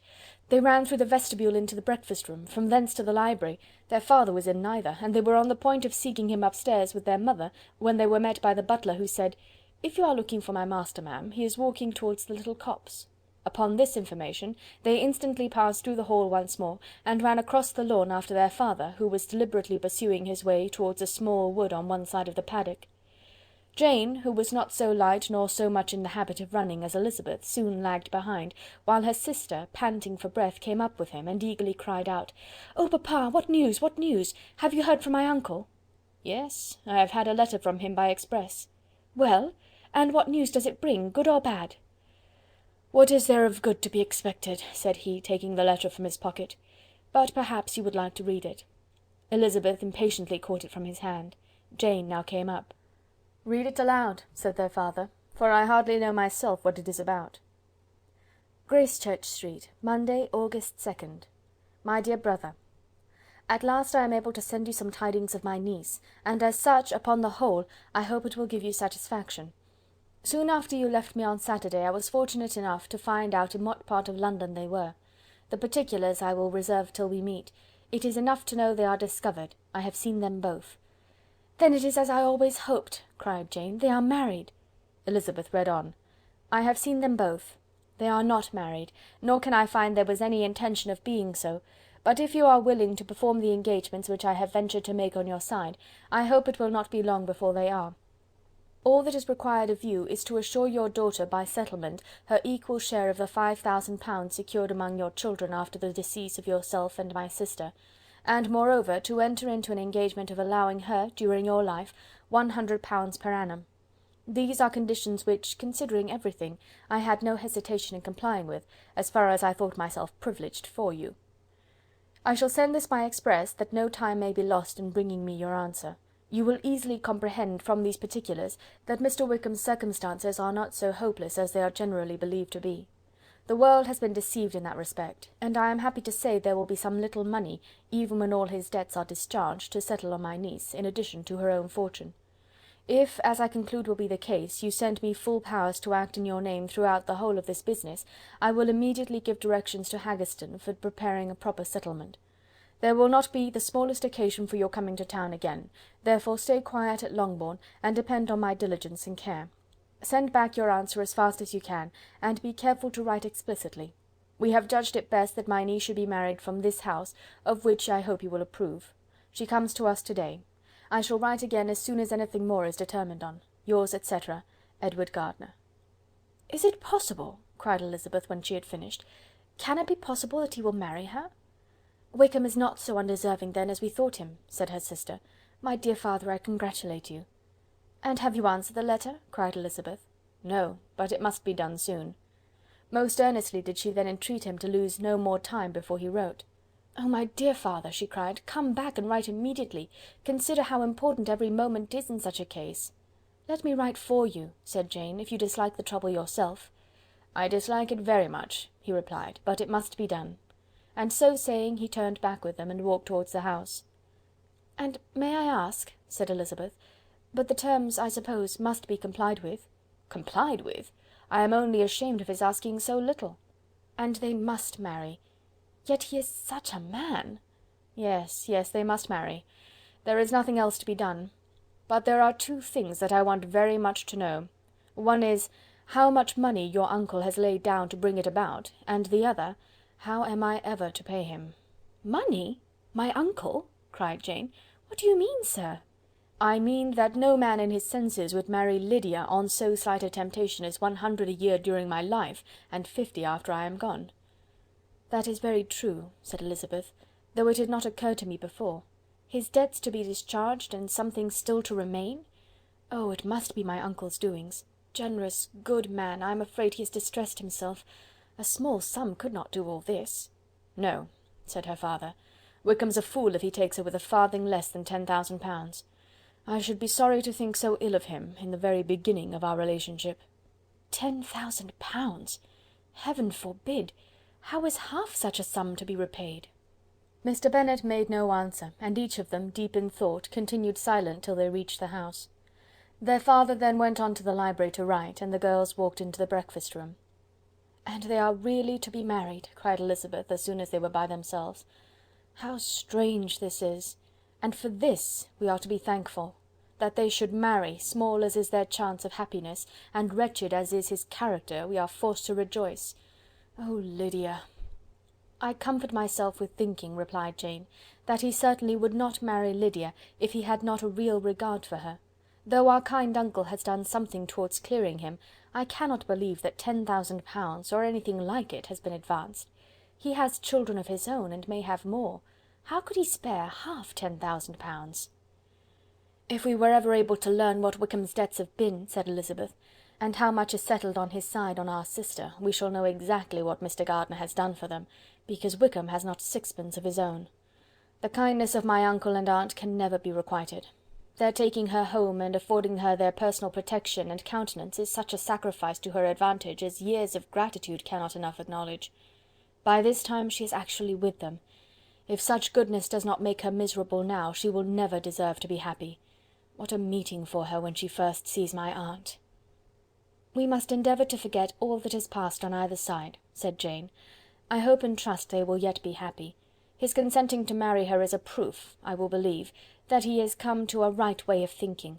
Their mutual affection will steady them, and I flatter myself they will settle so quietly and live in so rational a manner as may in time make their past imprudence forgotten." "Their conduct has been such," replied Elizabeth, "as neither you nor I nor anybody can ever forget. It is useless to talk of it." It now occurred to the girls that their mother was in all likelihood perfectly ignorant of what had happened. They went to the library, therefore, and asked their father whether he would not wish them to make it known to her. He was writing, and without raising his head, coolly replied, "Just as you please." "May we take my uncle's letter to read to her?" "Take whatever you like and get away." Elizabeth took the letter from his writing table, and they went upstairs together. Mary and Kitty were both with Mrs. Bennet. One communication would, therefore, do for all. After a slight preparation for good news, the letter was read aloud. Mrs. Bennet could hardly contain herself. As soon as Jane had read Mr. Gardiner's hope of Lydia's being soon married, her joy burst forth, and every following sentence added to its exuberance. She was now in an irritation as violent from delight as she had ever been fidgety from alarm and vexation. To know that her daughter would be married was enough. She was disturbed by no fear for her felicity, nor humbled by any remembrance of her misconduct. "My dear, dear Lydia," she cried, "this is delightful indeed! She will be married, I shall see her again. She will be married at 16. My good, kind brother, I knew how it would be. I knew he would manage everything. How I long to see her, and to see dear Wickham too. But the clothes, the wedding clothes! I will write to my sister Gardiner about them directly. Lizzy, my dear, run down to your father and ask him how much he will give her. Stay, I will go myself. Ring the bell, Kitty, for Hill. I will put on my things in a moment. My dear, dear Lydia, how merry we shall be together when we meet!" Her eldest daughter endeavoured to give some relief to the violence of these transports by leading her thoughts to the obligations which Mr. Gardiner's behaviour had laid them all under. "For we must attribute this happy conclusion," she added, "in a great measure to his kindness. We are persuaded that he has pledged himself to assist Mr. Wickham with money." "Well," cried her mother, "it is all very right. Who should do it but her own uncle? If he had not had a family of his own, I and my children must have had all his money, you know, and it is the first time we have ever had anything from him, except a few presents. Well, I am so happy! In such a short time I shall have a daughter married. Mrs. Wickham! How well it sounds! And she was only 16 last June. My dear Jane, I am in such a flutter that I am sure I can't write, so I will dictate and you write for me. We will settle with your father about the money afterwards, but the things should be ordered immediately." She was then proceeding to all the particulars of calico, muslin, and cambric, and would shortly have dictated some very plentiful orders, had not Jane, though with some difficulty, persuaded her to wait till her father was at leisure to be consulted. One day's delay, she observed, would be of small importance, and her mother was too happy to be quite so obstinate as usual. Other schemes, too, came into her head.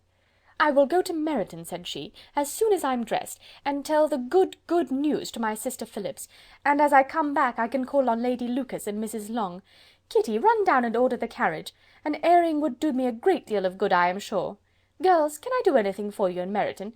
Oh, here comes Hill. My dear Hill, have you heard the good news? Miss Lydia is going to be married, and you shall all have a bowl of punch to make merry at her wedding."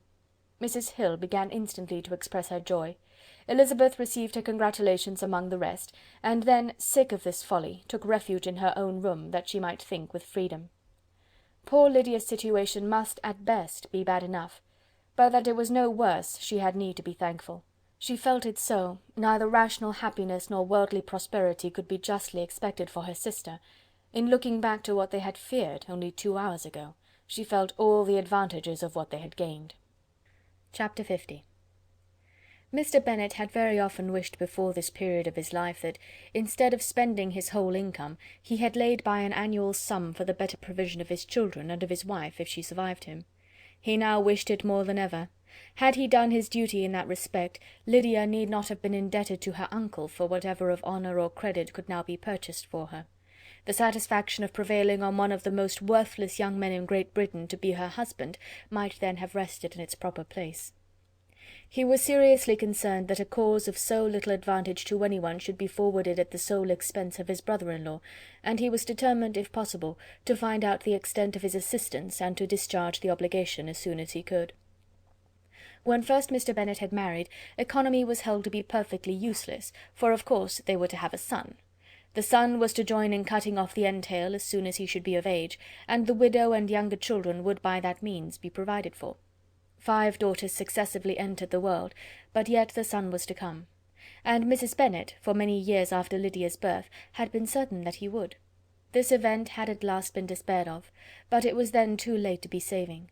Mrs. Bennet had no turn for economy, and her husband's love of independence had alone prevented their exceeding their income. £5,000 were settled by marriage articles on Mrs. Bennet and the children, but in what proportions it should be divided amongst the latter depended on the will of the parents. This was one point, with regard to Lydia at least, which was now to be settled, and Mr. Bennet could have no hesitation in acceding to the proposal before him. In terms of grateful acknowledgment for the kindness of his brother, though expressed most concisely, he then delivered on paper his perfect approbation of all that was done, and his willingness to fulfil the engagements that had been made for him. He had never before supposed that, could Wickham be prevailed on to marry his daughter, it would be done with so little inconvenience to himself as by the present arrangement. He would scarcely be £10 a year the loser by the 100 that was to be paid them; for, what with their board and pocket allowance, and the continual presents in money which passed to her through her mother's hands, Lydia's expenses had been very little within that sum. That it would be done with such trifling exertion on his side too, was another very welcome surprise, for his wish at present was to have as little trouble in the business as possible. When the first transports of rage which had produced his activity in seeking her were over, he naturally returned to all his former indolence. His letter was soon dispatched, for, though dilatory in undertaking business, he was quick in its execution. He begged to know further particulars of what he was indebted to his brother, but was too angry with Lydia to send any message to her. The good news spread quickly through the house, and with proportionate speed through the neighbourhood. It was borne in the latter with decent philosophy. To be sure, it would have been more for the advantage of conversation had Miss Lydia Bennet come upon the town, or, as the happiest alternative, been secluded from the world in some distant farmhouse. But there was much to be talked of in marrying her, and the good-natured wishes for her well-doing which had proceeded before from all the spiteful old ladies in Meryton lost but a little of their spirit in this change of circumstances, because with such a husband her misery was considered certain. It was a fortnight since Mrs. Bennet had been downstairs, but on this happy day she again took her seat at the head of her table, and in spirits oppressively high. No sentiment of shame gave a damp to her triumph. The marriage of a daughter, which had been the first object of her wishes since Jane was 16, was now on the point of accomplishment, and her thoughts and her words ran wholly on those attendants of elegant nuptials, fine muslins, new carriages, and servants. She was busily searching through the neighbourhood for a proper situation for her daughter, and, without knowing or considering what their income might be, rejected many as deficient in size and importance. "Hay Park might do," said she, "if the Gouldings could quit it, or the great house at Stoke, if the drawing-room were larger. But Ashworth is too far off. I could not bear to have her 10 miles from me. And as for Pulvis Lodge, the attics are dreadful." Her husband allowed her to talk on without interruption while the servants remained. But when they had withdrawn, he said to her, "Mrs. Bennet, before you take any or all of these houses for your son and daughter, let us come to a right understanding. Into one house in this neighbourhood they shall never have admittance. I will not encourage the impudence of either by receiving them at Longbourn." A long dispute followed this declaration, but Mr. Bennet was firm. It soon led to another, and Mrs. Bennet found with amazement and horror that her husband would not advance a guinea to buy clothes for his daughter. He protested that she should receive from him no mark of affection whatever on the occasion. Mrs. Bennet could hardly comprehend it.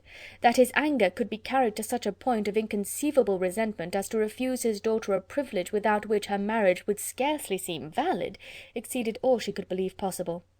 She was more alive to the disgrace which her want of new clothes must reflect on her daughter's nuptials, than to any sense of shame at her eloping and living with Wickham a fortnight before they took place.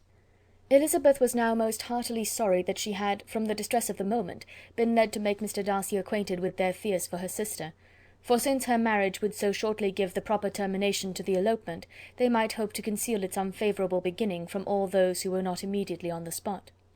She had no fear of its spreading farther through his means. There were few people on whose secrecy she could have more confidently depended, but at the same time there was no one whose knowledge of a sister's frailty would have mortified her so much, not, however, from any fear of disadvantage from it individually to herself, for at any rate there seemed a gulf impassable between them. Had Lydia's marriage been concluded on the most honourable terms, it was not to be supposed that Mr. Darcy would connect himself with a family where, to every other objection, would now be added an alliance and relationship of the nearest kind with a man whom he so justly scorned. From such a connection she could not wonder that he would shrink. The wish of procuring her regard, which she had assured herself of his feeling in Derbyshire, could not in rational expectation survive such a blow as this. She was humbled, she was grieved. She repented, though she hardly knew of what. She became jealous of his esteem, when she could no longer hope to be benefited by it. She wanted to hear of him, when there seemed the least chance of gaining intelligence. She was convinced that she could have been happy with him, when it was no longer likely they should meet. What a triumph for him, as she often thought, could he know that the proposals which he had spurned only 4 months ago would now have been most gladly and gratefully received. He was as generous, she doubted not, as the most generous of his sex, but while he was mortal there must be a triumph. She began now to comprehend that he was exactly the man who, in disposition and talents, would most suit her. His understanding and temper, though unlike her own, would have answered all her wishes. It was an union that must have been to the advantage of both. By her ease and liveliness his mind might have been softened, his manners improved, and from his judgment, information, and knowledge of the world, she must have received benefit of greater importance. But no such happy marriage could now teach the admiring multitude what connubial felicity really was. An union of a different tendency, and precluding the possibility of the other, was soon to be formed in their family. How Wickham and Lydia were to be supported in tolerable independence she could not imagine. But how little of permanent happiness could belong to a couple who were only brought together because their passions were stronger than their virtue, could she easily conjecture. Mr. Gardiner soon wrote again to his brother. To Mr. Bennet's acknowledgment he briefly replied, with assurance of his eagerness to promote the welfare of any of his family, and concluded with entreaties that the subject might never be mentioned to him again. The principal purport of his letter was to inform them that Mr. Wickham had resolved on quitting the militia. It was greatly my wish that he should do so, he added, as soon as his marriage was fixed on, and I think you will agree with me in considering the removal from that corps as highly advisable, both on his account and my niece's. It is Mr. Wickham's intention to go into the regulars, and among his former friends there are still some who are able and willing to assist him in the army. He has the promise of an ensigncy in General's regiment now quartered in the north. It is an advantage to have it so far from this part of the kingdom. He promises fairly, and I hope among different people, where they may each have a character to preserve, they will both be more prudent. I have written to Colonel Forster to inform him of our present arrangements, and to request that he will satisfy the various creditors of Mr. Wickham in and near Brighton, with assurances of speedy payment, for which I have pledged myself. And will you give yourself the trouble of carrying similar assurances to his creditors in Meryton, of whom I shall subjoin a list according to his information? He has given in all his debts. I hope at least he has not deceived us. Haggerston has our directions, and all will be completed in a week. They will then join his regiment, unless they are first invited to Longbourn, and I understand from Mrs. Gardiner that my niece is very desirous of seeing you all before she leaves the south. She is well, and begs to be dutifully remembered to you and her mother. Yours, etc., E. Gardiner. Mr. Bennet and his daughter saw all the advantages of Wickham's removal from the shire as clearly as Mr. Gardiner could do, but Mrs. Bennet was not so well pleased with it. Lydia's being settled in the north, just when she had expected most pleasure and pride in her company, for she had by no means given up her plan of their residing in Hertfordshire, was a severe disappointment. And besides, it was such a pity that Lydia should be taken from a regiment where she was acquainted with everybody, and had so many favourites. "She is so fond of Mrs. Forster," said she, "it will be quite shocking to send her away. And there are several of the young men, too, that she likes very much. The officers may not be so pleasant in the General's regiment." His daughter's request, for such it might be considered, of being admitted into her family again before she set off for the north, received at first an absolute negative. But Jane and Elizabeth, who agreed in wishing, for the sake of their sister's feelings and consequence, that she should be noticed on her marriage by her parents, urged him so earnestly, yet so rationally and so mildly, to receive her and her husband at Longbourn as soon as they were married, that he was prevailed on to think as they thought, and act as they wished. And their mother had the satisfaction of knowing that she would be able to show her married daughter in the neighbourhood before she was banished to the north. When Mr. Bennet wrote again to his brother, therefore, he sent his permission for them to come, and it was settled that as soon as the ceremony was over they should proceed to Longbourn. Elizabeth was surprised, however, that Wickham should consent to such a scheme, and had she consulted only her own inclination, any meeting with him would have been the last object of her wishes. Chapter 51. Their sister's wedding day arrived, and Jane and Elizabeth felt for her probably more than she felt for herself. The carriage was sent to meet them, and they were to return in it by dinner time. Their arrival was dreaded by the elder Miss Bennets, and Jane more especially, who gave Lydia the feelings which would have attended herself had she been the culprit, and was wretched in the thought of what her sister must endure. They came. The family were assembled in the breakfast-room to receive them. Smiles decked the face of Mrs. Bennet as the carriage drove up to the door. Her husband looked impenetrably grave, her daughters alarmed, anxious, uneasy. Lydia's voice was heard in the vestibule, the door was thrown open, and she ran into the room. Her mother stepped forwards, embraced her and welcomed her with rapture, gave her hand with an affectionate smile to Wickham, who followed his lady, and wished them joy with an alacrity which showed no doubt of their happiness. Their reception from Mr. Bennet, to whom they then turned, was not quite so cordial. His countenance rather gained in austerity, and he scarcely opened his lips. The easy assurance of the young couple, indeed, was enough to provoke him. Elizabeth was disgusted, and even Miss Bennet was shocked. Lydia was Lydia still, untamed, unabashed, wild, noisy, and fearless. She turned from sister to sister, demanding their congratulations, and when at length they all sat down, looked eagerly round the room, took notice of some little alteration in it, and observed with a laugh that it was a great while since she had been there. Wickham was not at all more distressed than herself, but his manners were always so pleasing, that had his character and his marriage been exactly what they ought, his smiles and his easy address, while he claimed their relationship, would have delighted them all. Elizabeth had not before believed him quite equal to such assurance, but she sat down, resolving within herself to draw no limits in future to the impudence of an impudent man. She blushed, and Jane blushed, but the cheeks of the two who caused their confusion suffered no variation of colour. There was no want of discourse. The bride and her mother could neither of them talk fast enough, and Wickham, who happened to sit near Elizabeth, began inquiring after his acquaintance in that neighbourhood, with a good-humoured ease which she felt very unable to equal in her replies. They seemed each of them to have the happiest memories in the world. Nothing of the past was recollected with pain, and Lydia led voluntarily to subjects which her sisters would not have alluded to for the world. "Only think of its being 3 months," she cried, "since I went away. It seems but a fortnight, I declare, and yet there have been things enough happened in the time. Good gracious! When I went away I am sure I had no more idea of being married till I came back again, though I thought it would be very good fun if I was." Her father lifted up his eyes. Jane was distressed. Elizabeth looked expressively at Lydia, but she, who never heard nor saw anything of which she chose to be insensible, gaily continued, "Oh, mamma! Do the people hereabouts know I am married to-day? I was afraid they might not, and we overtook William Golding in his curricle, so I was determined he should know it, and so I let down the side-glass next to him, and took off my glove and let my hand just rest upon the window-frame, so that he might see the ring, and then I bowed and smiled like anything." Elizabeth could bear it no longer. She got up and ran out of the room, and returned no more till she heard them passing through the hall to the dining-parlour. She then joined them soon enough to see Lydia, with anxious parade, walk up to her mother's right hand, and hear her say to her eldest sister, "Ah, Jane, I take your place now, and you must go lower, because I am a married woman." It was not to be supposed that time would give Lydia that embarrassment from which she had been so wholly free at first. Her ease and good spirits increased. She longed to see Mrs. Phillips, the Lucases, and all their other neighbours, and to hear herself called Mrs. Wickham by each of them, and in the meantime she went after dinner to show her ring and boast of being married to Mrs. Hill and the 2 housemaids. "Well, mamma," said she, when they were all returned to the breakfast-room, "and what do you think of my husband? Is not he a charming man? I am sure my sisters must all envy me. I only hope they may have half my good luck. They must all go to Brighton. That is the place to get husbands. What a pity it is, mamma, we did not all go." "Very true, and if I had my will we should. But, my dear Lydia, I don't at all like your going such a way off. Must it be so?" "Oh, Lord, yes. There is nothing in that. I shall like it of all things. You and papa and my sisters must come down and see us.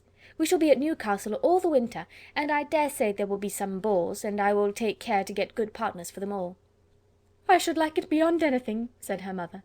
"And then when you go away you may leave 1 or 2 of my sisters behind you, and I dare say I shall get husbands for them before the winter is over." "I thank you for my share of the favour," said Elizabeth, "but I do not particularly like your way of getting husbands." Their visitors were not to remain above 10 days with them. Mr. Wickham had received his commission before he left London, and he was to join his regiment at the end of a fortnight. No one but Mrs. Bennet regretted that their stay would be so short, and she made the most of the time by visiting about with her daughter, and having very frequent parties at home. These parties were acceptable to all. To avoid a family circle was even more desirable to such as did think than such as did not. Wickham's affection for Lydia was just what Elizabeth had expected to find it, not equal to Lydia's for him. She had scarcely needed her present observation to be satisfied, from the reason of things, that their elopement had been brought on by the strength of her love rather than by his, and she would have wondered why, without violently caring for her, he chose to elope with her at all, had she not felt certain that his flight was rendered necessary by distress of circumstances, and if that were the case, he was not the young man to resist an opportunity of having a companion. Lydia was exceedingly fond of him. He was her dear Wickham on every occasion. No one was to be put in competition with him. He did everything best in the world, and she was sure he would kill more birds on the 1st of September than anybody else in the country. One morning, soon after their arrival, as she was sitting with her 2 elder sisters, she said to Elizabeth, "Lizzy, I never gave you an account of my wedding, I believe. You were not by when I told mamma and the others all about it. Are you not curious to hear how it was managed?" "Not really," replied Elizabeth. "I think there cannot be too little said on the subject." "La, you are so strange! But I must tell you how it went off. We were married, you know, at St. Clement's, because Wickham's lodgings were in that parish, and it was settled that we should all be there by 11 o'clock. My uncle and aunt and I were to go together, and the others were to meet us at the church. Well, Monday morning came, and I was in such a fuss, I was so afraid, you know, that something would happen to put it off, and then I should have gone quite distracted, and there was my aunt all the time I was dressing, preaching and talking away just as if she were reading a sermon. However, I did not hear above 1 word in 10, for I was thinking, you may suppose, of my dear Wickham. I longed to know whether he would be married in his blue coat. Well, and so we breakfasted at 10 as usual. I thought it would never be over, for, by the by, you are to understand, that my uncle and aunt were horrid unpleasant all the time I was with them. If you'll believe me, I did not once put my foot out of doors, though I was there a fortnight. Not one party or scheme or anything. To be sure, London was rather thin, but however, the little theatre was open. Well, and so just as the carriage came to the door, my uncle was called away upon business to that horrid man, Mr. Stone, and then, you know, when once they get together, there is no end of it. Well, I was so frightened I did not know what to do, for my uncle was to give me away, and if we were beyond the hour, we could not be married all day. But luckily he came back again in 10 minutes' time, and then we all set out. However, I recollected afterwards that if he had been prevented going, the wedding need not be put off, for Mr. Darcy might have done as well." "Mr. Darcy?" repeated Elizabeth in utter amazement. "Oh, yes, he was to come there with Wickham, you know. But gracious me, I quite forgot. I ought not to have said a word about it. I promised them so faithfully. What will Wickham say? It was to be such a secret." "If it was to be secret," said Jane, "say not another word on the subject. You may depend upon my seeking no further." "Oh, certainly," said Elizabeth, though burning with curiosity. "We will ask you no questions." "Thank you," said Lydia, "for if you did I should certainly tell you all, and then Wickham would be angry." On such encouragement to ask, Elizabeth was forced to put it out of her power by running away. But to live in ignorance on such a point was impossible, or at least it was impossible not to try for information. Mr. Darcy had been at her sister's wedding. It was exactly a scene, and exactly among people, where he had apparently least to do and least temptation to go. Conjectures as to the meaning of it, rapid and wild, hurried into her brain, but she was satisfied with none. Those that best pleased her, as placing his conduct in the noblest light, seemed most improbable. She could not bear such suspense, and hastily seizing a sheet of paper, wrote a short letter to her aunt, to request an explanation of what Lydia had dropped, if it were compatible with the secrecy which had been intended. "You may readily comprehend," she added, "what my curiosity must be to know how a person unconnected with any of us, and, comparatively speaking, a stranger to our family, should have been amongst you at such a time. Pray write instantly, and let me understand it, unless it is, for very cogent reasons, to remain in the secrecy which Lydia seems to think necessary, and then I must endeavour to be satisfied with ignorance. Not that I shall, though," she added to herself, as she finished the letter, "and, my dear aunt, if you do not tell me in an honourable manner, I shall certainly be reduced to tricks and stratagems to find it out."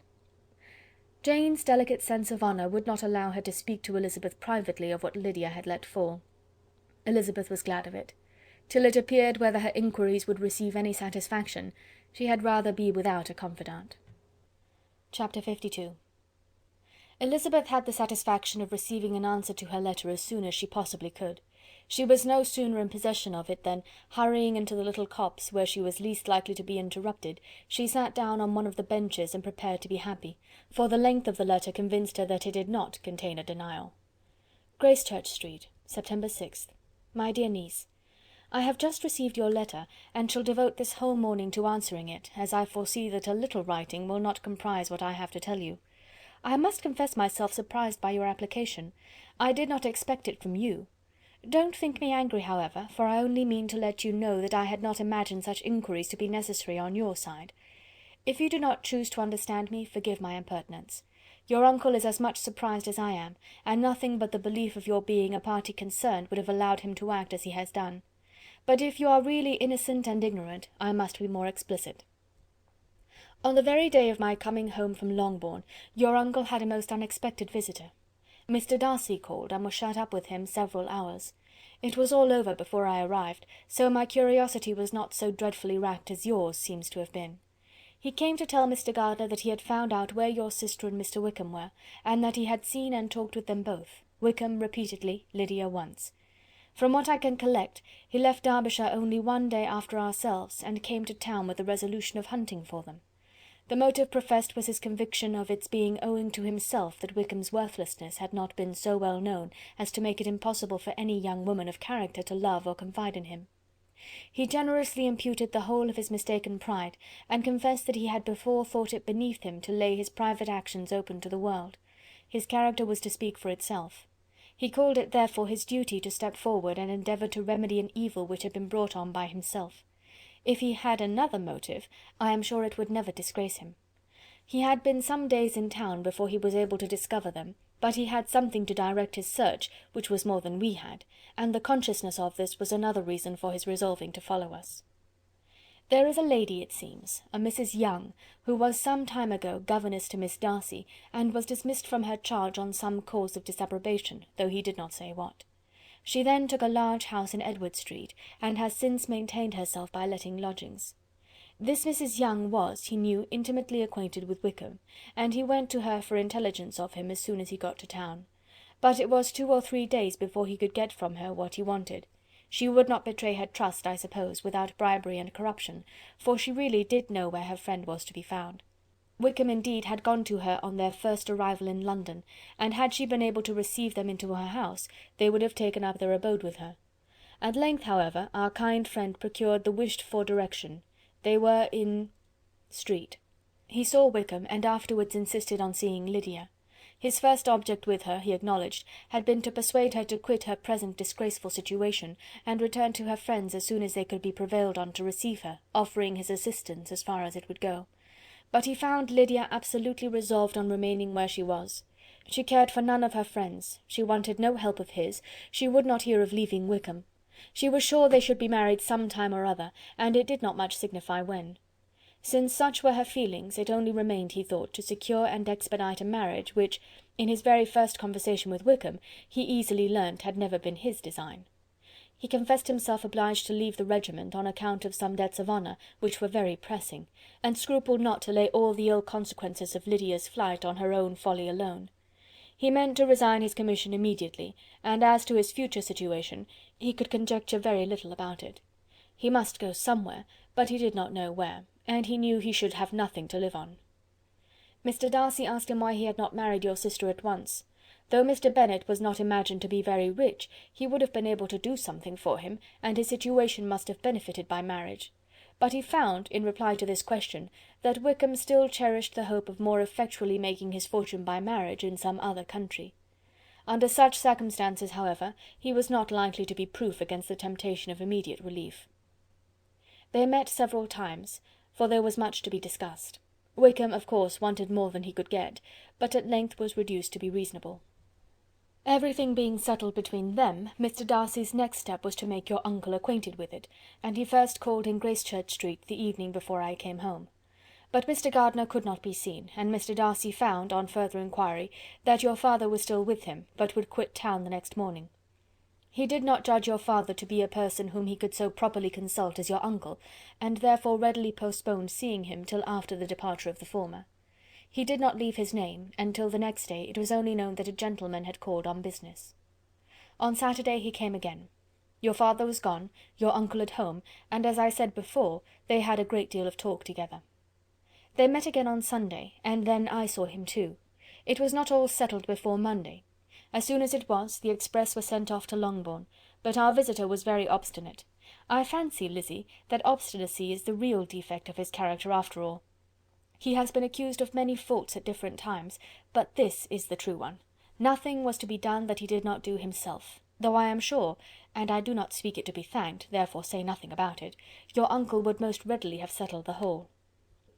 They battled it together for a long time, which was more than either the gentleman or lady concerned in it deserved, but at last your uncle was forced to yield, and instead of being allowed to be of use to his niece, was forced to put up with only having the probable credit of it, which went sorely against the grain, and I really believe your letter this morning gave him great pleasure, because it required an explanation that would rob him of his borrowed feathers, and give the praise where it was due.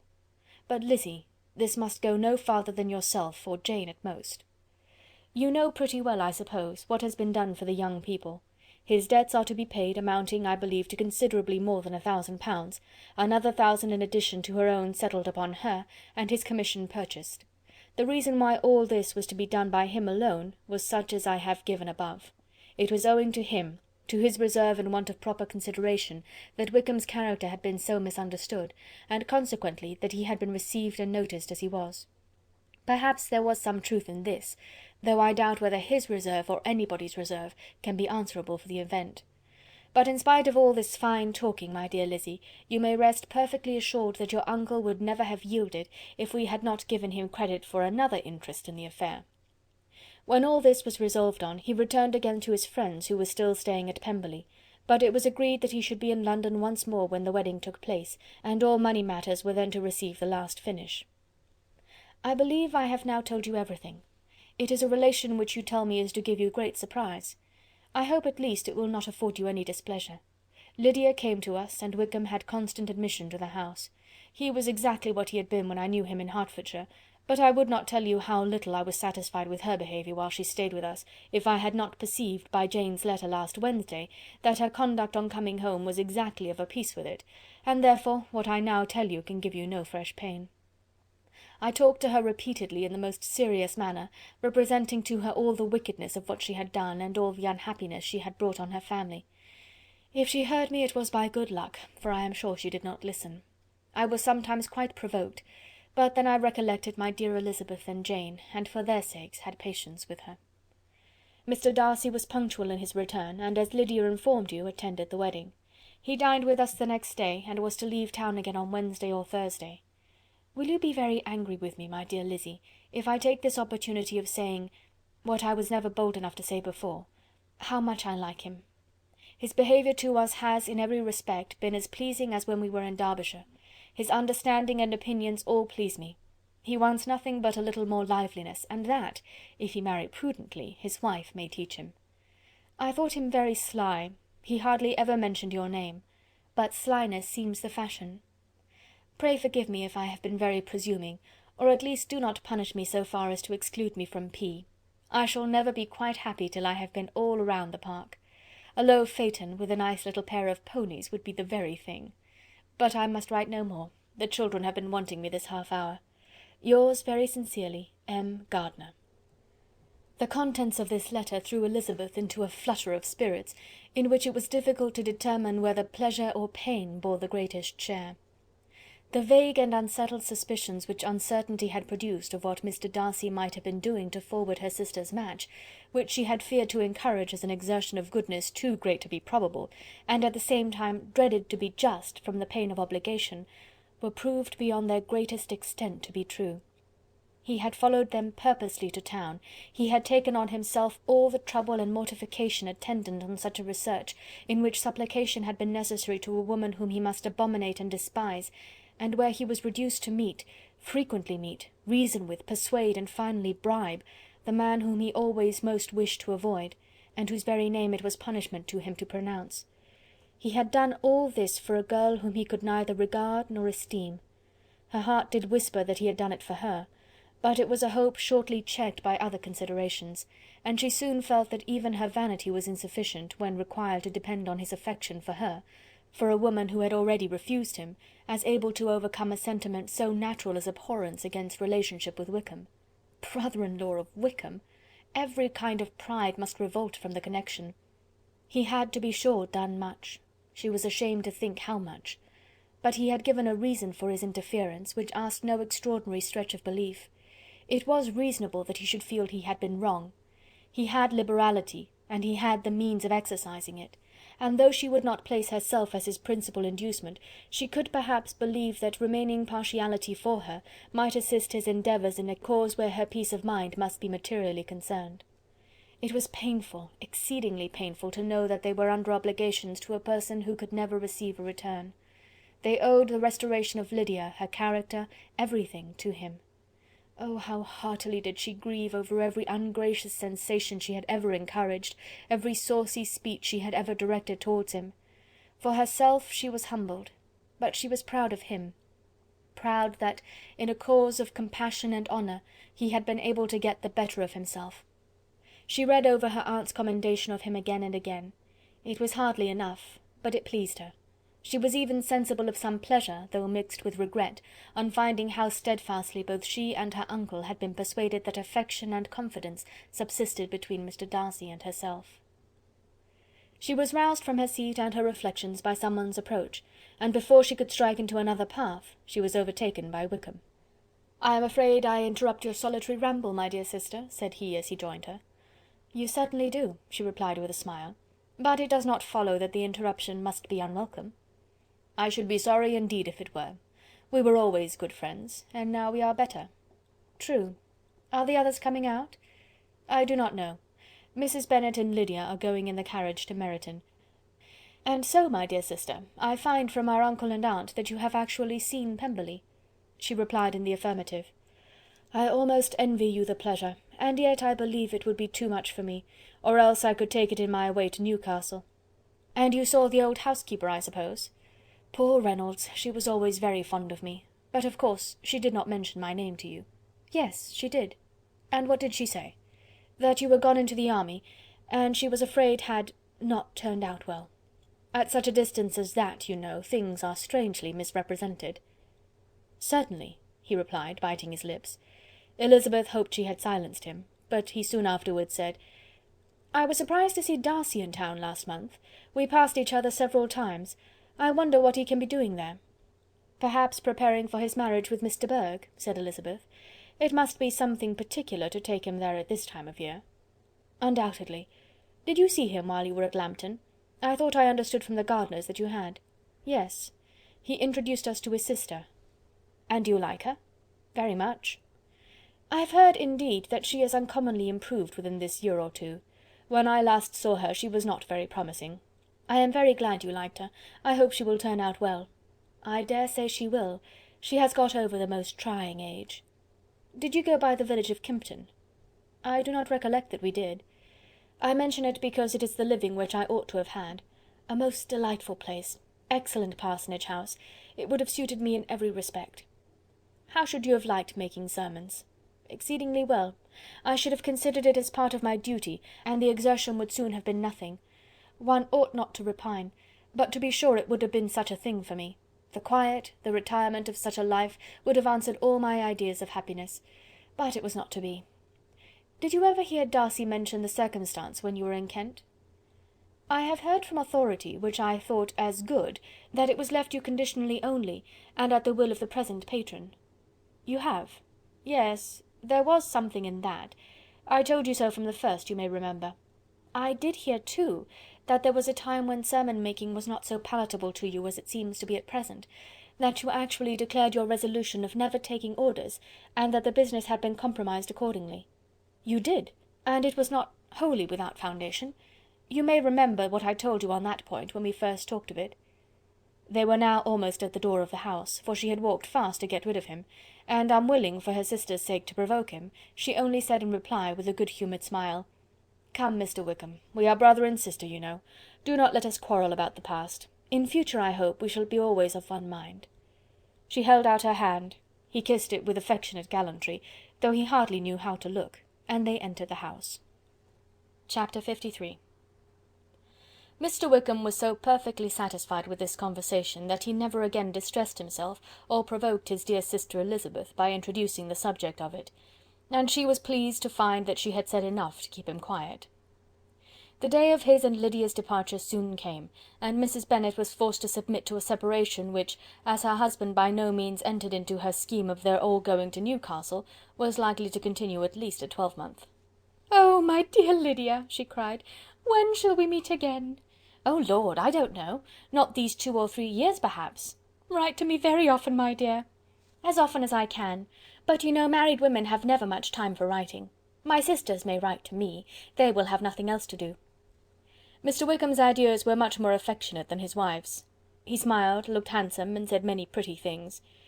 "He is as fine a fellow," said Mr. Bennet, as soon as they were out of the house, "as ever I saw. He simpers and smirks and makes love to us all. I am prodigiously proud of him. I defy even Sir William Lucas himself to produce a more valuable son-in-law." The loss of her daughter made Mrs. Bennet very dull for several days. "I often think," said she, "that there is nothing so bad as parting with one's friends. One seems so forlorn without them." "This is the consequence, you see, madam, of marrying a daughter," said Elizabeth. "It must make you better satisfied that your other 4 are single." "It is no such thing. Lydia does not leave me because she is married, but only because our husband's regiment happens to be so far off. If that had been nearer, she would not have gone so soon." But the spiritless condition which this event threw her into was shortly relieved, and her mind opened again to the agitation of hope, by an article of news which then began to be in circulation. The housekeeper at Netherfield had received orders to prepare for the arrival of her master, who was coming down in a day or two, to shoot there for several weeks. Mrs. Bennet was quite in the fidgets. She looked at Jane and smiled and shook her head by turns. "Well, well, and so Mr. Bingley is coming down, sister," for Mrs. Phillips first brought her the news. "Well, so much the better. Not that I care about it, though. He is nothing to us, you know, and I am sure I never want to see him again. But, however, he is very welcome to come to Netherfield if he likes it, and who knows what may happen? But that is nothing to us. You know, sister, we agreed long ago never to mention a word about it. And so, is it quite certain he is coming?" "You may depend on it," replied the other, "for Mrs. Nicholls was in Meryton last night. I saw her passing by, and went out myself on purpose to know the truth of it, and she told me that it was certain true. He comes down on Thursday at the latest, very likely on Wednesday. She was going to the butcher's, she told me, on purpose to order in some meat on Wednesday, and she has got 3 couple of ducks, just fit to be killed." Miss Bennet had not been able to hear of his coming without changing colour. It was many months since she had mentioned his name to Elizabeth, but now, as soon as they were alone together, she said, "I saw you look at me to-day, Lizzy, when my aunt told us of the present report, and I know I appeared distressed, but don't imagine it was from any silly cause. I was only confused for the moment, because I felt I should be looked at. I do assure you that the news does not affect me either with pleasure or pain. I am glad of one thing, that he comes alone, because we shall see less of him. Not that I am afraid of myself, but I dread other people's remarks." Elizabeth did not know what to make of it. Had she not seen him in Derbyshire, she might have supposed him capable of coming there with no other view than what was acknowledged, but she still thought him partial to Jane, and she wavered as to the greater probability of his coming there with his friend's permission, or being bold enough to come without it. Yet it is hard, she sometimes thought, that this poor man cannot come to a house which he has legally hired without raising all this speculation. I will leave him to himself. In spite of what her sister declared, and really believed to be her feelings in the expectation of his arrival, Elizabeth could easily perceive that her spirits were affected by it. They were more disturbed, more unequal, than she had often seen them. The subject which had been so warmly canvassed between their parents about a 12-month ago, was now brought forward again. "As soon as ever Mr. Bingley comes, my dear," said Mrs. Bennet, "you will wait on him, of course." "No, no. You forced me into visiting him last year, and promised, if I went to see him, he should marry one of my daughters, but it ended in nothing, and I will not be sent on a fool's errand again." His wife represented to him how absolutely necessary such an attention would be from all the neighbouring gentlemen, on his returning to Netherfield. "'Tis an etiquette I despise," said he. "If he wants our society, let him seek it. He knows where we live. I will not spend my hours in running after my neighbours every time they go away and come back again." "Well, all I know is, that it will be abominably rude if you do not wait on him. But, however, that shan't prevent my asking him to dine here, I am determined. We must have Mrs. Long and the Gouldings soon. That will make 13 with ourselves, so there will be just room at table for him." Consoled by this resolution, she was the better able to bear her husband's incivility, though it was very mortifying to know that her neighbours might all see Mr. Bingley, in consequence of it, before they did. As the day of his arrival drew near, "I begin to be sorry that he comes at all," said Jane to her sister. "It would be nothing, I could see him with perfect indifference, but I can hardly bear to hear it thus perpetually talked of. My mother means well, but she does not know, no one can know, how much I suffer from what she says. Happy shall I be when his stay at Netherfield is over." "I wish I could say anything to comfort you," replied Elizabeth, "but it is wholly out of my power. You must feel it, and the usual satisfaction of preaching patience to a sufferer is denied me, because you have always so much." Mr. Bingley arrived. Mrs. Bennet, through the assistance of servants, contrived to have the earliest tidings of it, that the period of anxiety and fretfulness on her side might be as long as it could.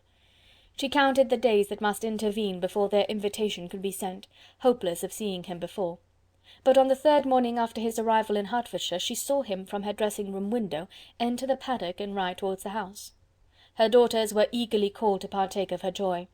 Jane resolutely kept her place at the table, but Elizabeth, to satisfy her mother, went to the window. She looked, she saw Mr. Darcy with him, and sat down again by his sister. "There is a gentleman with him, mamma," said Kitty. "Who can it be?" "Some acquaintance or other, my dear, I suppose. I am sure I do not know." "La!" replied Kitty, "it looks just like that man that used to be with him before, Mr. what's his name, that tall, proud man." "Good gracious! Mr. Darcy, and so it does, I vow. Well, any friend of Mr. Bingley's will always be welcome here, to be sure, but else I must say that I hate the very sight of him." Jane looked at Elizabeth with surprise and concern. She knew but little of their meeting in Derbyshire, and therefore felt for the awkwardness which must attend her sister in seeing him almost for the first time after receiving his explanatory letter. Both sisters were uncomfortable enough. Each felt for the other, and of course for themselves. And their mother talked on of her dislike of Mr. Darcy, and her resolution to be civil to him only as Mr. Bingley's friend, without being heard by either of them. But Elizabeth had sources of uneasiness which could not be suspected by Jane, to whom she had never yet had courage to show Mrs. Gardiner's letter, or to relate her own change of sentiment towards him. To Jane he could be only a man whose proposals she had refused, and whose merit she had undervalued; but to her own more extensive information, he was the person to whom the whole family were indebted for the first of benefits, and whom she regarded herself with an interest, if not quite so tender, at least as reasonable and just as what Jane felt for Bingley. Her astonishment at his coming to Netherfield, to Longbourn, and voluntarily seeking her again, was almost equal to what she had known on first witnessing his altered behaviour in Derbyshire. The colour which had been driven from her face returned for half a minute with an additional glow, and a smile of delight added lustre to her eyes, as she thought for that space of time that his affection and wishes must still be unshaken. But she would not be secure. "Let me first see how he behaves," said she. "It will then be early enough for expectation."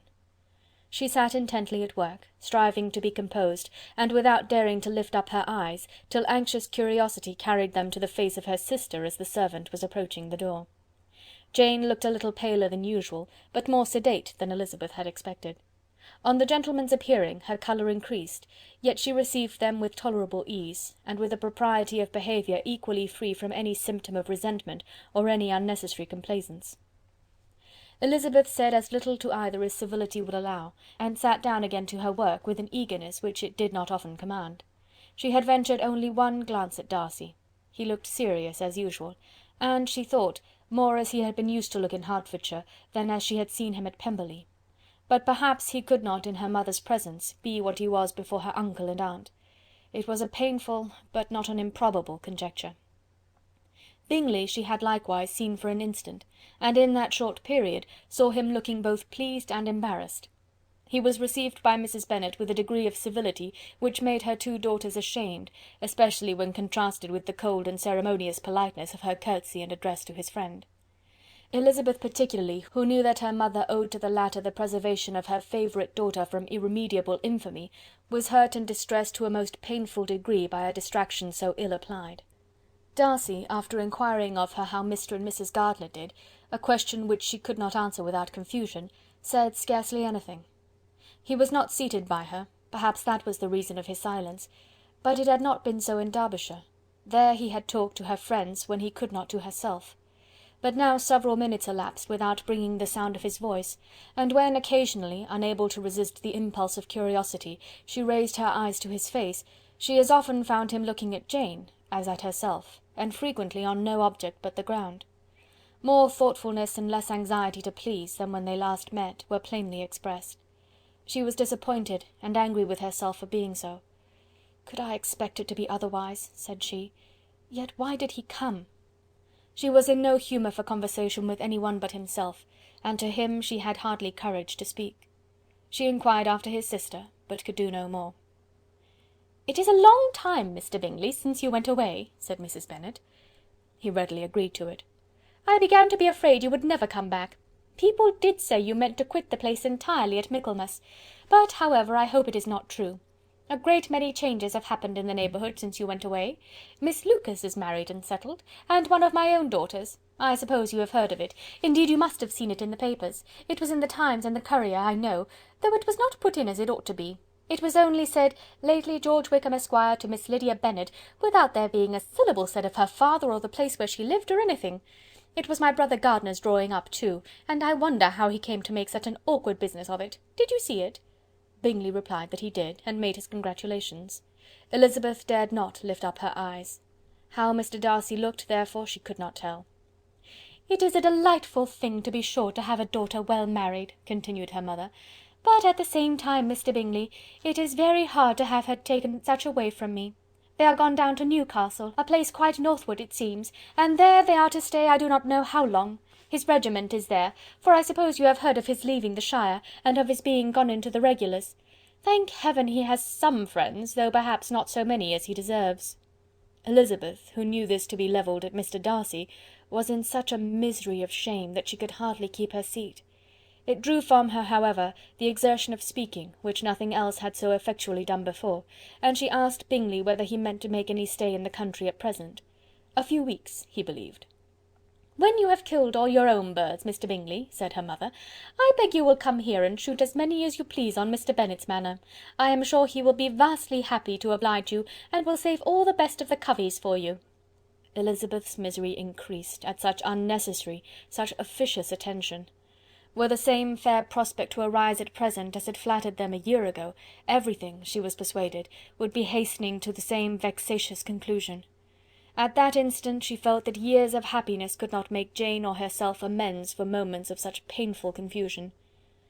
"The first wish of my heart," said she to herself, "is never more to be in company with either of them. Their society can afford no pleasure that will atone for such wretchedness as this. Let me never see either one or the other again." Yet the misery for which years of happiness were to offer no compensation, received soon afterwards material relief from observing how much the beauty of her sister rekindled the admiration of her former lover. When first he came in, he had spoken to her but little, but every 5 minutes seemed to be giving her more of his attention. He found her as handsome as she had been last year, as good-natured and as unaffected, though not quite so chatty. Jane was anxious that no difference should be perceived in her at all, and was really persuaded that she talked as much as ever, but her mind was so busily engaged that she did not always know when she was silent. When the gentlemen rose to go away, Mrs. Bennet was mindful of her intended civility, and they were invited and engaged to dine at Longbourn in a few days' time. "You are quite a visit in my debt, Mr. Bingley," she added, "for when you went to town last winter, you promised to take a family dinner with us as soon as you returned. I have not forgot, you see, and I assure you, I was very much disappointed that you did not come back and keep your engagement." Bingley looked a little silly at this reflection, and said something of his concern at having been prevented by business. They then went away.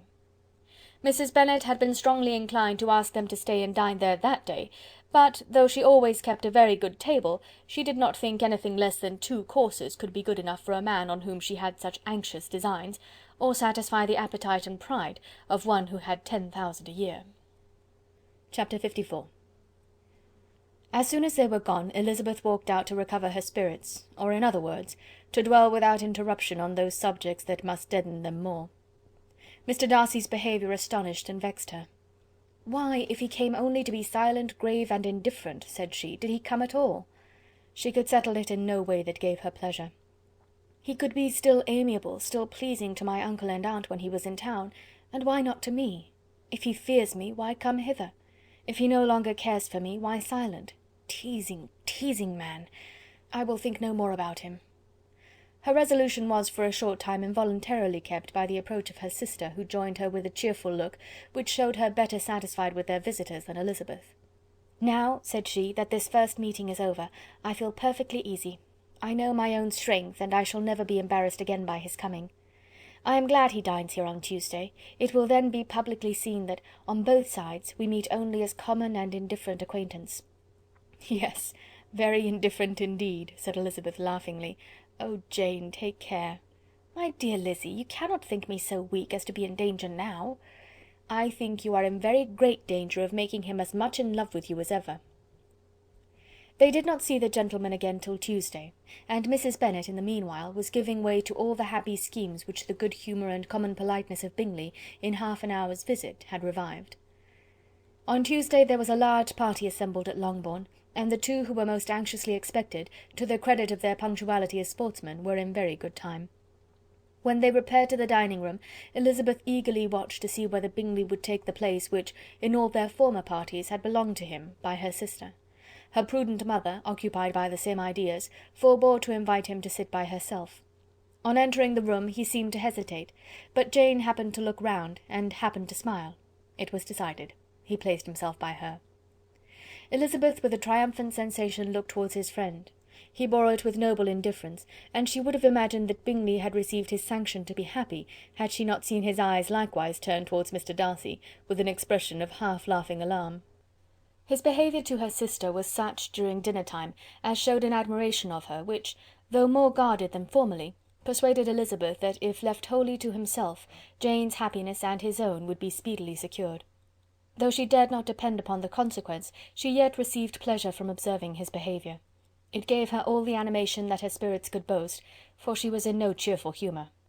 Mr. Darcy was almost as far from her as the table could divide them. He was on one side of her mother. She knew how little such a situation would give pleasure to either, or to make either appear to advantage.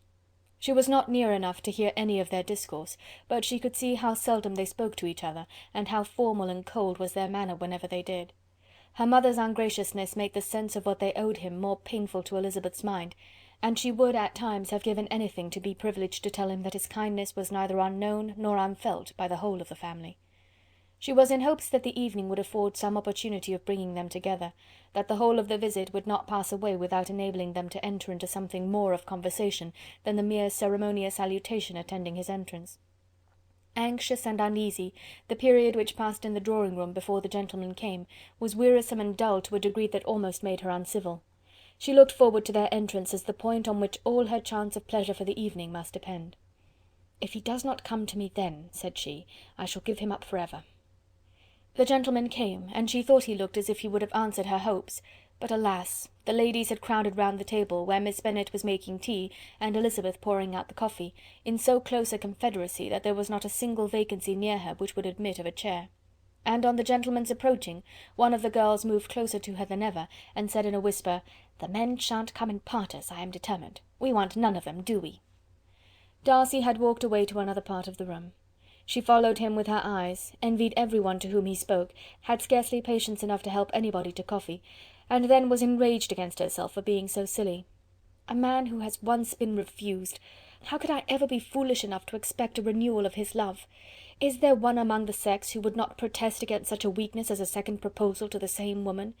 There is no indignity so abhorrent to their feelings. She was a little revived, however, by his bringing back his coffee-cup himself, and she seized the opportunity of saying, "Is your sister at Pemberley still?" "Yes, she will remain there till Christmas." "And quite alone? Have all her friends left her?" "Mrs. Annesley is with her. The others have gone on to Scarborough these 3 weeks." She could think of nothing more to say, but if he wished to converse with her, he might have better success. He stood by her, however, for some minutes in silence, and at last, on the young lady's whispering to Elizabeth again, he walked away. When the tea-things were removed and the card-tables placed, the ladies all rose, and Elizabeth was then hoping to be soon joined by him, when all her views were overthrown by seeing him fall a victim to her mother's rapacity for whist-players, and in a few moments after seated with the rest of the party. She now lost every expectation of pleasure. They were confined for the evening at different tables, and she had nothing to hope but that his eyes were so often turned towards her side of the room as to make him play as unsuccessfully as herself.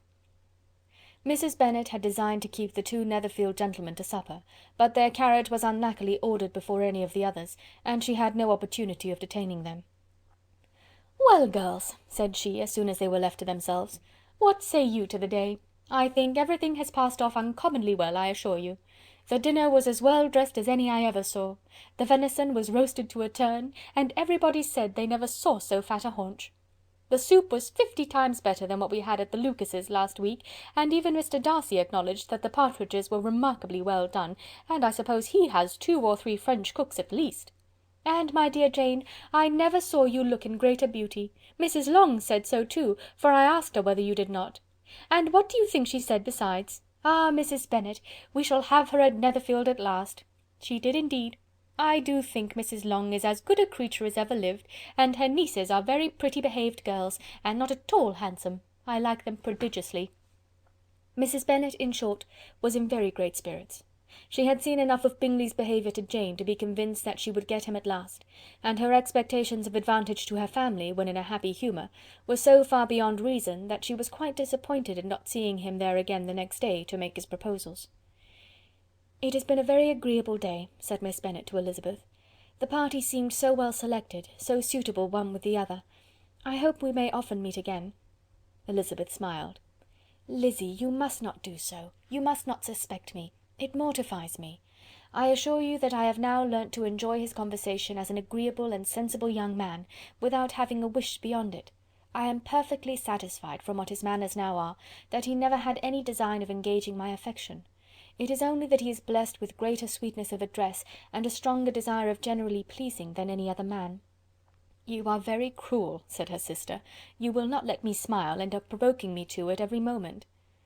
"How hard it is in some cases to be believed, and how impossible in others. But why should you wish to persuade me that I feel more than I acknowledge?" "That is a question which I hardly know how to answer. We all love to instruct, though we can teach only what is not worth knowing.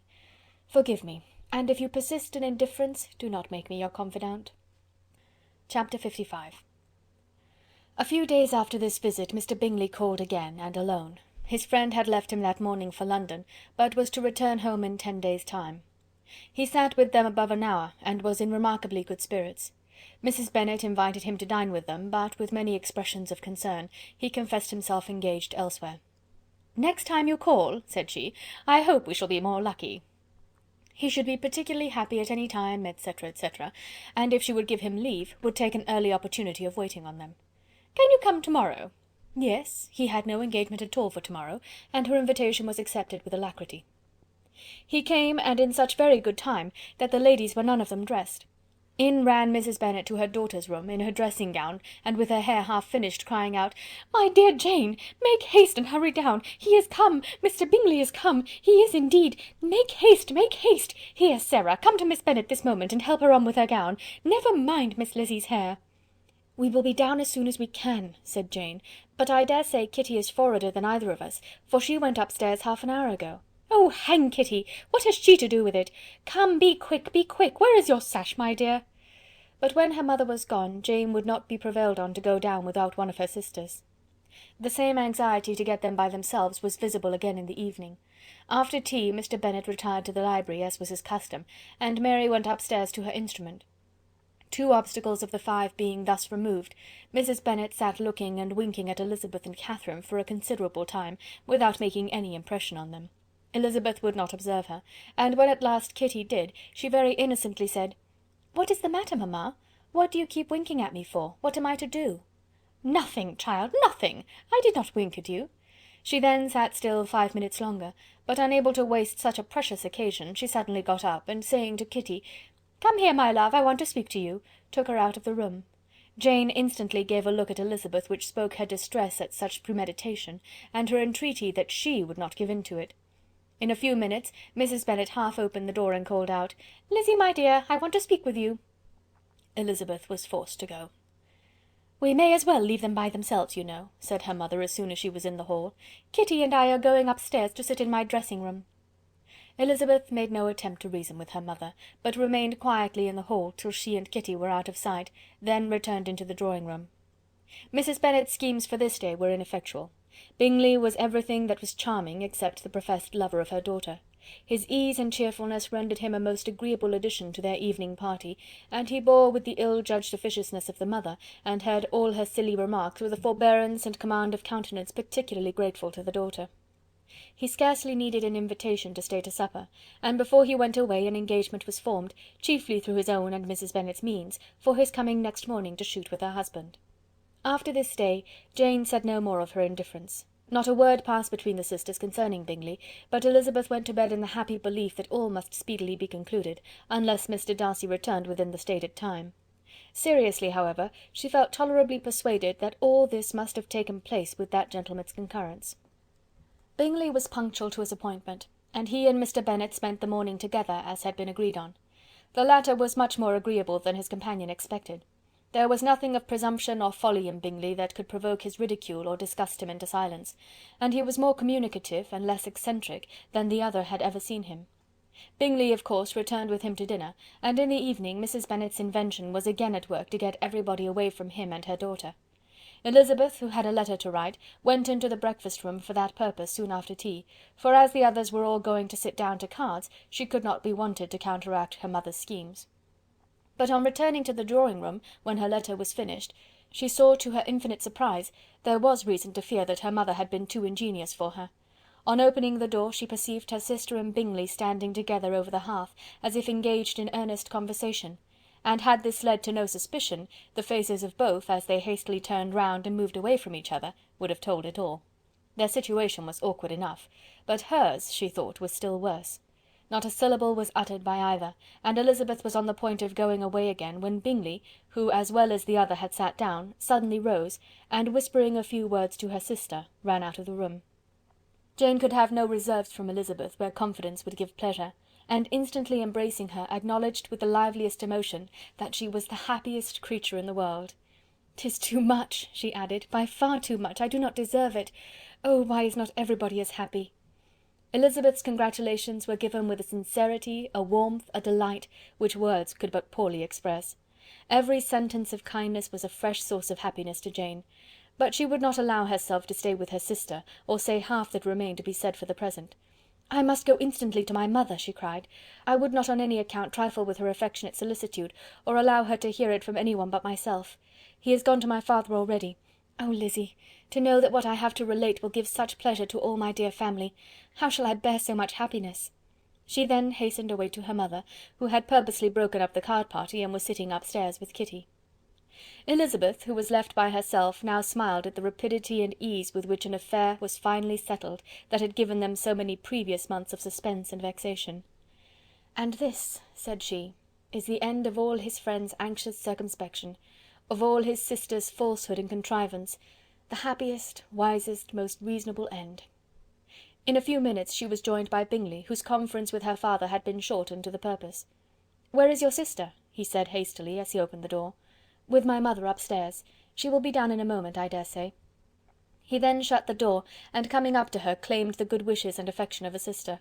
Elizabeth honestly and heartily expressed her delight in the prospect of their relationship.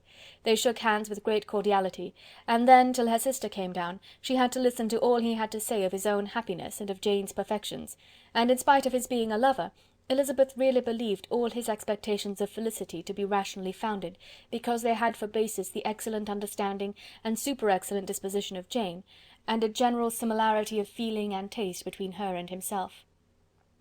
It was an evening of no common delight to them all. The satisfaction of Miss Bennet's mind gave a glow of such sweet animation to her face as made her look handsomer than ever. Kitty simpered and smiled, and hoped her turn was coming soon.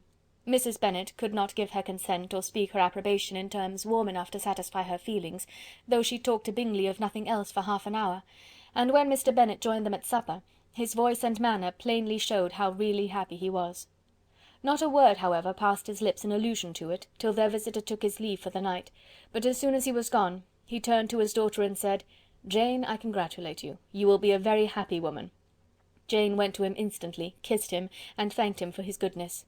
"You are a good girl," he replied, "and I have great pleasure in thinking you will be so happily settled. I have not a doubt of your doing very well together. Your tempers are by no means unlike.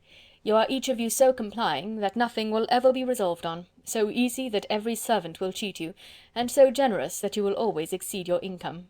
"I hope not so. Imprudence or thoughtlessness in money matters would be unpardonable in me." "Exceed their income! My dear Mr. Bennet," cried his wife, "what are you talking of? Why, he has 4 or 5,000 a year, and very likely more." Then addressing her daughter, "Oh, my dear, dear Jane, I am so happy! I am sure I shan't get a wink of sleep all night.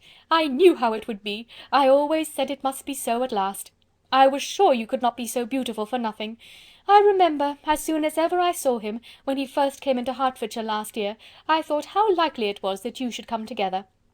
Oh, he is the handsomest young man that ever was seen." Wickham, Lydia were all forgotten. Jane was beyond competition her favourite child. At that moment she cared for no other.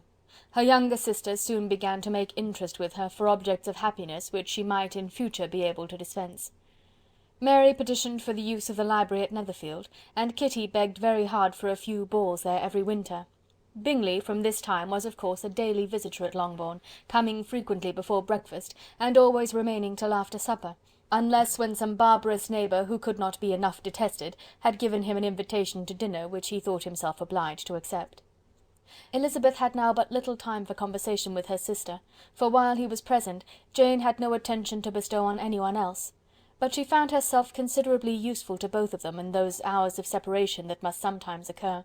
In the absence of Jane, he always attached himself to Elizabeth for the pleasure of talking of her, and when Bingley was gone, Jane constantly sought the same means of relief. "He has made me so happy," said she one evening, "by telling me that he was totally ignorant of my being in town last spring. I had not believed it possible." "I suspected as much," replied Elizabeth, "but how did he account for it?" "It must have been his sister's doing. They were certainly no friends to his acquaintance with me, which I cannot wonder at, since he might have chosen so much more advantageously in many respects. But when they see, as I trust they will, that their brother is happy with me, they will learn to be contented, and we shall be on good terms again, though we can never be what we once were to each other." "That is the most unforgiving speech," said Elizabeth, "that I ever heard you utter. Good girl! It would vex me indeed to see you again the dupe of Miss Bingley's pretended regard." "Would you believe it, Lizzy, that when he went to town last November he really loved me, and nothing but a persuasion of my being indifferent would have prevented his coming down again?" "He made a little mistake, to be sure, but it is to the credit of his modesty." This naturally introduced a panegyric from Jane on his diffidence, and the little value he put on his own good qualities. Elizabeth was pleased to find that he had not betrayed the interference of his friend, for though Jane had the most generous and forgiving heart in the world, she knew it was a circumstance which must prejudice her against him. "I am certainly the most fortunate creature that ever existed," cried Jane. "Oh, Lizzy, why am I thus singled from my family and blessed above them all? If I could but see you as happy! If there were but such another man for you! If you were to give me 40 such men, I never could be so happy as you. Till I have your disposition, your goodness, I never can have your happiness. No, no, let me shift for myself, and perhaps, if I have very good luck, I may meet with another Mr. Collins in time." The situation of affairs in the Longbourn family could not long be a secret. Mrs. Bennet was privileged to whisper it to Mrs. Phillips, and she ventured, without any permission, to do the same by all her neighbours in Meryton. The Bennets were speedily pronounced to be the luckiest family in the world, though only a few weeks before, when Lydia had first run away, they had been generally proved to be marked out for misfortune. Chapter 56. One morning, about a week after Bingley's engagement with Jane had been formed, as he and the females of the family were sitting together in the dining-room, their attention was suddenly drawn to the window by the sound of a carriage, and they perceived a chaise and four driving up the lawn. It was too early in the morning for visitors, and besides the equipage did not answer to that of any of their neighbours. The horses were post, and neither the carriage nor the livery of the servant who preceded it were familiar to them. As it was certain, however, that somebody was coming, Bingley instantly prevailed on Miss Bennet to avoid the confinement of such an intrusion, and walk away with him into the shrubbery. They both set off, and the conjectures of the remaining three continued, though with little satisfaction, till the door was thrown open, and their visitor entered. It was Lady Catherine de Bourgh. They were, of course, all intending to be surprised, but their astonishment was beyond their expectation, and on the part of Mrs. Bennet and Kitty, though she was perfectly unknown to them, even inferior to what Elizabeth felt. She entered the room with an air more than usually ungracious, made no other reply to Elizabeth's salutation than a slight inclination of the head, and sat down without saying a word. Elizabeth had mentioned her name to her mother on her ladyship's entrance, though no request of introduction had been made. Mrs. Bennet, all amazement, though flattered by having a guest of such high importance, received her with the utmost politeness. After sitting for a moment in silence, she said very stiffly to Elizabeth, "I hope you are well, Miss Bennet. That lady, I suppose, is your mother?" Elizabeth replied very concisely that she was. "And that, I suppose, is one of your sisters?" "Yes, madam," said Mrs. Bennet, delighted to speak to a Lady Catherine. "She is my youngest girl but one. My youngest of all is lately married, and my eldest is somewhere about the grounds walking with a young man who, I believe, will soon become a part of the family." "You have a very small park here," returned Lady Catherine after a short silence. "It is nothing in comparison of Rosings, my lady, I dare say, but I assure you it is much larger than Sir William Lucas's." "This must be a most inconvenient sitting-room for the evening, in summer. The windows are full west." Mrs. Bennet assured her that they never sat there after dinner, and then added, "May I take the liberty of asking your ladyship whether you left Mr. and Mrs. Collins well?" "Yes, very well. I saw them the night before last." Elizabeth now expected that she would produce a letter for her from Charlotte, as it seemed the only probable motive for her calling, but no letter appeared, and she was completely puzzled. Mrs. Bennet, with great civility, begged her ladyship to take some refreshment, but Lady Catherine very resolutely, and not very politely, declined eating anything, and then, rising up, said to Elizabeth, "Miss Bennet, there seemed to be a prettyish kind of a little wilderness on one side of your lawn. I should be glad to take a turn in it, if you will favour me with your company." "Go, my dear," cried her mother, "and show her ladyship about the different walks. I think she will be pleased with the Hermitage."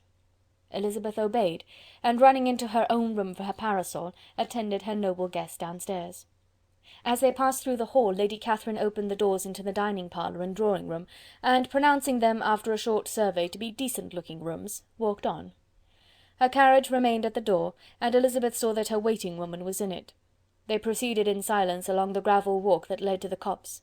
Elizabeth was determined to make no effort for conversation with the woman who was now more than usually insolent and disagreeable.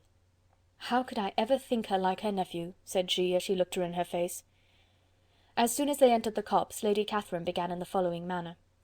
"You can be at no loss, Miss Bennet, to understand the reason of my journey hither. Your own heart, your own conscience must tell you why I come." Elizabeth looked with unaffected astonishment. "Indeed you are mistaken, madam. I have not been at all able to account for the honour of seeing you here." "Miss Bennet," replied her ladyship in an angry tone, "you ought to know that I am not to be trifled with. But however insincere you may choose to be, you shall not find me so. My character has ever been celebrated for its sincerity and frankness, and in a cause of such moment as this, I shall certainly not depart from it. A report of a most alarming nature reached me 2 days ago. I was told that not only your sister was on the point of being most advantageously married, but that you, Miss Elizabeth Bennet, would, in all likelihood, be soon afterwards united to my nephew, my own nephew, Mr. Darcy. Though I know it must be a scandalous falsehood, though I would not injure him so much as to suppose the truth of it possible, I instantly resolved on setting off for this place, that I might make my sentiments known to you." "If you believed it impossible to be true," said Elizabeth, colouring with astonishment and disdain, "I wonder you took the trouble of coming so far. What could your ladyship propose by it?" "At once to insist upon having such a report universally contradicted." "Your coming to Longbourn to see me and my family," said Elizabeth coolly, "will be rather a confirmation of it, if indeed such a report is in existence." "If! Do you then pretend to be ignorant of it? Has it not been industriously circulated by yourselves? Do you not know that such a report is spread abroad?" "I never heard that it was." "And can you likewise declare that there is no foundation for it?" "I do not pretend to possess equal frankness with your ladyship. You may ask questions which I shall not choose to answer." "This is not to be borne. Miss Bennet, I insist on being satisfied. Has my nephew made you an offer of marriage?" "Your ladyship has declared it to be impossible." "It ought to be so, it must be so, while he retains the use of his reason. But your arts and allurements may, in a moment of infatuation, have made him forget what he owes to himself and to all his family. You may have drawn him in." "If I have, I shall be the last person to confess it." "Miss Bennet, do you know who I am? I have not been accustomed to such language as this.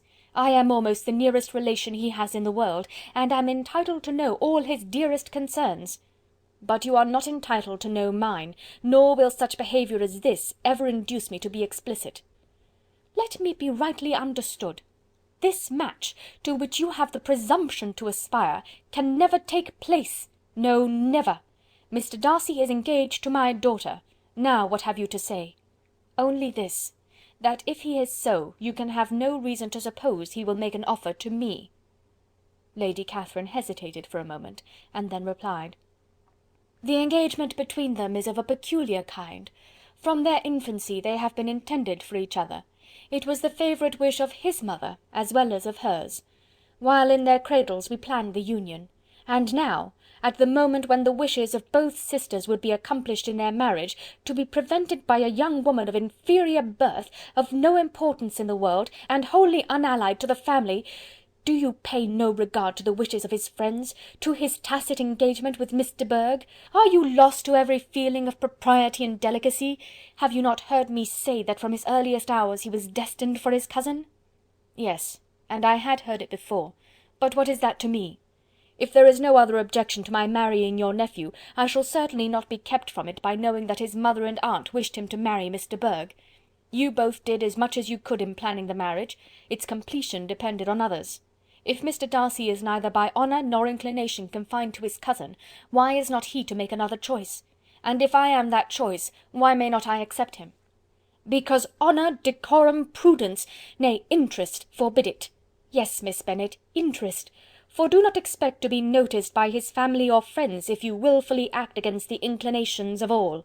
You will be censured, slighted, and despised by every one connected with him. Your alliance will be a disgrace. Your name will never even be mentioned by any of us."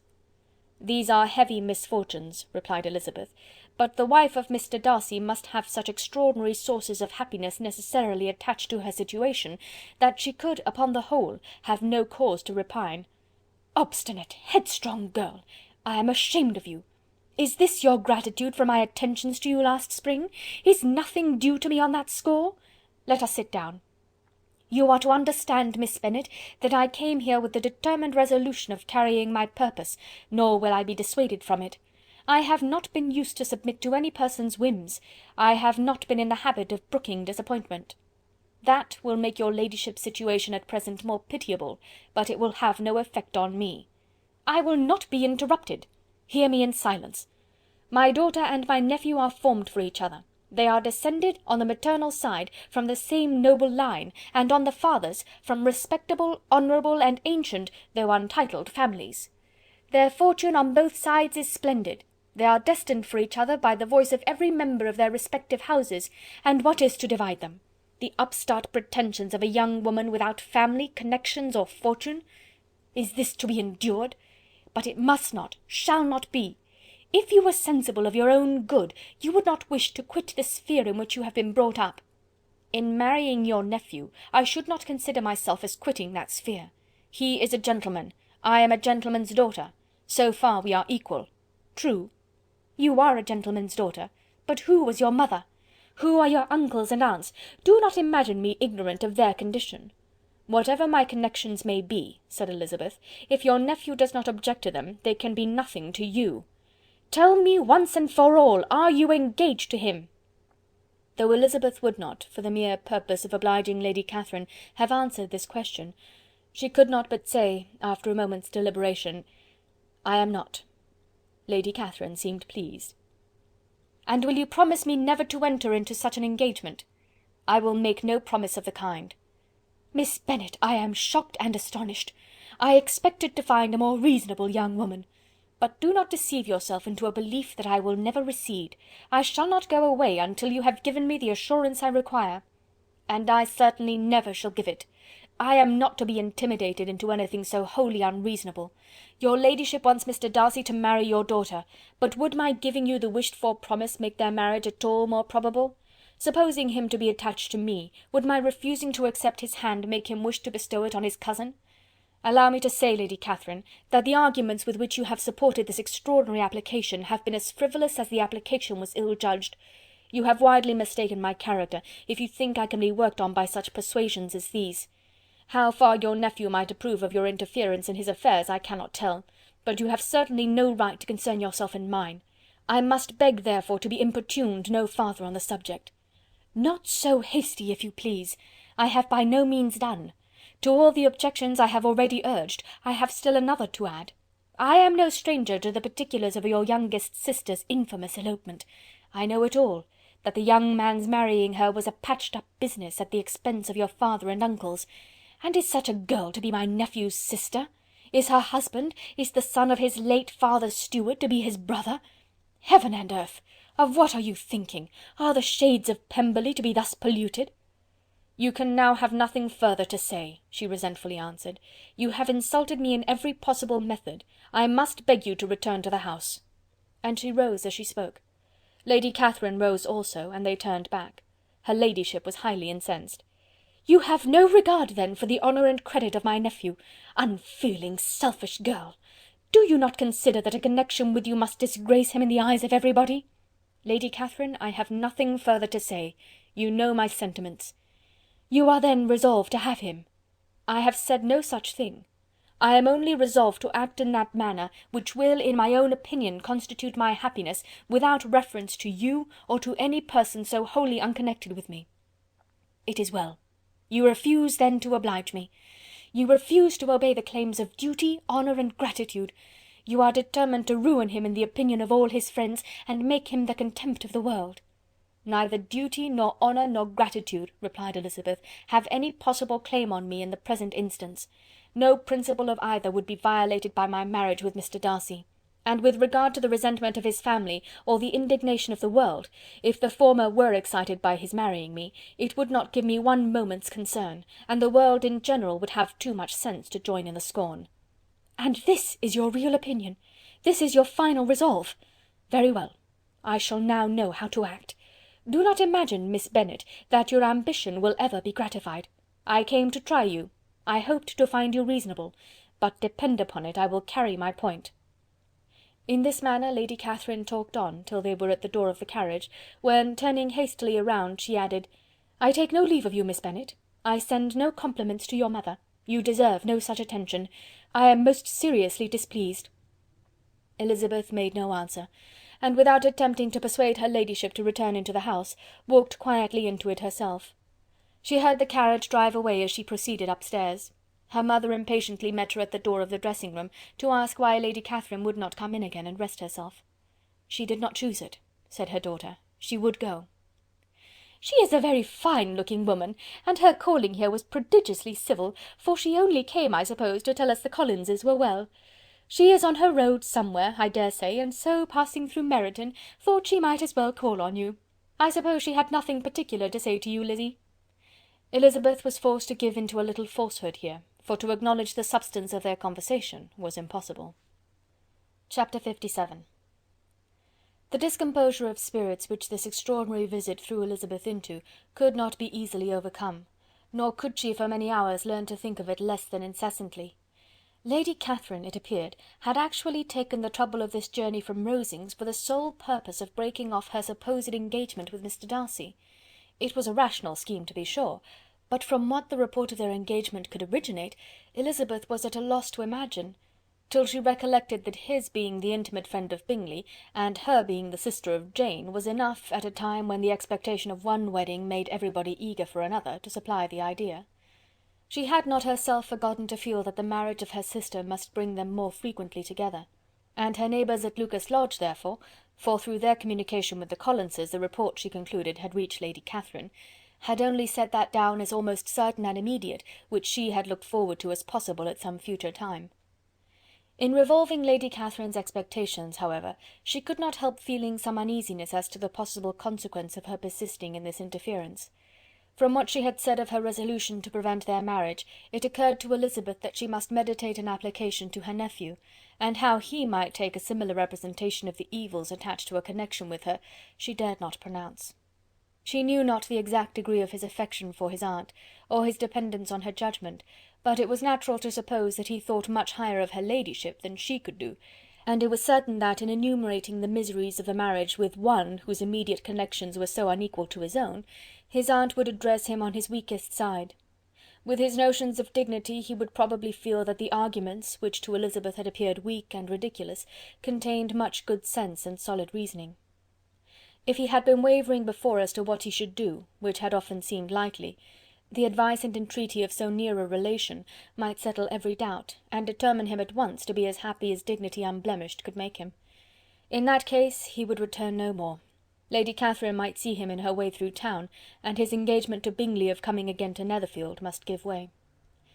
If, therefore, an excuse for not keeping his promise should come to his friend within a few days, she added, I shall know how to understand it. I shall then give over every expectation, every wish of his constancy. If he is satisfied with only regretting me, when he might have obtained my affections and hand, I shall soon cease to regret him at all.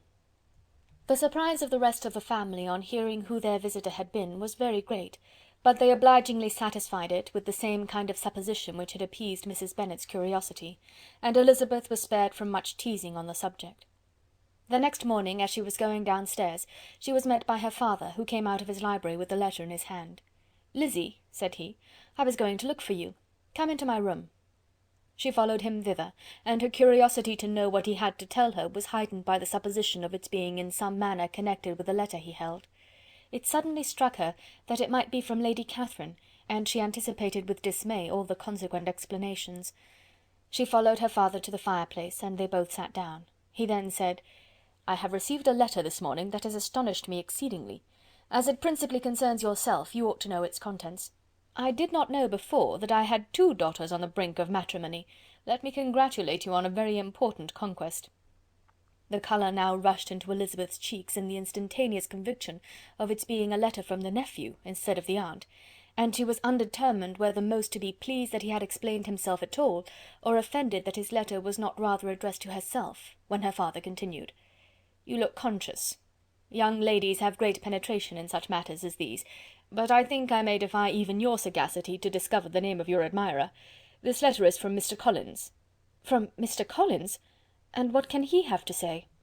"Something very much to the purpose, of course. He begins with congratulations on the approaching nuptials of my eldest daughter, of which, it seems, he has been told by some of the good-natured gossiping Lucases. I shall not sport with your impatience by reading what he says on that point. What relates to yourself is as follows: "Having thus offered you the sincere congratulations of Mrs. Collins and myself on this happy event, let me now add a short hint on the subject of another, of which we have been advertised by the same authority. Your daughter Elizabeth, it is presumed, will not long bear the name of Bennet after her elder sister has resigned it, and the chosen partner of her fate may be reasonably looked up to as one of the most illustrious personages in this land." "Can you possibly guess, Lizzy, who is meant by this?" "This young gentleman is blessed in a peculiar way with everything the heart of mortal can most desire: splendid property, noble kindred, and extensive patronage. Yet in spite of all these temptations, let me warn my cousin Elizabeth and yourself of what evils you may incur by a precipitate closure with this gentleman's proposals, which, of course, you will be inclined to take immediate advantage of." "Have you any idea, Lizzy, who this gentleman is? But now it comes out." "My motive for cautioning you is as follows. We have reason to imagine that his aunt, Lady Catherine de Bourgh, does not look on the match with a friendly eye. Mr. Darcy, you see, is the man. Now, Lizzy, I think I have surprised you. Could he or the Lucases have pitched on any man within the circle of our acquaintance, whose name would have given the lie more effectually to what they related? Mr. Darcy, who never looks at any woman but to see a blemish, and who probably never looked at you in his life. It is admirable." Elizabeth tried to join in her father's pleasantry, but could only force one most reluctant smile. Never had his wit been directed in a manner so little agreeable to her. "Are you not diverted?" "Oh, yes, pray read on." "After mentioning the likelihood of this marriage to her ladyship last night, she immediately, with her usual condescension, expressed what she felt on the occasion. when it became apparent that on the score of some family objections on the part of my cousin, she would never give her consent to what she termed so disgraceful a match. I thought it my duty to give the speediest intelligence of this to my cousin, that she and her noble admirer may be aware of what they are about, and not run hastily into a marriage which has not been properly sanctioned. Mr. Collins moreover adds, I am truly rejoiced that my cousin Lydia's sad business has been so well hushed up, and am only concerned that their living together before the marriage took place should be so generally known.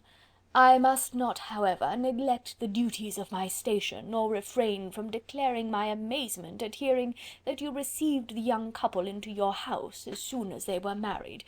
It was an encouragement of vice, and had I been the rector of Longbourn, I should very strenuously have opposed it. You ought certainly to forgive them as a Christian, but never to admit them in your sight, or allow their names to be mentioned in your hearing. That is his notion of Christian forgiveness. The rest of his letter is only about his dear Charlotte's situation, and his expectation of a young olive branch. But, Lizzy, you look as if you did not enjoy it. You are not going to be missish, I hope, and pretend to be affronted at an idle report. For what do we live but to make sport for our neighbours, and laugh at them in our turn?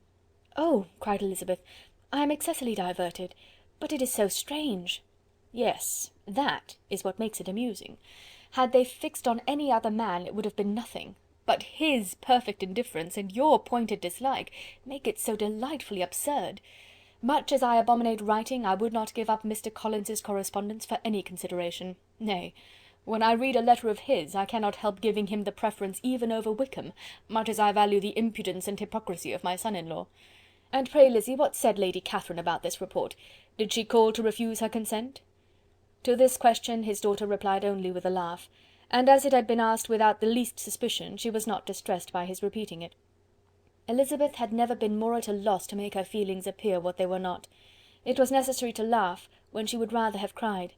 Her father had most cruelly mortified her by what he said of Mr. Darcy's indifference, and she could do nothing but wonder at such a want of penetration, or fear that, perhaps, instead of his seeing too little, she might have fancied too much.